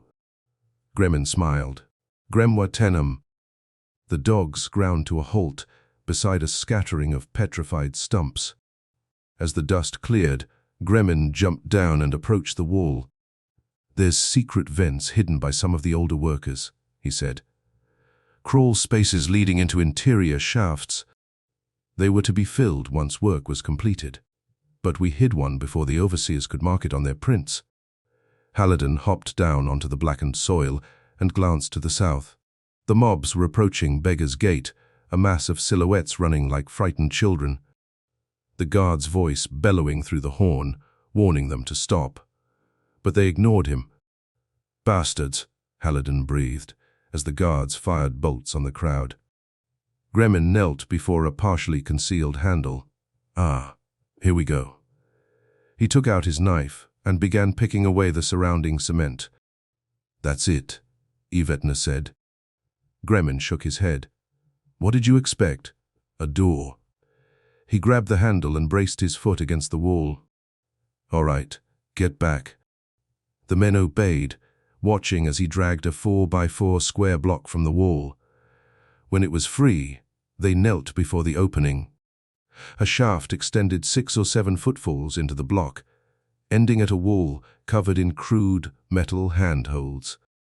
Haliden got down on all fours and carefully crawled inside. When he reached the wall, he looked up. By the gods, it's black as night. Gremmin nodded as he yanked a torch from the wagon and knelt down beside Yvetna. It was designed so workers could get to the top without the wind blowing them off the wall. Have you been up there? Yvetna asked. Only once, Gremmin replied as he crawled inside. It was forbidden for ground crews, but I snuck up the shaft the last night I was here. What did you see? Haliden asked. The acid, stretching for as far as the eye could see. He ignited the torch and watched as the flames licked the tunnel's granite ceiling. When I went back to camp later that night, though, my friends were gone. I searched for calls, but every tent I found was empty. The entire repair crew, gone. What happened to them? Haliden asked. Executed, to the last man, and anyone who knew about this shaft. Except you, Yvetna said. Gremmin nodded. Except me. But they came close. He rolled up his sleeve, revealing a large square scar in the torchlight. This was my death mark, he said. Of course I didn't know that when I took the job. They told us we would be paid according to the brand when the job was through. Haliden stared up the shaft. A tiny pinprick of light loomed far off in the distance. So how high is it? Gremmin grinned. 1,000 footfalls. Straight up. By the gods, Yvetna breathed. The gatekeeper resides up there, Gremmin went on, and the Triton mechanism that controls the gates. Haliden's heart quickened. How many men are we talking about? Gremmin shrugged. 100. A handful. Who knows? But I heard it only takes 2 to operate the mechanism and 1 to hold the key. Yvetna unfastened his sword belt and chest plate. I'll go. Gremmin nodded. Good. I don't think I have the stones for it again. Damn near fell last time. Jonathan and Brandon tensed as Yvetna stripped off his armor. Where are you going? Jonathan asked. Got to open that gate. Jonathan glanced up at the top of the block. A pair of draba birds circled above, cawing ominously. Don't go, he pleaded. Yvetna placed a hand on his shoulder. I'm the youngest and most able, he said. Don't let him go, Brandon pleaded as he clutched his older brother's arm. It was the first time anyone had heard him speak. Haliden sighed as he turned back to the shaft. The air was stagnant, still, the darkness infinite. I don't know if I can do this, he thought. But then her voice said to him, Come find me, Haliden. At world's end, find me if you still love me. I'll go, he blurted. Gremmin turned to him, his brows furrowed. You think all that painting strengthened your arms enough for this, artist? Haliden shrugged. Only one way to find out, right? Yvetna shook his head. This is my job, Stroke, not yours. So what happens when the gate opens? You think they'll just let us in without a fight? Haliden pointed to the trapper. He can handle a blade, as can you, but I'm worse than useless with a sword. Stay with the boys. You can protect them better than any of us. Yvetna glanced at the brothers. Both were staring at him, silently pleading for him to stay. And you're sure you're up for this? No, but it's the best way. Yvetna hesitantly shook his head. Very well then. The climb is yours. Haliden nodded. I won't let you down. Perhaps down is not the best word to use, Gremmin said. Haliden glanced up at the block. Perhaps you're right. Chapter 26. It was silent in the shaft, stifling and cramped, with a 500-footfall drop yawning below. I should have kept my mouth shut, Haliden grunted as he grabbed another rung. Since beginning his ascent, he had counted over 500, most of which were either rusted or broken, and hundreds more still extended up the shaft. As he climbed, Gremmin's dagger rubbed against the small of his back, a silent reminder of the job to come. "But can I do it?" he wondered. "Cut a man's throat in cold blood." "You'll find out soon enough," he mumbled aloud. A warm breeze poured down the shaft, stinking of sulfur and burning pine. Haliden closed his eyes as it cooled his sweaty flesh. Almost there, he told himself. When he finally reached the source of light, he braced his back against the wall and withdrew the trapper's dagger. A steel grate was mounted to the right side of the shaft, but the bolts were old and rusty, and it only took a few twists of the bone dagger to break it loose. With a groan, the grate swung open. Haliden winced as the sound echoed down the shaft. When it was gone, he climbed from the shaft and closed the grate behind him. Smoke and ash swirled across the block, cutting visibility to just a few footfalls. The gatehouse, Haliden thought as he scanned the area. Where in the hells is it?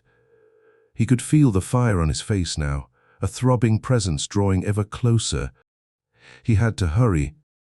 With the dagger in hand, he crept eastward toward the center of the block. From his vantage point, he could now see the acid stretching across the northern horizon, an endless green expanse of steaming death perpetually blocked by the wall. But it wasn't the sea that impressed him. It was the thousands of ships anchored atop it. "Never could I dare imagine such a sight," he whispered aloud.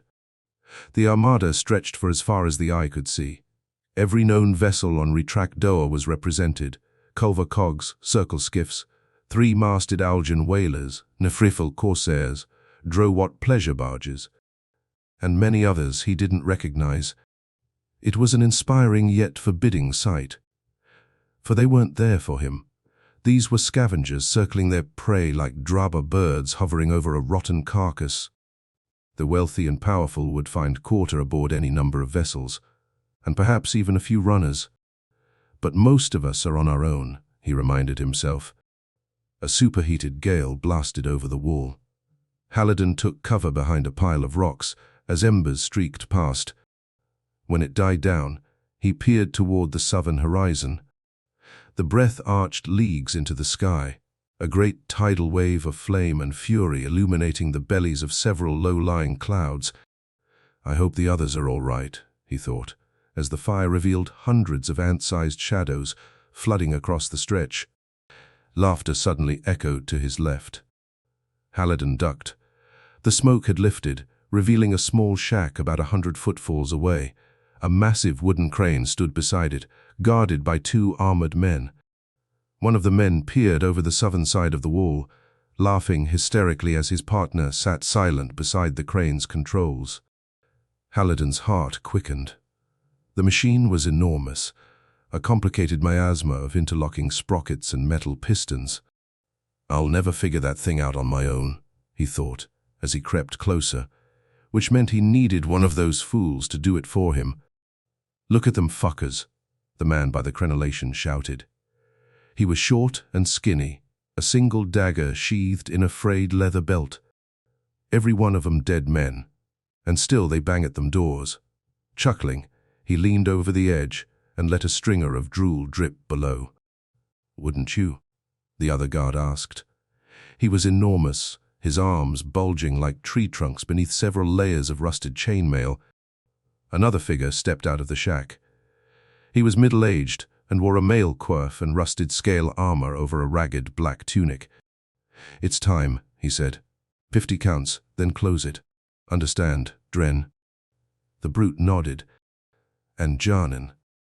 The lout spun around lazily and snapped to mocking attention. "At your disposal, sir." "Get on with it." The spitter bowed. "Very well." He approached a metal tripod where a large C-shaped piece of bronze dangled from its center. He then picked up a rusty, footfall-long bar and slammed it against the bell. The guttural call echoed far across the stretch, bouncing back at them from the distant cliffs. Moments later, another bell tolled below. Haliden's pulse raced as the brute pulled back on a rusted, metal handle mounted to the crane's gearbox. There was a loud click, followed by a strange whir as the crane swung out over the side of the block. When it stopped, he pushed the lever all the way to the floor, dropping the counterbalance over the side. The chain snapped taut. The brute quickly slid a metal bar through an opening in one of the cogs. When it was secure, he released the lever and stepped back as the gears bit into the rod. 50 seconds, the armored man shouted. The spitter leaned over the side. Best make it 20. They're rushing her again. Another superheated gust blasted across the walkway. The brute ducked behind the mechanism as embers exploded over him. Haliden tensed. This is it. He stepped from cover and crept toward the crane. Smoke and sparks pounded his body, burning his exposed face and hands. But he kept moving. The armored man turned to him. Kyle, is that you? Haliden ignored him as he rushed forward. Stop. But it was too late. Haliden tackled the man against one of the crenellations. Jenna, it was the spitter, and he was already running at them with a dagger in hand. Haliden quickly pushed the man between the crenellations, inching him toward the edge. Who in the fuck are you? The man grunted as he clawed at the wall, but he never got an answer. Haliden grabbed both his legs and pushed him over the side. The brute named Dren turned as his comrade's screams echoed across the stretch. What the thef? But before he could finish, Haliden rushed forward and slammed his head against the side of the crane. We didn't want this, Haliden yelled as he turned on the spitter. We just wanted quarter. The spitter halted a few footfalls away and let a bunch of beggars and diseased louts flood across the acid. Piss on you and your rabble. He lunged forward and slashed at Haliden's chest. Haliden sidestepped the attack and rushed forward, locking arm in arm with the man. You fucking skag, the spitter growled. He grabbed a fistful of Haliden's hair and yanked his head back. But Haliden stomped on his boot and slammed his fist into the man's nose. Motherfucker, the spitter growled as blood dripped down chest. Just open the gate, Haliden said. The man smiled, his teeth bloody and chipped. Go to the hells. He turned around and pulled the metal pin from the mechanism. The crane retracted the counterbalance and slammed the inner gate shut below. Laughing, the spitter tossed the pin over the wall. A bell began frantically ringing below. Haliden rushed forward and grabbed the man's throat. Fuck you, skag. The spitter gasped as he clawed at the artist's hands. When that didn't work, he began kicking the ground, desperation widening his bulging eyes. Haliden squeezed harder, his fingernails cutting into flesh as the man's body slowly went limp. When it was finally over, Haliden rolled the man aside and crawled to the Triton gearbox. The mechanism consisted of a dense cluster of odd metal gears and springs covered in ash and rust. But without the pin, there would be no way to lock the counterbalance into position once the gate was raised. Damn it. He scanned the ground for anything he could use in its place, but there was nothing. Nothing save for the spitter's corpse. Haliden approached the body and lifted the man's arm. It was thin and emaciated. Just the right size to fit through the slot, he realized. His stomach turned as he dragged the corpse to the base of the mechanism. When he was in position, he pulled the lever, lowering the counterbalance over the wall. A bell began ringing below. Haliden ignored it and forced the spitter's arm through the slot. When it was secure, he released the lever, dropping the counterbalance several inches as the locking gear bit into the spitter's flesh. Blood oozed down the man's arm as metal ground against muscle and bone. But miraculously, the counterbalance held. Exhausted, Haliden ran to the edge of the wall and looked down. Mobs were now surging against Beggar's Gate, shouting and throwing stones, even as the guards peppered them with bolts. Damn it, he thought. As long as Beggar's Gate remained shut, the refugees, himself included, were as good as dead. Haliden turned back to the vent. It was 100 footfalls south of the guardhouse, hidden behind a stack of crates. But as he approached it, he noticed a plume of oily black smoke coiling from the shaft. Damn. The only other way off the roof was through a door on the opposite side of the guardhouse, but it was locked with a Triton crusher seal. Desperate, he turned back to the counterbalance. Its steel cable stretched all the way to the tunnel roof. An 800-foot fall dropped straight over the edge. Even if I make it down, he thought, I'll be stranded atop the tunnel surrounded by dozens of guards. But there were no other options. Trembling, he tore 2 strips from his shirt and wound them tight around his palms. He then climbed onto one of the crenellations and grabbed the cable with both hands. If anyone is listening up there, watch over me, he whispered as he transferred his weight onto the cable and dropped. The friction quickly burned through his rags and singed his palms as wind roared past his ears. I tried, my love, he thought, as his life flashed before his eyes. And what a life it had been. Self-centered and insulated from the realities surrounding him, choosing work over family and friends. And for what? A few stretched pieces of canvas covered in paint spatterings, some gold in his pocket, and the winks of lords and ladies who would forget his name as quickly as their own servants. When he hit the bottom, he was tossed across the tunnel rooftop. His ankles and wrists throbbed from the impact, and for a time he lay silent, drifting in and out of consciousness as voices echoed beneath him. "Ember," he moaned as he rolled over and stared across the scorched plain. He squinted as the light burned into his retinas. The distant cliffs were now completely gone, engulfed by the breath. There's no more time. A bell frantically rang beneath him.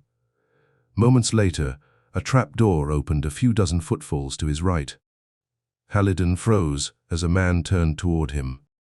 "We got one on the roof," the guard cried. Haliden quickly crawled toward the tunnel's edge. But 2 more trapdoors opened to his left, revealing a pair of archers with arrows drawn. An arrow grazed his arm, another his hand. He cried out, clutching the wounds.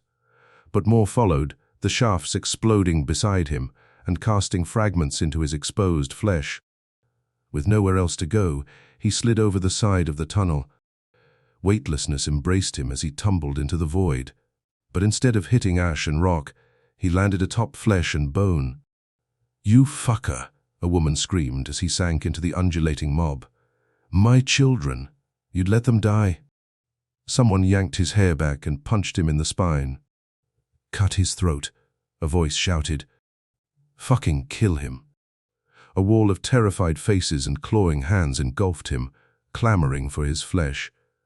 Every now and again, an arrow pierced someone's arm or chest beside him, spraying blood across his face. But whenever someone fell, another took his or her place. "I'm a runner," Haliden screamed with what little breath he had. But his voice was drowned out by the chaos. "Kill him," a man shouted. "He's a guard. Kill 'em all." Someone dragged him onto his feet. Nails scraped his exposed flesh and fists pounded his back. "Watch out," a voice screamed. There was a loud thud, followed by a horrid gurgling. Haliden fell to the ground. Not more than 3 footfalls away, a woman lay crushed beneath a massive boulder, blood pulsing from her mouth as she stared at him. A pair of hands curled around his chest and lifted him onto someone's shoulder. "He's a bloody runner, you animals." He was being spirited through the chaos, the world upside down as a boy, no older than Yvetna, ran alongside him. "Who is he?" the boy asked. "Our last hope," Haliden's savior replied. When they were beyond the archer's reach, the man knelt down and lowered Haliden onto the ground. "Look," he said, drawing back Haliden's sleeve. The boy's eyes widened at the sight of the scar. "By the gods. Where did you find him?" "He was up top," the man replied. "The gods only know why, though. Saw him fall from the crane onto the tunnel." The boy inched closer. He was completely bald, even his eyebrows and eyelashes were gone, and blisters covered his face. But his blue eyes sparkled with hope. So where's the Venermin? You heard him. Speak up, the other man shouted. There's little time left. Haliden coughed. His lungs felt as if they were filled with glass, and his back and chest throbbed. Haliden, he said. I'm a runner. We have 2 Venermin. His saviour's face loomed over him, wrinkled and weathered. And like the boy, he too was completely bald. 2 Venermin, you say? Haliden nodded. Why were you atop the gate then? We found a shaft. I climbed to the top to open the maw. The man shook his head. Bullshit. Several arrows splintered beside them as men and women retreated across the stretch. Why would I lie? Decker, you see these wagons he spoke of? The boy shook his head. Nothing but catamarans and broken-down carts. The older man withdrew a water skin from his satchel and handed it to Haliden. Haliden quickly drank it down. We need to find your friends, the man said. Haliden noted his use of we and bristled. And why should I trust you? Because I'm trying to save my son, the man replied. If you don't trust me, take my boy here instead. He'll do whatever has to be done to get through. Haliden was taken aback by this. He doesn't even know me, yet he'll entrust his son's life to me. How many are you? Haliden asked. Just us. Look, Decker cried, pointing eastward. Wagons. Over there. Haliden turned. A tiny silhouette was indeed approaching. But before he could celebrate, a virax ran past toward the wall, its fur engulfed in flames. Haliden watched as the living fireball bounded toward Beggar's Gate, snarling and snapping as refugees scattered out of the way. This is madness. The old man spat. Haliden held his breath as the wagons approached. Here, he cried, waving. Over here. The wagons drew up alongside the 3 men and ground to a halt. When the dust cleared, Gremmin's head popped out of the Feldtower's severed throat. Artist. Haliden slowly stood and nodded. You know you created quite a mess over there. A section of hide flipped back and Yvetna, and the boys looked down at him. Gremmin turned to Decker and the old man. And who are these 2? The man pulled his son behind him and bowed. Denelby, Sabon. And this is my boy, Decker. Gremmin sighed. I suppose you'll be needing a ride too. That would be kind of you, the man said. Haliden limped past the punchers and climbed aboard the lead wagon. Come on then, he said. We're almost out of time. Gremmin stared at the tunnel and shook his head. You do know, even if we get past Beggar's Gate, they'll just prickle us with bolts, artist. And them boys are good shots too. Damn near crushed us with a rock while you were fucking around up top. You have a better idea, Haliden asked. The man and his son sat down opposite the brothers. Jonathan waved at Decker, but Brandon ignored them. We need cover, Yvetna said. Something we can carry to the gate and use as a shield while we figure out a way in. Haliden nodded. There's scrap everywhere. We could fashion something with it.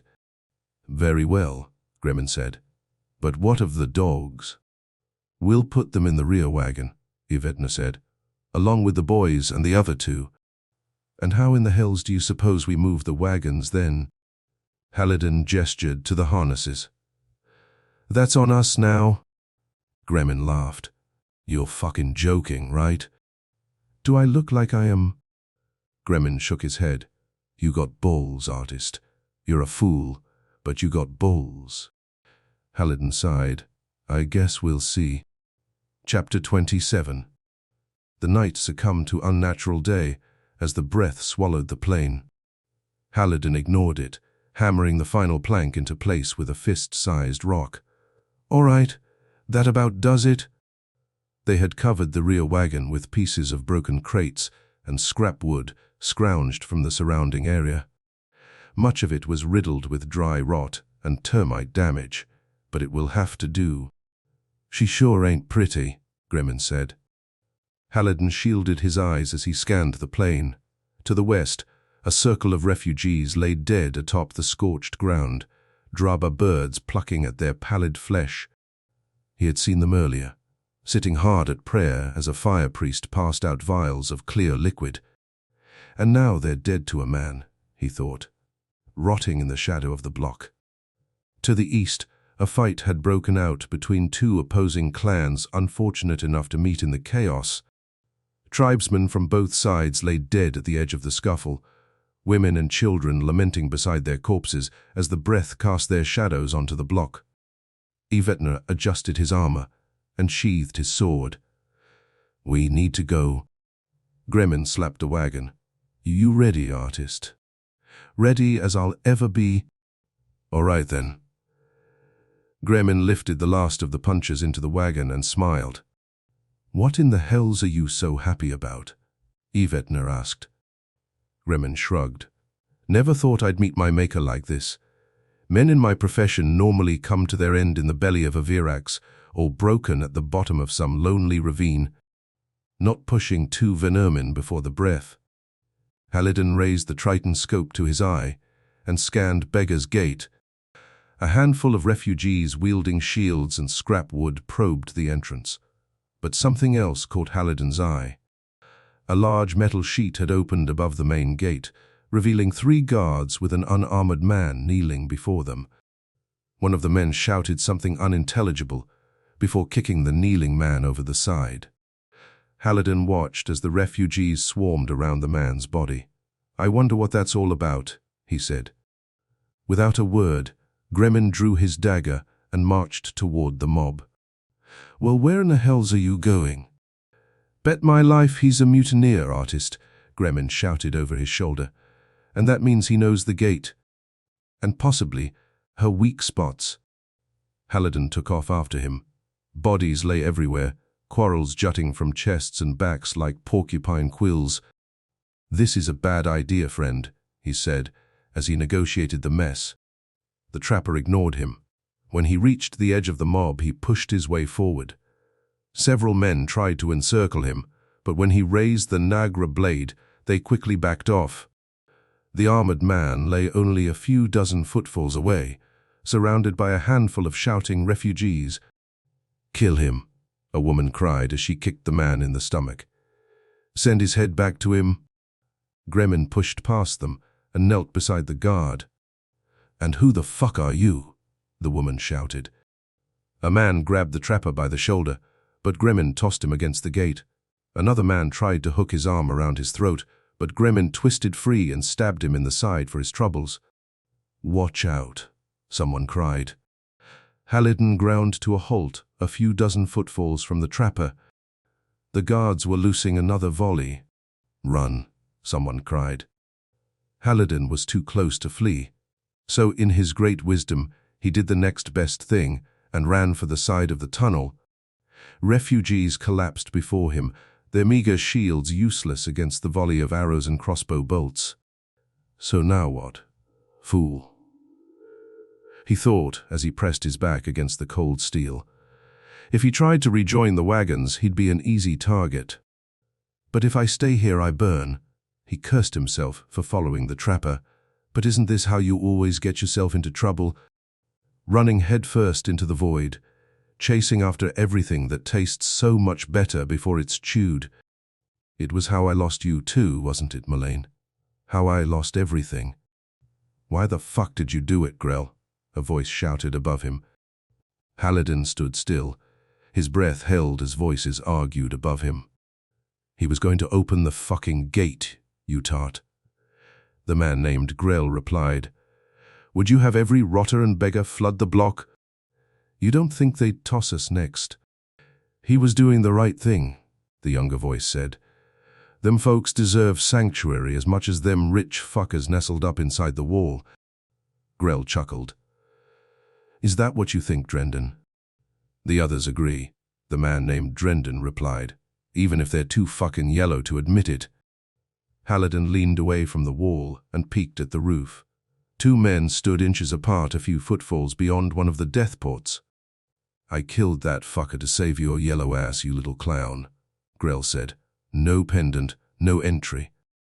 "That's the order," And what of the runners? A bunch of marital rotters. You want to spread that shit across the acid. 2 vermin you turned back. The man named Drendon spat. A runner with 2 goddamn venomin and 2 pendants, and still you refused him. They came from Marigel. You know what's happened there, right? You know what the rot will do if takes hold again. The rot's been dead for turns. Drendon spat. Other voices mumbled in agreement. He's right, Grell, someone shouted. Them runners got a place here, more than anyone. More than you, even. The metallic screech of a sword being drawn echoed off the wall. Haliden's heart quickened. At least someone has sense up there. Cross my orders, and your guts will know this shit's steel. That goes for all of you. Feet shuffled as voices hooted and hollered. Moments later, a cry echoed across the plain, followed by a hollow thud. Haliden hugged the wall as a body toppled over the edge, splashing into the mud a few footfalls from his feet.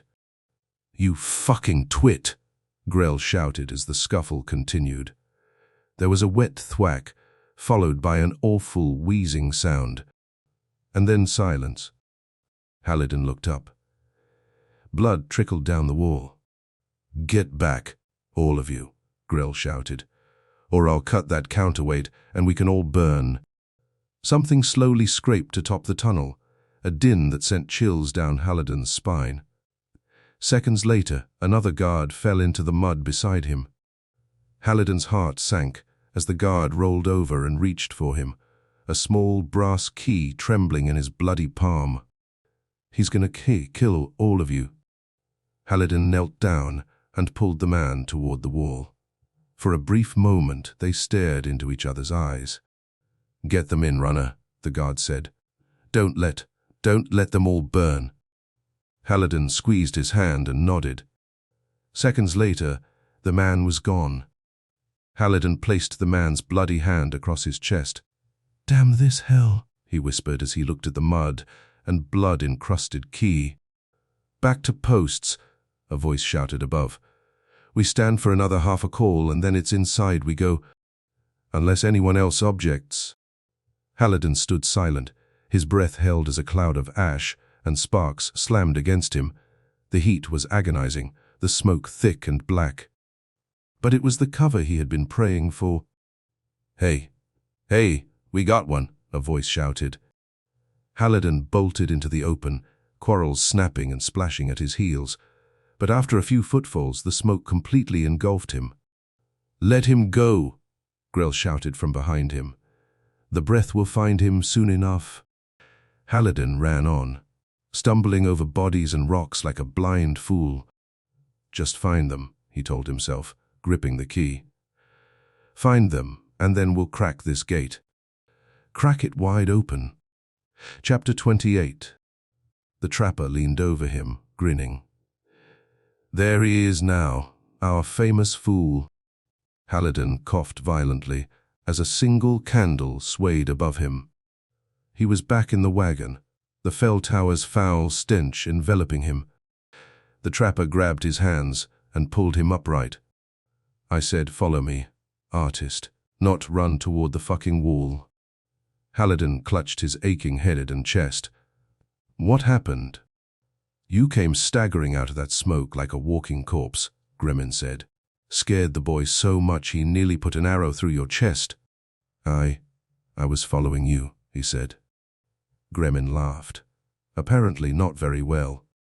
Jonathan and Brandon sat opposite him, nestled amongst the punches. Haliden smiled. He reached up to wipe the mud from his forehead, but realized he still had the bloody key clutched in his palm. "Where's Yvetna?" he asked. "He's having a talk with our new friend," Gremmin replied. Something slammed against the wagon, accompanied by a groan. Haliden crawled to the back and flipped open the hide. "You're lying," Yvetna shouted. "There's got to be another way." The boy had an armored man pressed up against the railing, his hands curled around the poor soul's throat. "What in the hells are you doing?" Haliden asked. Yvetna glanced at him. "Stay out of this, artist." Haliden jumped down and pushed Yvetna off the man. "What the fuck, artist?" The guard slumped to the ground, gasping. "We're not murderers," Haliden shouted. "I'm just trying to find a way in. He's one of them. He must know something." Haliden shook his head. "They tossed him out." "Bullshit," Yvetna replied. "The unlucky fool fell, that's all." He drew his sword and leveled it at the cringing man's throat. "Now he either talks or bleeds." Haliden stepped in front of the guard. "I just watched some of his comrades die trying to help us." "You don't know what you saw. When we found you, you were half dead. Remember?" "For the sake of the gods. I was there, Yvetna. They tossed him over the fucking wall for trying to help us." Sparks blasted over them, millions of firefly-like embers that burned their skin and hair. "We don't have time for this," Haliden warned. He held up the key and turned to the man. "One of your friends gave me this." "What is it?" The guard glanced at it, his eyes widening. "Well, what is it?" "The fail-safe key for the main gate," the guard said. "But only one man held that. Warden Krell. My friend." "Your friend is dead," Haliden said. "Your brothers stuck him with a dagger and tossed him over the wall." The man's eyes trembled. "So there it is, artist," Yvetna said. "Let's just be done with him so we can be on our way." Haliden shook his head. "Not like this." "Then how?"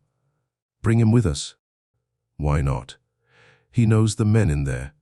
He knows the gates and how it all works." Yvetna tossed his sword down in disgust. "Fuck it all then." He turned as if to leave, but then spun on his heels and punched the man in the nose. The man crumpled to the ground, groaning as blood dripped down his face. Grimmin lifted the hide and frowned. "We about done here." Yvetna nodded. "It's his show now." With that said, he picked up his sword and climbed back into the wagon. Haliden held the key out before the guard. "You know where the lock is? I mean, exactly where it is." The man shook his head. "Only Krell knew. It was done that way on purpose. In case any of us were captured on the outside, or if we deserted." "Fuck it all to the hells then," Gremmin barked. "Let's just ram the bitch already." "Won't work," the guard said. "Beggar's Gate is wrought from Triton steel. 5 inches of it. Ain't nothing getting through that. Not even the breath." "Just get me to that tunnel and I'll find the fail-safe," Haliden said. "But we need to keep the archers off us." Gremmin laughed. "How?" "With sticks and rocks. Because that's about all we got out here. And that scraped-together shielding won't hold long. Not with them archers raining bolts and rocks on our heads." "Well, it'll just have to do," Haliden snapped. "But if you have something better, I'm all ears." The guard sat up and spit a wad of bloody phlegm onto the ground. "The mall is open," he said. The counterweight broke up top. "Get through Beggar's Gate, and you have a chance." Gremmin laughed. "Didn't break, friend. That was our artist's work." The man looked at Haliden incredulously. "You did that?" Haliden shrugged. "Wasn't fun." The guard laughed. "Bloody hells." "So what do we do with him?" Gremmin asked. "We bring him. He can help us." The guard nodded. "I didn't sign on to kill women and children. Fuck 'em all to the hells." Haliden pocketed the key and extended his hand. "Haliden Stroke." The man accepted it. "Jenna." "Jenna Wax Guard." "Enough," said Gremmin. "It's time." Haliden nodded. "Right. Let's go." Chapter 29. Howls echoed across the dead plain. Desperate, feral calls unlike anything Haliden had heard before. "What in the hells is that?" he asked. "You damn well know what that is, artist." They had finished most of the colossal weed before heading off, along with 2 drags each from one of Gremmin's Adrena butts. But it still wasn't enough. Even the guard, Jenna, gasped as he pushed alongside them, his armor all but discarded. Several shadows darted past the left side of the wagon, vanishing into the dense smoke. "They're coming closer," Gremmin said. I think they figured out our little ruse. Yvetna threw back part of the shielding and raised the trident bow.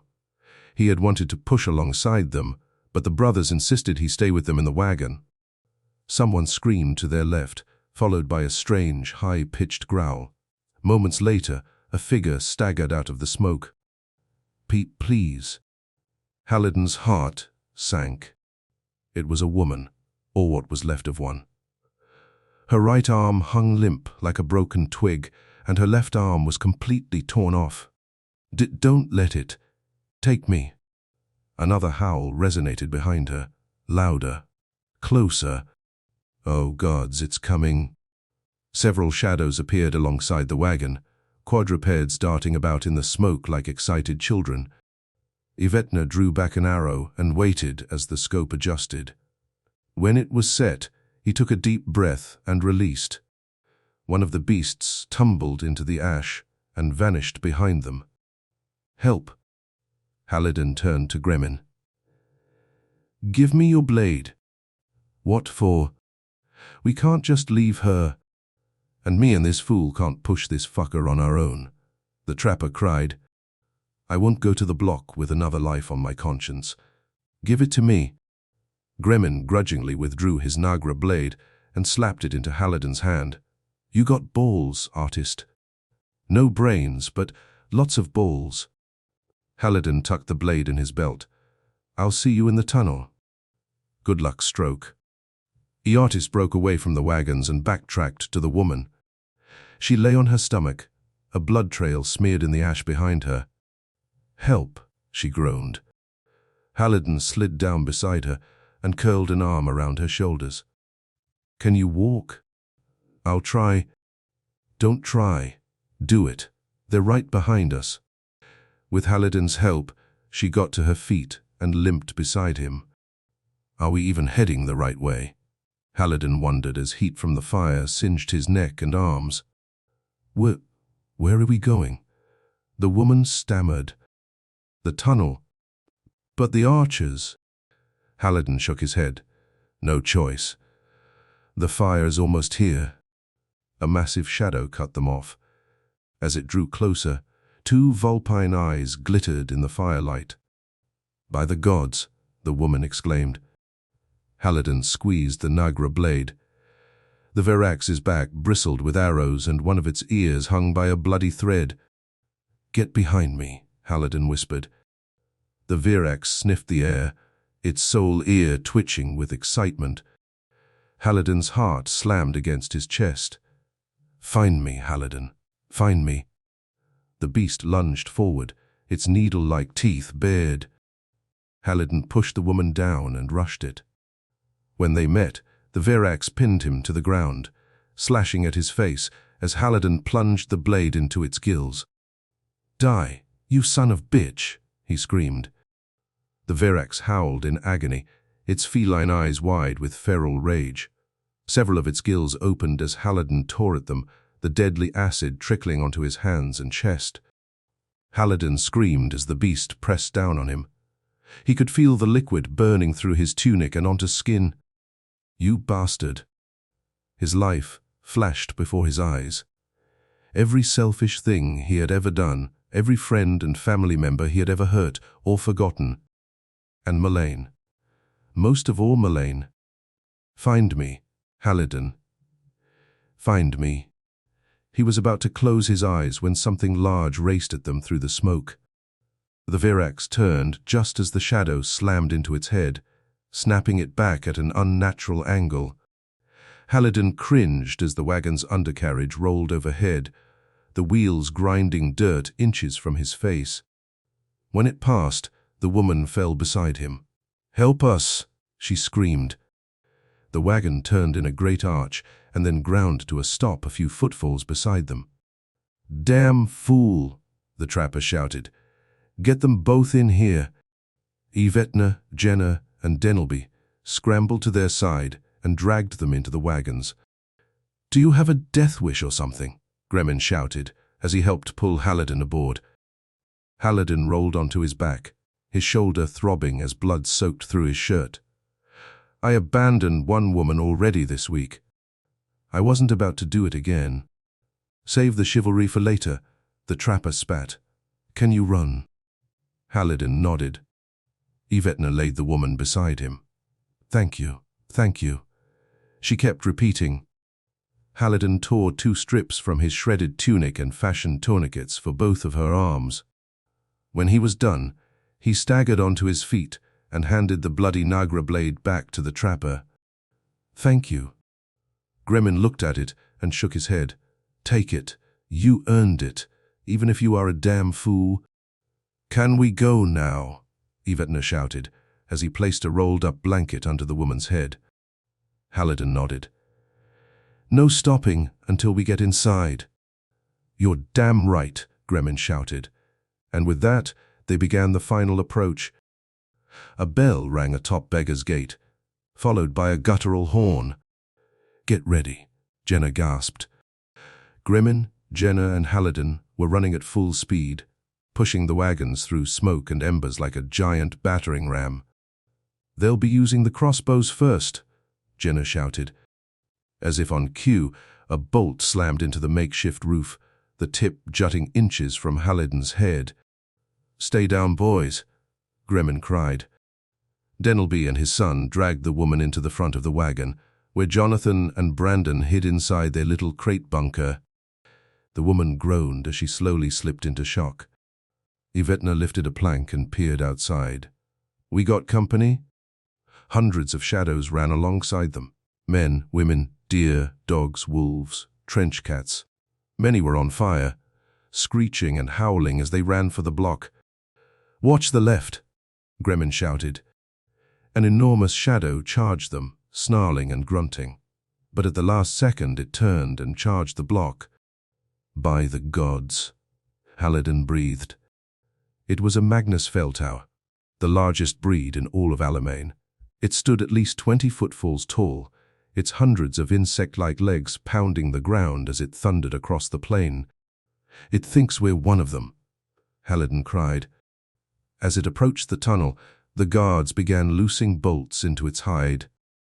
Enraged, the beast reared up on its centipede legs and spit a stream of saliva across them. Haliden watched one poor soul dance about screaming, his armor and flesh dissolving in a cloud of noxious smoke. Keep going, Gremmin shouted. Bolts slammed into the makeshift roof, one grazing Haliden's right arm, another his leg. But before he registered the pain, the lead wagon smashed into Beggar's Gate, tossing him face first into the rear planks. For a time, he lay half-conscious on the ground, a loud ringing echoing through his ears. When he finally opened his eyes, he saw Gremmin and Jenna dragging themselves beneath the wagon. The boys, he groaned. Are they okay? They're safe, Gremmin shouted. Lost the man and his son, though. Both of them snapped their damn necks. Haliden crawled beside them and grabbed Jenna by the collar. The fail-safe. Where is it? Jenna pointed to their left. It's buried at the foot of the tunnel, 50 paces down. In the open. Jenna nodded. And that's not the worst of it. Death holes line the roof. As soon as they see you, they'll either dump rocks on your head or coat you in boiling oil. Haliden sighed. We need some kind of a distraction. Several large rocks slammed against the makeshift roof, rattling the wagon's Triton shocks. Fucking skags, Gremmin growled. We'll eat your damn livers. Haliden scanned the immediate area. A dead fell tower lay a dozen footfalls to their left, a bitter smell wafting off its corpse. Damn, that's awful, Jenna mumbled. Haliden sat up. Gremmin, they use fell tower glands for hunting, right? What in the hells does that have to do with anything? His eyes widened. You can't be serious. Haliden nodded. What better distraction is there? He first heard about the glands as a boy from his father. They were said to contain powerful pheromones used to attract mates. Pheromones that could travel hundreds of leagues if the winds were just right. Just enough to draw every creature for leagues around. It'll be a shitstorm, Gremmin said. Haliden nodded. That's what I'm counting on. All right then, artist. Since I'm fresh out of ideas, draw their fire when I say. And don't fuck this up. Got it? Haliden nodded. Chapter 30. The land was afire, blanketed beneath a wall of smoke and sparks. Haliden rubbed his charred hair as he hunkered down inside the wagon. Embers had burned most of it off, leaving a few scattered patches of tangled grey. But he no longer cared. He had other things on his mind now. Like the pair of Virax fighting over a woman's bloody corpse 50 footfalls to their right. The beasts snarled and snapped, ripping flesh from bone as a Virax dissolved what remained of the woman's torso beneath its gills. Jenna crawled beside Haliden and peered out through the hide. You know what will happen when they're done over there, right? So go keep them busy then, Yvetna spat. Jenna glanced at him. Want to make me, boy? Yvetna went for his sword, but Haliden grabbed his arm. Are you mad? He shouldn't be here, the boy grumbled. You're right, Jenna said. He grabbed his sleeve and tore it back. See this? He thrust a horseshoe-shaped scar into Yvetna's face. That's the mark of a master breeder. I was apprenticed to Galloway Thren, the greatest breeder in all of Alimane. I was to take over Thren's stables when I came of age, but instead I was conscripted into the block guard. He covered the scar and spat at Yvetna's feet. No goodbyes to family or friends. No nothing. They came in the night and dragged me to this God's forsaken rock. And here I've lived, for nigh on 3 turns now. So piss on your judgment, boy. Yvetna fumed, but kept his mouth shut. None of us chose this, Jenna went on. So let's just get this done and be on our way before the fire roasts us all. A blast of searing wind peeled back the hide. Haliden grabbed the loose corner and tucked it down. But not before he saw dozens of human torches running toward them. By the gods! Some were half-burnt and blackened, others completely on fire, as the flames coiled around their writhing, howling bodies. The punchers went wild, snarling and scratching the side of the wagon. Haliden turned back to the south. Gremmin was running to them, a bloody object swinging in his grip. Get ready, then Trapper cried. When he was in range, he punctured the gland with a stick and hurled it against the right side of the tunnel. They're coming, he gasped, his hands and face soaked with Fell Tower blood. Moments later, an eerie howl echoed across the plain. Haliden lifted part of the shielding. 3 Virax and a pair of enormous Fell Towers were running directly at them. Gremmin dived into the wagon as the beasts ran past. They'll have their hands full now, he gasped. Jenna looked to Haliden and thrust out his hand. Give me the damn key. What? Come on, the man said. My people put us here. Let me try to right it. Reluctantly, Haliden handed it over. Jenna nodded. See you inside. Haliden followed Jenna to the edge of the gate and watched as the guard crept along the base of the tunnel. Brandon lifted the hide and squinted at the golden light. Who are those people? Haliden turned. A group of laptain-clad figures were stumbling toward them from the south. Yvetna drew his sword. Stay down, boys. The group collapsed beside the wagon, gasping and coughing as they tore off their laptain masks. Please, a man said. If not us, then at least take the girls. He was old, possibly 70 turns or more. An arrow jutted from his chest and blood covered most of his laptain suit. Beside him stood 2 trembling teenage girls. Yvetna looked at Haliden and shook his head. There's no room. Forget that. Haliden ran over and extended his hand to one of the girls. She was red-haired and freckled, her green eyes trembling and wide. What the fuck are you doing, artist? I'm not going to leave them to the fire, Haliden shouted as he lifted her into the wagon. Not while there's still a chance. You forget there's hundreds more. You plan on letting them aboard as well, if need be. Haliden jumped into the wagon and grabbed an armload of his paintings. We'll make room. He tossed them over the side, the frames cracking and splintering atop the rocky ground. "Come on," Haliden shouted. "Help me." Yvetna shook his head. "This is madness." As the men cleared out the paintings, the girls helped the wounded man aboard. By the gods, the older man wept, collapsing beside the woman. His face was pale and he was shivering violently. "Be still, father," the red-haired girl said, as she wiped ash from his face and knotty beard. A metallic shriek echoed across the plain. "It's opening," a voice shouted from atop the tunnel. Haliden lifted the hide. The gate was swinging inward, revealing the deadly stretch of booby-trapped tunnel beyond. "They're right," he cried. "Beggar's Gate is opening." A bell began tolling in the distance. Gremmin smiled. "He did it. That fucker did it." "Go!" one of the girls screamed. Haliden jumped off the wagon and peered around the tunnel. Jenna stood 100 footfalls away, surrounded by 3 drooling Virax. "Forget him," Gremmin shouted. "Nothing we can do now." Haliden ran back to the wagon and grabbed his bow. But by the time he returned, the Virax were already tearing the guard to pieces. "Damn it," Haliden cried. He ran back to the wagon and lifted the hide. "Yvetna." The boy turned from the mutilated woman, his eyes sunken and sad. "She's gone?" Haliden sighed. "Keep the boys close." "What's happening?" "Someone has to keep them off us. I'll watch the rear, you watch the front." "I should be out there. Let me do it." Haliden pointed to the brothers. "They need you more than me. Just get them inside." Yvetna slowly nodded.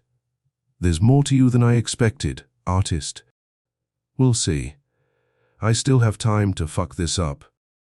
Gremmin jumped onto the ground and crouched behind the wagons. "We ready?" Haliden knocked an arrow and nodded. "Can you handle it alone?" "Depends. Got any more of that weed?" Haliden reached into his pocket and tossed him the jar. Some bits and pieces remained, but nothing more. Gremmin popped it into his mouth and swallowed. "Here's to one last run, artist." Haliden nodded. "I'll watch our backs while you push. Just don't stop until we're in." Gremmin nodded. "Not until we're in." Dozens of giant, mechanized Triton crossbows lined either side of the tunnel, each bearing spring-activated reloaders connected to pressure plates hidden beneath the tunnel floor.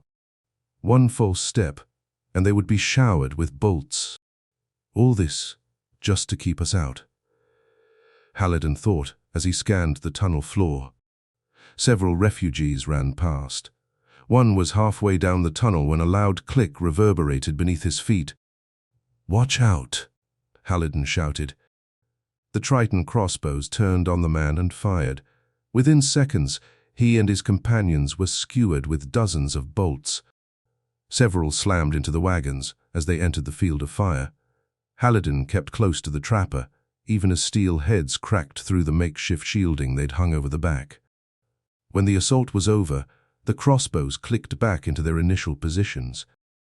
Haliden sighed, but his relief was short-lived. Moments later, a guttural howl resonated at the far end of the tunnel. "We have a problem," Yvetna said. Haliden peeked around the wagon. 30 yards ahead, a lone matron Virax tore into one of the dead men. "What is it?" Gremmin grunted. "Virax. Ahead of us." "How in the hells did it get in there?" Gremmin shouted. The beast spotted the wagons and stepped out into the center of the tunnel. As its dead, white eyes widened, 3 more male Virax jumped down from a port in the upper left side of the tunnel. "I'll take the big one," Haliden shouted. "Yvetna, you have the other 2. "I don't think I can," the boy said. A bolt jutted from his armored shoulder, the tip peeking through his back. "Jonathan," he said. "He can take the shot." Jonathan stood at his side, his hands trembling as he gripped a bow. "Are you mad?" Haliden cried. "I can do it," Jonathan said. He raised the bow and nocked an arrow. Haliden cringed as the boy drew back the bowstring with trembling arms. "Go for the one on the left," Yvetna said, wincing as he knelt beside him. Jonathan nodded, the bowstring warbling clumsily as he stared down the shaft. "Ready?" "Yes," the little boy replied. "Okay, take it down." The arrow hissed through the air, hitting the beast's right shoulder with a thud. But it kept coming. "Again," Yvetna cried. Jonathan drew back, hesitated, and then released. This time the virax stumbled and fell, the arrow jutting from its skull. Haliden raised the Triton bow, ignoring the scope as he drew back and loosed. The arrow punctured the matron virax just below its throat, but like the other, it kept coming, its black fangs glistening in the breath's flickering light. A loud crack filled the air. The matron ground to a halt as pieces of wood and steel crashed down around it. "Watch out!" Yvetna screamed. Gremmin paled. An enormous shadow was passing over a fresh hole gouged in the tunnel roof. In the name of all things good and mighty. A colossal, fur-covered claw smashed through the hole, crushing the matron virax like an ant. "A Diran," Jonathan cried. "Look, Bran, a Diran." Fire-blasted scales drifted past their eyes as the Titan dragged the virax back through the hole. Haliden's jaw dropped as the giant devoured the virax whole. "Impossible," he muttered. The strange, sloth-like monstrosity stood almost 400 footfalls tall, a sackcloth black mane running down its arched, scale-encrusted spine. Yvetna's eyes widened. "It's almost as tall as the bloody wall." Haliden stood in awe of it. Until now, the creatures had been nothing but myth, a tale whispered to children at bedtime. But no longer. A strange, piping call echoed from the massive beast's mouth. "Look, there's another," Jonathan shouted. Haliden turned just as an enormous leg smashed through the tunnel behind them. Steel and wood scaffolding entangled around its massive ankles.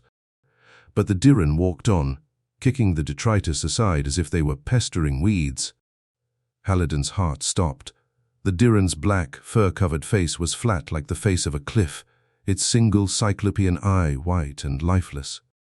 It had neither ears nor nostrils, and its teeth resembled cracked pillars covered in spotted ivy. "By the gods!" Yvetna shouted. "It has a bloody baby, too." A cub clung to one of the Diran's bellies, its claws wedged between creases in the mother's scaly hide. A beam fell a few footfalls from Haliden, casting splinters into his face. Rubble lay everywhere, a maze of razor-sharp steel and flaming wood. Yvetna jumped off the wagon and, with his good arm, began dragging debris from their path. Jonathan quickly joined him, his little arms straining as he lifted pieces of twisted scaffolding. Gremmin turned to Haliden. "Keep anyone and anything off us. I can handle the pushing for now." "Hells no," Haliden replied. "I run with you." Gremmin grabbed his arm. "Men will need killing if we're to get inside. You'd leave that to a child." Haliden looked at Jonathan and reluctantly shook his head. "Then go, artist. Paint us your masterpiece, in blood."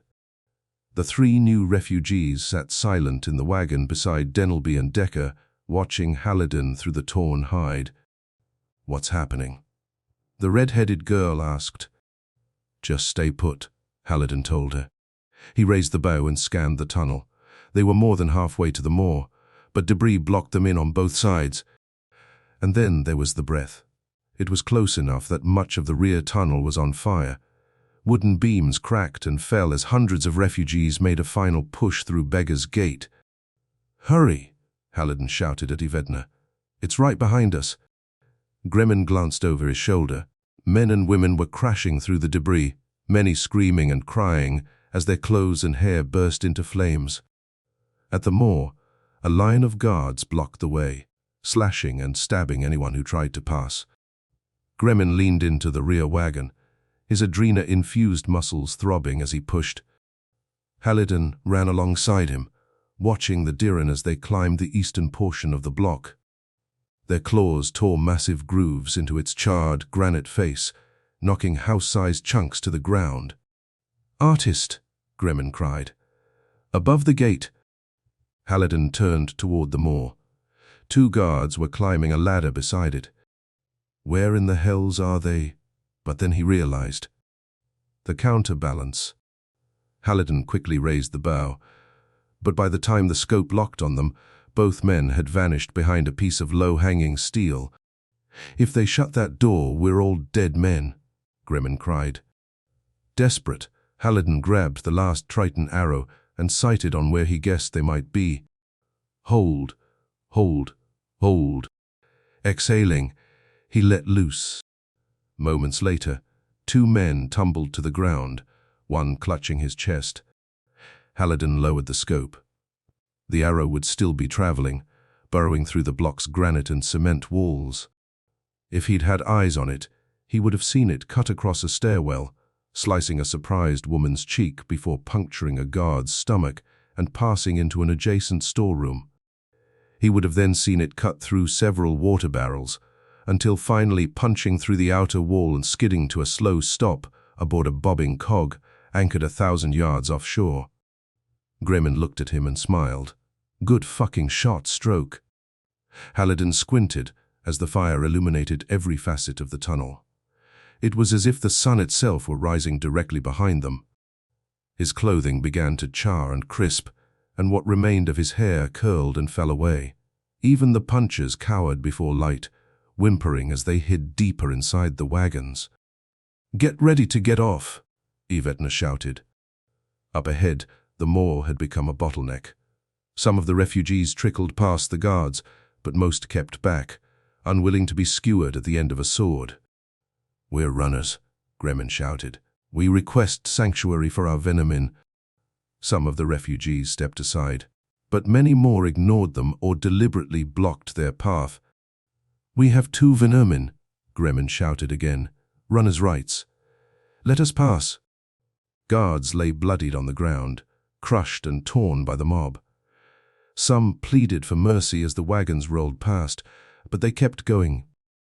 "It's all falling apart," Haliden shouted. "Fuck it then. Run through 'em." Haliden glanced at the trapper. "Are you mad?" "We came all this way, boy. I won't die in sight of it." Yvetna drew his sword and braced himself between a pair of crates. The brothers sat huddled beside the excited punchers, staring wide-eyed at the breath's growing light.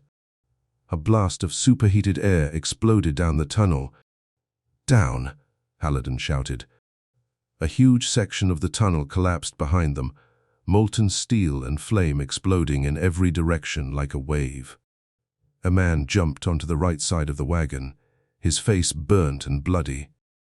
Yvetna raised his father's sword and swung at the man's chest, but the refugee jumped back, dodging the blow. As Yvetna recovered, the man raised a rusty dagger and lunged forward. Yvetna was quicker, though, and hacked off the man's arm. Dark arterial blood pulsed from the man's stump, splashing across the wagon floor. But he rushed forward anyway and punched Yvetna in the face.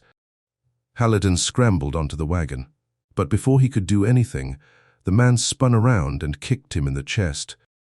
Haliden gasped, the wind knocked from his lungs. He tried to move, but the man tossed him onto the floor. "See you on the other side, runner," he growled as he stepped on Haliden's throat. Haliden clumsily clawed at the man's filthy boot, black spots blossoming before his eyes. "Not like this." He was about to lose consciousness when the man suddenly trembled violently. "What the?" He staggered backward, staring at something sticking out of his chest. "Bastards," he slurred as he touched the tip of a massive crossbow bolt. He then collapsed over the side of the wagon. Flames exploded above them as another section of tunnel splashed down in a wave of sparks. Yvetna picked Haliden up and handed him the bow. "Let's go." Gremmin leaned into the wagon, muttering curses as Haliden dropped down beside him. "What the fuck are you doing, artist?" he shouted. "You're supposed to be clearing our path." "With what? An empty quiver." 100 yards ahead, the inner sanctum was chaos, a dense tangle of screaming humanity crashing against itself like a trapped wave. 2 staircases lined either side of the vast room, forbidding steel doors partially ajar atop each. But the runners would have to clear a path through the crowd if they ever hoped to reach them. "Close the bloody gate," someone screamed. "It's too close." Gremmin glanced at Haliden. "Forget the wagons. We have to go." He tore the hide open. "Boys." "Out. Out." Jonathan and Brandon jumped off the wagon, followed by the punchers. The 2 girls kissed their father's still face and joined them. "What now?" Yvetna cried. "I'm not just leaving everything to burn," Haliden said. He pointed to one of the stairwells. "I'll get help." "You do that, artist. Me and the boy here will get this group inside." Haliden nodded. "This is goodbye, then." Yvetna nodded. "Good luck, Stroke." Haliden knelt down before the brothers. "Stay close to him. He'll keep you safe." Both boys nodded, their faces pale and streaked with tears. Screams filled the inner sanctum as the breath's blinding light illuminated the walls. A sea of people pushed and punched their way toward the staircases, held back by only a handful of guards. Haliden found an opening and squeezed his way toward the staircase on the right, where a single guard stood before a large, wagon-sized steel hatch. "We have 2 Venermen," he gasped. The guard drew his blade. "Come any closer, I'll cut you open." Haliden raised his hands. "I've come too far to let it all burn. Please, friend." The guard glanced past Haliden and the mobs at the 2 wagons marooned in the entranceway. Your mark," the young man stammered. Haliden lifted his sleeve, revealing the raw brand. The guard stared at it for a couple of moments, then pounded on the steel door 3 times. Seconds later, a large wheel spun in its center, followed by a rusty screech as it slowly opened. A nervous-looking man peered from the crack. He looked between Haliden and the wagons. "You're serious, Stent?" "We've got 2 more," the guard replied. "Get things ready, and tell the others to get out here." "Piss on that." The young guard reached through the crack and grabbed his companion by the throat. "You'll do it now, or you can roast outside with the others." Okay, the man spat. "For fuck's sake." Moments later, the door opened, and a line of men clad in thick black armor poured out. Several pushed past the crowds and took up positions behind the rear wagon, while the rest lined up in front of them. "Get ready," the young guard cried. The armored men rushed forward, plowing a path through the refugees. "Faster! Damn it, faster!" Haliden cried as he pushed alongside them. Screams erupted behind them as the tunnel completely collapsed. "Seal the maw, or we all die," someone shouted. Haliden and the guards pushed the wagons through the steel door into a torch-lit chamber beyond. They were moving so fast, though, the wagons slammed into a stack of crates, shattering them to pieces. "It's done," the young guard cried, as colored parchments and feathers drifted to the ground. "Let's go. Let's go." Haliden fell to his knees, gasping as the armor-clad men fled past. Thousands of crates and steel chests were stacked all around him, many branded with identifying house marks: Hem Town, The Fells, Breeder's Nook, Gareem Way. Places he had neither heard of nor seen. Even the primitive tribal clans of Delwyn and the Wavering Stretch were represented by handmade stone boxes. And then there were the Garnabara chambers. Dozens stood in the center of the room, enormous gleaming boxes encapsulated in Triton crusher seals and covered in meridium-infused glyphs. These had come all the way from Alimane's great cities and treasuries, where they would eventually be returned once the breath petered out. But there were lesser models as well, the Garnabaras of the poor. Unlike the larger chambers, these were simple 4x4 boxes wrought from shoddy steel and welded together in primitive forges. Most wouldn't survive a brush fire, let alone the breath. But someone carried them all the way here, Haliden thought. People who thought them important enough to risk their lives for. "Let's go!" a guard yelled behind him. Two of his companions were already sealing the steel door. "Wait," Haliden cried. He ran over and thrust his arm through the shrinking crack. A scrawny guard stood on the opposite side, pushing against him. "Stop! For fuck's sake," Haliden cried. The boy shook his head. "There's no time. I'm sorry." "Wait! Please," Haliden cried. The boy met his eyes for an instant, but then turned and fled into the dark. Desperate, Haliden tried to push with his legs and arms, but the door wouldn't budge. Something clicked outside, followed by a loud, metallic groan. "Try now," a frightened voice said through the crack. Haliden pushed again, and, to his relief, the door slowly opened. "Harder." Haliden grunted and strained until he finally slipped through and fell to the ground outside. "Fool," the guard said. Exhausted, Haliden slowly looked up at his savior. It was the young guard who had first opened the door. "Thank you." The boy nodded. "We still need to reseal it." The two strained and grunted, inching the door forward until it finally clicked shut and locked. "If you want to live, follow me," the boy said. Haliden followed him up the flight of stairs, leaping over bodies and discarded belongings. Beneath them, refugees pushed past the remaining guards and stormed the stairs. "Go!" the boy shouted. Haliden glanced over his shoulder. A handful of refugees were clustered by the counterweight system, manually pulling down the moor. Moments later, the massive gate slammed shut, crushing several people.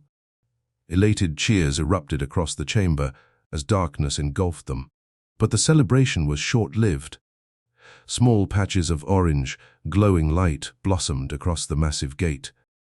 "It's not going to hold," Haliden thought. Molten steel was already dripping in several spots, sizzling and popping as it touched the damp ground.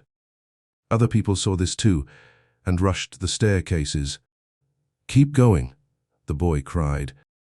A thick iron door stood ajar 100 steps above, a single guard standing beside it. "I'm closing it," the man screamed. Haliden struggled up the remaining steps, his lungs and leg muscles on fire. Behind him, rays of light began shooting through the moor. One hit a man and woman running behind him, slicing them both clean in half. Another cut a man down mid-stride, his severed torso spilling organs across the ground.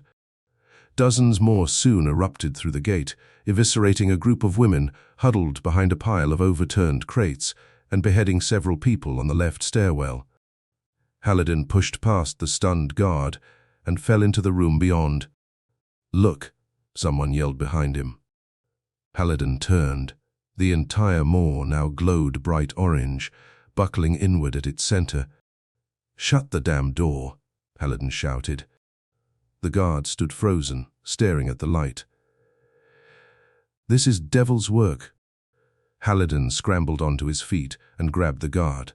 "On 3, we shut it or we die." The man nodded. Okay. 2, 3.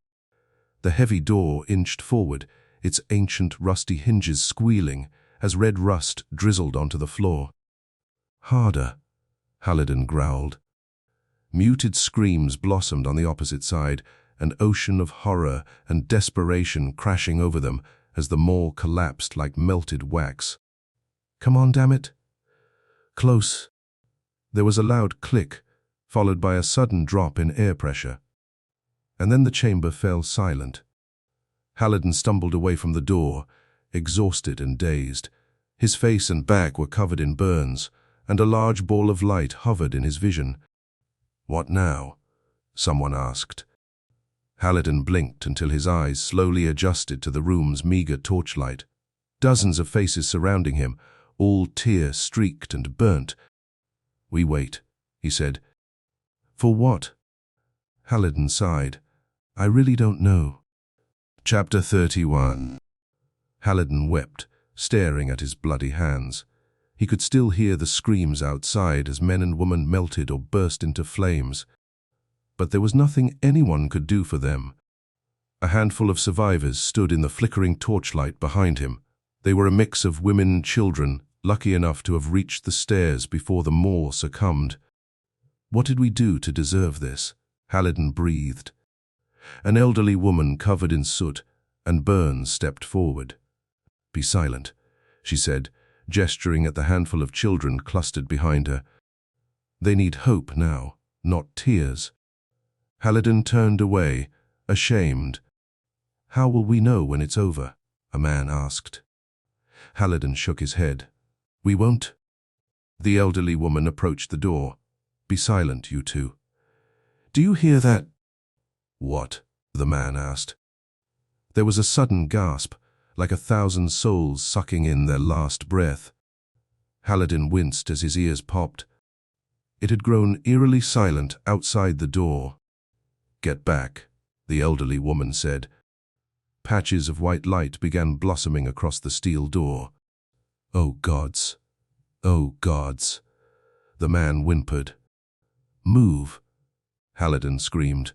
"All of you, get out of here!" The refugees scrambled to the rear of the chamber, stumbling over each other as tiny light rays erupted through the door. One hit the elderly woman in the face, punching a 2-inch hole clean through her skull. Another sliced a man's leg off, the severed limb cauterized and smoldering beside him. Haliden dived to the ground just as one erupted over his head. It was the purest white he had ever seen, blast furnace hot and burning anything it touched. His head down, Haliden made his way to a stairwell situated at the back of the room. "The gates. They've all failed." A man rushed past, his right arm dangling by a thread as blood splattered the stairs. More rays cut through the door and walls behind him, some reaching as far as the small landing 40 steps up, where a woman lay against the wall with a coin-sized hole burned clean through her forehead. "Milane," Haliden cried as he took the steps 2 at a time. "Milane, I'm here." His voice rebounded off the granite walls, unfamiliar, uncontrolled. "Milane." When he finally reached the top, he found himself standing at the head of a long, torchlit corridor. The eerie blue meridian flames reflected off the wet granite walls, highlighting the dozens of steel doors lining either side. Haliden pushed on the closest one, but it was locked. He checked 3 more until he finally found one that opened. He froze in the doorway, chilled by what he saw. A dozen bodies lay side by side on the floor, black veils draped over their pallid, sagging faces. Beside each lay an empty vial, the seal cracked and dotted with viscous yellow fluid. Haliden quickly shut the door. But the next 2 chambers were the same.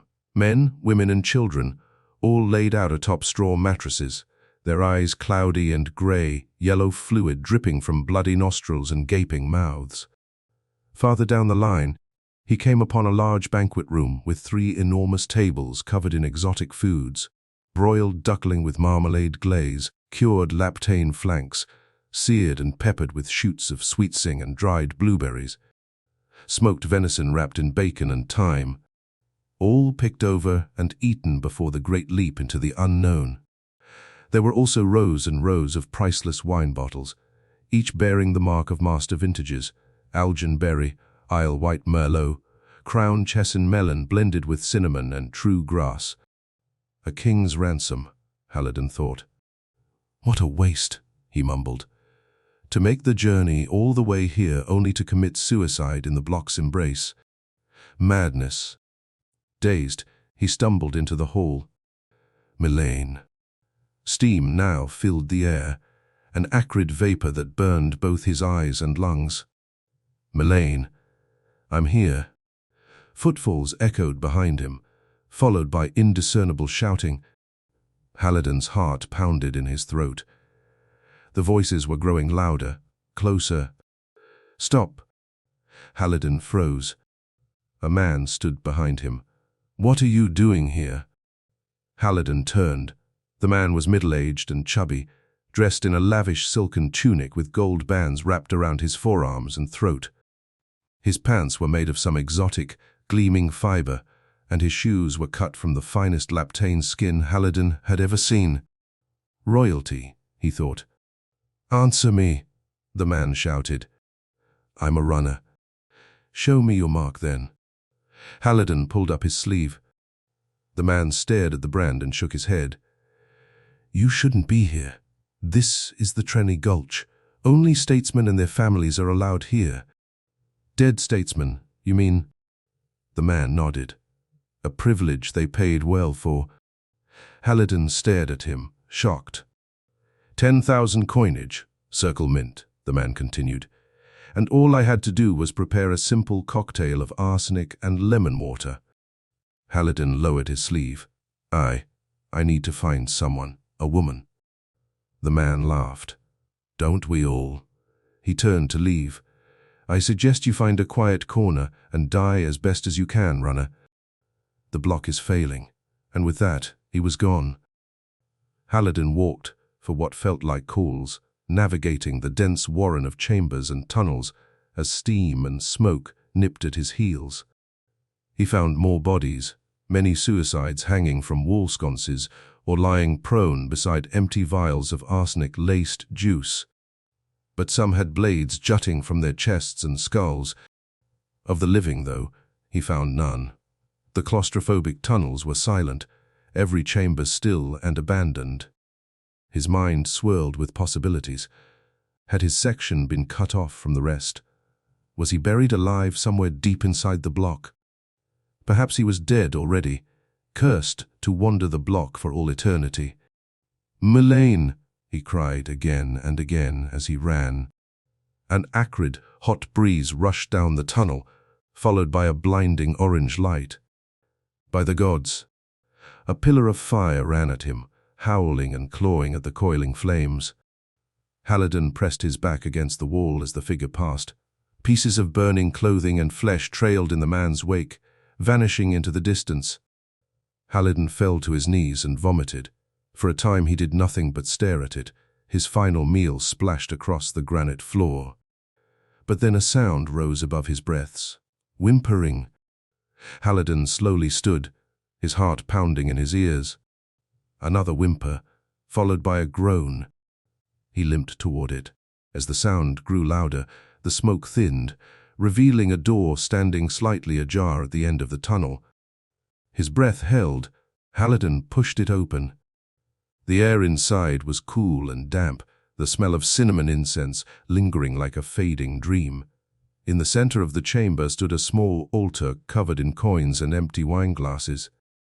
Haliden froze. Behind it, two figures lay silent and still, covered in silken death shrouds. Slowly, he knelt down and pulled the veil from the closest figure's face. "I am Wrath," he thought, the words echoing over and over in his soul. For it was him, the bastard, the knight. Human. Fear quickly gave way to blind rage as he stared at the man. "My enemy?" The dead knight's skin was pale as milk, his lifeless eyes wide and foggy. "You got off easy," Haliden whispered. He withdrew his blade and raised it above the knight's chest. But before he could bring it down, a hand touched his ankle. "I knew it," a voice whispered. Haliden dropped the knife. Her eyes were wide and bloodshot, her skin white and covered in sores. But it was her, his Milane. And she was alive. "How?" she said. Haliden stared at her, his breath held. This can't be. Her cheeks had been dimpled and supple, but this woman's were sallow and covered in oozing sores. And of her once black, silken hair, only a few patches remained, revealing a scalp covered in scars and blisters. Tears rolled down Haliden's cheeks. "World's end," he whispered. He cupped her face. Was she even real? "I no longer care." Her eyes trembled. World's end. The air grew hotter as smoke and ash flowed through the open door. "I'm sorry," she wept, blood trembling on her lower lip. Haliden caressed her emaciated body into his chest. "There's nothing to forgive." She looked deep into his eyes, weeping. Haliden kissed her. The past 3 turns dissolved in that moment, taking with it all his anger and resentment. For they were one again, a long-lost key opening a forgotten door. He had forgotten how gentle her touch could be, how mad it drove him whenever she grasped his shoulders and neck. Everything came alive again, his passion, his inspiration, hope and love. And then, as quickly as it began, Milane broke away and coughed. Haliden took her hand and squeezed. "If only you knew how much I missed you." She forced a pained smile. "I shouldn't have listened to him. But it was all ending. All of it." Haliden's heart ached. After everything he'd been through, every awful footfall to get here, she was leaving him again. And this time to a place where he could not follow. "Be still," he whispered. His throat closed up as tears rolled down his cheeks. She gently laughed. "We blew it, didn't we?" Haliden forced a smile. "Me with my brush and you with your knight." She squeezed his hand harder. "It was a wonderful ride, though." Haliden nodded. "It was." She smiled. "I would ask how you got here, but time is not a luxury I possess." Haliden wiped his eyes. "You might not believe me if I told you." She tensed as a spasm rippled across her body. Haliden gripped her helplessly, as foam bubbled through her clenched teeth. She stared at him, pain and regret trembling behind her eyes. "Go," she slurred. "Make all this worth something." Haliden shook his head. "It won't be worth anything without you." She arched her back as another spasm gripped her. When it passed, she took a deep, labored breath and touched his cheek. "I love you, Haliden. I always have." She closed her eyes and kissed his lips. And then she fell silent. "Milane," Haliden whispered. "Baby, don't go. Don't leave me again." But she was already gone. Time stopped as he squeezed her lifeless hand. He couldn't leave her, not like this. So much unsaid, he thought, weeping. So much. Bitter smoke filled the chamber, snuffing out the torches.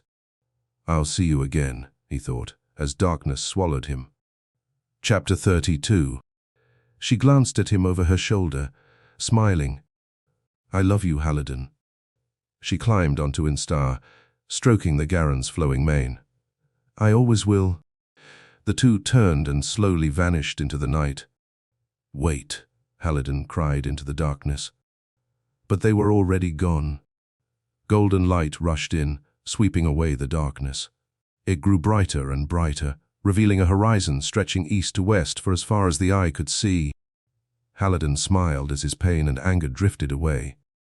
There was life again, millions of souls writhing and dancing in the glorious nether. "Live your life," Milane said. "For both of us.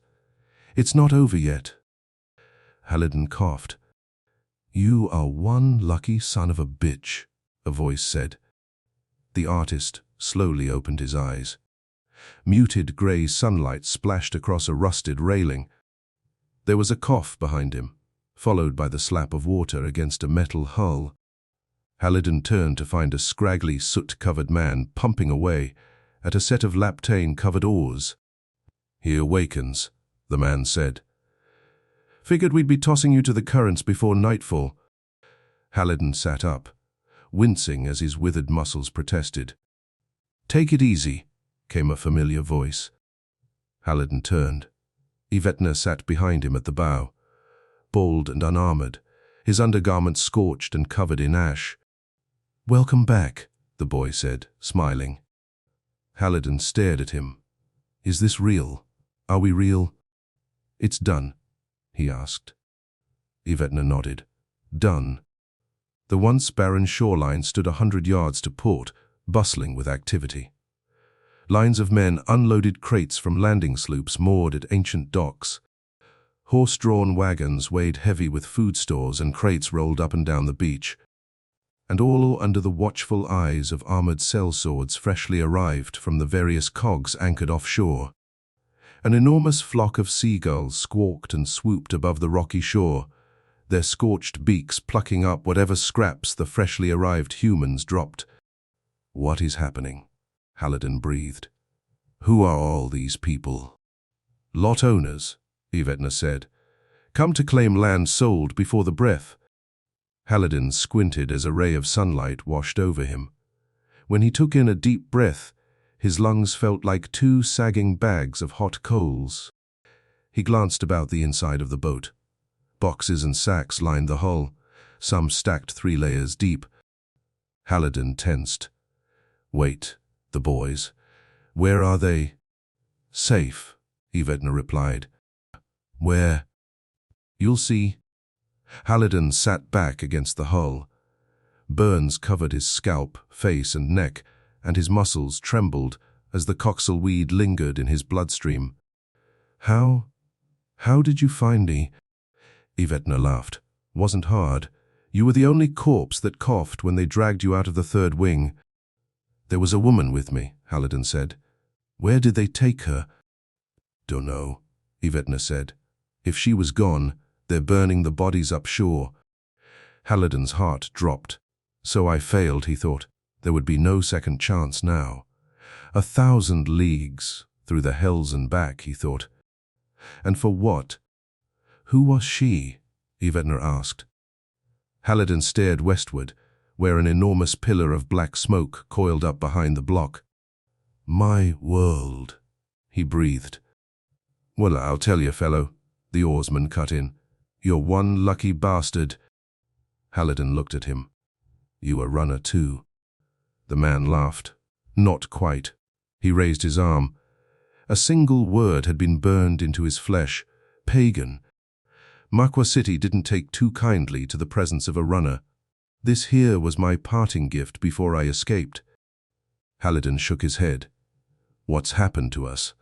It was as if the fire had sucked every ounce of humanity from Alimane.